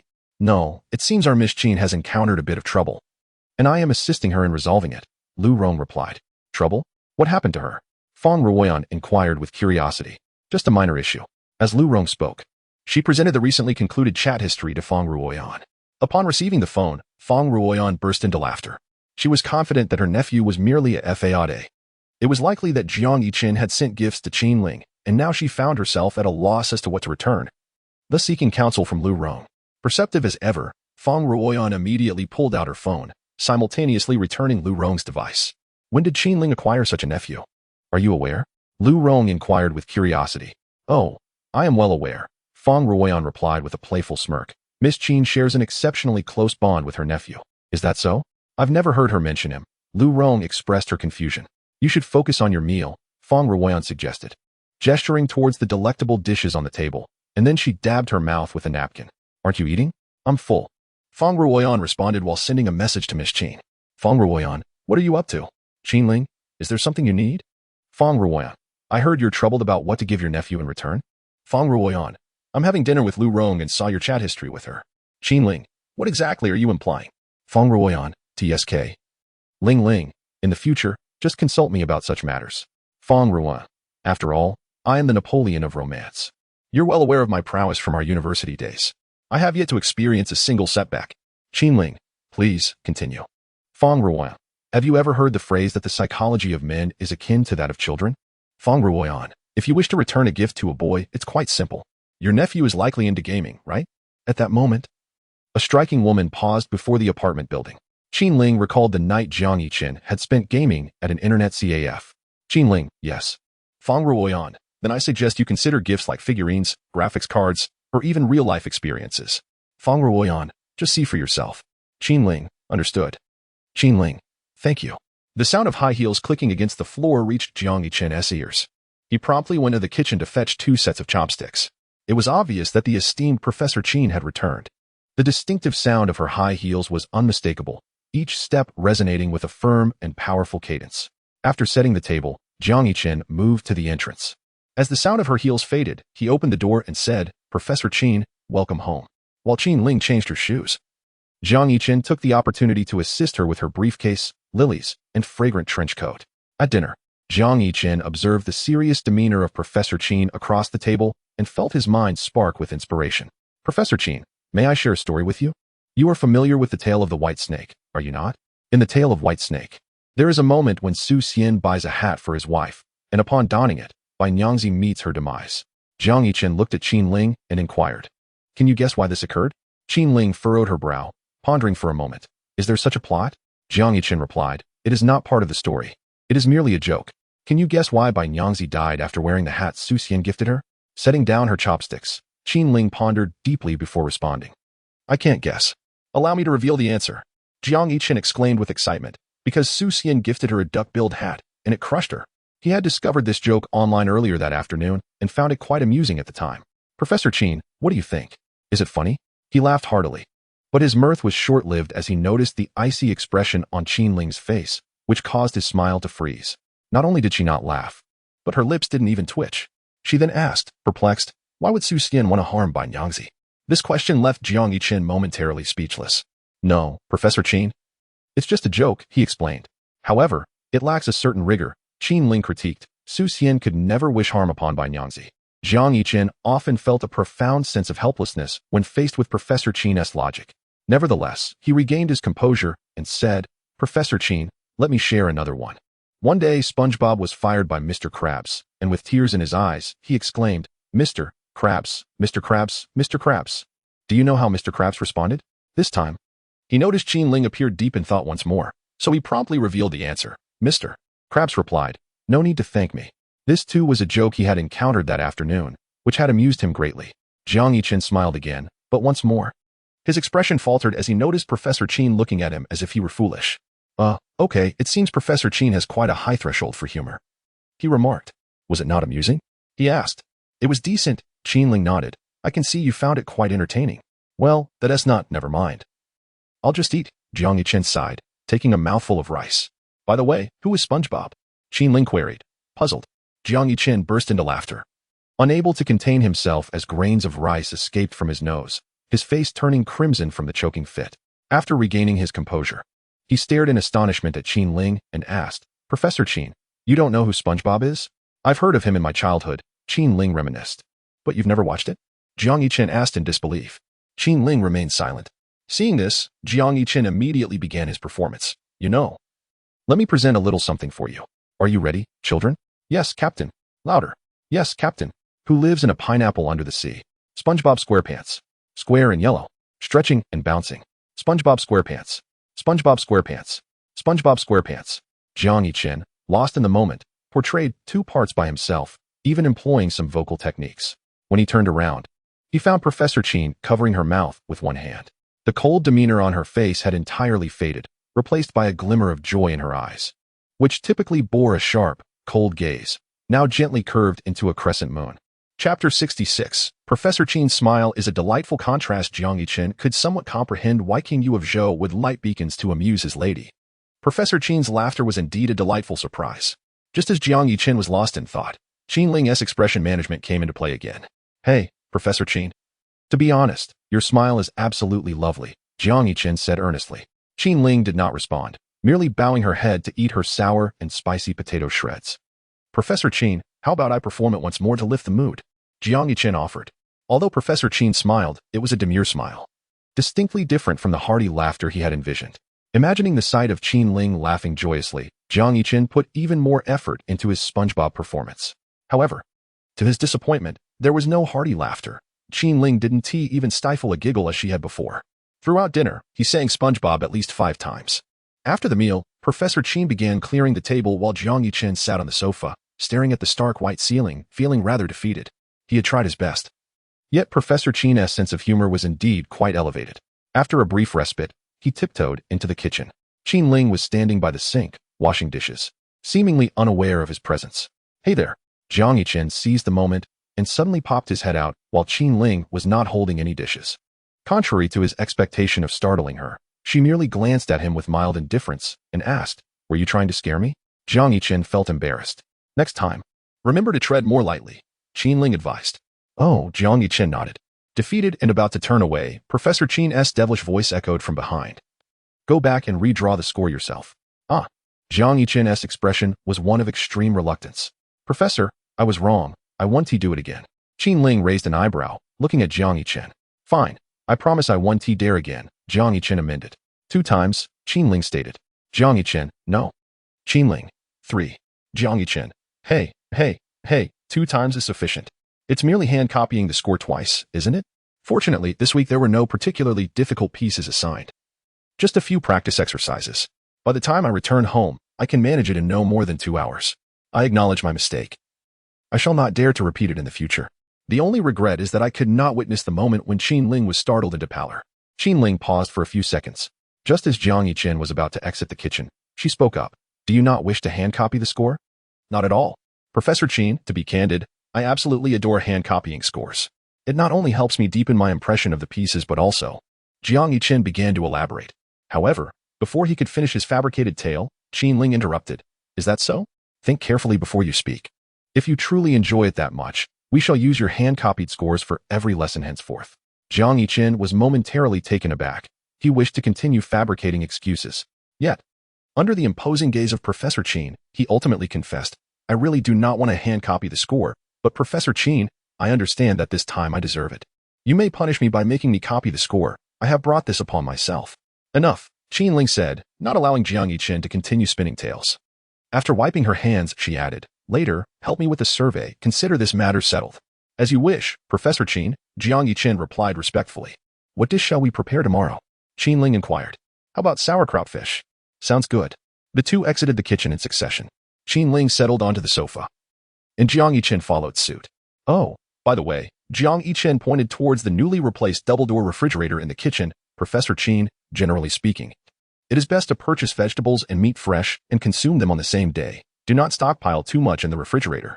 This afternoon, upon arriving at the apartment, he discovered that Qin Ling had replaced the old refrigerator with a smart double-door model, which offered considerably more space than the previous one. Moreover, our esteemed Professor Qin had promptly filled it to the brim with an array of vegetables and meats. "All right, I understand," Qin Ling nodded. "Is there anything else needed in the kitchen?" Jiang Yichen pondered for a moment. He had noticed that there was still no apron in the kitchen. He had been keeping an eye on this matter for the past few days and had indeed ordered an apron online 3 days ago, which he expected to arrive by tomorrow. "None," Jiang Yichen replied. Jiang Yichen returned to the boys' dormitory at 8:30 in the evening. He had been waiting in the apartment because Qin Ling wanted him to fill out a survey. However, after waiting for 20 minutes, Professor Qin merely instructed him to return and wait, stating that she would send the survey to him later in the evening. The monthly evaluation date was set for September 27th, leaving only 4 days remaining. In the dormitory, Xinjie and Xingu remained leisurely absorbed in their games. Since Zhang Depeo had confessed his feelings the previous night, he had undergone a complete transformation. There exists a palpable sense of isolation as one individual separates themselves from the remaining three in their dormitory. Old Jiang, it's your turn, Shannon called out. No. Sister Shin, you go ahead and play. Jiang Yichen waved his hand dismissively. He had returned to his dorm merely to retrieve his sheet music. The piano hall closed at 10:30 in the evening, and he still had time to practice for a while. Wait, old Jiang, are you also going to practice? Shannon inquired, perplexed. I'm rather lacking in skills, Jiang Yichen explained. As an underachiever who barely scraped through, he was somewhat aware of his limitations. After practicing for over an hour in the piano hall, Jiang Yichen returned to the dormitory. Coincidentally, at that moment, Professor Qin had sent him 2 messages. One inquired whether he had been jogging in the morning lately. Without hesitation, Jiang Yichen replied affirmatively, presuming that Professor Qin intended to invite him to jog together the following day. The other message contained a file, a questionnaire that Qin Ling had previously mentioned. However, upon opening the questionnaire, Jiang Yichen was momentarily taken aback. Please select your 3 favorite games from the following list. Chapter 67. Questionnaire. Please fill in your basic information. Gender, date of birth, occupation, city of residence. What types of games do you frequently play? Please select your 3 favorite games from the following options. Choose your 3 favorite game characters from the following list. As he continued filling it out, Jiang Yichen grew increasingly bewildered. Was this questionnaire, as described by Professor Qin, merely a survey about games? Just as he thought it was simply a gaming questionnaire. The subsequent questions left him utterly confounded. What is your relationship status? 1. Single. 2. In a relationship. 3. Married. How would you describe your personality? 1. Cold and aloof. 2. Passionate. 3. Optimistic. 4. What are your interests and hobbies? Do you believe you should possess considerable wealth, high status, and power? 1. Strongly agree. 2. Agree. 3. Neutral. 4. Disagree. 5. Strongly disagree. Do you believe your image aligns with the opposite sex's expectations? 1. Strongly agree. 2. Agree. 3. Neutral. 4. Disagree. 5. Strongly disagree. Do you think your image corresponds with your environment, identity, and personality? 1. Strongly agree. 2. Agree. 3. Neutral. 4. Disagree. 5. Strongly disagree. Jiang Yichen had filled out half of the questionnaire when he switched back to the chat window with Qin Ling. Jiang Yichen, Professor Qin, this questionnaire is rather unique. Qin Ling, yes, a friend of mine from abroad is conducting it, primarily targeting university students aged 18 to 22. Jiang Yichen, can I opt out of this? How long is this questionnaire? Qin Ling, no, you promised to finish it. If you don't, I have no objection to you copying the score by hand. Jiang Yichen, all right. Jiang Yichen continued to switch screens and filled out the questionnaire. What are your appealing or off-putting traits? Jiang Yichen pondered this question, scratching his head, and hastily wrote down an answer. Besides being handsome, I have no other qualities. How would you describe your physique? 1 meter 80, with a chiseled torso. What life skills do you possess? Cooking. What is something very important to you, or a good luck charm? I don't know. What are you most afraid of? Being late for an 8 a.m. class. What is your favorite food? King crab. What is your favorite color? None. Do you have any tattoos, birthmarks, scars, or moles? None. Jiang Yichen flipped through several pages of questions. Finally, he reached the last question. How many romantic relationships have you had? None. At 11 o'clock in the evening. After curfew had passed, Jiang Yichen sent the completed questionnaire to Qin Ling. Oh my. A roar erupted in the dormitory. Shannon cursed loudly, demanding to know who had used up all his paper. Jiang Yichen glanced down and then turned over on his bed, feeling it was none of his concern. Zheng Mingqing. Shannon, with a dramatic flair, approached Zheng Mingqing, his eyes filled with fury. Just last Friday, he had bought a pack of tissues. And today, only the cardboard remained. Zheng Mingqing, feeling guilty, shook his head and said, it wasn't me. Shannon redirected his anger towards Jiang Yichen's humble abode. Jiang Yichen, was it you? It wasn't me. It wasn't me. Jiang Yichen weakly shook his head. Zhang Depeo. Shannon approached the last person's bed. Where is that scoundrel Zhang Wei? Zheng Mingqing. I don't know. Jiang Yichen. I don't know either. The three then realized it was already past 11, and Zhang Wei had not returned. What the heck? Has he gotten lucky? Zheng Mingqing remarked. Gasp. Jiang Yichen inhaled sharply, surprised at the speed of such developments. Damn it, it must be that rascal who used all my paper. Shannon angrily picked up his phone to call Zhang Wei. Hearing this, Jiang Yichen felt a wave of relief. Though he couldn't quite fathom why he always thought of rushing to the supermarket to buy paper whenever he ran out, only to quickly forget about it. All right. Still not answering the phone. Shannon vented his frustration. Until bedtime, Jiang Yichen could still hear the muffled sounds of curses emanating from the princess room across the hall. Observing the situation, it seems that Shannon will undoubtedly mourn Zhang Wei for 3 seconds should he encounter him tomorrow, before promptly setting an alarm and preparing for slumber. Shannon's notes are not solely for his own use. Zheng Mingqing and Zhang Wei have also been clandestinely benefiting from them. The next day, upon feeling the vibrations emanating from beneath his pillow, Jiang Yichen awoke immediately. Only Professor Qin, with his esteemed presence, could compel him to rise so early. Unlike his usual haphazard morning routine for an 8 a.m. class, today he had set his alarm for half an hour earlier, at 6 o'clock. He brushed his teeth with exceptional diligence, and after washing his face, applied skincare products meticulously. Finally, Jiang Yichen took a bit of Cheng Ji's hair wax to style his hair, ensuring he was fully prepared. Gently, he pushed open the door to the dormitory and stepped outside. Given Shen Jie's furious demeanor from the previous night, he genuinely feared waking this formidable figure. At 6:30, Jiang Yichen arrived punctually at the foot of the faculty apartment building. Though he had reached the agreed-upon place at the designated time, Professor Qin was nowhere to be seen. Perplexed, he picked up his phone and sent a message to Qin Ling. How unusual it was for Professor Qin to be late. Qin Ling, 2 minutes. Jiang Yichen, all right. Though she claimed 2 minutes, it turned out to be 5. Jiang Yichen could not help but tease as he observed Qin Ling's delayed approach. Professor Qin, you were late today. Came her nonchalant response. Jiang Yichen shrugged. Qin Ling's aloof demeanor was entirely anticipated. After a brief warm-up, the two commenced their morning jog. 30 minutes in, Jiang Yichen found himself struggling. Though it was an improvement from last time. Previously, he had lasted just 15 minutes. This time, he managed 20, showing greater endurance.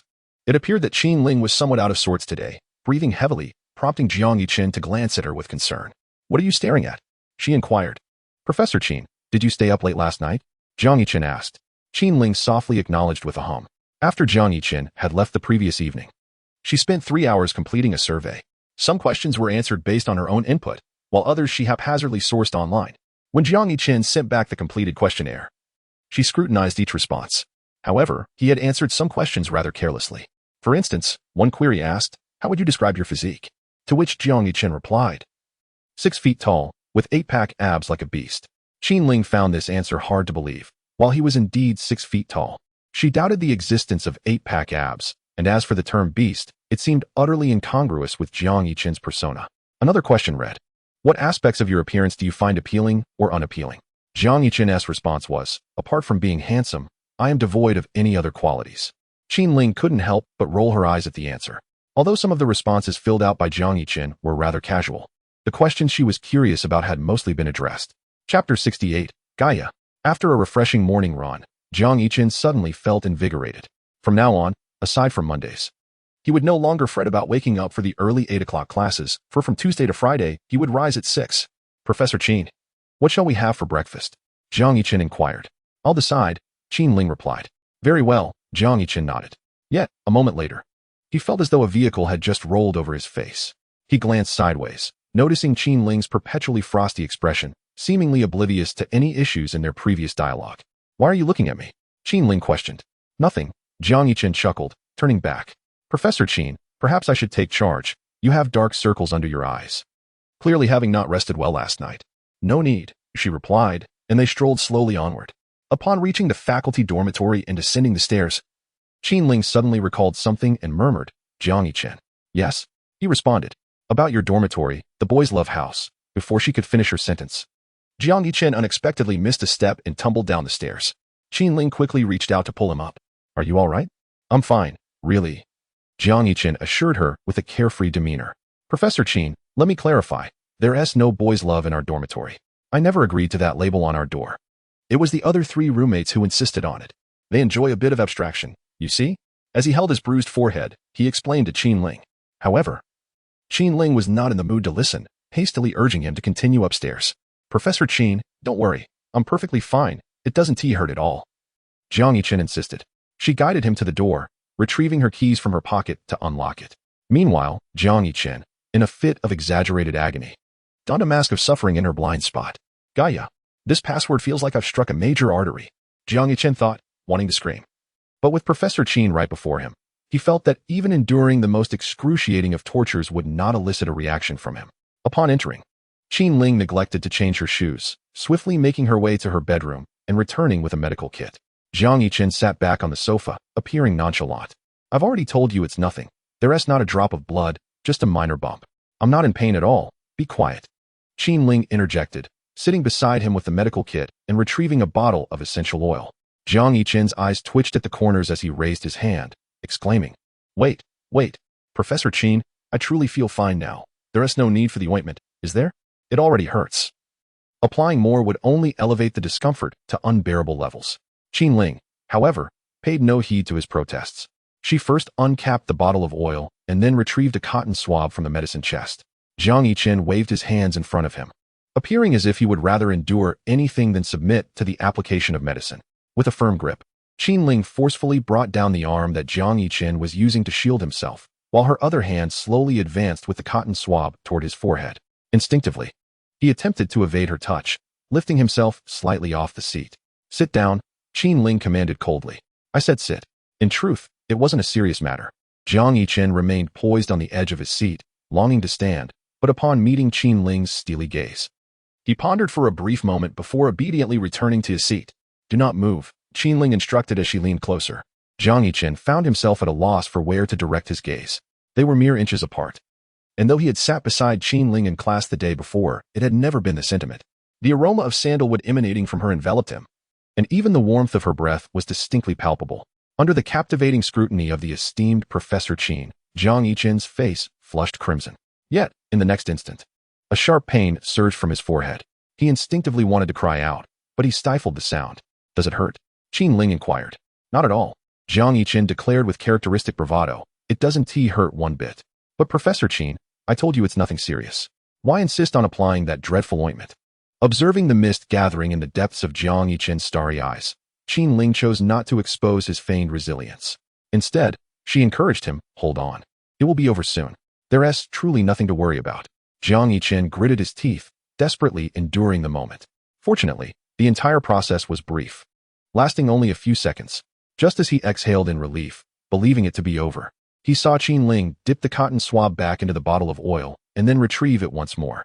With her enticing lips parting and closing, she uttered a phrase that sent Jiang Yiqian's heart sinking. Do not move, I'm not finished yet. Before the words had fully left her mouth, the cotton swab pressed against Jiang Yiqian's bruised forehead. Gaia, Professor Qin, he exclaimed. What is it? She responded. I suddenly remembered that I had a dog when I was young. It accompanied me for many years, but that winter, it suddenly left. Do you understand? Jiang Yiqian wiped his nose, his voice trembling. Yes, I understand, Qin Ling nodded. At last, after applying the ointment a second time, the process concluded. Jiang Yiqian exhaled heavily, relieved that it was finally over. Without exhibiting any actions that would undermine his masculinity, Jiang Yiqian remained still.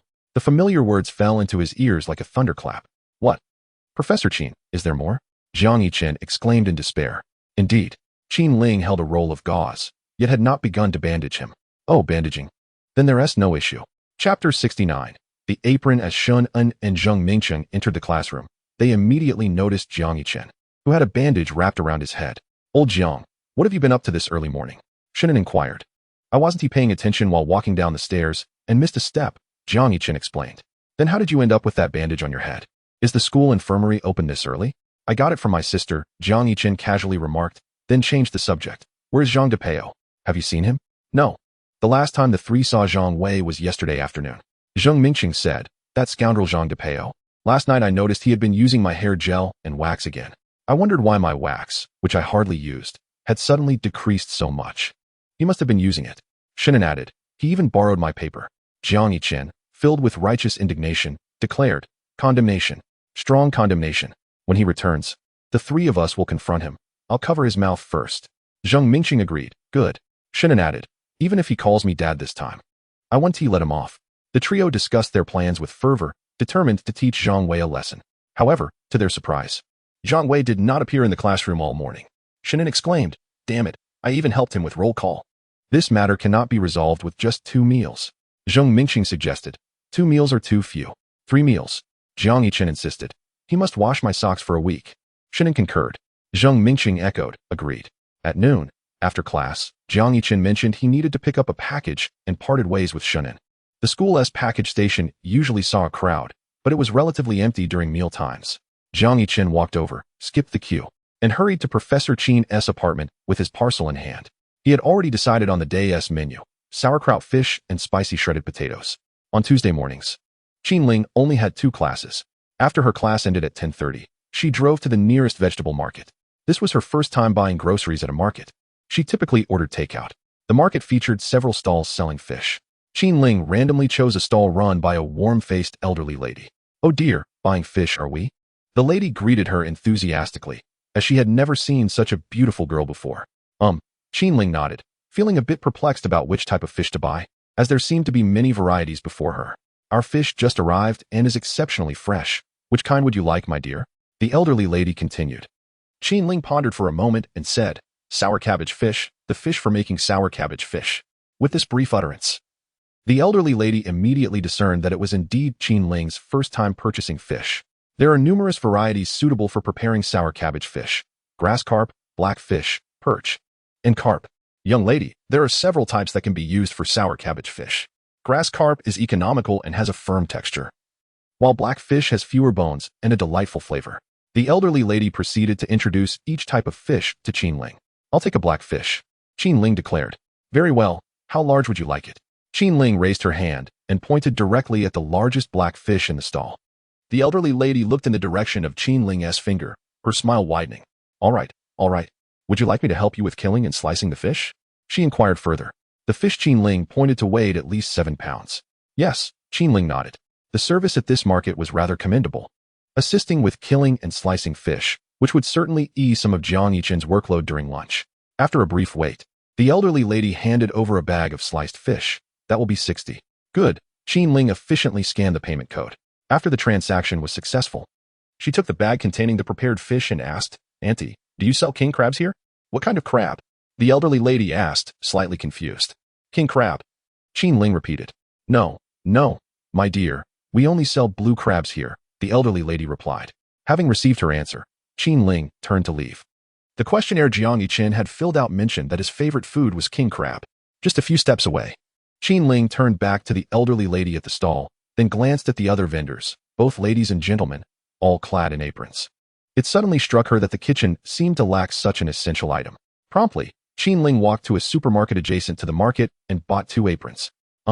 No, Professor Qin, what are those 2 aprons in your hand? Jiang Yichen asked. I just bought them this morning, Qinling replied, handing one of the red-checkered aprons to Jiang Yichen. He silently accepted the apron. What about the package you have? Qinling inquired. It's an apron, Jiang Yichen responded. As soon as he spoke, Qinling paused in surprise. Never mind, it's not important. Jiang Yichen waved his hand and set the package aside. He then approached the cutting board, opened the bag placed on it, and remarked in mild astonishment. Hey, Professor Qin, what kind of fish did you buy? It's all sliced. Yes, blackfish, Qinling replied softly. That's quite good, Jiang Yichen said, yet before he could express his delight, he realized something was amiss. Isn't this a bit too much? Jiang Yichen picked up the bag to weigh it carefully and then asked, Professor Qin, how large is this blackfish you bought? It must weigh at least 5 pounds, right? 60 yuan, Qinling answered. How much? Jiang Yichen was taken aback, his jaw nearly dropping to the floor. 60 yuan. Surely that must weigh at least 7 or 8 jin. Were the two of them really going to consume that much? The last time he prepared the sauerkraut fish, he had only purchased a 2.5 jin fish. Extravagant. Is that too much? Qinling inquired. It does seem a bit excessive, Jiang Yichen replied, suggesting that next time, a fish weighing around 2 jin would suffice. All right, I understand, Qinling said as she donned an apron. His was checkered red, while hers was black. Assist me, she requested, turning her back to reveal her exquisite silhouette. Jiang Yichen comprehended her intent and promptly stepped forward to grasp the ties of the apron. Normally, he could fasten his apron in a matter of seconds, yet now he found himself somewhat slow. Professor Qin was still clad in a white shirt today, the familiar fragrance filling his nostrils. Lowering his gaze to the ties, he noted her slender waist. Is it not ready yet? Qinling glanced back. Almost there. Jiang Yichen wrapped the ties around again and again, each movement infused with an endless tenderness. Is Professor Qin interested in learning how to cook? Indeed. Chapter 70. If one cannot hold on to sand, it is better to let it fly. Jiang Yichen prepared the sauerkraut fish at a leisurely pace, explaining the process as he went along. Qinling stood beside him, occasionally nodding in acknowledgement but otherwise remaining silent. After completing the entire process of making the sauerkraut fish, Jiang Yichen was uncertain how much Qinling had absorbed. After lunch, the time reached 1:30. Jiang Yichen lingered in the apartment for a while before heading to class. In the afternoon, once again, Zhang Depeo was nowhere to be seen. Shinan, while cursing about whether he had perished in a woman's embrace, utilized his vocal advantage to assist Zhang Wei. However, this time he could not evade scrutiny as the instructor noted an absence next to Zhang Wei's name. Shinan remarked, Could Zhang Depeo have been incapacitated? Zhang Mingqing mused, did he fall into a trap? That seemed unlikely. Jiang Yichen furrowed his brow. How much time had passed? Zhang Wei had seemingly evaporated. Moments later, Shannon presented his phone to Zhang Mingxing and Jiang Xia, saying, "Look, Zhang Depeo just posted on Moments a minute ago.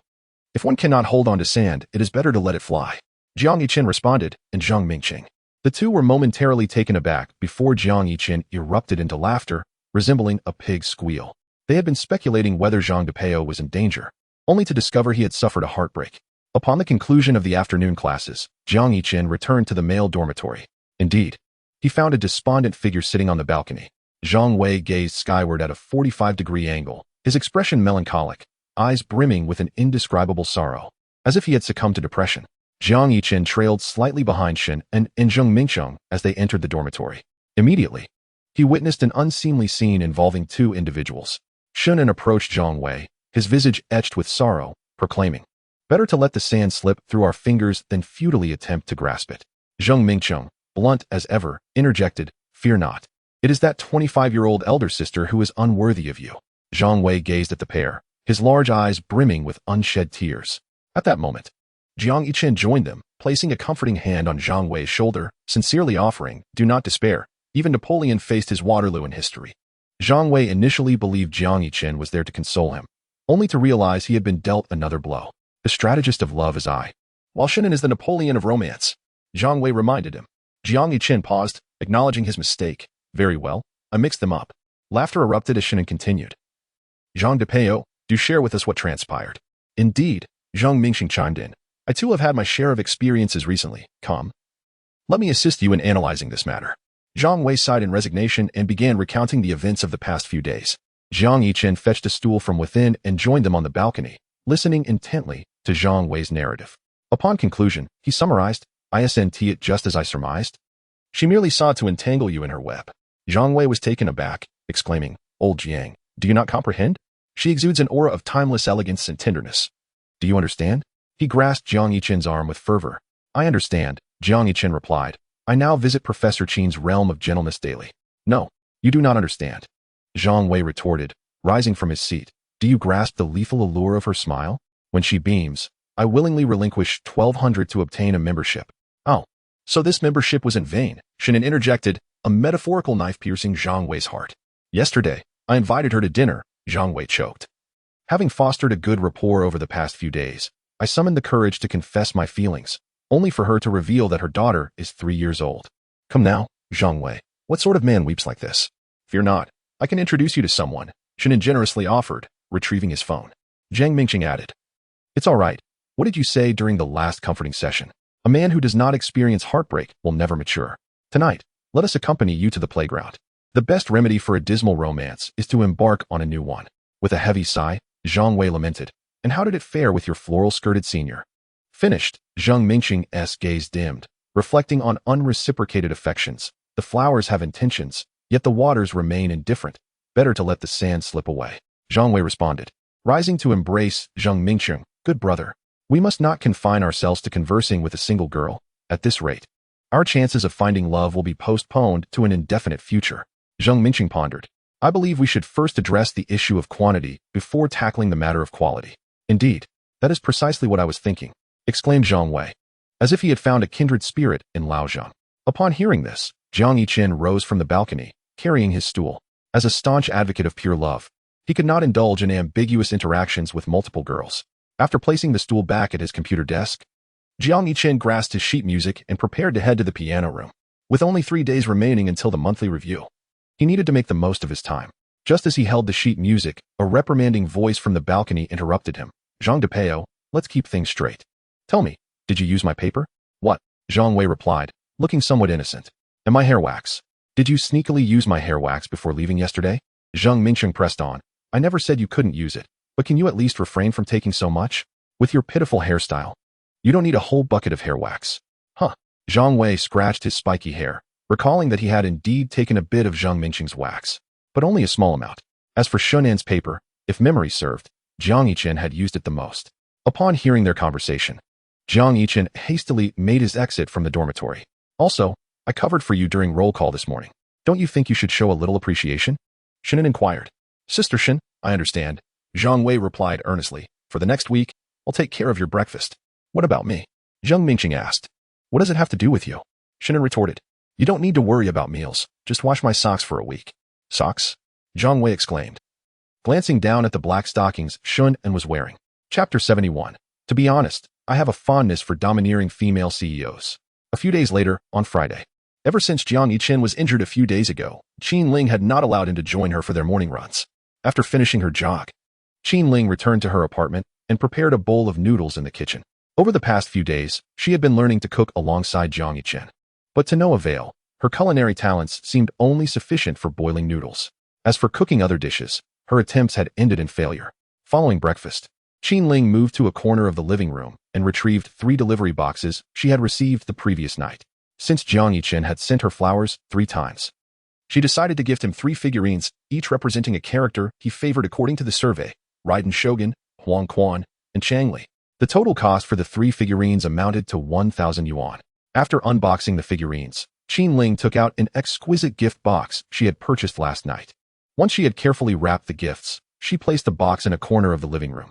As the National Day approaches, there will be no holiday this Saturday, and classes will continue for the day. The holiday will commence on the 29th. This implies that she will need to remain at school this Friday. Jiang Yiqin, good morning. Professor Qin, my sister invited me to lunch today, so I may not make it back by noon. What shall we have for dinner? Qin Ling, you needn't worry about cooking this evening. Jiang Yiqin, no cooking? Aren't you eating at the apartment tonight? Qin Ling, no. We will eat at the apartment, and you should join us. Jiang Yiqin, why is that? Qin Ling, don't ask. Jiang Yiqin, all right. Qin Ling had already decided on the evening's meal, king crab. She had made a reservation at a 5-star restaurant for this dish and would simply pick it up later in the afternoon. At noon, in the cafeteria of Mingxian Music Academy, Jiang Yiqin was having malatang with Jiang Sui Huan. Xiaoyi, do you have enough pocket money? Jiang Sui Huan inquired. Yes. Jiang Yiqin nodded in affirmation. Don't try to act tough in front of your sister, Jiang Sui Huan said, firmly transferring 500 yuan to Jiang Yiqin via her phone. In recent days, she had sent him several amounts, all of which he had returned. You must accept this time, she insisted. No, sister, please keep it. Jiang Yiqin replied with a wry smile. Jiang Sui Huan had always shared with him whenever she came across something good. They were half-siblings, and he rarely asked his stepmother for money. If he did, it was only through his father. Sister, look, I still have money left in my balance, Jiang Yiqin said, showing her the few hundred yuan remaining. Did you ask Dad for that? Jiang Sui Huan asked. Yes, Jiang Yiqin nodded. Then that amount won't suffice, will it? The National Day holiday is approaching. Aren't you going out with friends? Jiang Sui Huan questioned. I don't have any plans for that at the moment, Jiang Yiqin replied. Regardless, take this money. Just accept it, all right? Jiang Sui Huan assumed a protective elder sister stance. Jiang Yiqin shook his head and returned the 500 yuan she had transferred. Even if he truly lacked funds, he would only ask his father for help. Sister, I might be earning money now, so you needn't send me any. Look. My 2 songs on several music platforms have accumulated over 100 million streams during this time, Jiang Yiqin explained. Over 100 million? Jiang Sui Huan was taken aback. How much could that possibly be? I estimate it should be around 200 to 300,000, Jiang Yiqin calculated.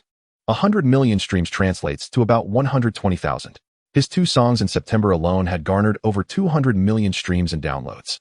The Voice of Dreams is still in the preliminary selection phase, and the first round will commence after the National Day holiday. 200 to 300,000, Jiang Sui Huan exclaimed in astonishment. Yes, Jiang Yiqin affirmed with a nod.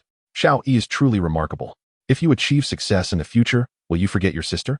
Sister, how could you say such a thing? What is mine is also yours. When the time comes, I shall directly transfer you several thousand as pocket money. Jiang Yiqin replied generously. No, you should keep that for yourself. Jiang Sui Huan waved her hand, adding, let us not dwell on it. The hot pot is nearly cold. Let us eat first. After lunch, Jiang Sui Huan inquired with concern, Xiao Yi, how have you been getting along with Professor Qin lately? I recently heard that she can be quite difficult. She often appears stern during class and wields a ruler. It's quite good, Jiang Yiqin frowned. Who has spread such rumors? Professor Qin is exceptional. If given the chance, I would prefer her to teach my major courses throughout my 4 years at university. Is that so? Jiang Sui Huan furrowed her brow as well. According to a senior in my club, Professor Qin is very serious and rarely smiles. If you do not play the piano correctly, she will make you redo it repeatedly. Jiang Yiqin nodded in agreement. That is indeed true. However, I wouldn't characterize her as cold. She is my favorite teacher. Well, as long as you feel good about it, Jiang Sui Huan replied. Have you met any girls you fancy lately? It has been a month since the semester began, she asked.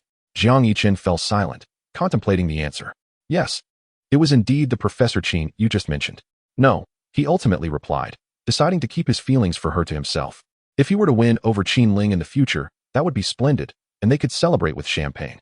If he were to fail, it would matter little. For no one would know. No? Would you like me to introduce you to someone? Jiang Sui Huan immediately became inquisitive. Xiaoyi, you have no idea. There are many girls in my modeling club who are fond of you.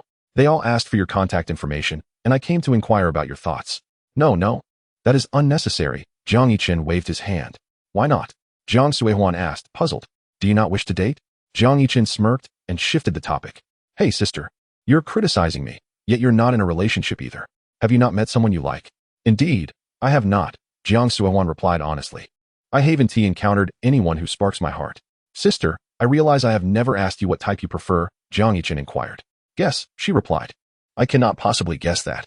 If I tell you, you must promise not to laugh. Jiang Sui Huan suddenly became a bit shy. What could possibly be amusing? A domineering female CEO. What on earth? Jiang Yichen's eyes widened in astonishment. Yes, Xiaoyi, you heard me correctly. Jiang Sui Huan reiterated, recalling that during her middle school years, she had little interest in boys.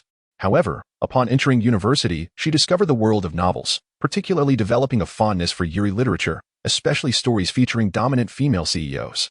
Wait, Jiang Yichen interjected, hastily halting her, then posed a profound question.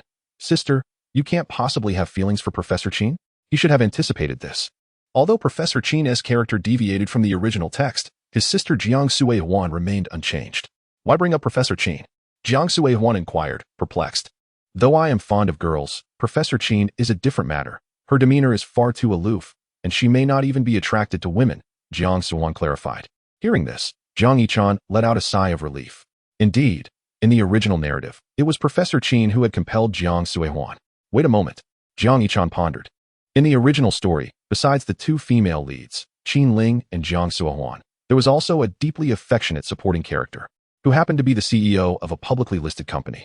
Chapter 72, Monthly Review. The dreaded monthly review, which first-year students loathed, had arrived. This month, as participants included students from piano performance, bel canto, national vocal styles, and pop singing majors at Xinglai Music Hall, the largest auditorium within Mingxian Music Academy, capable of accommodating over 1,000 attendees. Alongside the first-year students participating in the review, many upperclassmen from various majors, such as composition, also gathered to witness the event. Given that it was a Friday afternoon, when first, second, and third-year students had no classes scheduled, it led to incessant complaints from the first-year participants directed at the school authorities. The timing of the review was particularly frustrating, as it had been deliberately scheduled for a Friday afternoon rather than during regular class hours, making it feel like a deliberate provocation. Seated in the center of the fourth row, the four boys of the male homestead were also voicing their grievances towards the leaders who devised the review schedule. Shannon exclaimed, "This is absurd. With so many free periods during the week, why choose a Friday afternoon? This is nothing short of torment." Zhang Wei chimed in. "I'm going to file a complaint with the Education Bureau." Zhang Mingqing retorted, "You want to do that, my son?" Zhang Wei shot back, "I am your father." Shannon quipped, "You are my grandson." Meanwhile, Jiang Yichen was scanning the room, searching for Qin Ling's figure. He had assumed she would be one of the judges for the review, yet he did not spot her familiar, stunning silhouette among the judges. On stage, a teacher was delivering a speech, outlining the rules of the monthly review. The large screen would randomly select individuals from the audience, and when someone's face appeared in the center, it indicated they were up for participation in the review. If a piano student takes the stage to perform, a vocal student will step up to sing. Zhang Wei exclaimed, "Did you see the elderly gentleman in the center of the judges' panel?" Zhang Mingqing replied, "This old man seems somewhat familiar." Zhang Wei continued, "That's our school's vice president. I've heard from senior students that he is notoriously strict." Jiang Yichen inquired, "Strict?" Zhang Wei replied, "Just wait and see. I suspect this month's evaluation will be quite challenging." Moments later, the monthly evaluation officially commenced. The large screen on stage flickered, capturing faces in real time. Gradually, a face appeared on the screen. It was Jiang Sui Huan. The atmosphere in the hall instantly became electrifying. Jiang Sui Huan, renowned as the school beauty, was quite a celebrity in school. "Old Jiang, your sister is on stage," Zhang Wei shouted. Jiang Yichen glanced at him. "I'm not blind." Jiang Sui Huan specialized in popular singing. After her self-introduction, she began her performance. With hundreds of people seated below her, she displayed no signs of nervousness, choosing to sing The Secret That Cannot Be Spoken, a song previously performed by Jiang Yichen. Her voice was distinctive, soft, and melodious. If Qinling's deep, mature tone resembled the resonant strings of a cello, then Jiang Suowan's voice was akin to the gentle plucking of a harp, producing a series of harmonious and soothing notes. Upon completing her song, she captivated many of the male audience members. Wow, old Jiang, your sister sings remarkably well. Did you learn to sing from her? Zhang Wei exclaimed excitedly. Of course, she's my sister, Jiang Yichen replied with pride. Old Jiang, I suddenly have a suggestion. Would you like to hear it? Zhang Wei coughed and boldly proposed. What do you think about me and your sister? Before he could finish, Jiang Yichen interjected, twisting his wrist. If you want to die, please continue. Never mind, I just let out a little gas, Zhang Wei conceded. On stage, after Jiang Suehuan finished her song, she bowed slightly to the audience. There were 5 judges, each holding a small red flower. If 3 of them raised their flowers, it meant she had passed the evaluation. At that moment, 3 judges indeed raised their flowers, indicating that Jiang Suehuan had successfully passed. This revelation astonished many students present. She sang so beautifully and barely passed? Congratulations to Jiang Suehuan for receiving 3 red flowers and passing the evaluation, announced the host as she gracefully exited the stage. The large screen resumed its function, capturing the next participant, a vocal student specializing in bel canto. Unfortunately, she received only 2 red flowers and did not pass. The third performer was a female piano student from Jiang Yichen's class. Upon taking the stage, she was selected by the judges to play 2 pieces from the curriculum, followed by her chosen solo. A small red flower, alas, was not awarded in the monthly evaluation. Subsequently, 3 more students took the stage, yet only one succeeded, leaving the other 2 without any red flowers. At this moment, Zhang Wei, seated beside Jiang Yichen, expressed his dissatisfaction. What does this mean? Are they playing games with us? How can this be so stringent? Zheng Mingqing remarked. It seems deliberate on the school's part, doesn't it? It appears that only Jiang Suehuan has passed. Just as Jiang Yichen was about to respond, he suddenly noticed his own large visage on the screen, prompting him to instinctively lower his head. History, it seems, often echoes itself. At this juncture, Zhang Depeo exhibited the reflexes characteristic of a seasoned player of Eternal Shura. He quickly buried his head even lower than Jiang Yichen's, even nudging Jiang Yichen's head up in the process. Oh, it turns out our aloof campus heartthrob has been selected. The host's eyes gleamed upon seeing Jiang Yichen. He had also been the host on the evening of the new student gala. Since that night, Jiang Yichen would be recognizable to him, even in ashes. My apologies. Old Jiang. Zhang Wei patted Jiang Yichen on the shoulder. I've been a bit down lately, and haven't practiced properly. Jiang Yichen, uninterested in engaging, rose to take the stage. Like the 3 students before him, he introduced himself and commenced the assessment. A teacher from the audience selected 2 excerpts from the textbook for him to perform. These pieces had been thoroughly explained to him during Qinling's classes.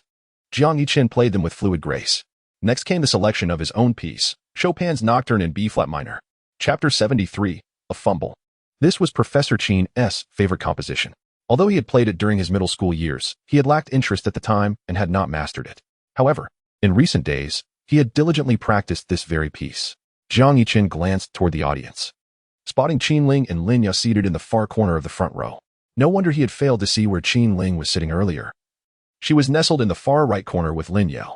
Hey, Ling, Jiang Yichen played those 2 exercises quite well, truly worthy of your student, Linya praised. Qinling smiled slightly. Not bad. She met Jiang Yichen's gaze at that moment, feeling a sense of gratification for her efforts in teaching him over the past few classes. It seemed he had finally begun to show promise. However, her satisfaction was short-lived, for the next moment, as Jiang Yichen began to play the Nocturne. Her brow furrowed in concern. Of course, she was familiar with Chopin's Nocturne in B-flat minor. Yet, what Jiang Yichen played seemed. Hey Ling, isn't that Chopin's Nocturne he is playing? Linya whispered, but as she listened, she too frowned. Is this what you taught him? Why do I feel like something is off? Qinling silently observed Jiang Yichen, who was still performing on stage. This particular piece had not been taught to him during lessons. She had initially expected him to select the Winter Wind Etude for the monthly evaluation, as she had helped him address several technical challenges associated with that piece. Now, she seemed to understand why, during their last class, when she inquired about his choice for the evaluation, Jiang Yichen had insisted it was a secret. As Jiang Yichen concluded his final note, he believed his performance was reasonably sound, not exceptional, but certainly not poor. However, while his intentions were commendable, the reality was rather stark. Among the 5 judges seated below the stage, only one raised a red flower in acknowledgement of his effort. Thus, he did not pass the evaluation. Jiang Yichen was oblivious to how he made his way back to his seat. The evaluations continued on stage, yet he felt no desire to listen any longer. Beside him, Zhang Depeo and Shinan had initially laughed heartily, declaring his performance a failure. But their laughter quickly subsided as they sensed his discomfort and began offering various words of consolation. Jiang Yichen was lost in thought. He had intended to practice this piece secretly and surprise Qin Ling with his performance on stage. However, it appeared he had overestimated his abilities. Perhaps a student at the bottom of the class should simply focus on the pieces they had already reviewed in class, rather than attempting something more ambitious. Now, the result was clear. He had failed the evaluation. In addition to him, Qin Ling had several female students in the class, and it seemed they had all passed. It appeared he was the only one under Professor Qin's tutelage who did not succeed in this month's evaluation. Fortunately, another male classmate shared his fate, having also failed. The evaluation lasted from 2 in the afternoon until 4:30. When the host announced the conclusion of the evaluations, students began to exit the hall. While Jiang Yichen remained seated in a daze, the whispers surrounding him were unmistakable. It seemed Jiang Yichen had become the subject of ridicule. Being one of the few who had not passed, perhaps he should consider switching majors to vocal studies, as he had a pleasant singing voice. Seated near the aisle, Jiang Yichen could clearly hear the murmurs of those passing by. He struggled to articulate his feelings at this moment. Overwhelmed by a sense of discomfort, not solely due to his failure, but because he felt he had embarrassed Qin Ling. Perhaps he should have exerted more effort during this time. Hey, what are you all talking about? Zhang Wei stood up, glaring fiercely at the individuals who had just spoken ill of Jiang Yichen. Shinan and Zheng Mingqing also rose, directing their ire toward those who had walked past Jiang Yichen. A group of individuals displayed disdain, preparing to voice their thoughts. Yet upon catching sight of a graceful figure behind them, they prudently fell silent and departed. Jiang Yichen and Qin Ling approached Jiang Yichen. I'm fine, Jiang Yichen smiled. Looking up at Professor Qin. Really, I'm perfectly all right. Come with me, I have something to discuss with you, Qin Ling said in a low tone. Well, Professor Qin? I suddenly recall that I have something to attend to, Jiang Yichen stammered, unsure of how to confront Qin Ling. After hastily uttering this excuse, he hurriedly made his way outside. Qin Ling observed his retreating figure. Really, Professor Qin, I swear Jiang is genuinely in a hurry. He just mentioned it to us. Zhang Wei interjected in defense. Indeed, Professor Qin, Shunan chimed in. Moreover, Jiang Yichen has been exceptionally diligent with his piano practice lately, rushing to the practice room every day after classes. I invited him to join us for a game, but he declined. Shunan spoke the truth. Jiang Yichen had indeed been remarkably industrious over the past 2 weeks, barely seen outside his dormitory except at night. I can attest to this, Professor Qin. Jiang Yichen is indeed committed, yet it's unfortunate that he failed this month's assessment, Zheng Mingqing noted. To the trio, Professor Qin's expressionless demeanor seemed to convey an air of impending reprimand. Hey. Lin Yao approached briskly, pulling Qin Ling aside to whisper, Ling. The child has put in enough effort, do not fault him. Each person's talents differ. Who says I intend to blame him? Qin Ling retorted. She had discerned Jiang Yichen's forced smile with a single glance. To be candid, she felt somewhat pained herself. After his performance, she had sent several messages to console him, yet he had not responded to a single one. Did you not notice your cold demeanor earlier? You frightened him away. I frightened him away. Qin Ling, her expression impassive. Questioned Lin Yao. Am I truly that terrifying? Lin Yao's face conveyed disbelief at the notion. Chapter 74. Comfort Showy, are you all right? Jiang Suihuan had been waiting outside the concert hall and rushed over upon spotting Jiang Yichen. I'm fine, Jiang Yichen replied calmly. Do not dwell on the assessment. It's merely a test. If you don't pass, it will only affect your usual grade slightly. It's not a significant issue, Jiang Suihuan reassured him. Yes, sister. What are you worrying about? I'm genuinely fine, Jiang Yichen replied with a carefree smile. Have I ever cared about academics throughout my life? If I lose some points, so be it. It's not a big deal. My only requirement is to pass my finals. All right, enough of this. I'm heading back to the dorm to play games. Jiang Yichen waved his hand and headed straight for his residence. Before entering university, his expectations had always been simple. As long as he didn't fail, he was satisfied. Diligent studying was never his priority. However, at this moment, an intense desire to diligently practice the piano welled up within him. He did not wish to bring shame upon Professor Qin. Upon returning to his dormitory, as he sat before his computer desk, Jiang Yichen powered on his computer while simultaneously activating his phone, managing both devices with remarkable dexterity. He commenced the process of uninstalling various games: League of Legends, PUBG, Honor of Kings, Honkai Impact, and Genshin Impact.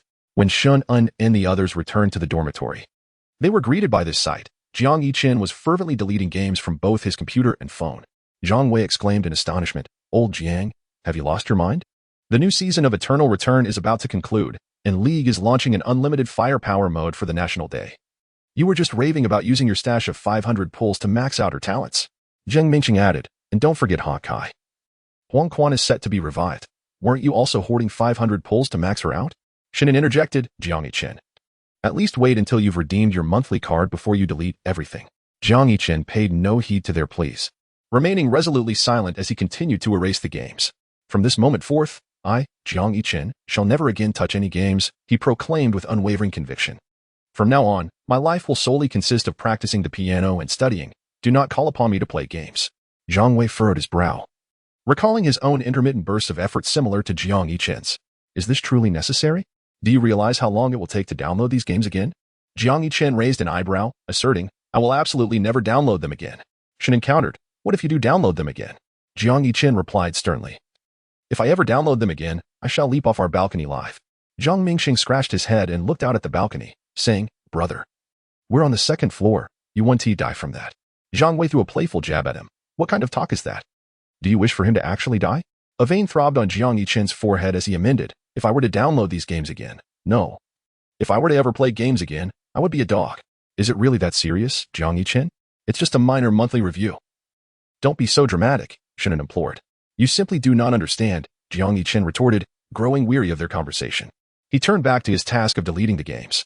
In the concert hall, Qin Ling casually selected a seat. Lin Yo had left earlier due to other commitments. Leaving her alone, remembering Jiang Yichen's smile from earlier, Qin Ling took out her phone and messaged Fang Ruoyan. Qin Ling, urgent matter. Fang Ruoyan, what is going on? Upon seeing that Qin Ling was in a hurry, Fang Ruoyan, still at her meal, promptly set down her chopsticks and called her. Hello, what is the matter? What is so urgent? Qin Ling pondered for a moment and said, I have a friend overseas. Fang Ruoyan replied, all right, I understand. You can just play around with that in front of Lu Rong and the others. Just be straightforward. What happened with your nephew? Qin Ling responded. During today's monthly evaluation at school, he went on stage and performed a piece he had never played in class before.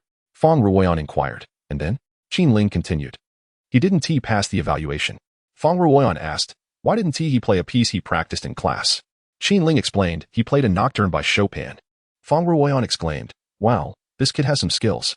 If he had passed today's evaluation, wouldn't he have swept you off your feet? What a pity. His abilities fell short, pretensions failed. Qin Ling urged, be serious. Fang Ruoyan teased, are you looking to ask how to comfort him? Qin Ling affirmed, yes. Fang Ruoyan suggested, that's simple. Just walk over and give him a warm embrace, then softly whisper in his ear that it's all right, you're here for him. After taking Fang Ruoyan's advice to heart, Qin Ling hung up the phone and began to research online, gathering insights from various sources. She entered the keywords how to comfort a downcast boy. One of the most upvoted responses read, my long-distance boyfriend was disheartened after a poor exam. And my way of comforting him was to persistently send him selfies every day.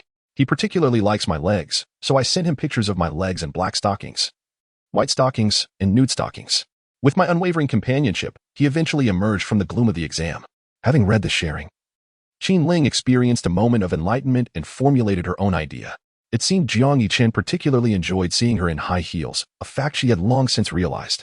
Without hesitation, Qin Ling selected a photo from her phone's album and sent it to Jiang Yichen. He was currently engrossed in memorizing vocabulary on his computer. Suddenly, a notification sound chimed. Jiang Yichen moved his mouse to check the sender of the message. Professor Qin? Curiosity piqued, he opened the message. He had been muttering the English words, but once the image loaded, he rubbed his eyes in disbelief. Was Professor Qin sending this to the wrong person? What was the purpose of sending him a picture of herself in high heels? Qin Ling texted, hug. Jiang Yichen quickly closed the vocabulary app. Staring at the hug emoji on his screen, he wondered if it was meant specifically for him as a form of comfort. Goodness, he couldn't help but think. The way Professor Qin comforted someone was truly captivating. A surprised voice from behind him interrupted his thoughts. What on earth, Jiang Yichen, are you human? I thought you were serious about studying. Quickly confess who this jealous cilantro girl is. Chapter 75. Embrace confounded, Jiang Yichen.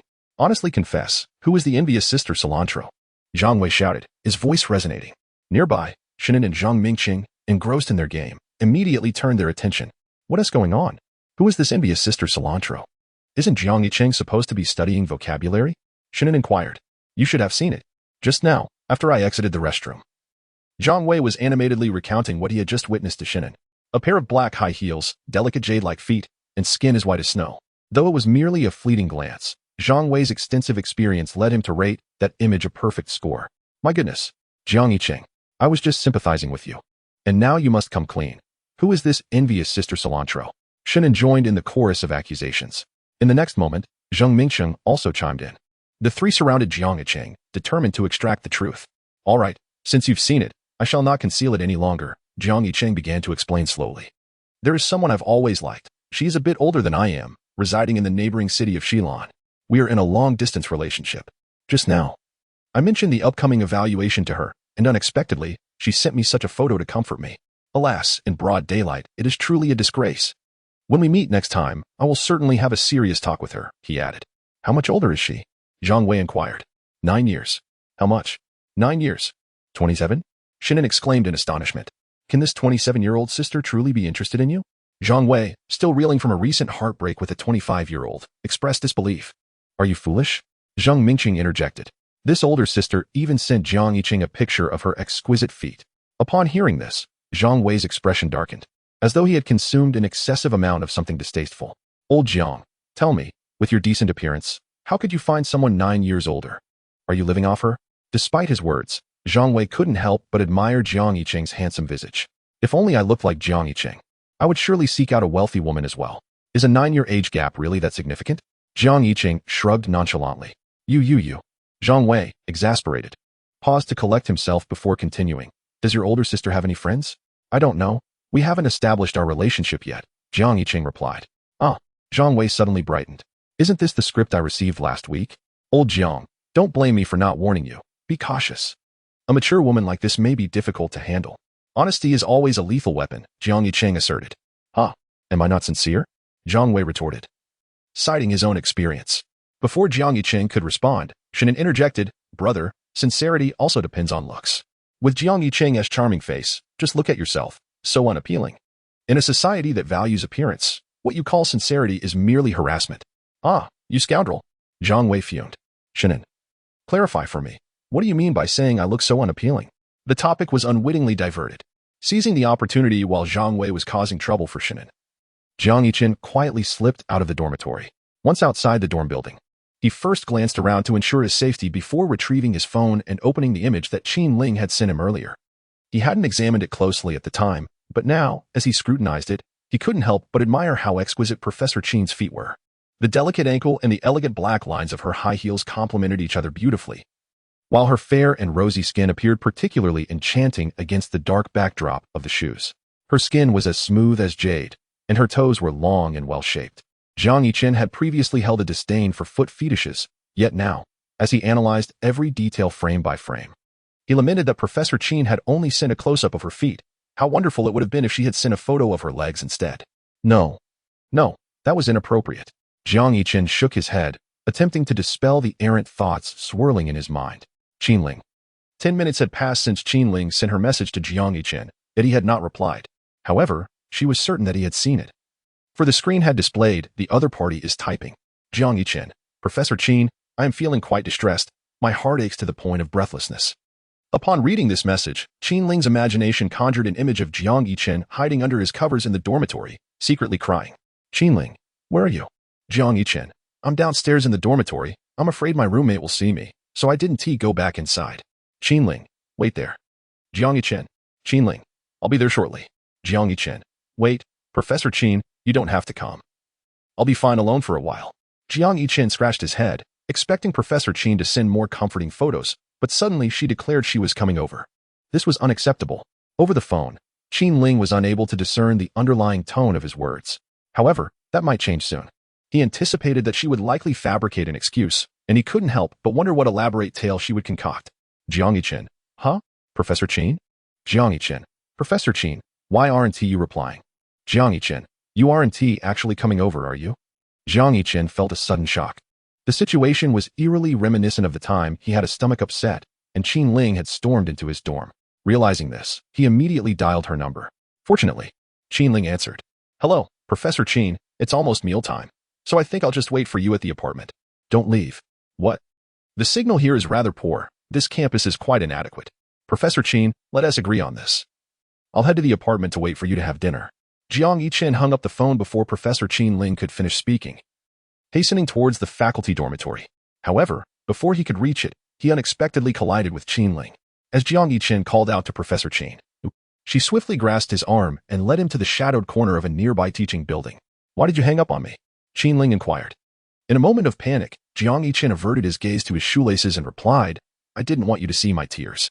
"I'm sorry, Professor Chen. I'm the only student who didn't pass the monthly evaluation." His words were a mixture of truth and falsehood.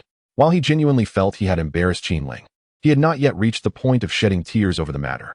His downward gaze was primarily due to his fear that the esteemed professor would discern his deception through his eyes. Qianling bit her lip. Observing the young man before her, whose guilt rendered him unable to meet her gaze, she felt a tender spot in her heart stir. What a fool he was, choosing that particular piece to surprise her. Despite the glaring issues in Jiang Yichen's performance during the evaluation, the rhythm, the touch, she found it more enchanting than any concert she had ever attended. The music embodied the purest thoughts of an 18-year-old boy. Jiang Yichen, still staring at his shoelaces, pondered why Professor Chen remained silent. He contemplated whether to muster the courage to glance up when suddenly, a pair of black stiletto heels entered his line of sight. Then, a familiar fragrance enveloped him. Qianling's perfume and the scent of her hair wafted into his nostrils. She wrapped her arms around his back gently and patted him, saying, "You haven't embarrassed me. You played wonderfully." Chapter 76, Professor, I wish to learn piano wearing high heels. Qianling was now nearly the same height as Jiang Yichen. The unexpected gesture caught him off guard, and he found himself enveloped in the warmth of her embrace. By the time he realized what had happened, Qianling had already stepped back, maintaining a respectful distance. "Are you feeling better?" she asked. "Yes," Jiang Yichen nodded stiffly. "Good," Qianling replied with satisfaction. Although Feng Ruoyan was often unreliable, she was competent in this regard. Jiang Yichen indeed seemed to be in a much better state. With no hint of sorrow in his eyes, "Professor, could we do that again?" Jiang Yichen whispered, suddenly filled with regret. Everything had transpired too quickly. His hands had been resting limply in his pockets. Had he known Qianling would offer him a hug, he would have raised his arms to embrace her back. "What?" Qianling asked, slightly perplexed. "Never mind, it's nothing," he replied. Jiang Yichen shook his head, paused for a moment, and then spoke. "Professor Chen, I wish to learn the piano. I aim to achieve a perfect score in my final exam and pursue further studies." "Very well," he said. Emerging from the shadows of the teaching building and returning to the campus streets, his face adorned with a bright smile. The discomfort he had felt due to the monthly evaluations had vanished entirely under the relentless encouragement of Professor Chen. "Do not push yourself too hard," Qianling cautioned. Jiang Yichen understood this was a reference to the piece he had chosen. "I understand, Professor Chen. I shall not overexert myself in the future. You may return to the apartment now. I have matters to attend to," Qianling remarked, glancing at the time. Realizing it was time to pick up her reserved king crab. "All right, what shall we have for dinner?" Jiang Yichen inquired. "Wait for my return," Qianling responded. In apartment 401 of Building 2, Jiang Yichen sat idly on the sofa, scrolling through his phone. With no culinary duties for the evening, he found himself at leisure. He had uninstalled his games, and judging by her earlier demeanor, it seemed Qianling had gone out to purchase some delicacies. Otherwise, she would not have mentioned that dinner was off the table.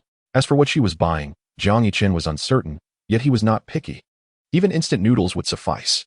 After browsing through a couple of English vocabulary words, he grew restless and stood up, wandering around the living room. His gaze fell upon a gift box in the corner, but his curiosity was fleeting. He quickly averted his eyes. Although he was intrigued by its contents, he dared not risk opening it under surveillance. After meandering a couple of circles in the living room, he noticed the trash bin was half full, prompting him to rise and replace the garbage bag. As he did so, 3 delivery boxes caught his attention.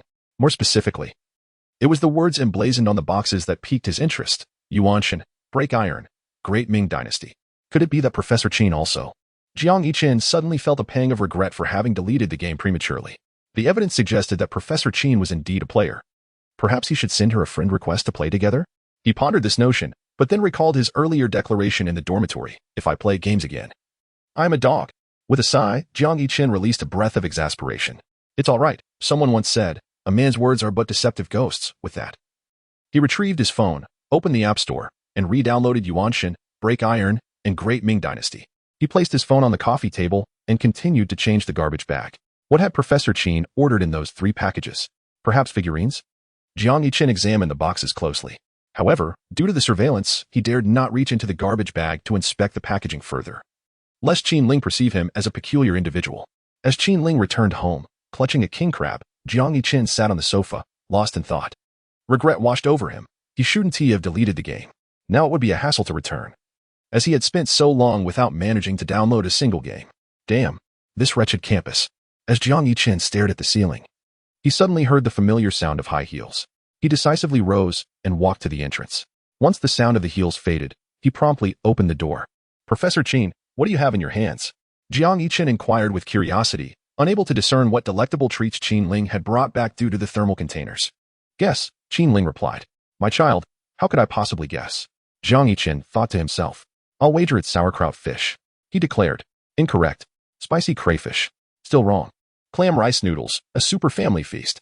Qin Ling approached the dining table, carrying 4 large thermal containers, and shook her head at Jiang Yichen. "Nope. You've exhausted your 3 guesses." "3 guesses? What do you mean by 3 guesses?" Jiang Yichen pressed for clarification. "If you had guessed correctly within 3 tries, there would have been a reward." As Qin Ling spoke, she walked to the kitchen to retrieve 2 sets of chopsticks. "What? Let me try again. I wasn't aware." Jiang Yichen protested. "No chances left," Qin Ling said, arranging the utensils before sitting at the dining table. Just as she was about to open the thermal containers, Jiang Yichen swiftly raised his hand to cover hers. Qin Ling arched an eyebrow, glancing at the young man across from her. "Professor Qin, this isn't fair. You didn't explain the rules beforehand. How was I to know? Let us start over." Qin Ling smiled. "But you didn't ask." Jiang Yichen retorted. "Professor Qin, do you not see the absurdity in what you're saying?" Chapter 77. The Mysterious Gift. "Professor Qin, may I have another chance?" "Very well, the last one. Go ahead." Jiang Yichen leaned closer, inhaling deeply near the thermal container. The rich aroma of seafood wafted towards him, accompanied by a distinctly sweet scent of crab meat, perfectly steamed. This sweetness was pure and natural, untouched by any complex seasonings, a flavor awakened during the cooking process. "This is crab," Jiang Yichen declared confidently, standing tall after merely a moment of consideration. "Professor Qin, I surmise that inside this thermal container lies crab," he continued, "and it must be king crab." Jiang Yichen elaborated. "Ordinary crabs are smaller and have a more delicate aroma when steamed, but king crabs are substantial, meaty, and thus emit a far more intense fragrance." "Quite astute," Qin Ling acknowledged with a nod as she lifted the lid of the thermal container, revealing, as Jiang Yichen had guessed, steamed king crab. However, just as she was about to unveil the lids of the other thermal containers, Jiang Yichen raised his hand to stop her. "Wait, Professor Qin. I have not yet finished my guesses." After much effort, Jiang Yichen seized a rare opportunity to showcase himself before Qin Ling and was determined not to let it slip away. He swiftly leaned down, inhaling the aromas wafting from the 3 remaining thermos containers. The rich fragrance of milk, the succulent scent of steamed seafood, and the perfect fusion of the sweetness of seafood with the saltiness of cheese revealed that this dish was cheese-baked king crab with garlic. The delightful aroma of crab meat mingled with the sweetness of breadcrumbs. Was this the stir-fried crab from the wind shelter? With each identification, Qin Ling nodded in agreement. Upon his completion, she lifted the lid of the final container. For the last one, Jiang Yichen could only discern the fragrance of crab meat. Nevertheless, he lifted the thermos container, weighing it in his hands, before shaking it gently. "Crab rice," Jiang Yichen confidently declared. "Correct," Qin Ling responded softly, applauding him. "You've guessed them all, Professor Qin. So, what is the mysterious gift you mentioned?" Jiang Yichen inquired. "First, let us dine. The gift will be revealed after our meal," Qin Ling replied, lifting the lid from the last thermos container. She first took Jiang Yichen's bowl from across the table, serving him rice before filling her own. "Professor Qin, what inspired you to indulge in such a feast today?" Jiang Yichen asked as he accepted the bowl, his mouth watering at the sight of the sumptuous spread before him. Ever since his father had taken him to savor king crab during his childhood, he had become enamored with it. A significant part of his fondness for king crab stemmed from its rarity, unlike the everyday dishes that could be enjoyed frequently. It was a delicacy savored only during festive occasions when his father would treat him to it. The principle of rarity elevates its value. It was a casual purchase. Qin Ling remarked casually. "A casual purchase?" Jiang Yichen swallowed hard, contemplating that once he received his paycheck next month, he would indulge in king crab for a week without hesitation. The concerns of gout paled in comparison to his youthful vigor at 18. "Do you enjoy it?" Qin Ling asked, regarding Jiang Yichen as a simpleton from a wealthy family. He still had not fully processed the fact that the survey had revealed much about him. "Yes." Jiang Yichen nodded affirmatively. "Practice the piano diligently. It is essential," Qin Ling instructed, picking up her chopsticks and placing a crab leg into Jiang Yichen's bowl. "By the way, Professor Qin, may I ask you something? Do you also play the game Yuanshan, Collapse of the Iron Dynasty?" Jiang Yichen inquired, pulling out his phone to prepare to add Qin Ling as a friend in the game. "I do not play." "Do not play?" Jiang Yichen was taken aback, then pointed to a nearby trash bag.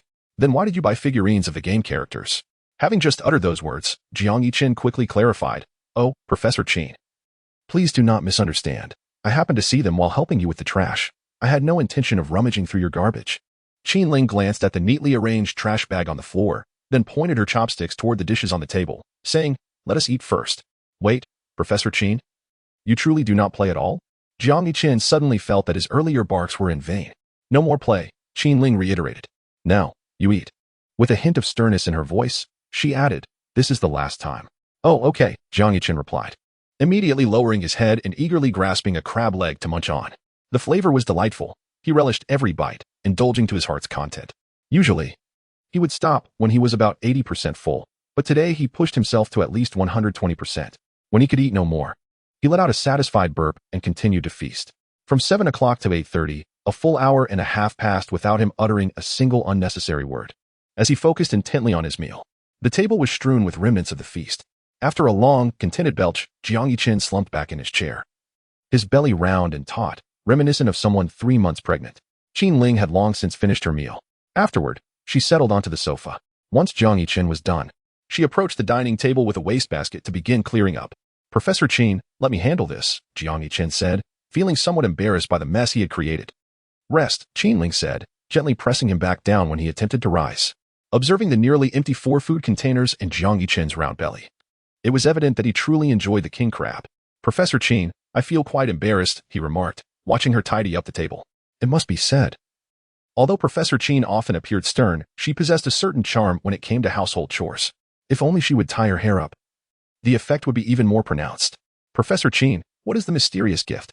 Jiang Yichen had been pondering the enigmatic present she mentioned before their meal. Just a moment, she replied, as she finished clearing away the food remnants and replaced the garbage bag in the wastebasket, then picked up a cloth to wipe down the table. Jiang Yichen observed her attentively, likening her to a diligent little bee bustling about the living room.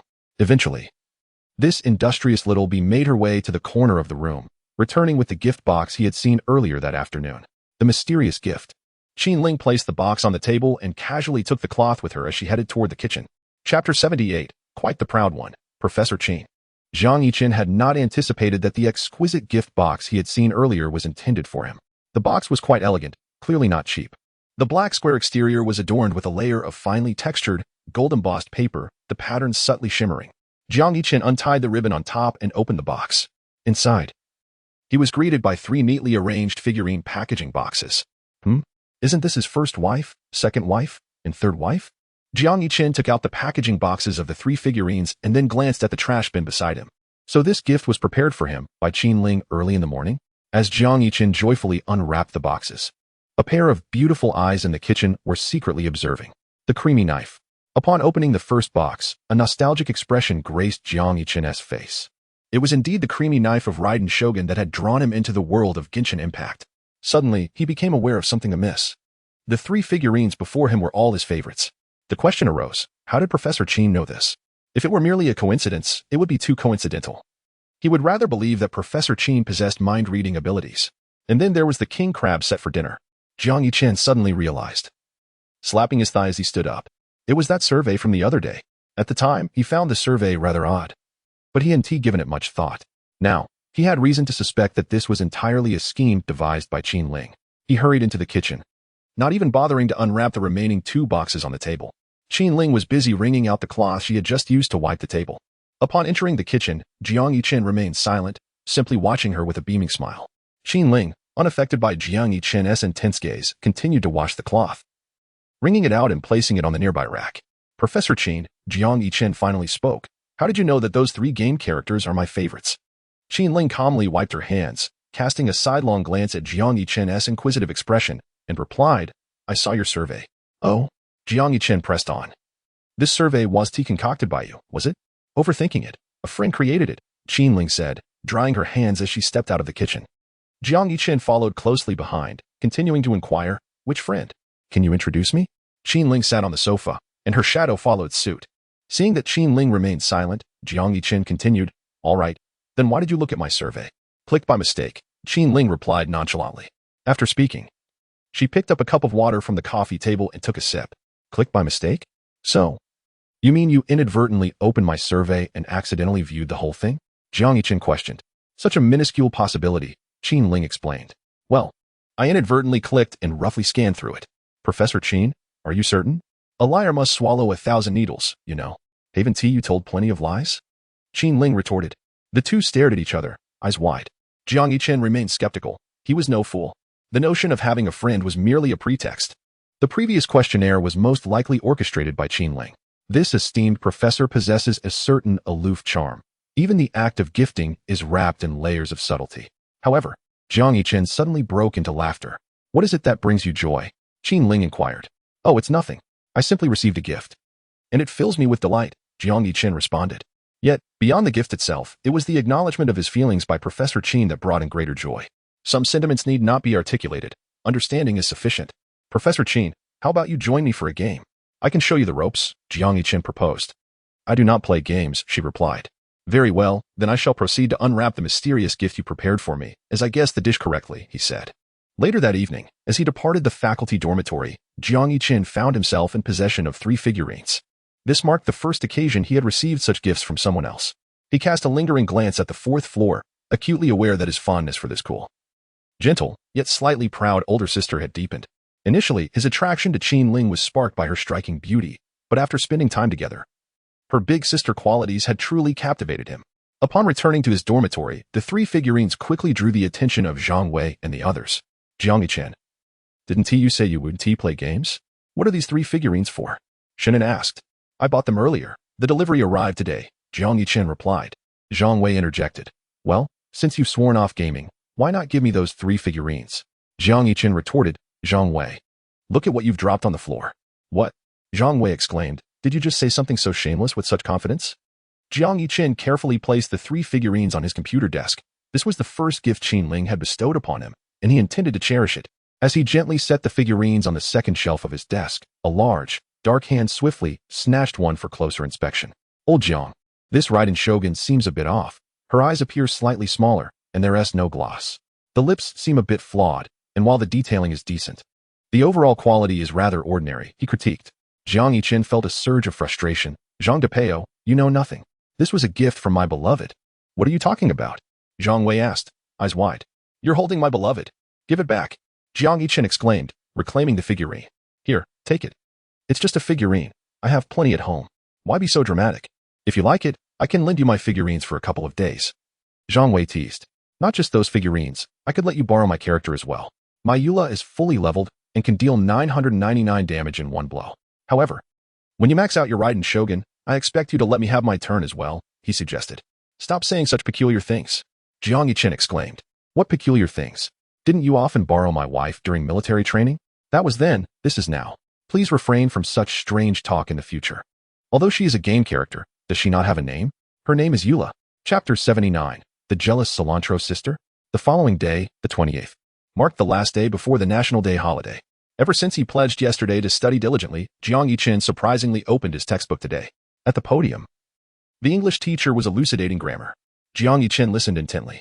Since the college entrance examination, he had seldom put pen to paper, but today, he not only brought his textbook, but also his assignment book and a pen. While the teacher lectured, he diligently took notes below. Once a man has spoken, his word is as binding as a chariot drawn by 4 horses. He had vowed to study earnestly, and thus he would. With swift strokes, Jiang Yichen wrote. Old Jiang, do you think I should pursue 3-star Jinx or Caitlyn? Zhang Wei turned to ask. Jiang Yichen glanced over and replied, definitely Jinx. If you activate Caitlyn's equipment, it would be far too slow. That makes sense, Zhang Wei nodded. Jiang Yichen continued to focus intently on the teacher at the podium. Old Jiang, why don't you join in? We can duo queue. Join? I've deleted the game. Enough already, let me concentrate on the lesson, he retorted. With the conclusion of the English class, the next subject was Western music history. As soon as class began, Jiang Yichen took out his phone. Zhang Wei noticed and inquired. Aren't you supposed to be studying diligently? So why are you using your phone now? Is there really a need to listen to Western music history? Jiang Yichen countered. Of course, one must study, but it should be selective. Piano classes are essential, and English must be taken seriously, but honestly, I see no necessity for this music history. Zhang Wei was perplexed, watching Jiang Yichen open a game to complete daily tasks. Didn't you say you weren't playing games anymore? Well, I once claimed I would aim for Tsinghua or Peking University. Look where that got me. Zhang Wei gasped, finding Jiang Yichen's words rather odd. Scratching the tuft of hair atop his head, he asked, didn't you say yesterday that if you played games again, you would live stream jumping off a building? Oh no. Wait, You said if you played again, you'd be a dog. Jiang Yichen turned, a meaningful smile gracing his lips as he patted Zhang Wei's shoulder. Weren't you the one who said 2 weeks ago that you would study diligently? Have you been serious about it? Then why are you playing in this class? I asked you to do OQ last class, and you didn't come. Zhang Wei questioned. In the last class, I was focused on studying. Zhang Wei was utterly bewildered. Lost in the conversation. All right, enough said. Go ahead and play your game. After completing his daily practice of forging iron, Jiang Yichen spent the entirety of the night expending his spiritual energy, resulting in only 2 games being prepared. Once the morning classes concluded, Shannon suddenly realized something and turned to Jiang Yichen, asking, Jiang Yichen, haven't you shown us a picture of your elder sister yet? What is there to see? There's nothing noteworthy, Jiang Yichen replied while packing his belongings, preparing to head to Professor Qin's apartment for lunch. Just as he stood up, he was suddenly seized by Zhang Wei. Old Jiang, you're lying, Zhang Wei asserted confidently. Though I only caught a glimpse yesterday, based on my years of experience. The owner of those exquisite feet must be an absolute beauty. All right, let go of my hand, and I'll show you on my phone, Jiang Yichen said reluctantly. However, as soon as Zhang Wei released his grip, he dashed out the door. Look at what? You 3 can't possibly see it, he exclaimed. If he were to present a photo of Professor Qin, Shannon and the others would likely faint on the spot. He should have anticipated their curiosity regarding the appearance of his elder sister. Nevertheless, it was of no concern. He could easily generate a random photo later. Old Jiang. You scoundrel. Zhang Wei cursed. Before they could react, Jiang Yichen had already darted to the classroom door. Chase him, Shannon shouted, slamming the table as he sprang to his feet, followed closely by Zheng Mingxing and Zhang Wei. As the 3 exited the classroom, they instinctively split up. You go that way, I'll go this way. Jiang Yichen scoffed, well aware that he was no longer the same as before. Having recently kept pace with Professor Qin on morning runs, his stamina had greatly improved. For Zhang Wei and the others to catch up to him was merely a dream. He swiftly reached the base of the teaching building and was about to exit when he spotted Qin Ling approaching. Reacting quickly, he managed to avoid a collision. Professor Qin? He greeted briefly before casting a glance over his shoulder. Someone is chasing me from behind, so I'll take my leave now. See you at lunch. Without waiting for a response, he continued running until he reached a safe distance to pause. Not long after he exited the teaching building, Shen En and the others pursued him from both sides. Just as they were about to rush out, Qin Ling intercepted them, commanding, Stop! Professor Qin, Shen En and Zhang Wei, and Zheng Mingxing instantly halted. Over the course of a month, Professor Qin had become recognized as the strictest teacher in the academy, wielding a ruler during class and maintaining a stern demeanor without a hint of a smile. Zhang Wei had previously considered becoming one of Qin Ling's students, but now he thought better of it. The mere thought of Jiang Yichen facing the icy demeanor of Professor Qin in class made him believe that Jiang Yichen must have endured a rather grueling experience. Do not engage in chasing or roughhousing within the teaching building, Qin Ling cautioned. Yes, the 3 nodded vigorously. Professor Qin, have you seen Jiang Yichen? Which direction did he go? Shannon inquired. No, Qin Ling replied, preparing to turn away. However, Zhang Wei's next words froze her in place. What a pity. That little rascal Jiang Yichen is quite the sprinter. No way. Let's head back to the dormitory and wait. I refuse to believe he won't return. Today, I must catch a glimpse of that jealous sister cilantro.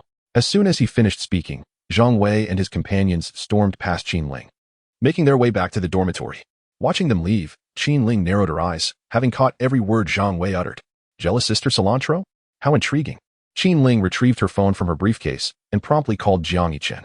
Hello, Professor Qin. What is up? Where are you? Jiang Yichen answered. At the teacher's apartment building. All right.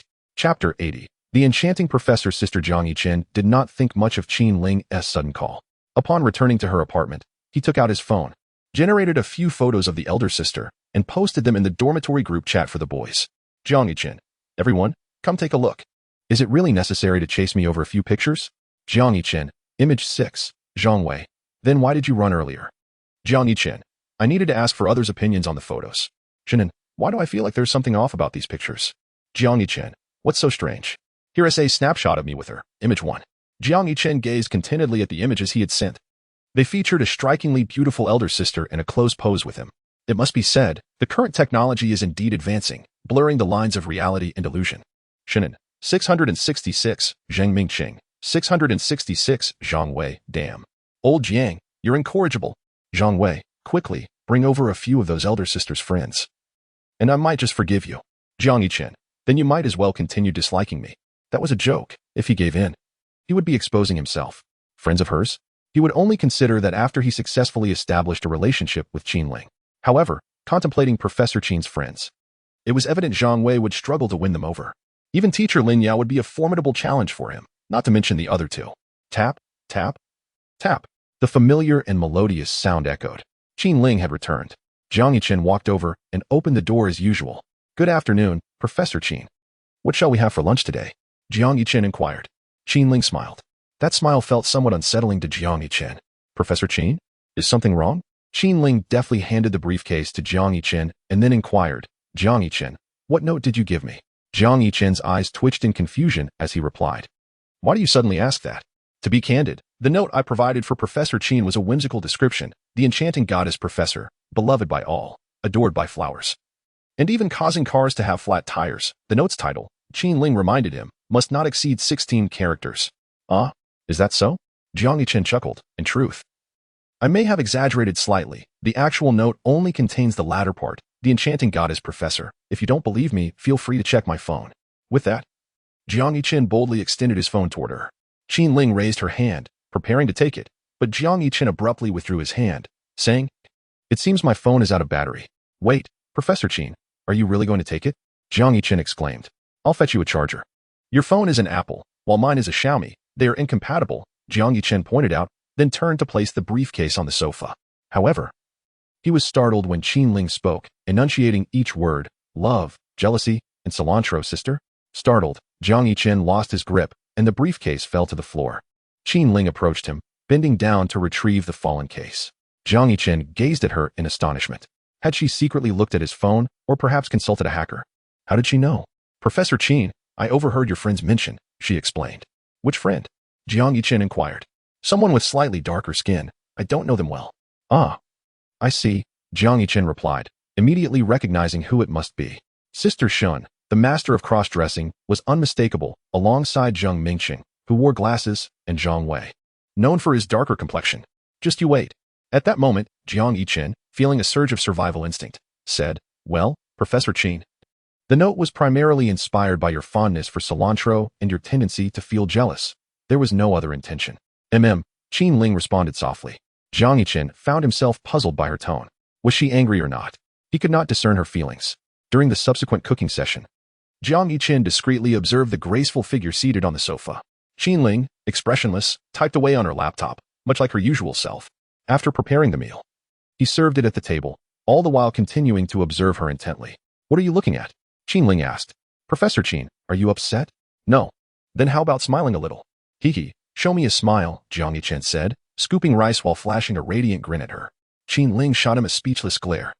Oh, that's it, Professor Qin, it's that expression. It seems you are genuinely not angry, Jiang Yichen remarked. It's merely a note. Why would I be upset? Professor Qin replied. How about I change the note to that enchanting professor sister from earlier? What do you think? Qin Ling fell silent. Jiang Yichen stroked his chin, realizing that Professor Qin was not fond of the affectionate nickname jealous cilantro sister. Not speaking means you tacitly agree, so I'll change it, he declared.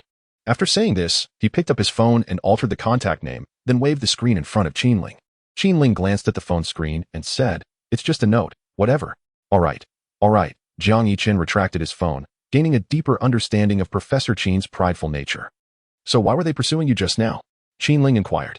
Well, Jiang Yichen succinctly explained how he had received a picture from Qin Ling on his computer yesterday, which Zhang Wei happened to see. So, Professor Qin, next time you should ask first. Don't start with a zero frame. By the way, where did you learn your comforting techniques? From a friend, Qin Ling responded, adding, and the picture yesterday was sent by mistake. Sent by mistake? Jiang Yichen was taken aback. Yes. Then what picture did you intend to send? He probed further. A picture to comfort someone. Specifically? Eating. Huh? Jiang Yichen clearly struggled to follow Qin Ling's train of thought. I wanted you to eat first. The food will get cold, Qin Ling stated. Oh, after the meal. Jiang Yichen continued to inquire. So what picture did you plan to send? Washing the dishes. And after washing the dishes? Jiang Yichen pressed. So, what picture were you going to send? Curious, are we? Jiang Yichen affirmed. Yes, I wish to see what that comforting picture entails. You should copy the sheet music twice when you return, Qin Ling instructed. Chapter 81, National Day Remedial Class?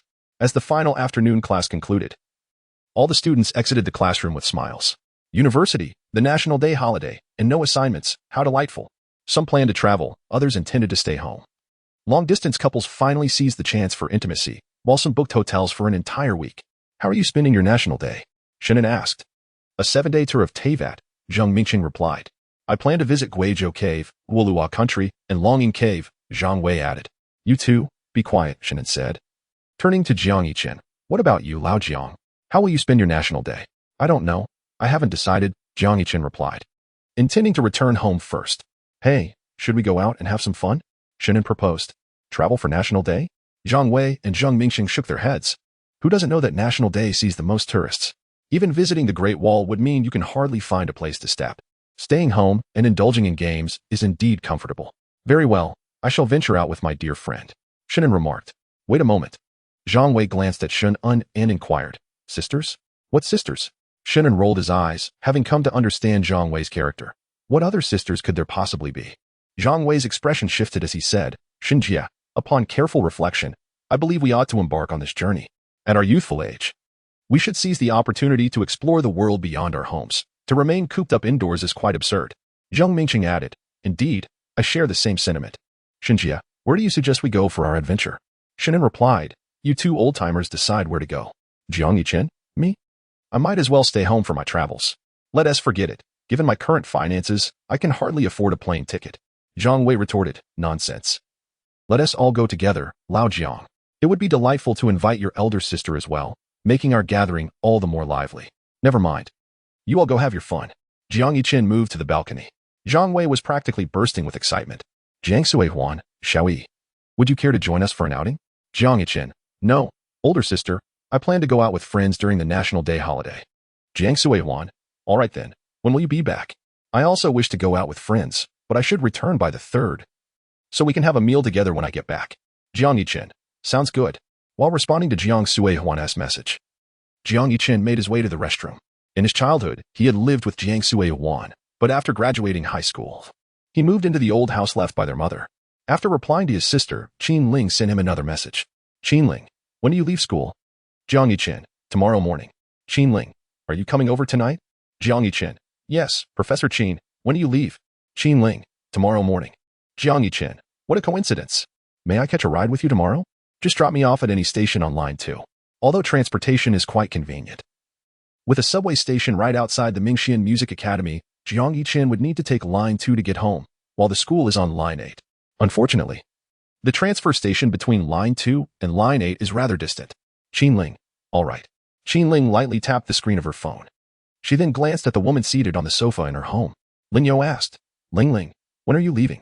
Can I catch a ride with you? Tomorrow. Qin Ling replied, Tomorrow? Why not leave tonight? Let's go out together. I've already made plans with Lu Rong and Fong Ruoyan. I have some matters to attend to tonight. What matters? Don't ask. Lin Yo scoffed dismissively.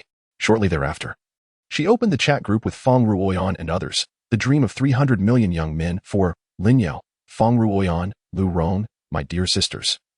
Qin Ling mentioned she has prior commitments this evening and will not be joining us for dinner. Lu Rong, Qin Ling, I have some unfinished work. Lu Rong, what kind of work? It's already the National Day holiday. Qin Ling, don't ask. Fong Ruoyan, understood. I comprehend your situation, Miss Qin. Lu Rong, what do you mean? Fong Ruoyan, clarify. Qin Ling, a kitchen knife. Fong Ruoyan, as we all know, Miss Qin, being a dedicated teacher, must have stayed back to attend to some student matters. Lin Yo, that makes some sense. Lin Yo nodded in agreement. Then turned to Qin Ling beside her and asked, Ling Ling, would you like to come to my family's countryside retreat during the National Day holiday? Not going. Qin Ling replied. Got it, Lin Yo said, feeling somewhat disheartened. This response was indeed within her expectations. I won't bother you anymore. I'm heading back. With that, Lin Yao angrily dragged her suitcase out of Qin Ling's apartment. Take care, Qin Ling called out. In the evening, Professor Qin, how does the leftover food taste? Is it still acceptable? It's quite good, Qin Ling remarked, lifting a pair of chopsticks to sample the leftover spicy and sour shredded potatoes from lunch. What are your plans for the National Day? Qin Ling inquired. Staying home. Upon hearing this, Qin Ling picked up her phone and sent Jiang Yiqian an address. Come here tomorrow. Jiang Yiqian set down his chopsticks and turned to examine the address Qin Ling had sent. It was a music school, relatively close to his home, about 3 kilometers away. Professor Qin, what is this? Jiang Yiqian's eyelids twitched, suddenly gripped by an ominous premonition. A class. What? A class. Jiang Yichen sprang up from his chair. However, under the lofty disdain of Professor Qin, he sat back down. Professor Qin, I must have misheard, right? A class? It's the National Day holiday. The first day of the break. You want me to attend class? At the music school? Jiang Yichen repeatedly asked, filled with uncertainty. Yes, you heard correctly, Qinling affirmed. Recalling how he had previously told her he wanted to practice diligently, aiming for a perfect score at the end of the semester and aspiring for graduate studies. I did say that, but there is no need to have extra classes during the National Day holiday, is there? Jiang Yichen questioned, puzzled. Your skills need improvement. Qinling delicately indicated, emphasizing the need for greater effort. Jiang Yichen chuckled, feeling both helpless and speechless. Lies do not wound, but the truth is a sharp blade. All right, I understand. What time tomorrow? Jiang Yichen relented. After all, there was nothing to do during the National Day holiday, and attending class with Qinling would be fine. At 2 o'clock in the afternoon. Very well, Jiang Yichen responded, pausing momentarily before continuing. Professor Qin, what about you? What are your plans for the National Day? Assisting you with your studies. Qinling remarked yesterday, with tears almost welling in her eyes, about her intention to pursue postgraduate studies. It was impossible for me not to assist her. Jiang Yichen, perplexed, questioned, Professor Qin, isn't that a tad exaggerated? Who was on the verge of tears? Moreover, from what I gather, it seems that during the National Day holiday, there is more than just one extra class to make up for. Qinling responded, indeed. During the 8-day National Day holiday, we will have class twice. Jiang Yichen's lips twitched in appreciation. Professor Qin, I am truly grateful. Qinling replied nonchalantly. No need for thanks. Chapter 82. Professor Qin looked stunning in high heels the following day. Shortly after 10 in the morning, Jiang Yichen departed the male dormitory, dragging his suitcase behind him. Last night, Zhang Wei and the others had quite the lively gathering. Jiang Yichen was unaware of how late they had played, as he had gone to bed early and enjoyed a sound sleep, undisturbed by the noise. Since he began jogging with Professor Qin, his routine had gradually become more regular. He now retired by midnight and rose at 6:30 to head to the faculty dormitory.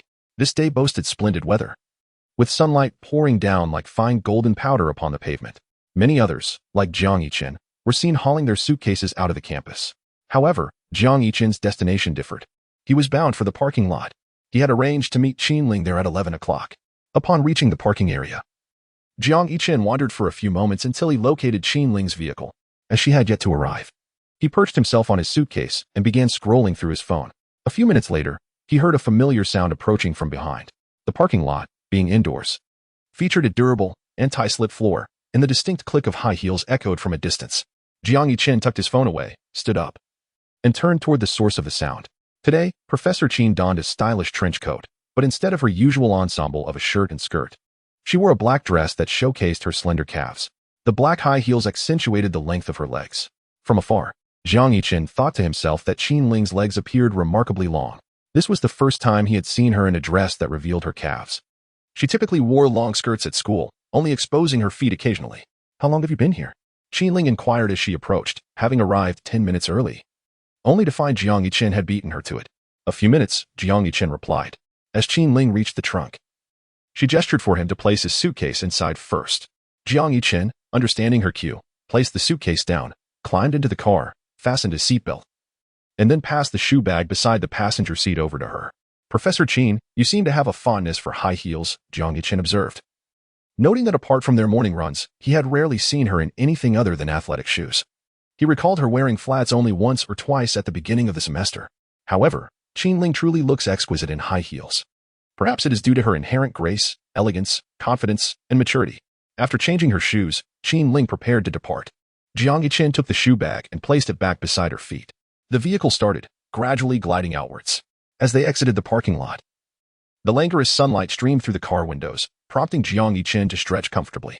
He turned his head to observe the stoic professor at the wheel and remarked, Professor Qin, with such splendid weather today, wouldn't a smile be in order? Qinling cast a fleeting glance his way and retorted, if the weather were poor, would I then be expected to weep? Jiang Yichen fell silent, redirecting his gaze to the window, without uttering another word. He noted that the nearest subway entrance to Mingxian Music was approximately a kilometer away, a mere few minutes by car. Professor Qin, just drop me off at that intersection ahead. Jiang Yichen indicated towards the roadside. However, Qinling offered no response. When they reached the designated intersection, she showed no intention of slowing down. Instead, she pressed the accelerator, rushing through the traffic light just before it turned red. Jiang Yichen turned to Qinling, I'll take you home directly. Qin Ling replied coolly. Professor Qin. That would be quite embarrassing for me. Jiang Yichen chuckled, feeling somewhat flustered. This woman, truly, why hadn't she mentioned it earlier? He regretted having added 10 yuan to the subway app that morning. Do you know where I live? He inquired. Yes, Qin Ling nodded slightly. How do you know? Jiang Yichen pressed for an explanation. There are records in your class's QQ group, she responded. Not long ago. She had conducted a survey that required Jiang Yichen to provide his address, albeit he had only given a rough estimate. The information in the class QQ group was far more detailed. Jiang Yichen felt somewhat speechless. It had only been 2 months since they started university. He had lost count of how many times he had filled out information for the class group. He was also unsure of the school administration's intentions, as they frequently instructed the counselor to send a document for everyone to fill out. So, Professor, did you specifically look up my home address? Jiang Yichen smiled knowingly. Just then, they encountered a red light, and Qin Ling pressed the brake, calmly stating, Yes, I chose a practice room near your home to give you extra lessons. I sincerely appreciate you taking the time during the National Day holiday to provide additional instruction for this unworthy student. You're welcome. Just practice diligently, she replied. I shall not disappoint your expectations, Professor Qin. What shall we have for lunch later? Jiang Yichen asked. Noticing Qin Ling's silence, he continued. How about you come to my place, and I'll cook for you? That sounds fine, Qin Ling responded promptly. What dishes do you have in mind for lunch? Anything will do. Indeed, Jiang Yichen replied. Perhaps the sunlight was somewhat pleasant. A gentle breeze accompanied the perfect rays, and he gradually felt a hint of drowsiness. Professor Qin. I shall take a brief nap. Please wake me upon arrival. Qin Ling slowly raised the car windows, and the vehicle's speed diminished. Jiang Yichen adjusted his seat to a comfortable angle, selected a cozy position, and soon drifted into slumber. Qin Ling, while driving, stole several glances at the sleeping figure beside her. Finally, as they encountered a red light, she removed her trench coat and draped it over Jiang Yichen. Sensing a familiar fragrance, he inhaled deeply and murmured, Professor Qin. Qin Ling smiled gently, admiring Jiang Yichen's serene countenance as he slept. As they approached Jiang Yichen's home, Qin Ling first navigated to a nearby market before rousing the slumbering Jiang Yichen. She presumed he must have been dreaming sweetly, given the copious drool staining her khaki trench coat. Recalling that morning when he had similarly awakened on her pillow, leaving a considerable wet mark, she furrowed her brow. Drooling in one's sleep was hardly a commendable habit. Jiang Yichen rubbed his eyes, sitting up and yawning, only to notice the trench coat draped over him.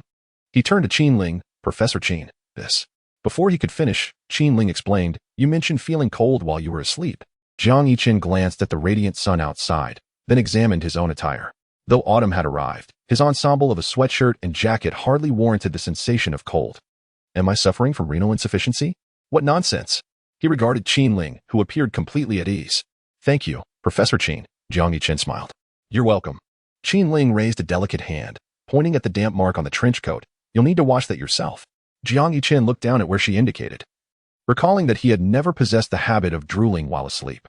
Professor Qin, I assure you, this is uncharacteristic of me. Qin Ling turned her hand palm up, gesturing in a manner that left him puzzled. Your shoes, she remarked. Oh, Jiang Yichen finally understood. Once Qin Ling had changed her shoes, he exited the car, only to realize she had driven them to the market.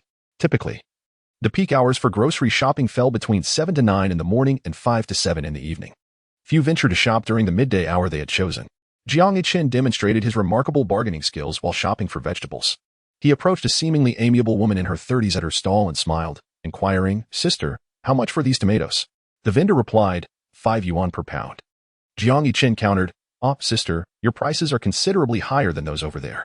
I am sincerely interested in purchasing. Could you lower it to 4 yuan for 3 pounds? The vendor responded, My produce is of superior quality, yet if you are truly intent on buying, I can offer it at 4.50, but that is my final price. If you agree, take it. Jiang Yichen persisted, Sister, how about 4.20? I will pay immediately.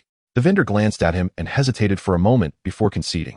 All right, I will sell it to you. Jiang Yichen's repeated use of sister seemed to make the vendor blush slightly. After procuring tomatoes, cabbage, and potatoes, he also picked up some scallions. Subsequently, Jiang Yichen took Qin Ling to a deli, where he purchased some marinated dishes.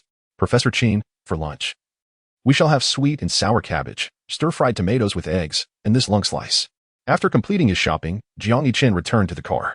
He noted that the selections at this market were somewhat subpar. If only he had been informed earlier, he could have taken Qin Ling to his regular market, saving a few more coins in the process. Well, Qin Ling thought, Jiang Yichen is quite impressive. If it were me, I wouldn't have the skill to bargain as he does, nor would I have the audacity to address a nearly 40-year-old woman as sister. Professor Chin, what do you think? Am I adept at bargaining? Jiang Yichen asked, his pride evident. Mediocre, she replied. Mediocre? This skill has been honed over the years. Hand me your shoes, she commanded. Wait. Are you serious? So why did you change into those heels? He queried. You would have been better off wearing flats while out shopping rather than driving in high heels. It's not far, just 2 intersections. Although Jiang Yichen feigned confusion, he obediently handed her the shoe bag. Do you have a driver's license? Qinling inquired as she accepted the bag but did not immediately change her shoes. No, he admitted. Firstly, according to traffic safety laws, one must not engage in any behavior that could impede safe driving, and wearing high heels falls under that category, Qinling explained. Secondly, Jiang Yichen, from your tone earlier, it seems you regard me as an older aunt. No way. Professor Qin, you are as youthful as an 18-year-old university student. How could you be considered an older aunt? Jiang Yichen responded. He noted that her skin was far superior to that of most girls in their teenage years, and he couldn't fathom how she maintained it. You just called that 40-year-old vendor sister, and now you address me as sister too? What is your definition of sister? Is it any woman older than you? No, Professor Qin. It's about social niceties, you understand? A little flattery can lead those vegetable vendors to offer better prices, Jiang Yichen clarified. Moreover, Professor Qin, in my heart, you truly resemble a gentle older sister.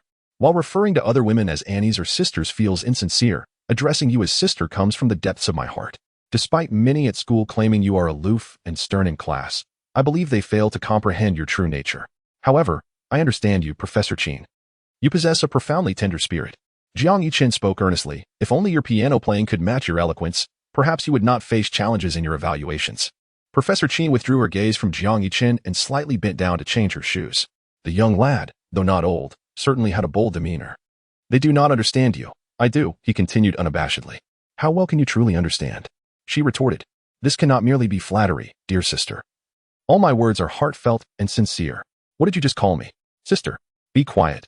Do not be so presumptuous. I am your teacher. Beneath her flowing black hair, Qinling felt her ears grow warm. Oh, it's fine. We're not in class now. In private, may I call you sister? Qinling fell silent. Upon noticing her expressionless demeanor, Jiang Yichen assumed she disapproved of the title and was ready to relent. However, a sudden thought struck him, and he cleared his throat, raising his voice in a playful manner. Zizi. Qinling, still lost in thought, felt a shiver at the mention of that name. If you utter that sound again, I shall toss you out of the car, she replied, her exasperation evident. Goodness, Professor Qin, I was merely jesting. Do not take it to heart, Jiang Yichen responded earnestly, enjoying the playful banter. Chapter 84. Leg bang. In contrast to the lavishly decorated apartment of Professor Qin, Jiang Yichen's modest 2-bedroom unit appeared quite simple. Situated in an older neighborhood, the house bore the marks of time, being one of the few belongings left to him by his mother. Jiang Yichen retrieved his keys and opened the door, with Qinling following closely behind. The essence of time lingered in the air of this abode. Though the decor was somewhat basic, it possessed a unique charm. Upon entering, one was greeted by a living room adorned with slightly worn brown wooden flooring. The edges darkened with age. The white walls had taken on a faint yellow hue, adorned with countless childlike doodles. In one corner, an old single sofa sat, somewhat tattered and lacking vibrancy. The dining table, television stand, and coffee table, though aged, contributed to a sense of simplicity and tranquility that offered Qinling an indescribable feeling of comfort and stability. Professor Qin, there are no slippers at my home, so there is no need to change shoes. Jiang Yichen placed the bag he carried onto the dining table. He had a pair but had taken them to school at the start of the semester. Qinling approached the sofa, poised to take a seat, when Jiang Yichen swiftly intervened. Wait a moment, Professor Qin, allow me to fetch a towel for you, he said, hurrying into the kitchen to retrieve a towel that had accumulated dust during his 2-month absence. You prepare the meal. I shall handle this, Qinling replied, accepting the towel from Jiang Yichen's hand. Very well. A fine layer of dust was settled on the sofa. As she wiped it clean and was about to sit down, her peripheral vision caught sight of a tiny figure on the armrest, a cockroach, locking eyes with her. In an instant, she sprang up as if propelled by a spring, followed by a swift spinning kick. Bang! Jiang Yichen, who had been chopping vegetables in the kitchen, hastily set down his knife and rushed out. To his dismay, he found his aging sofa toppled on the floor. Professor Qin, may I inquire if you have mistaken my sofa for a punching bag? There is a cockroach, Qinling replied, her expression grave as she gazed at the overturned sofa. A cockroach? Are you unharmed? Jiang Yichen quickly approached her. This sofa had been passed down from his grandfather. Just as he managed to right the sofa, Qinling seized him, pulling him behind her. Professor Qin? It's not dead yet, she said, shielding Jiang Yiqin with one hand, her demeanor as tense as if facing a formidable adversary. Jiang Yiqin twitched at the corners of his mouth. Was Qin Ling afraid of cockroaches? The original text had not mentioned that. However, judging by her serious demeanor, whether she was truly afraid was uncertain. She must certainly despise them. Although he too found cockroaches rather unpleasant, over the years he had developed an immunity toward them, to the extent that he could swat them dead without flinching, unless in special circumstances, in which case he would simply crush them underfoot. Professor Qin, I shall return to cooking, Jiang Yiqin announced before making his way back to the kitchen. After nearly half an hour had elapsed, he emerged once more. Qin Ling remained in her previous stance, standing rigidly with her gaze fixed intently on the old-fashioned sofa. Professor Qin, it's time for dinner, Jiang Yiqin called out. No response. Professor Qin? Still no answer. Setting the table, he noticed Qin Ling's unwavering posture and walked over. In just a few strides, he found himself behind her, ready to speak when Qin Ling suddenly demonstrated the prowess of a martial arts master. She stepped forward, lifted her leg, and brought her high heel down with force, crushing the head of the cockroach that had just emerged. Impressive. Jiang Yiqin's eyelids twitched in astonishment. Phew. Qin Ling exhaled in relief. The tension that had gripped her was finally alleviated. After waiting for what felt like an eternity, she had seized her opportunity and acted swiftly. Professor Qin. It's time for dinner, Jiang Yiqin reiterated. Qin Ling replied nonchalantly, turning gracefully to take her seat at the dining table. Stir-fried cabbage with vinegar, scrambled eggs with tomatoes, and spicy beef slices, 3 dishes enjoyed after the meal. Reflecting on Qin Ling's impressive kick earlier, Jiang Yiqin curiously inquired, Professor Qin, may I ask you something? Speak, she replied. Could you teach me a couple of moves? Qin Ling elegantly dabbed her mouth with a napkin. I am a music instructor. Yet, I believe you could impart some martial arts skills to me, Professor Qin. You see, this society can be perilous. Should I encounter a robber one day? It would be prudent to possess some means of self-defense, Jiang Yiqin earnestly stated. Although such incidents are rare in our lawful society, it does not deter Jiang Yiqin from seizing the opportunity to learn a technique or two. Once proficient, he would surely test his skills on Zhang Depeo, the muscular man. Mastering martial arts is not an overnight endeavor. It requires considerable time and dedication. Your current focus should be on your studies, Qin Ling advised. Is there a straightforward technique that could incapacitate an opponent swiftly? Jiang Yiqin asked. There is, Qin Ling nodded, the lower strikes. Lower strikes? Jiang Yiqin paused, then realized. You can't possibly mean that area. Indeed, Qin Ling confirmed. Professor Qin, that's rather underhanded. I'm off to wash the dishes, she stated. Rising to gather the dishes and head to the kitchen, Jiang Yiqin followed, pressing on, Professor Qin, do you think I might be a rare talent in martial arts? If you could just open my meridians, I could soar to great heights. Stop reading novels, Qin Ling replied, donning an old apron before turning her back to him. Jiang Yiqin, in a moment of unspoken understanding, stepped forward to tie the apron for her. Just as he finished, before he could linger on the perfection of her silhouette, Qin Ling spun around, her long legs sweeping past him with a gust, leaving his cheeks stinging. Leg sweep? Jiang Yiqin glanced at the long limb resting on his shoulder. Today, Qin Ling's dress reached only to her knees, and now the hem had slid up to her thighs. Her legs were exquisitely white, long and straight, devoid of any excess flesh, resembling a meticulously sculpted masterpiece. To be frank, with those legs alone, he can spend a lifetime admiring them. Lost in thought, Jiang Yiqin suddenly felt a lightness on his shoulder. He watched as Qin Ling's long leg gracefully arced through the air before landing perfectly perpendicular to the ground. It was only then that he noticed a small cockroach lying lifeless beneath her high heel. All done, Qin Ling remarked nonchalantly. Jiang Yiqin shook his head in disbelief. That cockroach was truly unfortunate. What? Ugh, that poor cockroach. Chapter 85. Don't laugh. It's foolish. Do you have a piano?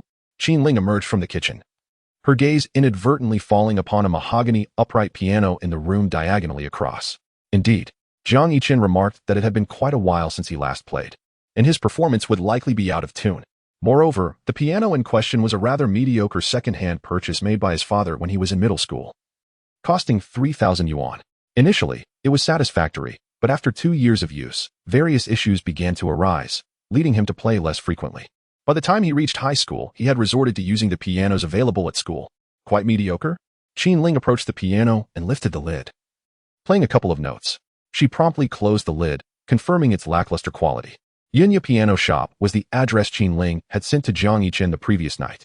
It was neither large nor small, situated on the 2nd floor, featuring numerous practice rooms. Jiang Yiqin noted that the soundproofing was quite commendable. After Qin Ling led Jiang Yiqin to the front desk, and confirmed their reservation. A young lady at the desk escorted them to a practice room. The room was spacious, furnished with an upright piano, a tea table, a small sofa, and a cabinet filled with various music textbooks and classic literature. The piano was from a well-known international brand, significantly superior to those found in the school's practice room. How much is it per hour? Jiang Yichen inquired with curiosity. 100, Qin Ling replied. That's quite expensive, Jiang Yichen thought to himself, considering it equivalent to a day's worth of internet expenses. As the lesson commenced, Qin Ling took her place on the piano bench, gracefully settling down. Jiang Yichen retrieved his textbook from his backpack, placing it on the stand before joining her. The earlier incident in the kitchen, where Qin Ling had playfully knocked him over with her leg, lingered in his mind. Now, seated next to her, he felt his heart racing. Why is your face flushed? Qin Ling asked. Is it? Jiang Yichen touched his face, realizing it was indeed warm. Perhaps it's just the sun, he chuckled awkwardly. Qin Ling regarded him with a hint of suspicion before opening the textbook, pointing to a passage of exercises, and commanded, play. All right. Jiang Yichen positioned his hands on the black and white keys and began to play.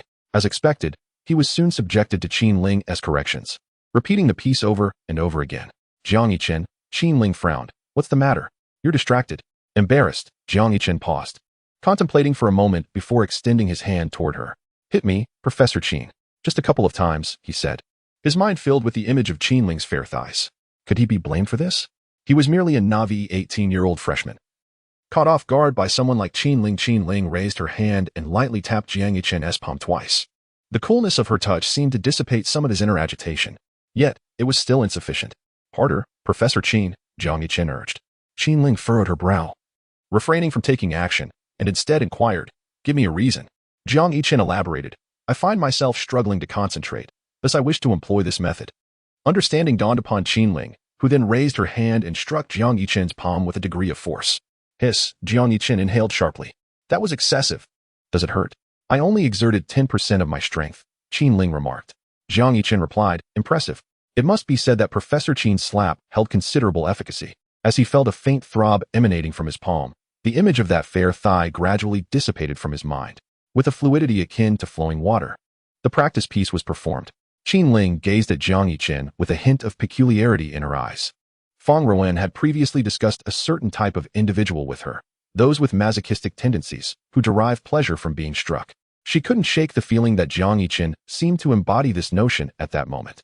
Upon completing the practice piece, it was time for the nocturne in D-flat major that Jiang Yichen had performed during the monthly evaluation. I have heard you play this before. Let me point something out. Observe here, Qin Ling explained while playing. Jiang Yichen listened intently. Before long, an hour had nearly elapsed. Glancing at the wall clock, Jiang Yichen noticed there were only 2 minutes remaining, prompting him to rise and begin tidying his books. What are you doing? Qin Ling asked. I'm packing up. ISNT at an hour? Who told you it was just an hour? I scheduled 5 hours. Jiang Yichen's mouth fell agape in astonishment. Professor Qin, you can't possibly intend to conduct the entire lesson for 5 hours, can you? Qin Ling nodded earnestly and explained. You mentioned your desire to pursue graduate studies and aim for a perfect score in your final exam. With your current proficiency, that is unattainable. Jiang Yichen sat on the piano bench, his face ashen. He suddenly felt a wave of regret. In moments of impulse, one often utters words that lead to profound remorse. He was experiencing this now. Despite his misgivings, Jiang Yichen glanced at the graceful figure beside him. Practice. It's merely 5 hours. As long as Professor Qin is here. I could sit at this piano all day. Jiang Yichen rolled up his sleeves, brimming with determination. Noticing his spirited demeanor, Qin Ling felt a sense of satisfaction. You practice first. If anything confounds you, feel free to ask me. With that, she rose from the piano bench, walked to the cabinet at the back, retrieved a copy of The Moon and Sixpence, and settled onto the sofa to read. Jiang Yichen glanced back momentarily before resuming his diligent practice. Time slipped by quietly. Soon, an hour had passed. The previously sunny morning was suddenly shrouded in dark clouds, and after a brief wait, droplets of rain began to patter against the window. Jiang Yichen looked at the wall clock again. He had been practicing for 2 hours. He needed a short respite as his hands grew weary. Are your hands tired? Qin Ling had unknowingly positioned herself behind Jiang Yichen. She had observed clearly when Jiang Yichen twisted his wrist moments ago. Jiang Yichen turned around, tilting his head to gaze at Qin Ling before him. Each time he drew near her, he was enveloped by her familiar fragrance. Extend your hand, Qin Ling instructed. Jiang Yichen complied. Qin Ling grasped Jiang Yichen's right arm with both hands. Professor Qin, what are you doing? Jiang Yichen suddenly chuckled.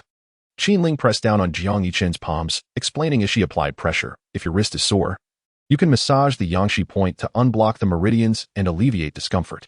The Like point can also enhance blood circulation in the wrist. She demonstrated a series of techniques. Though Jiang Yichen did not pay much attention to the keywords she mentioned, he suddenly felt that after practicing the piano for 2 hours, he was not as fatigued as he had thought. Jiang Yichen, Qin Ling lifted her finger and gently tapped his forehead. Don't laugh, it's rather silly. After finishing the massage on his right hand, she proceeded to his left. Jiang Yichen relished the professional massage techniques of his mentor. Professor Qin, your methods are quite expert. Have you trained for this? He asked, eyes closed. Qin Ling's hands felt cool, and the massage was incredibly soothing. Indeed, she replied. As her own hands warmed considerably while applying pressure, Jiang Yichen's hands were notably large and warm. Having large hands is a natural advantage in playing the piano. While others might struggle to span a 10th, he could effortlessly reach a 12th or 13th, making the performance significantly easier. After ensuring a thorough massage, Qin Ling returned to the small sofa to continue reading The Moon and Sixpence. Instead of resuming his piano practice, Jiang Yichen stood up and settled beside her. Qin Ling lowered her gaze to the book in her hands, her fingertips brushing against the pages. Sensing the movement beside her, she did not look up but inquired. Not practicing anymore. I'm taking a break, Jiang Yichen replied, leaning back against the sofa, gradually relaxing.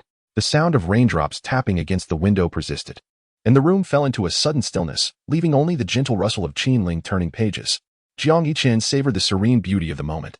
He turned his head to look outside, subtly shifting closer to Qin Ling. Earlier, when he had sat down, he hadn't given much thought to the distance between them. Although they often sat side by side during class, he had never done so in other circumstances. Professor Qin, what book are you reading? Jiang Yichen abruptly turned his head, as if he were nearsighted, leaning in closer to the pages. In that instant, not only did he sit next to Qin Ling, but his arm also draped over her shoulder, resembling the camaraderie he shared with his friend Zhang Wei. Thump, thump, thump. Jiang Yichen could hear the rapid beating of his own heart. This may well be the boldest thing he has done this year. Far bolder than when he held Qin Ling's hand in the cinema last time. The closer he drew, the more distinctly he could perceive the fragrance emanating from Qin Ling. She had been engrossed in her book, and she noticed the clumsy shifting of Jiang Yichen's body towards her. Qin Ling lowered her gaze to the head obstructing half of her book and then glanced at the arm draped over her shoulder. Jiang Yichen. What is it? Jiang Yichen turned his head towards Qin Ling, at this angle catching a glimpse of her jawline. Qin Ling remained silent, merely observing him. Jiang Yichen felt his heart racing. The pressure from Professor Qin was indeed formidable. In mere moments, he sensed his palms beginning to sweat, anxiety creeping over him. Professor Qin, I just wanted to see what book you were reading, he said with an awkward laugh. Qin Ling looked down at the youthful face so close to her. His courage had indeed grown. He dared to rest his arm on her shoulder and lean in so near. However, you seem rather nervous, Qin Ling remarked. Her ruby lips parting slightly, the fragrance wafting toward Jiang Yichen's face. Nervous? Am I? I merely wished to see what book Professor Qin was reading. How could I be nervous? Perhaps you were overthinking it, Jiang Yichen replied, straightening his posture, attempting to appear composed, seemingly devoid of any tension. Qin Ling smiled faintly. So? What book am I reading? Jiang Yichen fell silent. His attention had hardly been on that aspect just moments prior. After a brief hesitation, he said, You are reading. While his gaze flitted towards the book, upon noticing this subtle gesture, Qin Ling promptly closed the book and even turned it so the back cover faced up. Did you not see clearly? Qin Ling inquired, teasingly. You were so close just now. The time was too brief. I couldn't discern anything. There were so many words. Jiang Yichen explained. How about this, Professor Qin? Could you give me a hint? As he spoke, he nudged her knee lightly with his own. Seemingly oblivious to this somewhat intimate gesture, Qin Ling gazed at Jiang Yichen's face and offered a clue. A man, in pursuit of an elusive dream, resolutely abandons a stable life, disregarding all that he possesses, in favor of chasing the intangible. Jiang Yichen's expression deepened into thought, his brow furrowing further. Still unsure? Qin Ling asked. Leaving behind family interests, in pursuit of artistic ideals, she added as another hint. After a couple of minutes of silence, Qin Ling decisively stated, Enough guessing. You have not read this book. With that, she flipped the book over. Jiang Yichen finally discerned the prominent title on the cover, Moon and Sixpence. Ah, actually, that was precisely what I was thinking just now. I simply couldn't recall it at once, Jiang Yichen exclaimed. Qin Ling chuckled lightly. Then tell me, what is the name of the protagonist in this book? Jiang Yichen. He must amend his tendency to indulge in idle chatter. What is he pretending for? Before Professor Qin. He truly should not have acted in such a manner. Ah, Professor Qin, look, it's raining outside, Jiang Yichen remarked, pointing towards the window. The intention to divert the conversation was exceedingly evident. Qin Ling, languidly reclining against the back of the sofa, did not even glance outside. Her hands rested on her thighs as her phoenix eyes quietly scrutinized Jiang Yichen, her gaze seemingly all-knowing, devoid of any ripple of emotion. Had he encountered Qin Ling under different circumstances, Jiang Yichen might have been too intimidated to utter a word, even wishing to distance himself under her penetrating gaze. However, today was different. He remained steadfast, even nudging her knee with his own beneath the weight of her imposing stare. With a beaming smile, he inquired, "Professor Qin, do you prefer cloudy days or sunny ones?" Qin Ling glanced at the rain-soaked scene outside before her gaze settled upon Jiang Yichen's smiling visage. "Either is fine. It matters not," she replied. "Professor Qin, why don't you ask me whether I prefer cloudy days or sunny ones?" Jiang Yichen suggested. Qin Ling remained silent, continuing her quiet observation. Jiang Yichen had anticipated this demeanor from the esteemed Professor Qin. If she were to obediently engage, she would not be the Qin Ling of his recollection. As she did not inquire, he answered his own question. "Professor Qin, I cherish every day that you are present." How quaint. Chapter 87. Scorpions in the farmhouse. Jiang Yichen had never before sat so quietly in a room, merely watching the raindrops cascade outside. Usually, he spent his leisure time engrossed in his phone.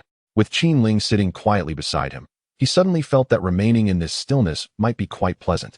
One of the four arts of a cultured person is listening to the rain. Its various forms and sounds can evoke a wealth of emotions and associations, be it tranquility, melancholy, or nostalgia. The deep, sultry voice of the mature woman echoed softly in the serene room. Jiang Yichen found himself at a loss for words.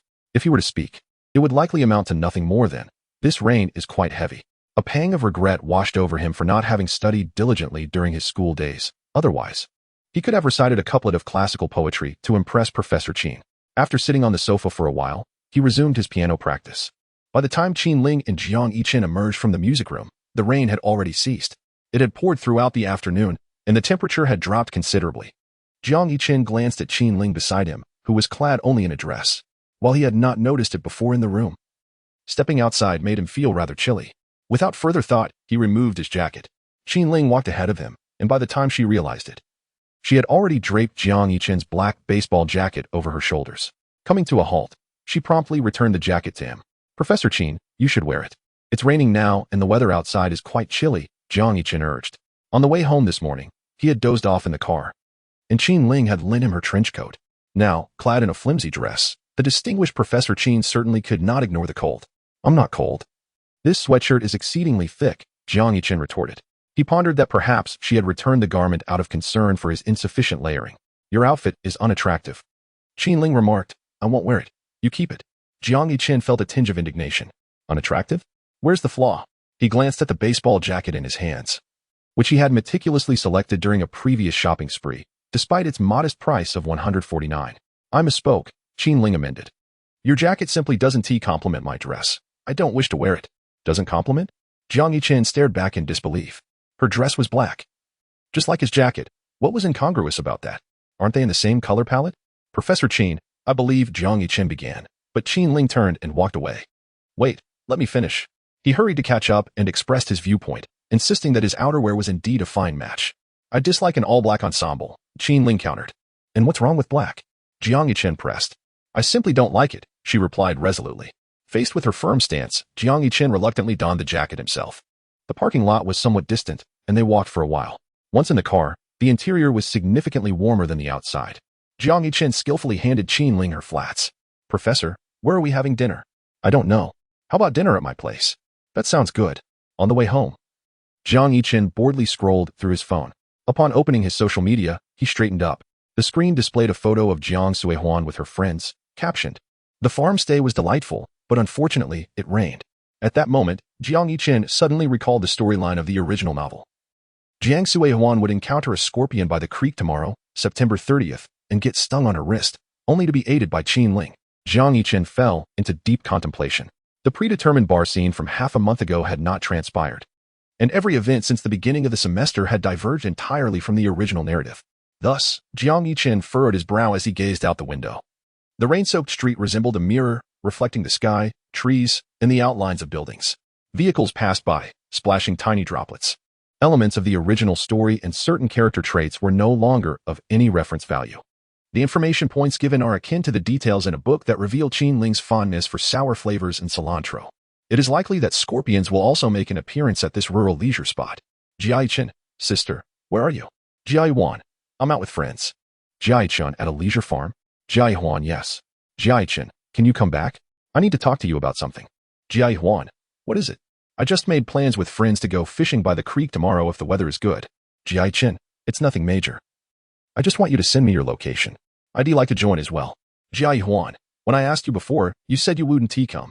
Jiai-chun, come on, sis, just send me the coordinates. Jiai-hwan, all right. Is something the matter? Qin Ling inquired, having noticed the unusual expression on Jiai-chin's face. It's nothing. Just my sister asked me to go out, Jiai-chin explained. We'll just be out for a day and return the day after tomorrow. Jiai-chin had devised a plan. Tomorrow, he would persuade Jiai-hwan to change her mind and to engage in some activity that did not involve the creek. Then he would position himself nearby, waiting for the right moment to act. The book detailed that Jiai-hwan would encounter scorpions near a scenic rock. Out for a day? Where to? Qin Ling continued to question. To a leisure farm, Jiai-chin replied, recalling the book's details, and added, interestingly, Professor Qin, this leisure farm is run by Teacher Lin. According to the narrative, Qin Ling had been invited by Lin Yao to the leisure farm, resulting in a chance encounter with Jiai-hwan. Qin Ling pondered for a moment. Acknowledging the coincidence, indeed, she invited me just yesterday. Jiai-chin, struck by inspiration, proposed, Professor Qin, shall we go together tomorrow? Honestly, I think our 4-day class during the National Day holiday is quite excessive. We might as well enjoy a couple of days before returning to class. That sounds agreeable. Qin Ling nodded. In fact, why wait for tomorrow? Let's go tonight, she suggested. The National Day Golden Week is bound to attract a multitude of visitors. The Mingxian Music Academy has an early break, starting from the 29th. If they waited until tomorrow, the 30th of September, there might be no spots available at the leisure farm. Qin Ling had a vague recollection of Lin Yao's leisure farm, having visited it twice during her university days, and it was quite popular back then. Tonight? Jiai-chin asked, slightly surprised. Yes, Qin Ling responded as she turned the vehicle in another direction.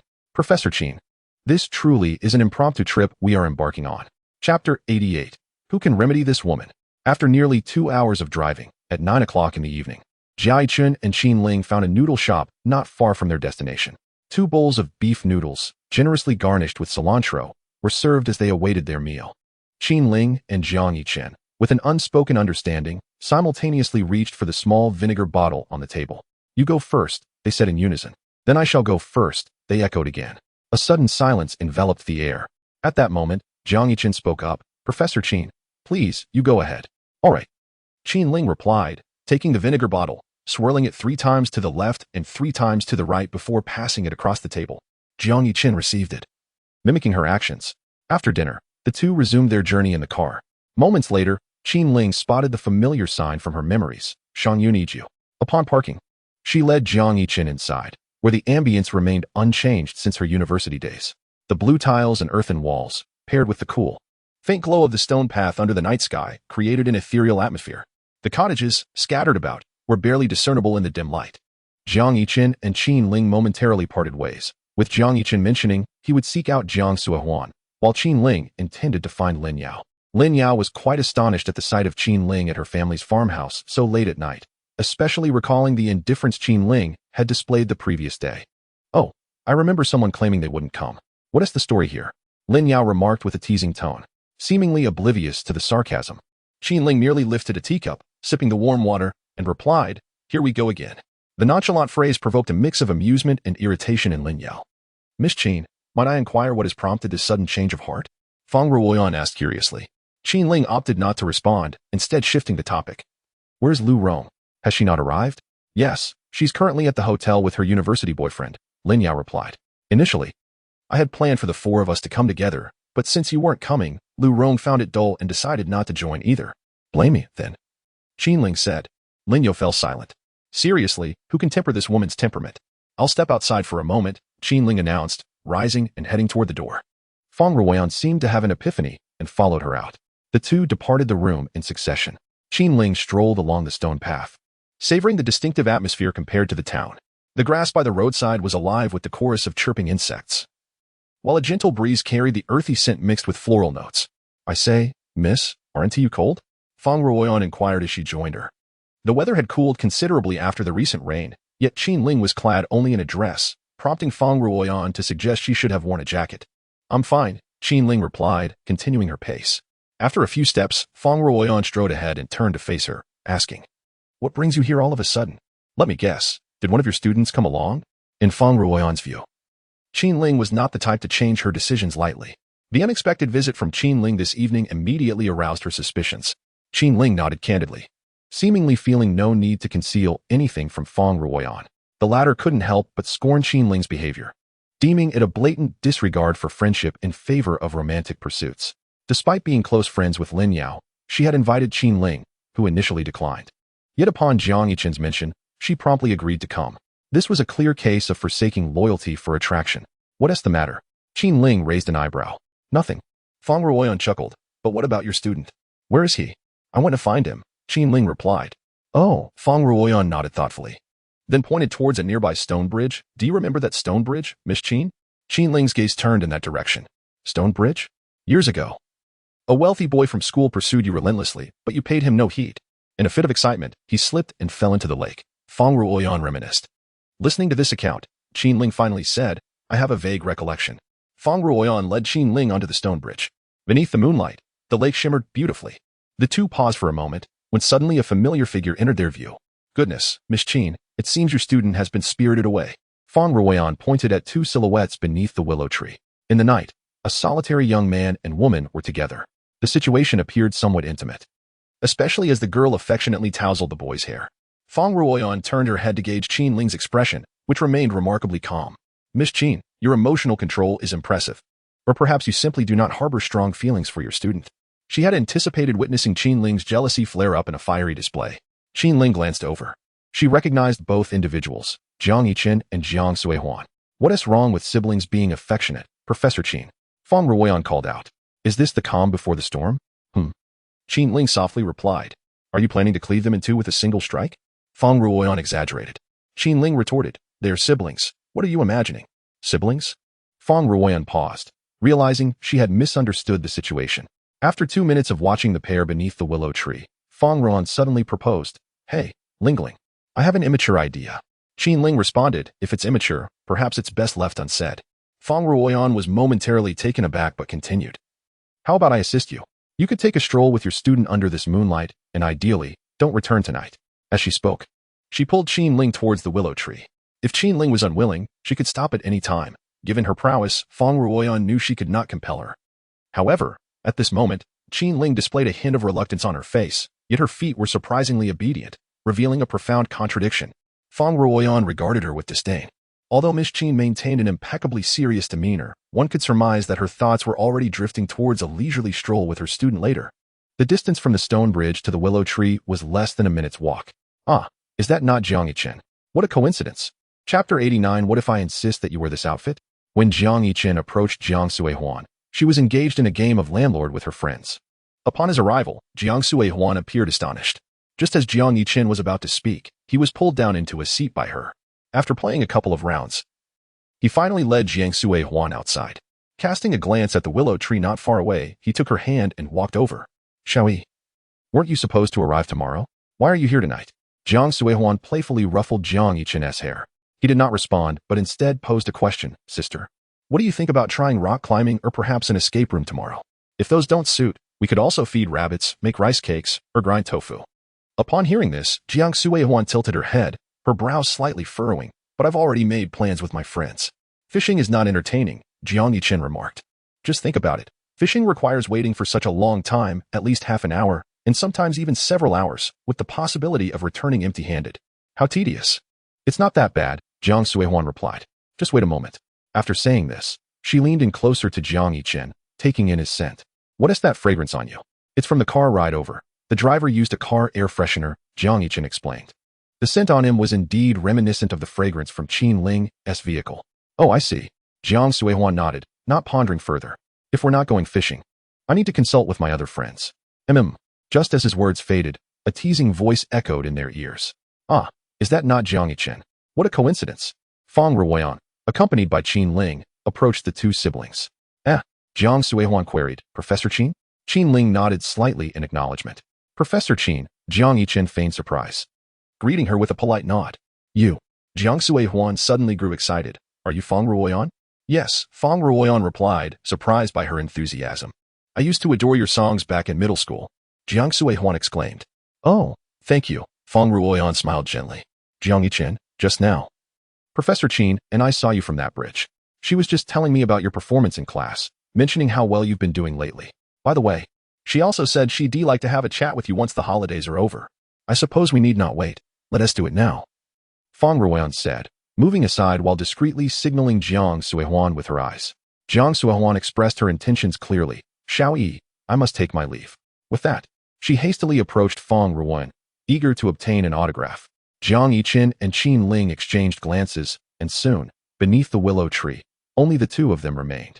So, Professor Qin, is what Teacher Feng said true or false? Jiang Yichen inquired. What do you think? Qin Ling replied, changing direction and walking away. Jiang Yichen stood there, momentarily stunned. Catch up, Qin Ling called back. Oh. Jiang Yichen observed the tall figure of Professor Qin ahead of him. Was she the type to secretly praise him from behind? It didn't seem likely. Professor Qin, what will we discuss once the semester begins? Jiang Yichen pressed on. You should read more, Qin Ling advised. Jiang Yichen wore a puzzled expression. You are rather slow-witted. Jiang Yichen's confusion deepened. No talking, let's just walk. Jiang Yichen was left in bewilderment, needing to sort through Qin Ling's cryptic remarks. After following Qin Ling for several minutes, he was deep in thought. Ultimately, he concluded, Riddlers truly deserve punishment. A gentle breeze stirred a few strands of Qin Ling's hair, and the moonlight cast a silvery veil upon her.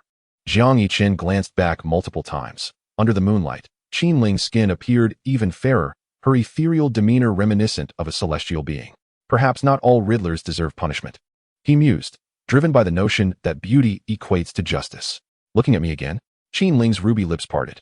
Professor Qin, you should put on a jacket. Jiang Yichen removed his black baseball jacket again. Qin Ling glanced at it and replied, I want to wear it. It doesn't match. Aren't you cold? Jiang Yichen asked. While Professor Qin was exceptionally skilled, she was still human, wasn't she? Not cold, Qin Ling stated, recalling how she often practiced in just a thin garment. She had grown accustomed to it. Was she genuinely not cold, or merely pretending? Jiang Yichen looked at her arms, which hung by her sides. Seizing the moment, he suddenly grasped her hand. Professor, your hands are very cold. You should really wear it. Jiang Yichen felt as though he had touched an ice block. Not at all. She refused. Jiang Yichen turned to face her directly, his tone unexpectedly firm.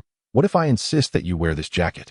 Qin Ling halted, maintaining an expressionless stare with Jiang Yichen, her silence conveying unspoken words.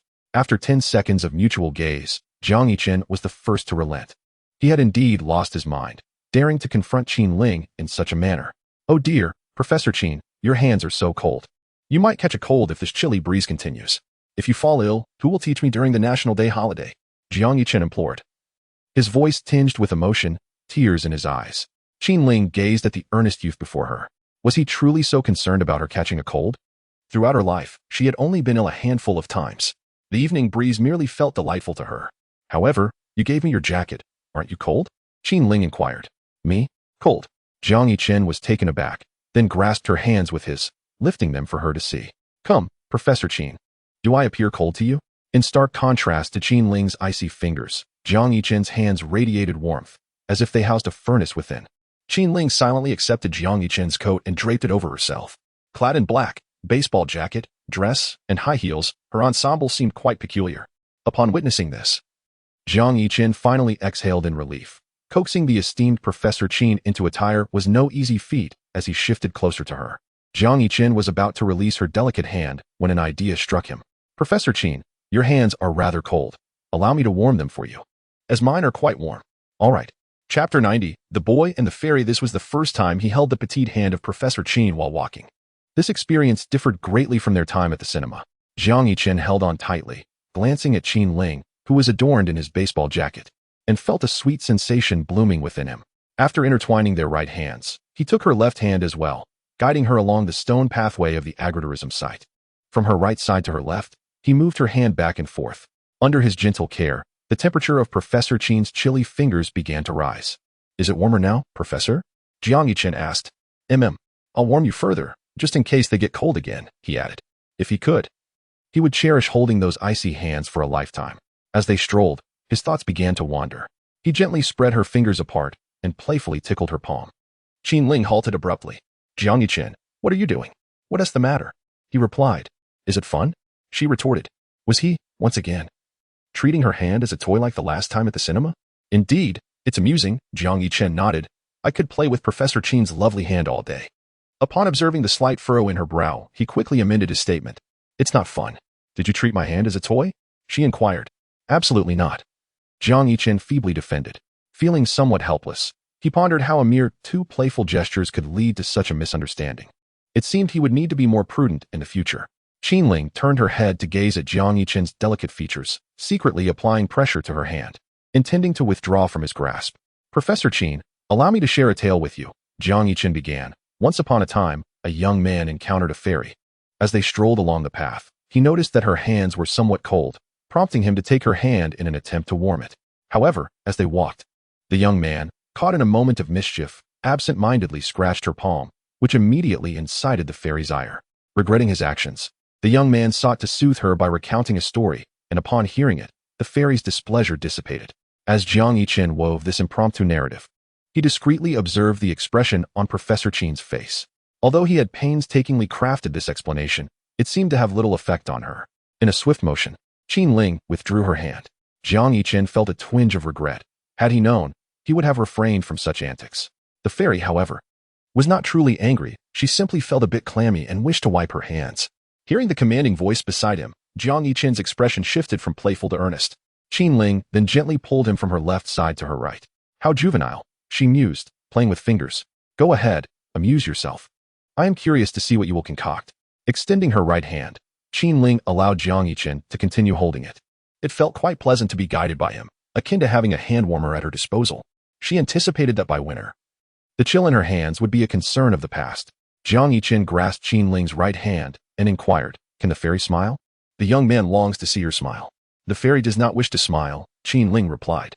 Then how does the professor believe the young man should proceed to elicit a smile from the fairy? Jiang Yichen asked. Why does the young man desire to see the fairy smile? Qinling inquired. Jiang Yichen swallowed hard, contemplating the implications of confessing that the young man harbored feelings for the fairy. Though he referred to them as a young man and fairy, Qinling was no fool. She understood that the young man represented him and the fairy symbolized her. Furthermore, it was evident that she had comprehended his intentions following her earlier withdrawal.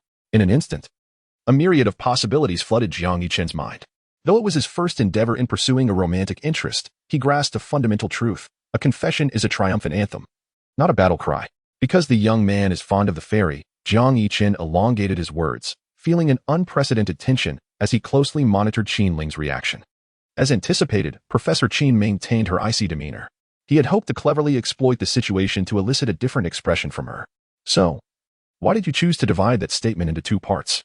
Qinling inquired. Hey, you little rascal. Did you truly believe I would be oblivious to the little schemes within your heart? A hint of embarrassment washed over Jiang Yichen. I had assumed you were implying that boys are fond of this fairy, Qinling remarked. Upon hearing these words, Jiang Yichen's heart skipped a beat, his delicate brows still keenly observing the expressions on Qinling's face. Professor Qin, if you were to say it that way, it wouldn't be inaccurate, Jiang Yichen replied. In truth, boys do harbor a slight fondness for this fairy. Oh? Qinling inquired with genuine interest. A slight fondness? Jiang Yichen's gaze faltered. Ahem, actually. It's more like a minuscule bit, rather than just a slight fondness. Qinling, disregarding Jiang Yichen's averted gaze, turned her own head away, chuckling in a blind spot where Jiang Yichen could not see her. The two maintained this peculiar posture, their eyes cast in opposite directions, yet their hands remained tightly intertwined. After a half-minute, they were nearing the end of the farmhouse path, glancing at the spacious road before them. In unison, Jiang Yichen and Qinling turned around, retracing their steps. Professor Qin, let me warm your hands again, Jiang Yichen declared, first forming a fist before reaching out to take Qinling's left hand. However, she deftly evaded his attempt. I have sweat, Qinling remarked. Let's wait a moment. Very well, Jiang Yichen nodded. As they walked a few paces back, Jiang Yichen seemed to recall something, quietly inquiring. Professor Qin, do you think this fairy would like this boy? Just a little, Qinling replied. Just a little? Jiang Yichen turned to gaze at her. Is this a jest? Professor Qin, do you believe this fairy feels just a little or a great deal? Jiang Yichen pressed on, emphasizing the distinction between the two words. I do not know, came Qinling's response. What? You don't know?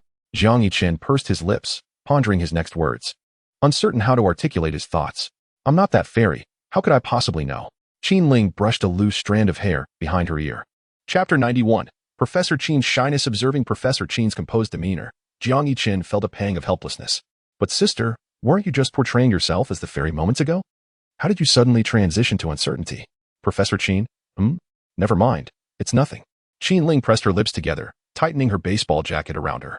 The little one has quite the sweet tongue, calling me a fairy at every turn. As the autumn breeze whispered around them, Jiang Yichen was about to ask Qin Ling if she wished to continue warming her hands when he suddenly spotted a scorpion not far from her feet. Goodness! Jiang Yichen swiftly pulled Qin Ling into his embrace. She had not yet registered the sudden movement. Today, Jiang Yichen was remarkably bold in the afternoon. He had draped his arm around her shoulders, held her hand in the evening, and now he was embracing her. Qin Ling placed her hands on Jiang Yichen's chest, questioning. What are you doing? Hush, Professor Qin. Do not move, whispered Jiang Yichen, leaning close to Qin Ling's ear. Although their posture was somewhat intimate, his focus remained solely on the scorpion nearby. He gradually shifted his position, extending his leg and raising his foot, intending to crush the creature beneath his size 43 shoe. Feeling a slight discomfort, Qin Ling pushed against Jiang Yichen's chest twice. It was the first time a boy had whispered in her ear like this. The warmth of his breath made her ears tingle. Jiang Yichen released her, but his arm remained pressed against her back, holding her tightly. Wait, Professor Qin, do not move. There's a cockroach. Let me take care of it first. Jiang Yichen held his breath. The small scorpion seemed oblivious to the impending danger, facing him and Qin Ling sideways. Based on his extensive experience dealing with cockroaches over the years, he was confident there was a 99% chance the scorpion would meet its end beneath his foot. Qin Ling tilted her head, her ears itching. Typically, she would have noticed the small scorpion at her feet, but her attention had been entirely captured by Jiang Yichen. Hush. He exhaled again. His large foot hovered just above the scorpion, casting a shadow over it. The scorpion might still have been confused by the sudden darkness. Just as he prepared to deliver a decisive blow to the creature, Qin Ling unexpectedly pushed him away with some force. Unable to endure any longer, she suspected Jiang Yichen was deliberately blowing warm air in her ear to irritate her. Her push caused her to stumble back a couple of steps, and Jiang Yichen's foot missed its target. Jiang Yichen's gaze remained fixed on the ground beside Qin Ling's feet as he watched the scorpion scurry away, only to sting her foot in its escape. Professor Qin, are you all right? He quickly looked up at her. To his surprise, the usually frosty expression on Qin Ling's face was now flushed with color. The sudden blush left Jiang Yichen momentarily stunned. Still looking? Qin Ling raised her hand, contemplating a slap, but decided against it. This boy certainly knew how to provoke her, targeting her sensitive spots. Jiang Yichen snapped back to reality and asked, Professor Qin, are you okay? I'm perfectly fine, Qin Ling replied through clenched teeth. No, I mean your foot. Jiang Yichen pointed downwards. A scorpion just stung you. Are you hurt? Qin Ling looked down to see a small red mark on her pristine, white instep, clearly visible against the backdrop of her high heels. Let me call for help, Jiang Yichen said, pulling out his phone as he guided Qin Ling to a nearby bench to sit down. According to the original novel, the scorpion encountered earlier is known as the East Asian claw scorpion. This species is a traditional Chinese medicinal material, renowned for its properties in promoting circulation, alleviating pain, and dispelling toxins. It is a relatively less venomous small scorpion. In certain regions, this creature is even regarded as a delicacy, rich in protein and other nutritional elements. So, what you just mentioned about the cockroach was actually referring to the scorpion. Qin Ling took a seat on the bench, displaying little anxiety on her face. Indeed. Jiang Yichen nodded, and then spoke into the phone he had just dialed. I have someone here who has been stung by a scorpion. The address is. Professor Qin, are you all right? Jiang Yichen asked anxiously. Do you feel dizzy? Nauseous? Qin Ling glanced down at her foot. The sting was located just above her toes and had begun to swell slightly. You should have let me handle this, she remarked. If she had been the one, that scorpion would not have escaped. Jiang Yichen remained silent. Had it not been for Professor Qin's unexpected shove, he would have already crushed that small scorpion beneath his foot. If his assumptions were correct, this scorpion was indeed the same East Asian claw scorpion that had stung his sister in the original text. Without hesitation, Jiang Yichen turned and knelt before Qin Ling. After being stung, using one's mouth to draw out the venomous blood can be somewhat effective, theoretically reducing the amount of toxin entering the body. However, this method is not suitable for those with oral ulcers or wounds. Qin Ling looked at the youth kneeling before her in confusion. Jiang Yichen, I did not mean to blame you, she clarified, thinking he might believe she was angry with him. It's all right, Professor Qin, I understand, Jiang Yichen replied, raising his hands to gently hold Qin Ling's right foot. Carefully removing her high-heeled shoe, one hand grasped her ankle while the other supported the arch of her foot. Jiang Yichen, what are you doing? Qin Ling's eyelids flickered with concern. It's nothing, Professor Qin, I'm just checking your wound, Jiang Yichen asserted as he moved closer. What are you looking for? Qin Ling said coldly. Put me down. Hold still, Professor Qin, I am examining whether there are any remnants of the scorpion stinger. Jiang Yichen leaned in closely to scrutinize her foot and muttered to himself, all right, there is nothing. Chapter 92. Truly absurd. Jiang Yichen waved his hand dismissively, then extended it toward her uninjured foot. What are you doing? Qin Ling deftly sidestepped. Let me help you remove the other high-heeled shoe, Jiang Yichen said. Your foot is injured. I'll carry you out later. No need. Just as the words left her lips, Jiang Yichen, as if ignoring her protest, firmly removed her other high-heeled shoe. Under normal circumstances, he would not have had the audacity to act so boldly, but after the series of events that unfolded that night, his courage had grown considerably. Jiang Yichen, you are becoming increasingly audacious, remarked Qin Ling. Though she spoke words of refusal, she made no effort to halt Jiang Yichen's actions. Not at all, Jiang Yichen replied, holding two high-heeled shoes in his hands. Professor Qin, I am but your most obedient follower. However, tonight we must act decisively. Do you understand? My concern for you is paramount. As he spoke, Jiang Yichen turned his crouched body around. Come here, Professor Qin, I shall carry you out. He added, do not even think about walking on your own. You have just been stung by a scorpion. If you take a few more steps, what if the toxin spreads? You truly do care for me, Qin Ling huffed. With that, she gradually leaned her body against Jiang Yichen's rather broad shoulders. Move a bit closer, she ordered, tapping his shoulder. You are quite far away. Oh, very well, Jiang Yichen replied, shifting his rear back a couple of steps. Beneath the moonlight, he could hear the incessant chirping of insects. Beyond their sounds, he could almost perceive the pounding of his own heart. Before long, he felt a soft weight settle on his back, accompanied by fragrant strands of hair cascading past his ear. As Qin Ling pressed closer, Jiang Yichen felt his heart race even more. What a pitiful state he was in. Her long arms gradually encircled his neck, gazing at the familiar sleeve of her garment. He couldn't help but think that when Qin Ling returned the dress to him tomorrow, it would undoubtedly be imbued with her enchanting scent. Are you not getting up? Qin Ling inquired, her deep voice jolting Jiang Yichen from his reverie. All right, he responded, then opened his arms to embrace her long legs. His heart raced further, and the hem of her knee-length dress inched upward a few centimeters. His hand inadvertently brushed against her smooth, tender thigh, stirring feelings within him. Jiang Yichen slowly stood to his feet. Jiang Yichen, what is the matter? She asked. Your heart is racing. Taking a deep breath, he jested. Well, after all, I am carrying a fairy on my back. Qin Ling was not faring much better than Jiang Yichen. The events of the evening had shattered her usual aloof demeanor. Quietly, she touched her face, which felt warm, certainly flushed. From holding hands to having him breathe by her ear, and now being carried on his back, in her 27 years, she had never shared such intimacy with any male. She could sense Jiang Yichen's heart racing faster than before, thumping as if it were about to leap from his chest. Qin Ling quietly placed her hand over her own heart, which echoed the same rapid rhythm. Chapter 93. Plucking the Moon. Professor Qin, how much do you weigh? Jiang Yichen carried Qin Ling along the stone-paved path. It must be said that it was somewhat heavy, if his memory served him right.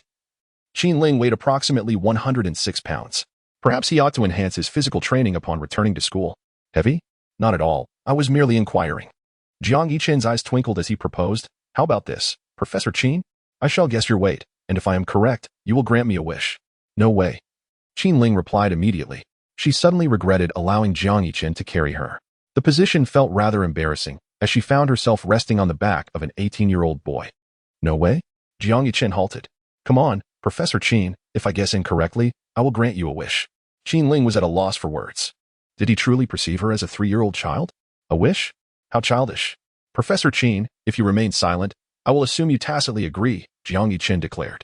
After a few seconds, he resumed walking, casually announcing, I guess Professor Qin weighs 106 pounds. Am I correct? Jiang Yichen smirked. As a prodigy, he certainly knew Qin Ling's weight. Incorrect. Qin Ling replied. Incorrect? Impossible. Professor Qin, are you trying to deceive me?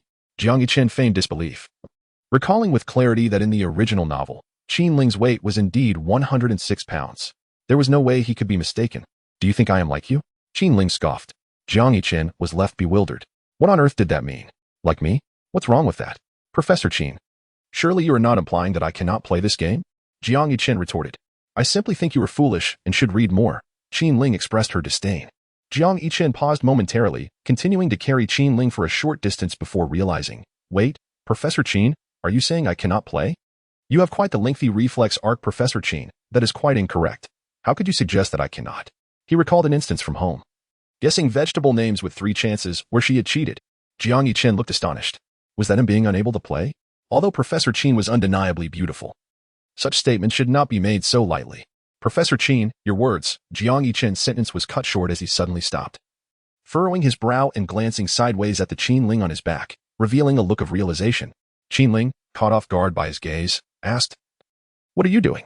TSK, Professor Qin, you truly are cunning, trying to divert the topic? Jiang Yichen's intelligent eyes sparkled with insight.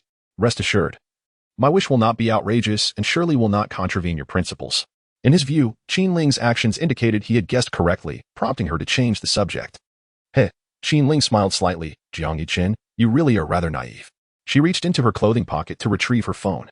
Then, she opened a weight recording app and held her phone screen up to Jiang Yichen's face. He focused intently, bewildered. The most recent weight recorded for Qinling was from yesterday morning, 535 kilograms, or 107 G. No, wait, what? Jiang Yichen pondered. Could it be that his daily cooking for Professor Qin over the past half-month had caused her to gain a gene of weight?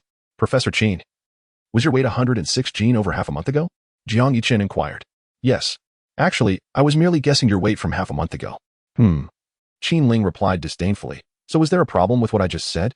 Upon hearing this, Jiang Yichen grew anxious. Professor Qin, I haven't even finished my sentence. A man of honor must accept his bets. Just tell me your wish. And even if you ask for the moon from the sky, I will fetch it for you. All right, I want the moon from the sky. Wait, sister, is that reasonable? A sudden silence enveloped the air. After a moment, Jiang Yichen spoke again. How about you choose something else, Professor Qin? The stars in the sky. Could you be a bit more practical? I haven't thought it through yet. I'll save it for later. Save it? Is that even possible? Professor Qin, this wish is only valid for tonight. Then you should go and fetch me the moon from the sky. I didn't say anything just now, Professor Qin. You might as well keep that wish for later. Jiang Yichen carried Qinling to the main road outside the Peach Blossom Cottage. After calling for an ambulance, the operator had instructed them to wait for 15 minutes. 10 minutes had already passed, and the ambulance was likely on its way. Put me down, Qinling insisted. It's fine, Professor Qin. I'm not tired, Jiang Yichen replied. Let me down. Qinling patted Jiang Yichen's shoulder. Isn't this about being tired or not? Fortunately, they hadn't encountered anyone on this night. Otherwise, she would have been mortified. She vowed never to climb onto Jiang Yichen's back again. Oh. Sensing the firmness in Qinling's tone, Jiang Yichen complied. Professor Qin had a surprisingly soft physique. If possible, he would genuinely like to carry her a few more times in the future. Come on, Professor Qin, lift your foot. Be good. I'll help you put on your shoes. Jiang Yichen held a pair of high heels, intending to assist Qinling. Qinling's lips twitched. Did he really think of her as a little girl? Come on, Professor Qin, be a good girl, Jiang Yichen coaxed. But before he could finish his sentence, Qinling struggled down from his back, unbothered by the dirt, and placed her feet directly on the ground. Jiang Yichen turned around just in time to meet Qinling's frosty gaze. Qinling cast a penetrating glance at Jiang Yichen before reclaiming her high heels from his grasp. With a decisive motion, she tossed one of the shoes to the ground and stepped onto it, bending slightly to adjust, before slipping on the other. Once she had donned her heels, she straightened up and locked eyes with Jiang Yichen. Professor Qin, the floor is quite filthy, Jiang Yichen remarked, belatedly realizing the state of their surroundings. Jiang Yichen, do not be so presumptuous in the future, understood? Qinling admonished in a low tone. Understood. Chapter 94. Hospitalization in the depth of the night. Feng Ruoyan stared at her phone screen with a face full of skepticism. Over the past hour, she had attempted to contact Qinling more than a dozen times, sending countless messages, yet her calls went unanswered and her messages vanished into the void. Although she had indeed told Qinling earlier that if possible, she should not return tonight, she now found herself questioning. Is she really not coming back? Feng Ruoyan's eyes widened in disbelief. Has Miss Qin succumbed so quickly? At this late hour? Where is she? Lin Yao inquired curiously. I have no idea. Feng Ruoyan shook her head. Weren't you out with her this evening? You don't know where she went? She mentioned she was meeting a friend, Feng Ruoyan explained. When Qinling had just arrived that evening, they had all agreed to spend the night together, reminiscing about their college dorm life. Qinling had consented, but now, at 11:30, there was still no sign of her. Has she run off again? Lin Yao exclaimed in exasperation. Perhaps Feng Ruoyan's mind sparked with a thought. Wait. If Qinling isn't answering her calls or messages, I could reach out to Jiang Yichen. She remembered that she had added Jiang Yichen's contact after their last movie outing. Hastily, Feng Ruoyan grabbed her phone, located Jiang Yichen, and sent a message. Feng Ruoyan, are you with Qinling? The moment she hit send, Jiang Yichen replied almost instantly. Yes. Feng Ruoyan stared at the simple word on her screen, her heart sinking. It was nearly midnight. Who takes such a long stroll? This left only one possibility, a solitary male and female together. Jiang Yichen, Professor Qin was stung by a scorpion. I'm currently at the hospital with her. A new message interrupted Feng Ruoyan's spiraling thoughts. Feng Ruoyan, what happened? Stung by a scorpion? Is she alright? Jiang Yichen, the doctor said she is fine. Just needs to be observed in the hospital for 2 days. Oh, by the way, Feng, the scorpion is still at the farm stay. You should definitely have someone check it out tomorrow afternoon, right by the scenic rocks near the creek. Feng Ruoyan, alright, I understand. Qin Ling was stung by a scorpion? Feng Ruoyan read the message 3 times meticulously. Could the formidable Miss Qin truly be bested by a scorpion? She imagined the creature trembling at the sight of Qin Ling instead. What could possibly be the matter? With a grave expression, Lin Yao inquired. Did Qin Ling say she wouldn't return tonight? Indeed, that is correct. Feng Ruoyan nodded. She truly won't be coming back, Lin Yao exclaimed, abruptly standing up and slapping the table. Lin Yao, are you aware that there are scorpions in your family's agritourism establishment? Feng Ruoyan asked. Scorpions? Lin Yao was taken aback. Yes, Qin Ling was stung by one of the scorpions from your place and is now in the hospital, Feng Ruoyan explained. What? Lin Yao exclaimed in shock. What happened? I don't know. That's why I'm asking you for details. Feng Ruoyan recalled Jiang Yichen's instructions. You should quickly find someone to handle this. It's National Day. Fortunately, it was Qin Ling who got stung. What would have happened if it were another tourist? Upon hearing this, Lin Yao felt a surge of anxiety and, disregarding the late hour, swiftly dialed her parents. Feng Ruoyan added from behind. It was by the scenic stones near the creek. In the hospital, a young nurse tiptoed into a patient room. Inside, there were 3 patients, an elderly man, an elderly woman, and a newcomer who had just been admitted that night. Upon entering, her gaze immediately fell on the first bed on the left. The room was dimly lit, with only the bedside lamp of that bed illuminating the space. A stunningly beautiful woman sat on the bed, her head tilted to the side, her eyes glimmering with coldness. Beside the bed, a young man was staring intently at her, and it appeared they were in the midst of an argument. The nurse did not dwell on the scene. After checking the equipment and confirming everything was normal, she quietly left. I'll take a taxi back to sleep, Qin Ling said. Sleep where? Jiang Yichen asked. Qin Ling pointed to the room, where 2 other beds were occupied. Jiang Yichen moved the chair closer and patted the edge of Qin Ling's bed, saying, I'll just lean over and sleep for a bit. How absurd, Qin Ling replied. What's absurd about it, Professor Qin? It's quite inconvenient to take a taxi at this hour. I'll have someone come pick you up, Qin Ling declared, reaching for her phone. After pressing the power button a couple of times, she realized her phone was dead. Jiang Yichen observed silently. He had already noticed that Qin Ling's phone was out of battery. His phone was also dead. After replying to Feng Ruoyan's message, it had shut down. Qin Ling set her phone down and glanced over. Professor Qin, don't look at me. My phone is also out of power, Jiang Yichen said. Fearing she might not believe him, he held up his phone and pressed the power button several times in front of her. If you're not going to sleep, could you keep your voices down? An elderly man sleeping nearby interjected, unable to tolerate the noise. It was already midnight, after all. Hearing this, both Qin Ling and Jiang Yichen fell silent. Qin Ling felt helpless against Jiang Yichen's antics. Truly, a good intention had turned into a burden. How could one possibly sleep sitting up at this hour? Qin Ling chose to ignore Jiang Yichen, burrowing herself under the covers, turning her back to him. As for allowing Jiang Yichen to join her on the hospital bed, that was out of the question.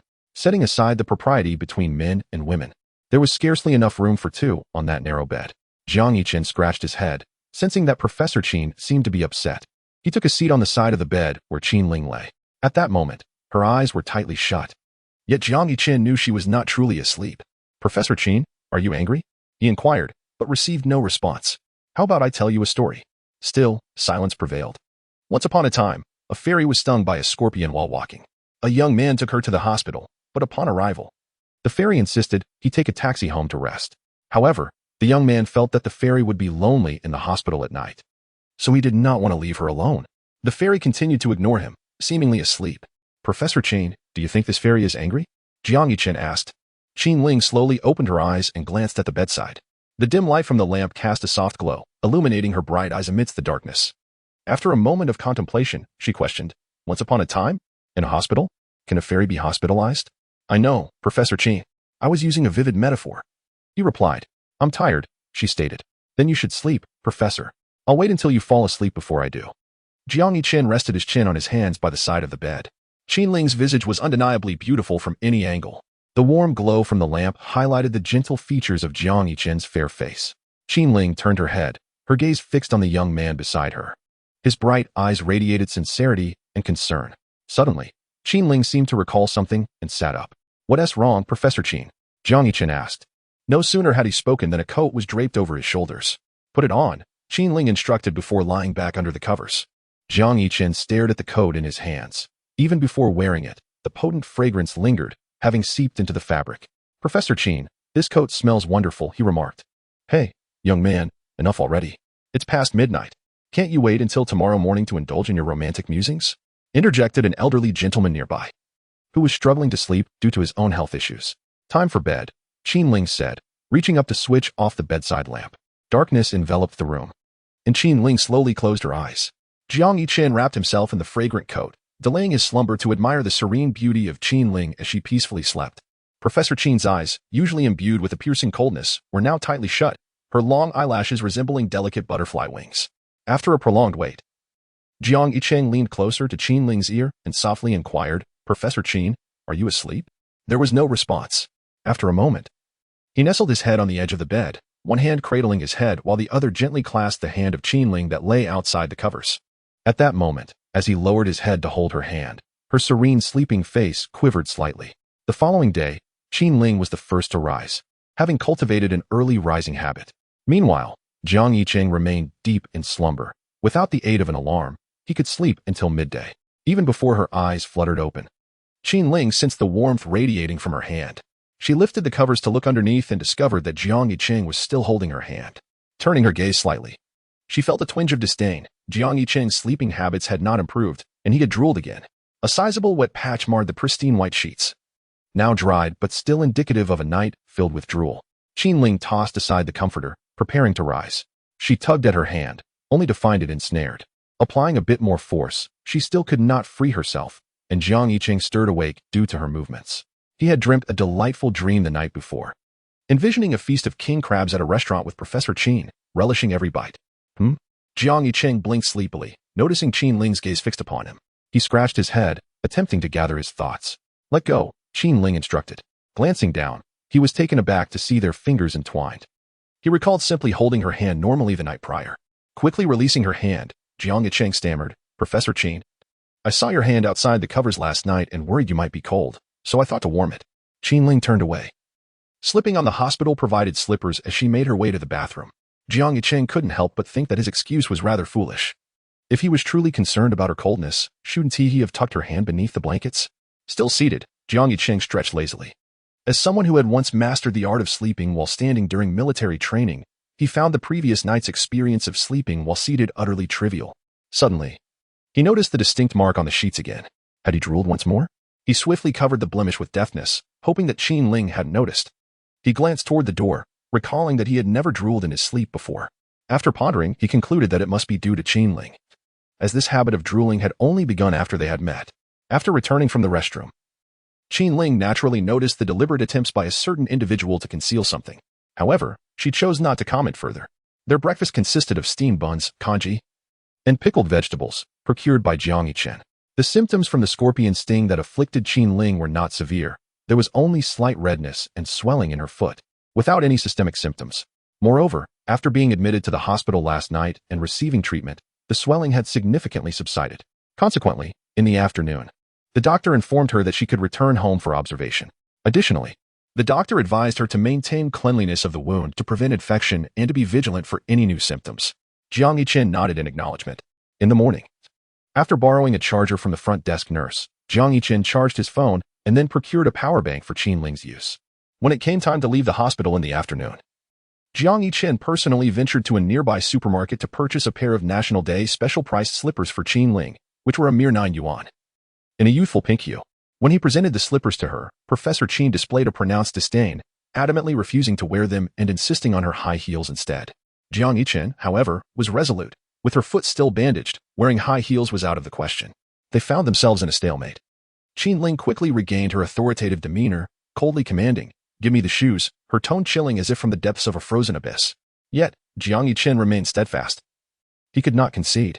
Faced with Qin Ling's formidable presence, he opted to retreat momentarily and sought out an elderly doctor with a balding head. After hearing Jiang Yichen's brief account, the elderly doctor earnestly advised Qin Ling, "Wearing high heels is detrimental to the healing of your wound and may impede local blood circulation." In the presence of such an authoritative figure, Even the well-informed Qin Ling could do little but nod in compliance like a dutiful student. Thus, when they finally left the hospital in the afternoon, Jiang Yiqian was holding Qin Ling's black pointed high heels, while she wore the pink slippers he had bought from the supermarket.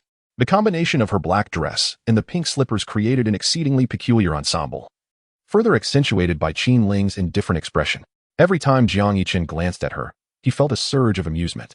Chapter 96, Fondness for Black. The two took a taxi home, bypassing the farmhouse where they had previously stayed, as Professor Qin was not in a condition suitable for continued leisure. After waiting a few minutes at the hospital entrance, a white sedan smoothly came to a stop before them.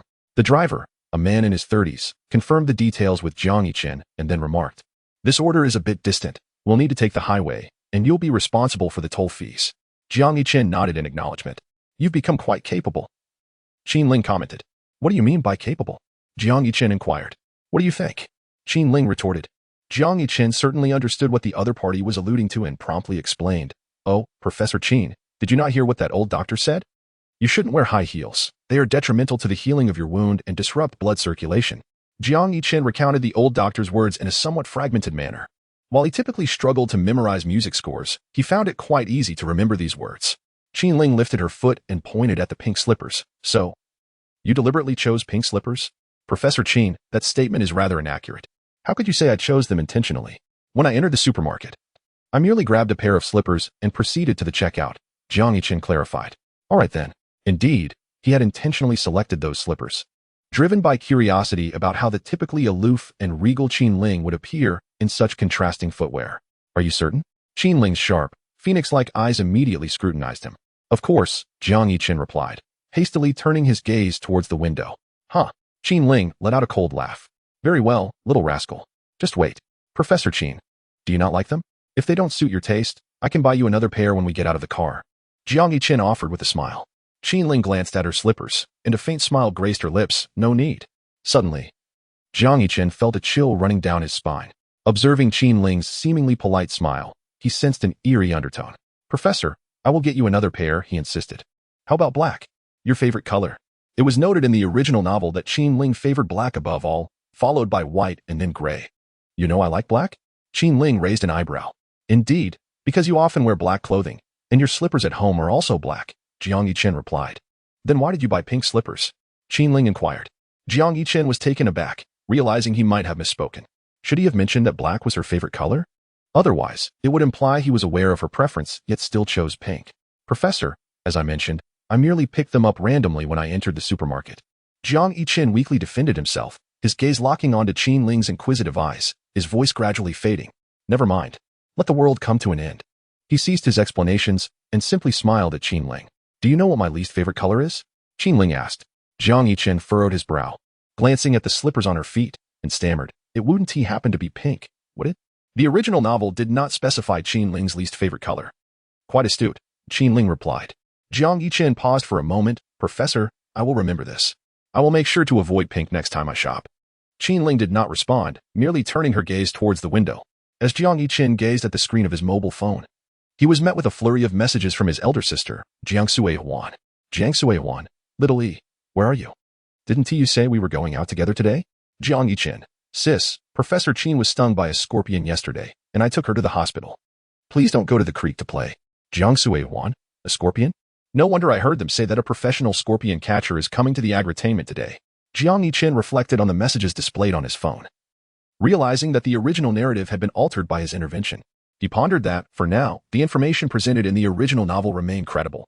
Thus, he began to organize some crucial details from the original story in his mind. A few minutes later, several key pieces of information appeared in the notes on Jiang Yiqian's phone. One piece indicated that, in a few days, on October 8th, the second day after the National Day holiday, a drunken driver would run a red light at an intersection in front of the school, resulting in a collision with Qin Ling's vehicle. The accident would lead to a fracture in one of Qin Ling's legs, specifically a fibula fracture, which, while serious, would not necessitate surgery. She would remain in the hospital for 2 weeks, undergoing conservative treatment and manual realignment, followed by 2 months of recovery in a cast. Aside from this pressing matter, other events, such as Qin Ling's father marrying a mistress and the untimely demise of her teacher abroad from a heart attack, seemed trivial in comparison. In addition to Qin Ling's information, Jiang Yiqian also reviewed the details concerning his sister, Jiang Sui-Huan. However, there were scarcely any pertinent details for her. Nonetheless, one particular detail caught his attention. In mid-October, Jiang Sui-Yuan would encounter a passionate and domineering female lead, a scenario that piqued his interest. The driver, a bystander to their exchange, first glanced at the beautiful woman leaning against the window through the rearview mirror, then turned his gaze to the young man beside her. When they had entered the vehicle earlier, he had thought the young man was simply carrying the woman's high heels, presuming them to be a couple. However, as he listened to their conversation, he sensed something amiss. Professor? The driver scrutinized through the rearview mirror once more. The professors he was accustomed to were typically in their 30s, and he had never before encountered a young and stunning woman like the one before him. Moreover, the young man beside her appeared to be her student. Their relationship intrigued him. This young lad is impressive. The driver mused silently, admiring Jiang Yichen for managing to win over his own teacher. Quite remarkable. Over his years of driving, he had witnessed numerous unconventional relationships that shattered conventional morals, including those involving sisters-in-law and younger sisters-in-law. Yet, he had never before encountered a romance between university faculty and students. Young man, you truly are fortunate to have such a beautiful teacher. The driver, with a hint of nostalgia, reminisced about his school days, revealing that he once harbored fond feelings for his teacher, albeit discreetly. Jiang Yichen, initially lost in his thoughts, lifted his gaze upon hearing the driver's musings. Some drivers are quite fond of engaging their passengers in conversation. Jiang Yichen, having rarely taken taxis, had not encountered such a loquacious individual until today. The driver recounted tales of his illustrious past, speaking of his college days and a particular English teacher. Filling the 2-hour journey with his anecdotes, he transitioned from reminiscing about his youthful exploits to discussing recent national events, ultimately inquiring about Jiang Yichen's perspective on the current situation between Russia and Ukraine. Chapter 97. Are you studying for me? During this ride, Jiang Yichen felt a sense of fatigue wash over him. Professor Qin appeared unfazed, absorbed in his phone. Goodbye, Jiang student. If possible, please remember to leave a 5-star review. The driver waved as he drove away. Jiang Yichen smiled politely, knowing that a 5-star review was unlikely. He never rated his experiences, whether during rides, watching movies, or ordering takeout, unless under specific circumstances. The first being when offered a rebate for a 5-star review, which was common when ordering food. Submit a review, share a couple of pictures, and receive a reward. The second scenario involved instances like the last time he dined at Chow's, which left him ill. In such cases, Jiang Yichen was quick to deliver a 1-star rating. Professor Qin, shall I buy you another pair of slippers? He asked, glancing at the woman beside him. No need. Qin Ling replied. It's fine, it won't take long, Jiang Yichen insisted, pointing to a supermarket nearby. You're foolish, Qin Ling frowned. We're almost home. Why buy slippers? We have some. They entered Xiangyou community, with Jiang Yichen trailing behind Qin Ling. He had initially intended to take her to his home after their visit to the hospital, but Professor Qin had mentioned issues with cockroaches in her residence. Perhaps he should consider purchasing insecticide for his own home later that evening. He recalled hearing neighbors discuss the impending demolition of their old community, anticipating compensation and new housing. Initially, Jiang Yichen had been excited about the prospect, eagerly awaiting that day. Yet, years had swiftly passed without any developments. He no longer pondered the fate of his family's old house now. He was earning money. His earnings from 2 songs last month were estimated to be over 200,000. He calculated roughly 27,000, though the actual amount would be less after taxes. With the National Day holiday approaching and the official start of the Dream Voice competition, he anticipated a significant opportunity to gain visibility and earn even more in October than in September. Following Qin Ling back home, Jiang Yichen recalled that this was his 3rd visit to Professor Qin's residence. Upon entering, Qin Ling swiftly retrieved her slippers from the shoe cabinet and quickly slipped them on. She felt an aversion to wearing those pink slippers for even a second longer. Jiang Yichen bent down to place his high heels into the cabinet. As he attempted to find a pair of slippers within, he was astonished to discover that there seemed to be none left. Jiang Yichen scrutinized the cabinet from left to right. Professor Qin, where have your slippers gone? He inquired, puzzled. Qin Ling appeared equally bewildered, if her memory served her right. There should have been several pairs of slippers at her home. Then you might as well wear these, she suggested, placing her pink slippers at Jiang Yichen's feet. It was likely the doing of Feng Ruoyan, who had been staying at her house for some time. What? Jiang Yichen exclaimed in surprise. Had he not returned with Qin Ling, he might have suspected that Professor Qin had deliberately hidden the slippers to force him into wearing these pink ones. Do you disdain your own purchases? Qin Ling scoffed. For a fleeting moment, Jiang Yichen felt stiffened, yet he lifted his foot to don the pink slippers, remarking, Not at all. I was merely surprised that the slippers at your home had seemingly vanished. The slippers still retained a hint of warmth.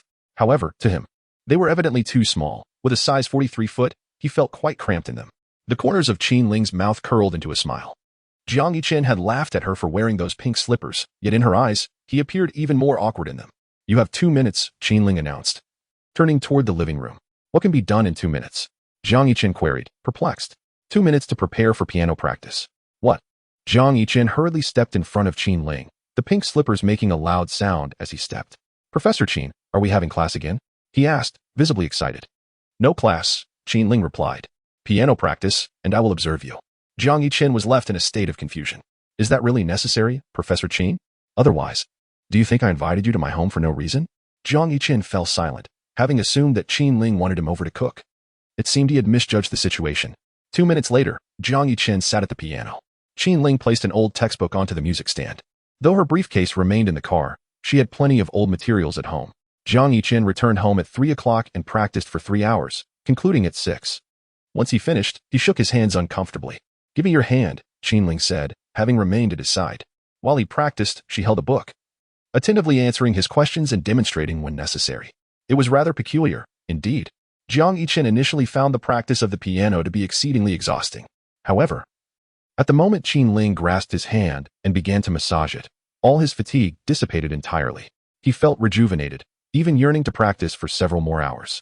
Professor Qin's soothing touch was far more invigorating than any stimulant. Jiang Yichen surmised that if this continued, he would inevitably transform from a lackluster student into an academic prodigy.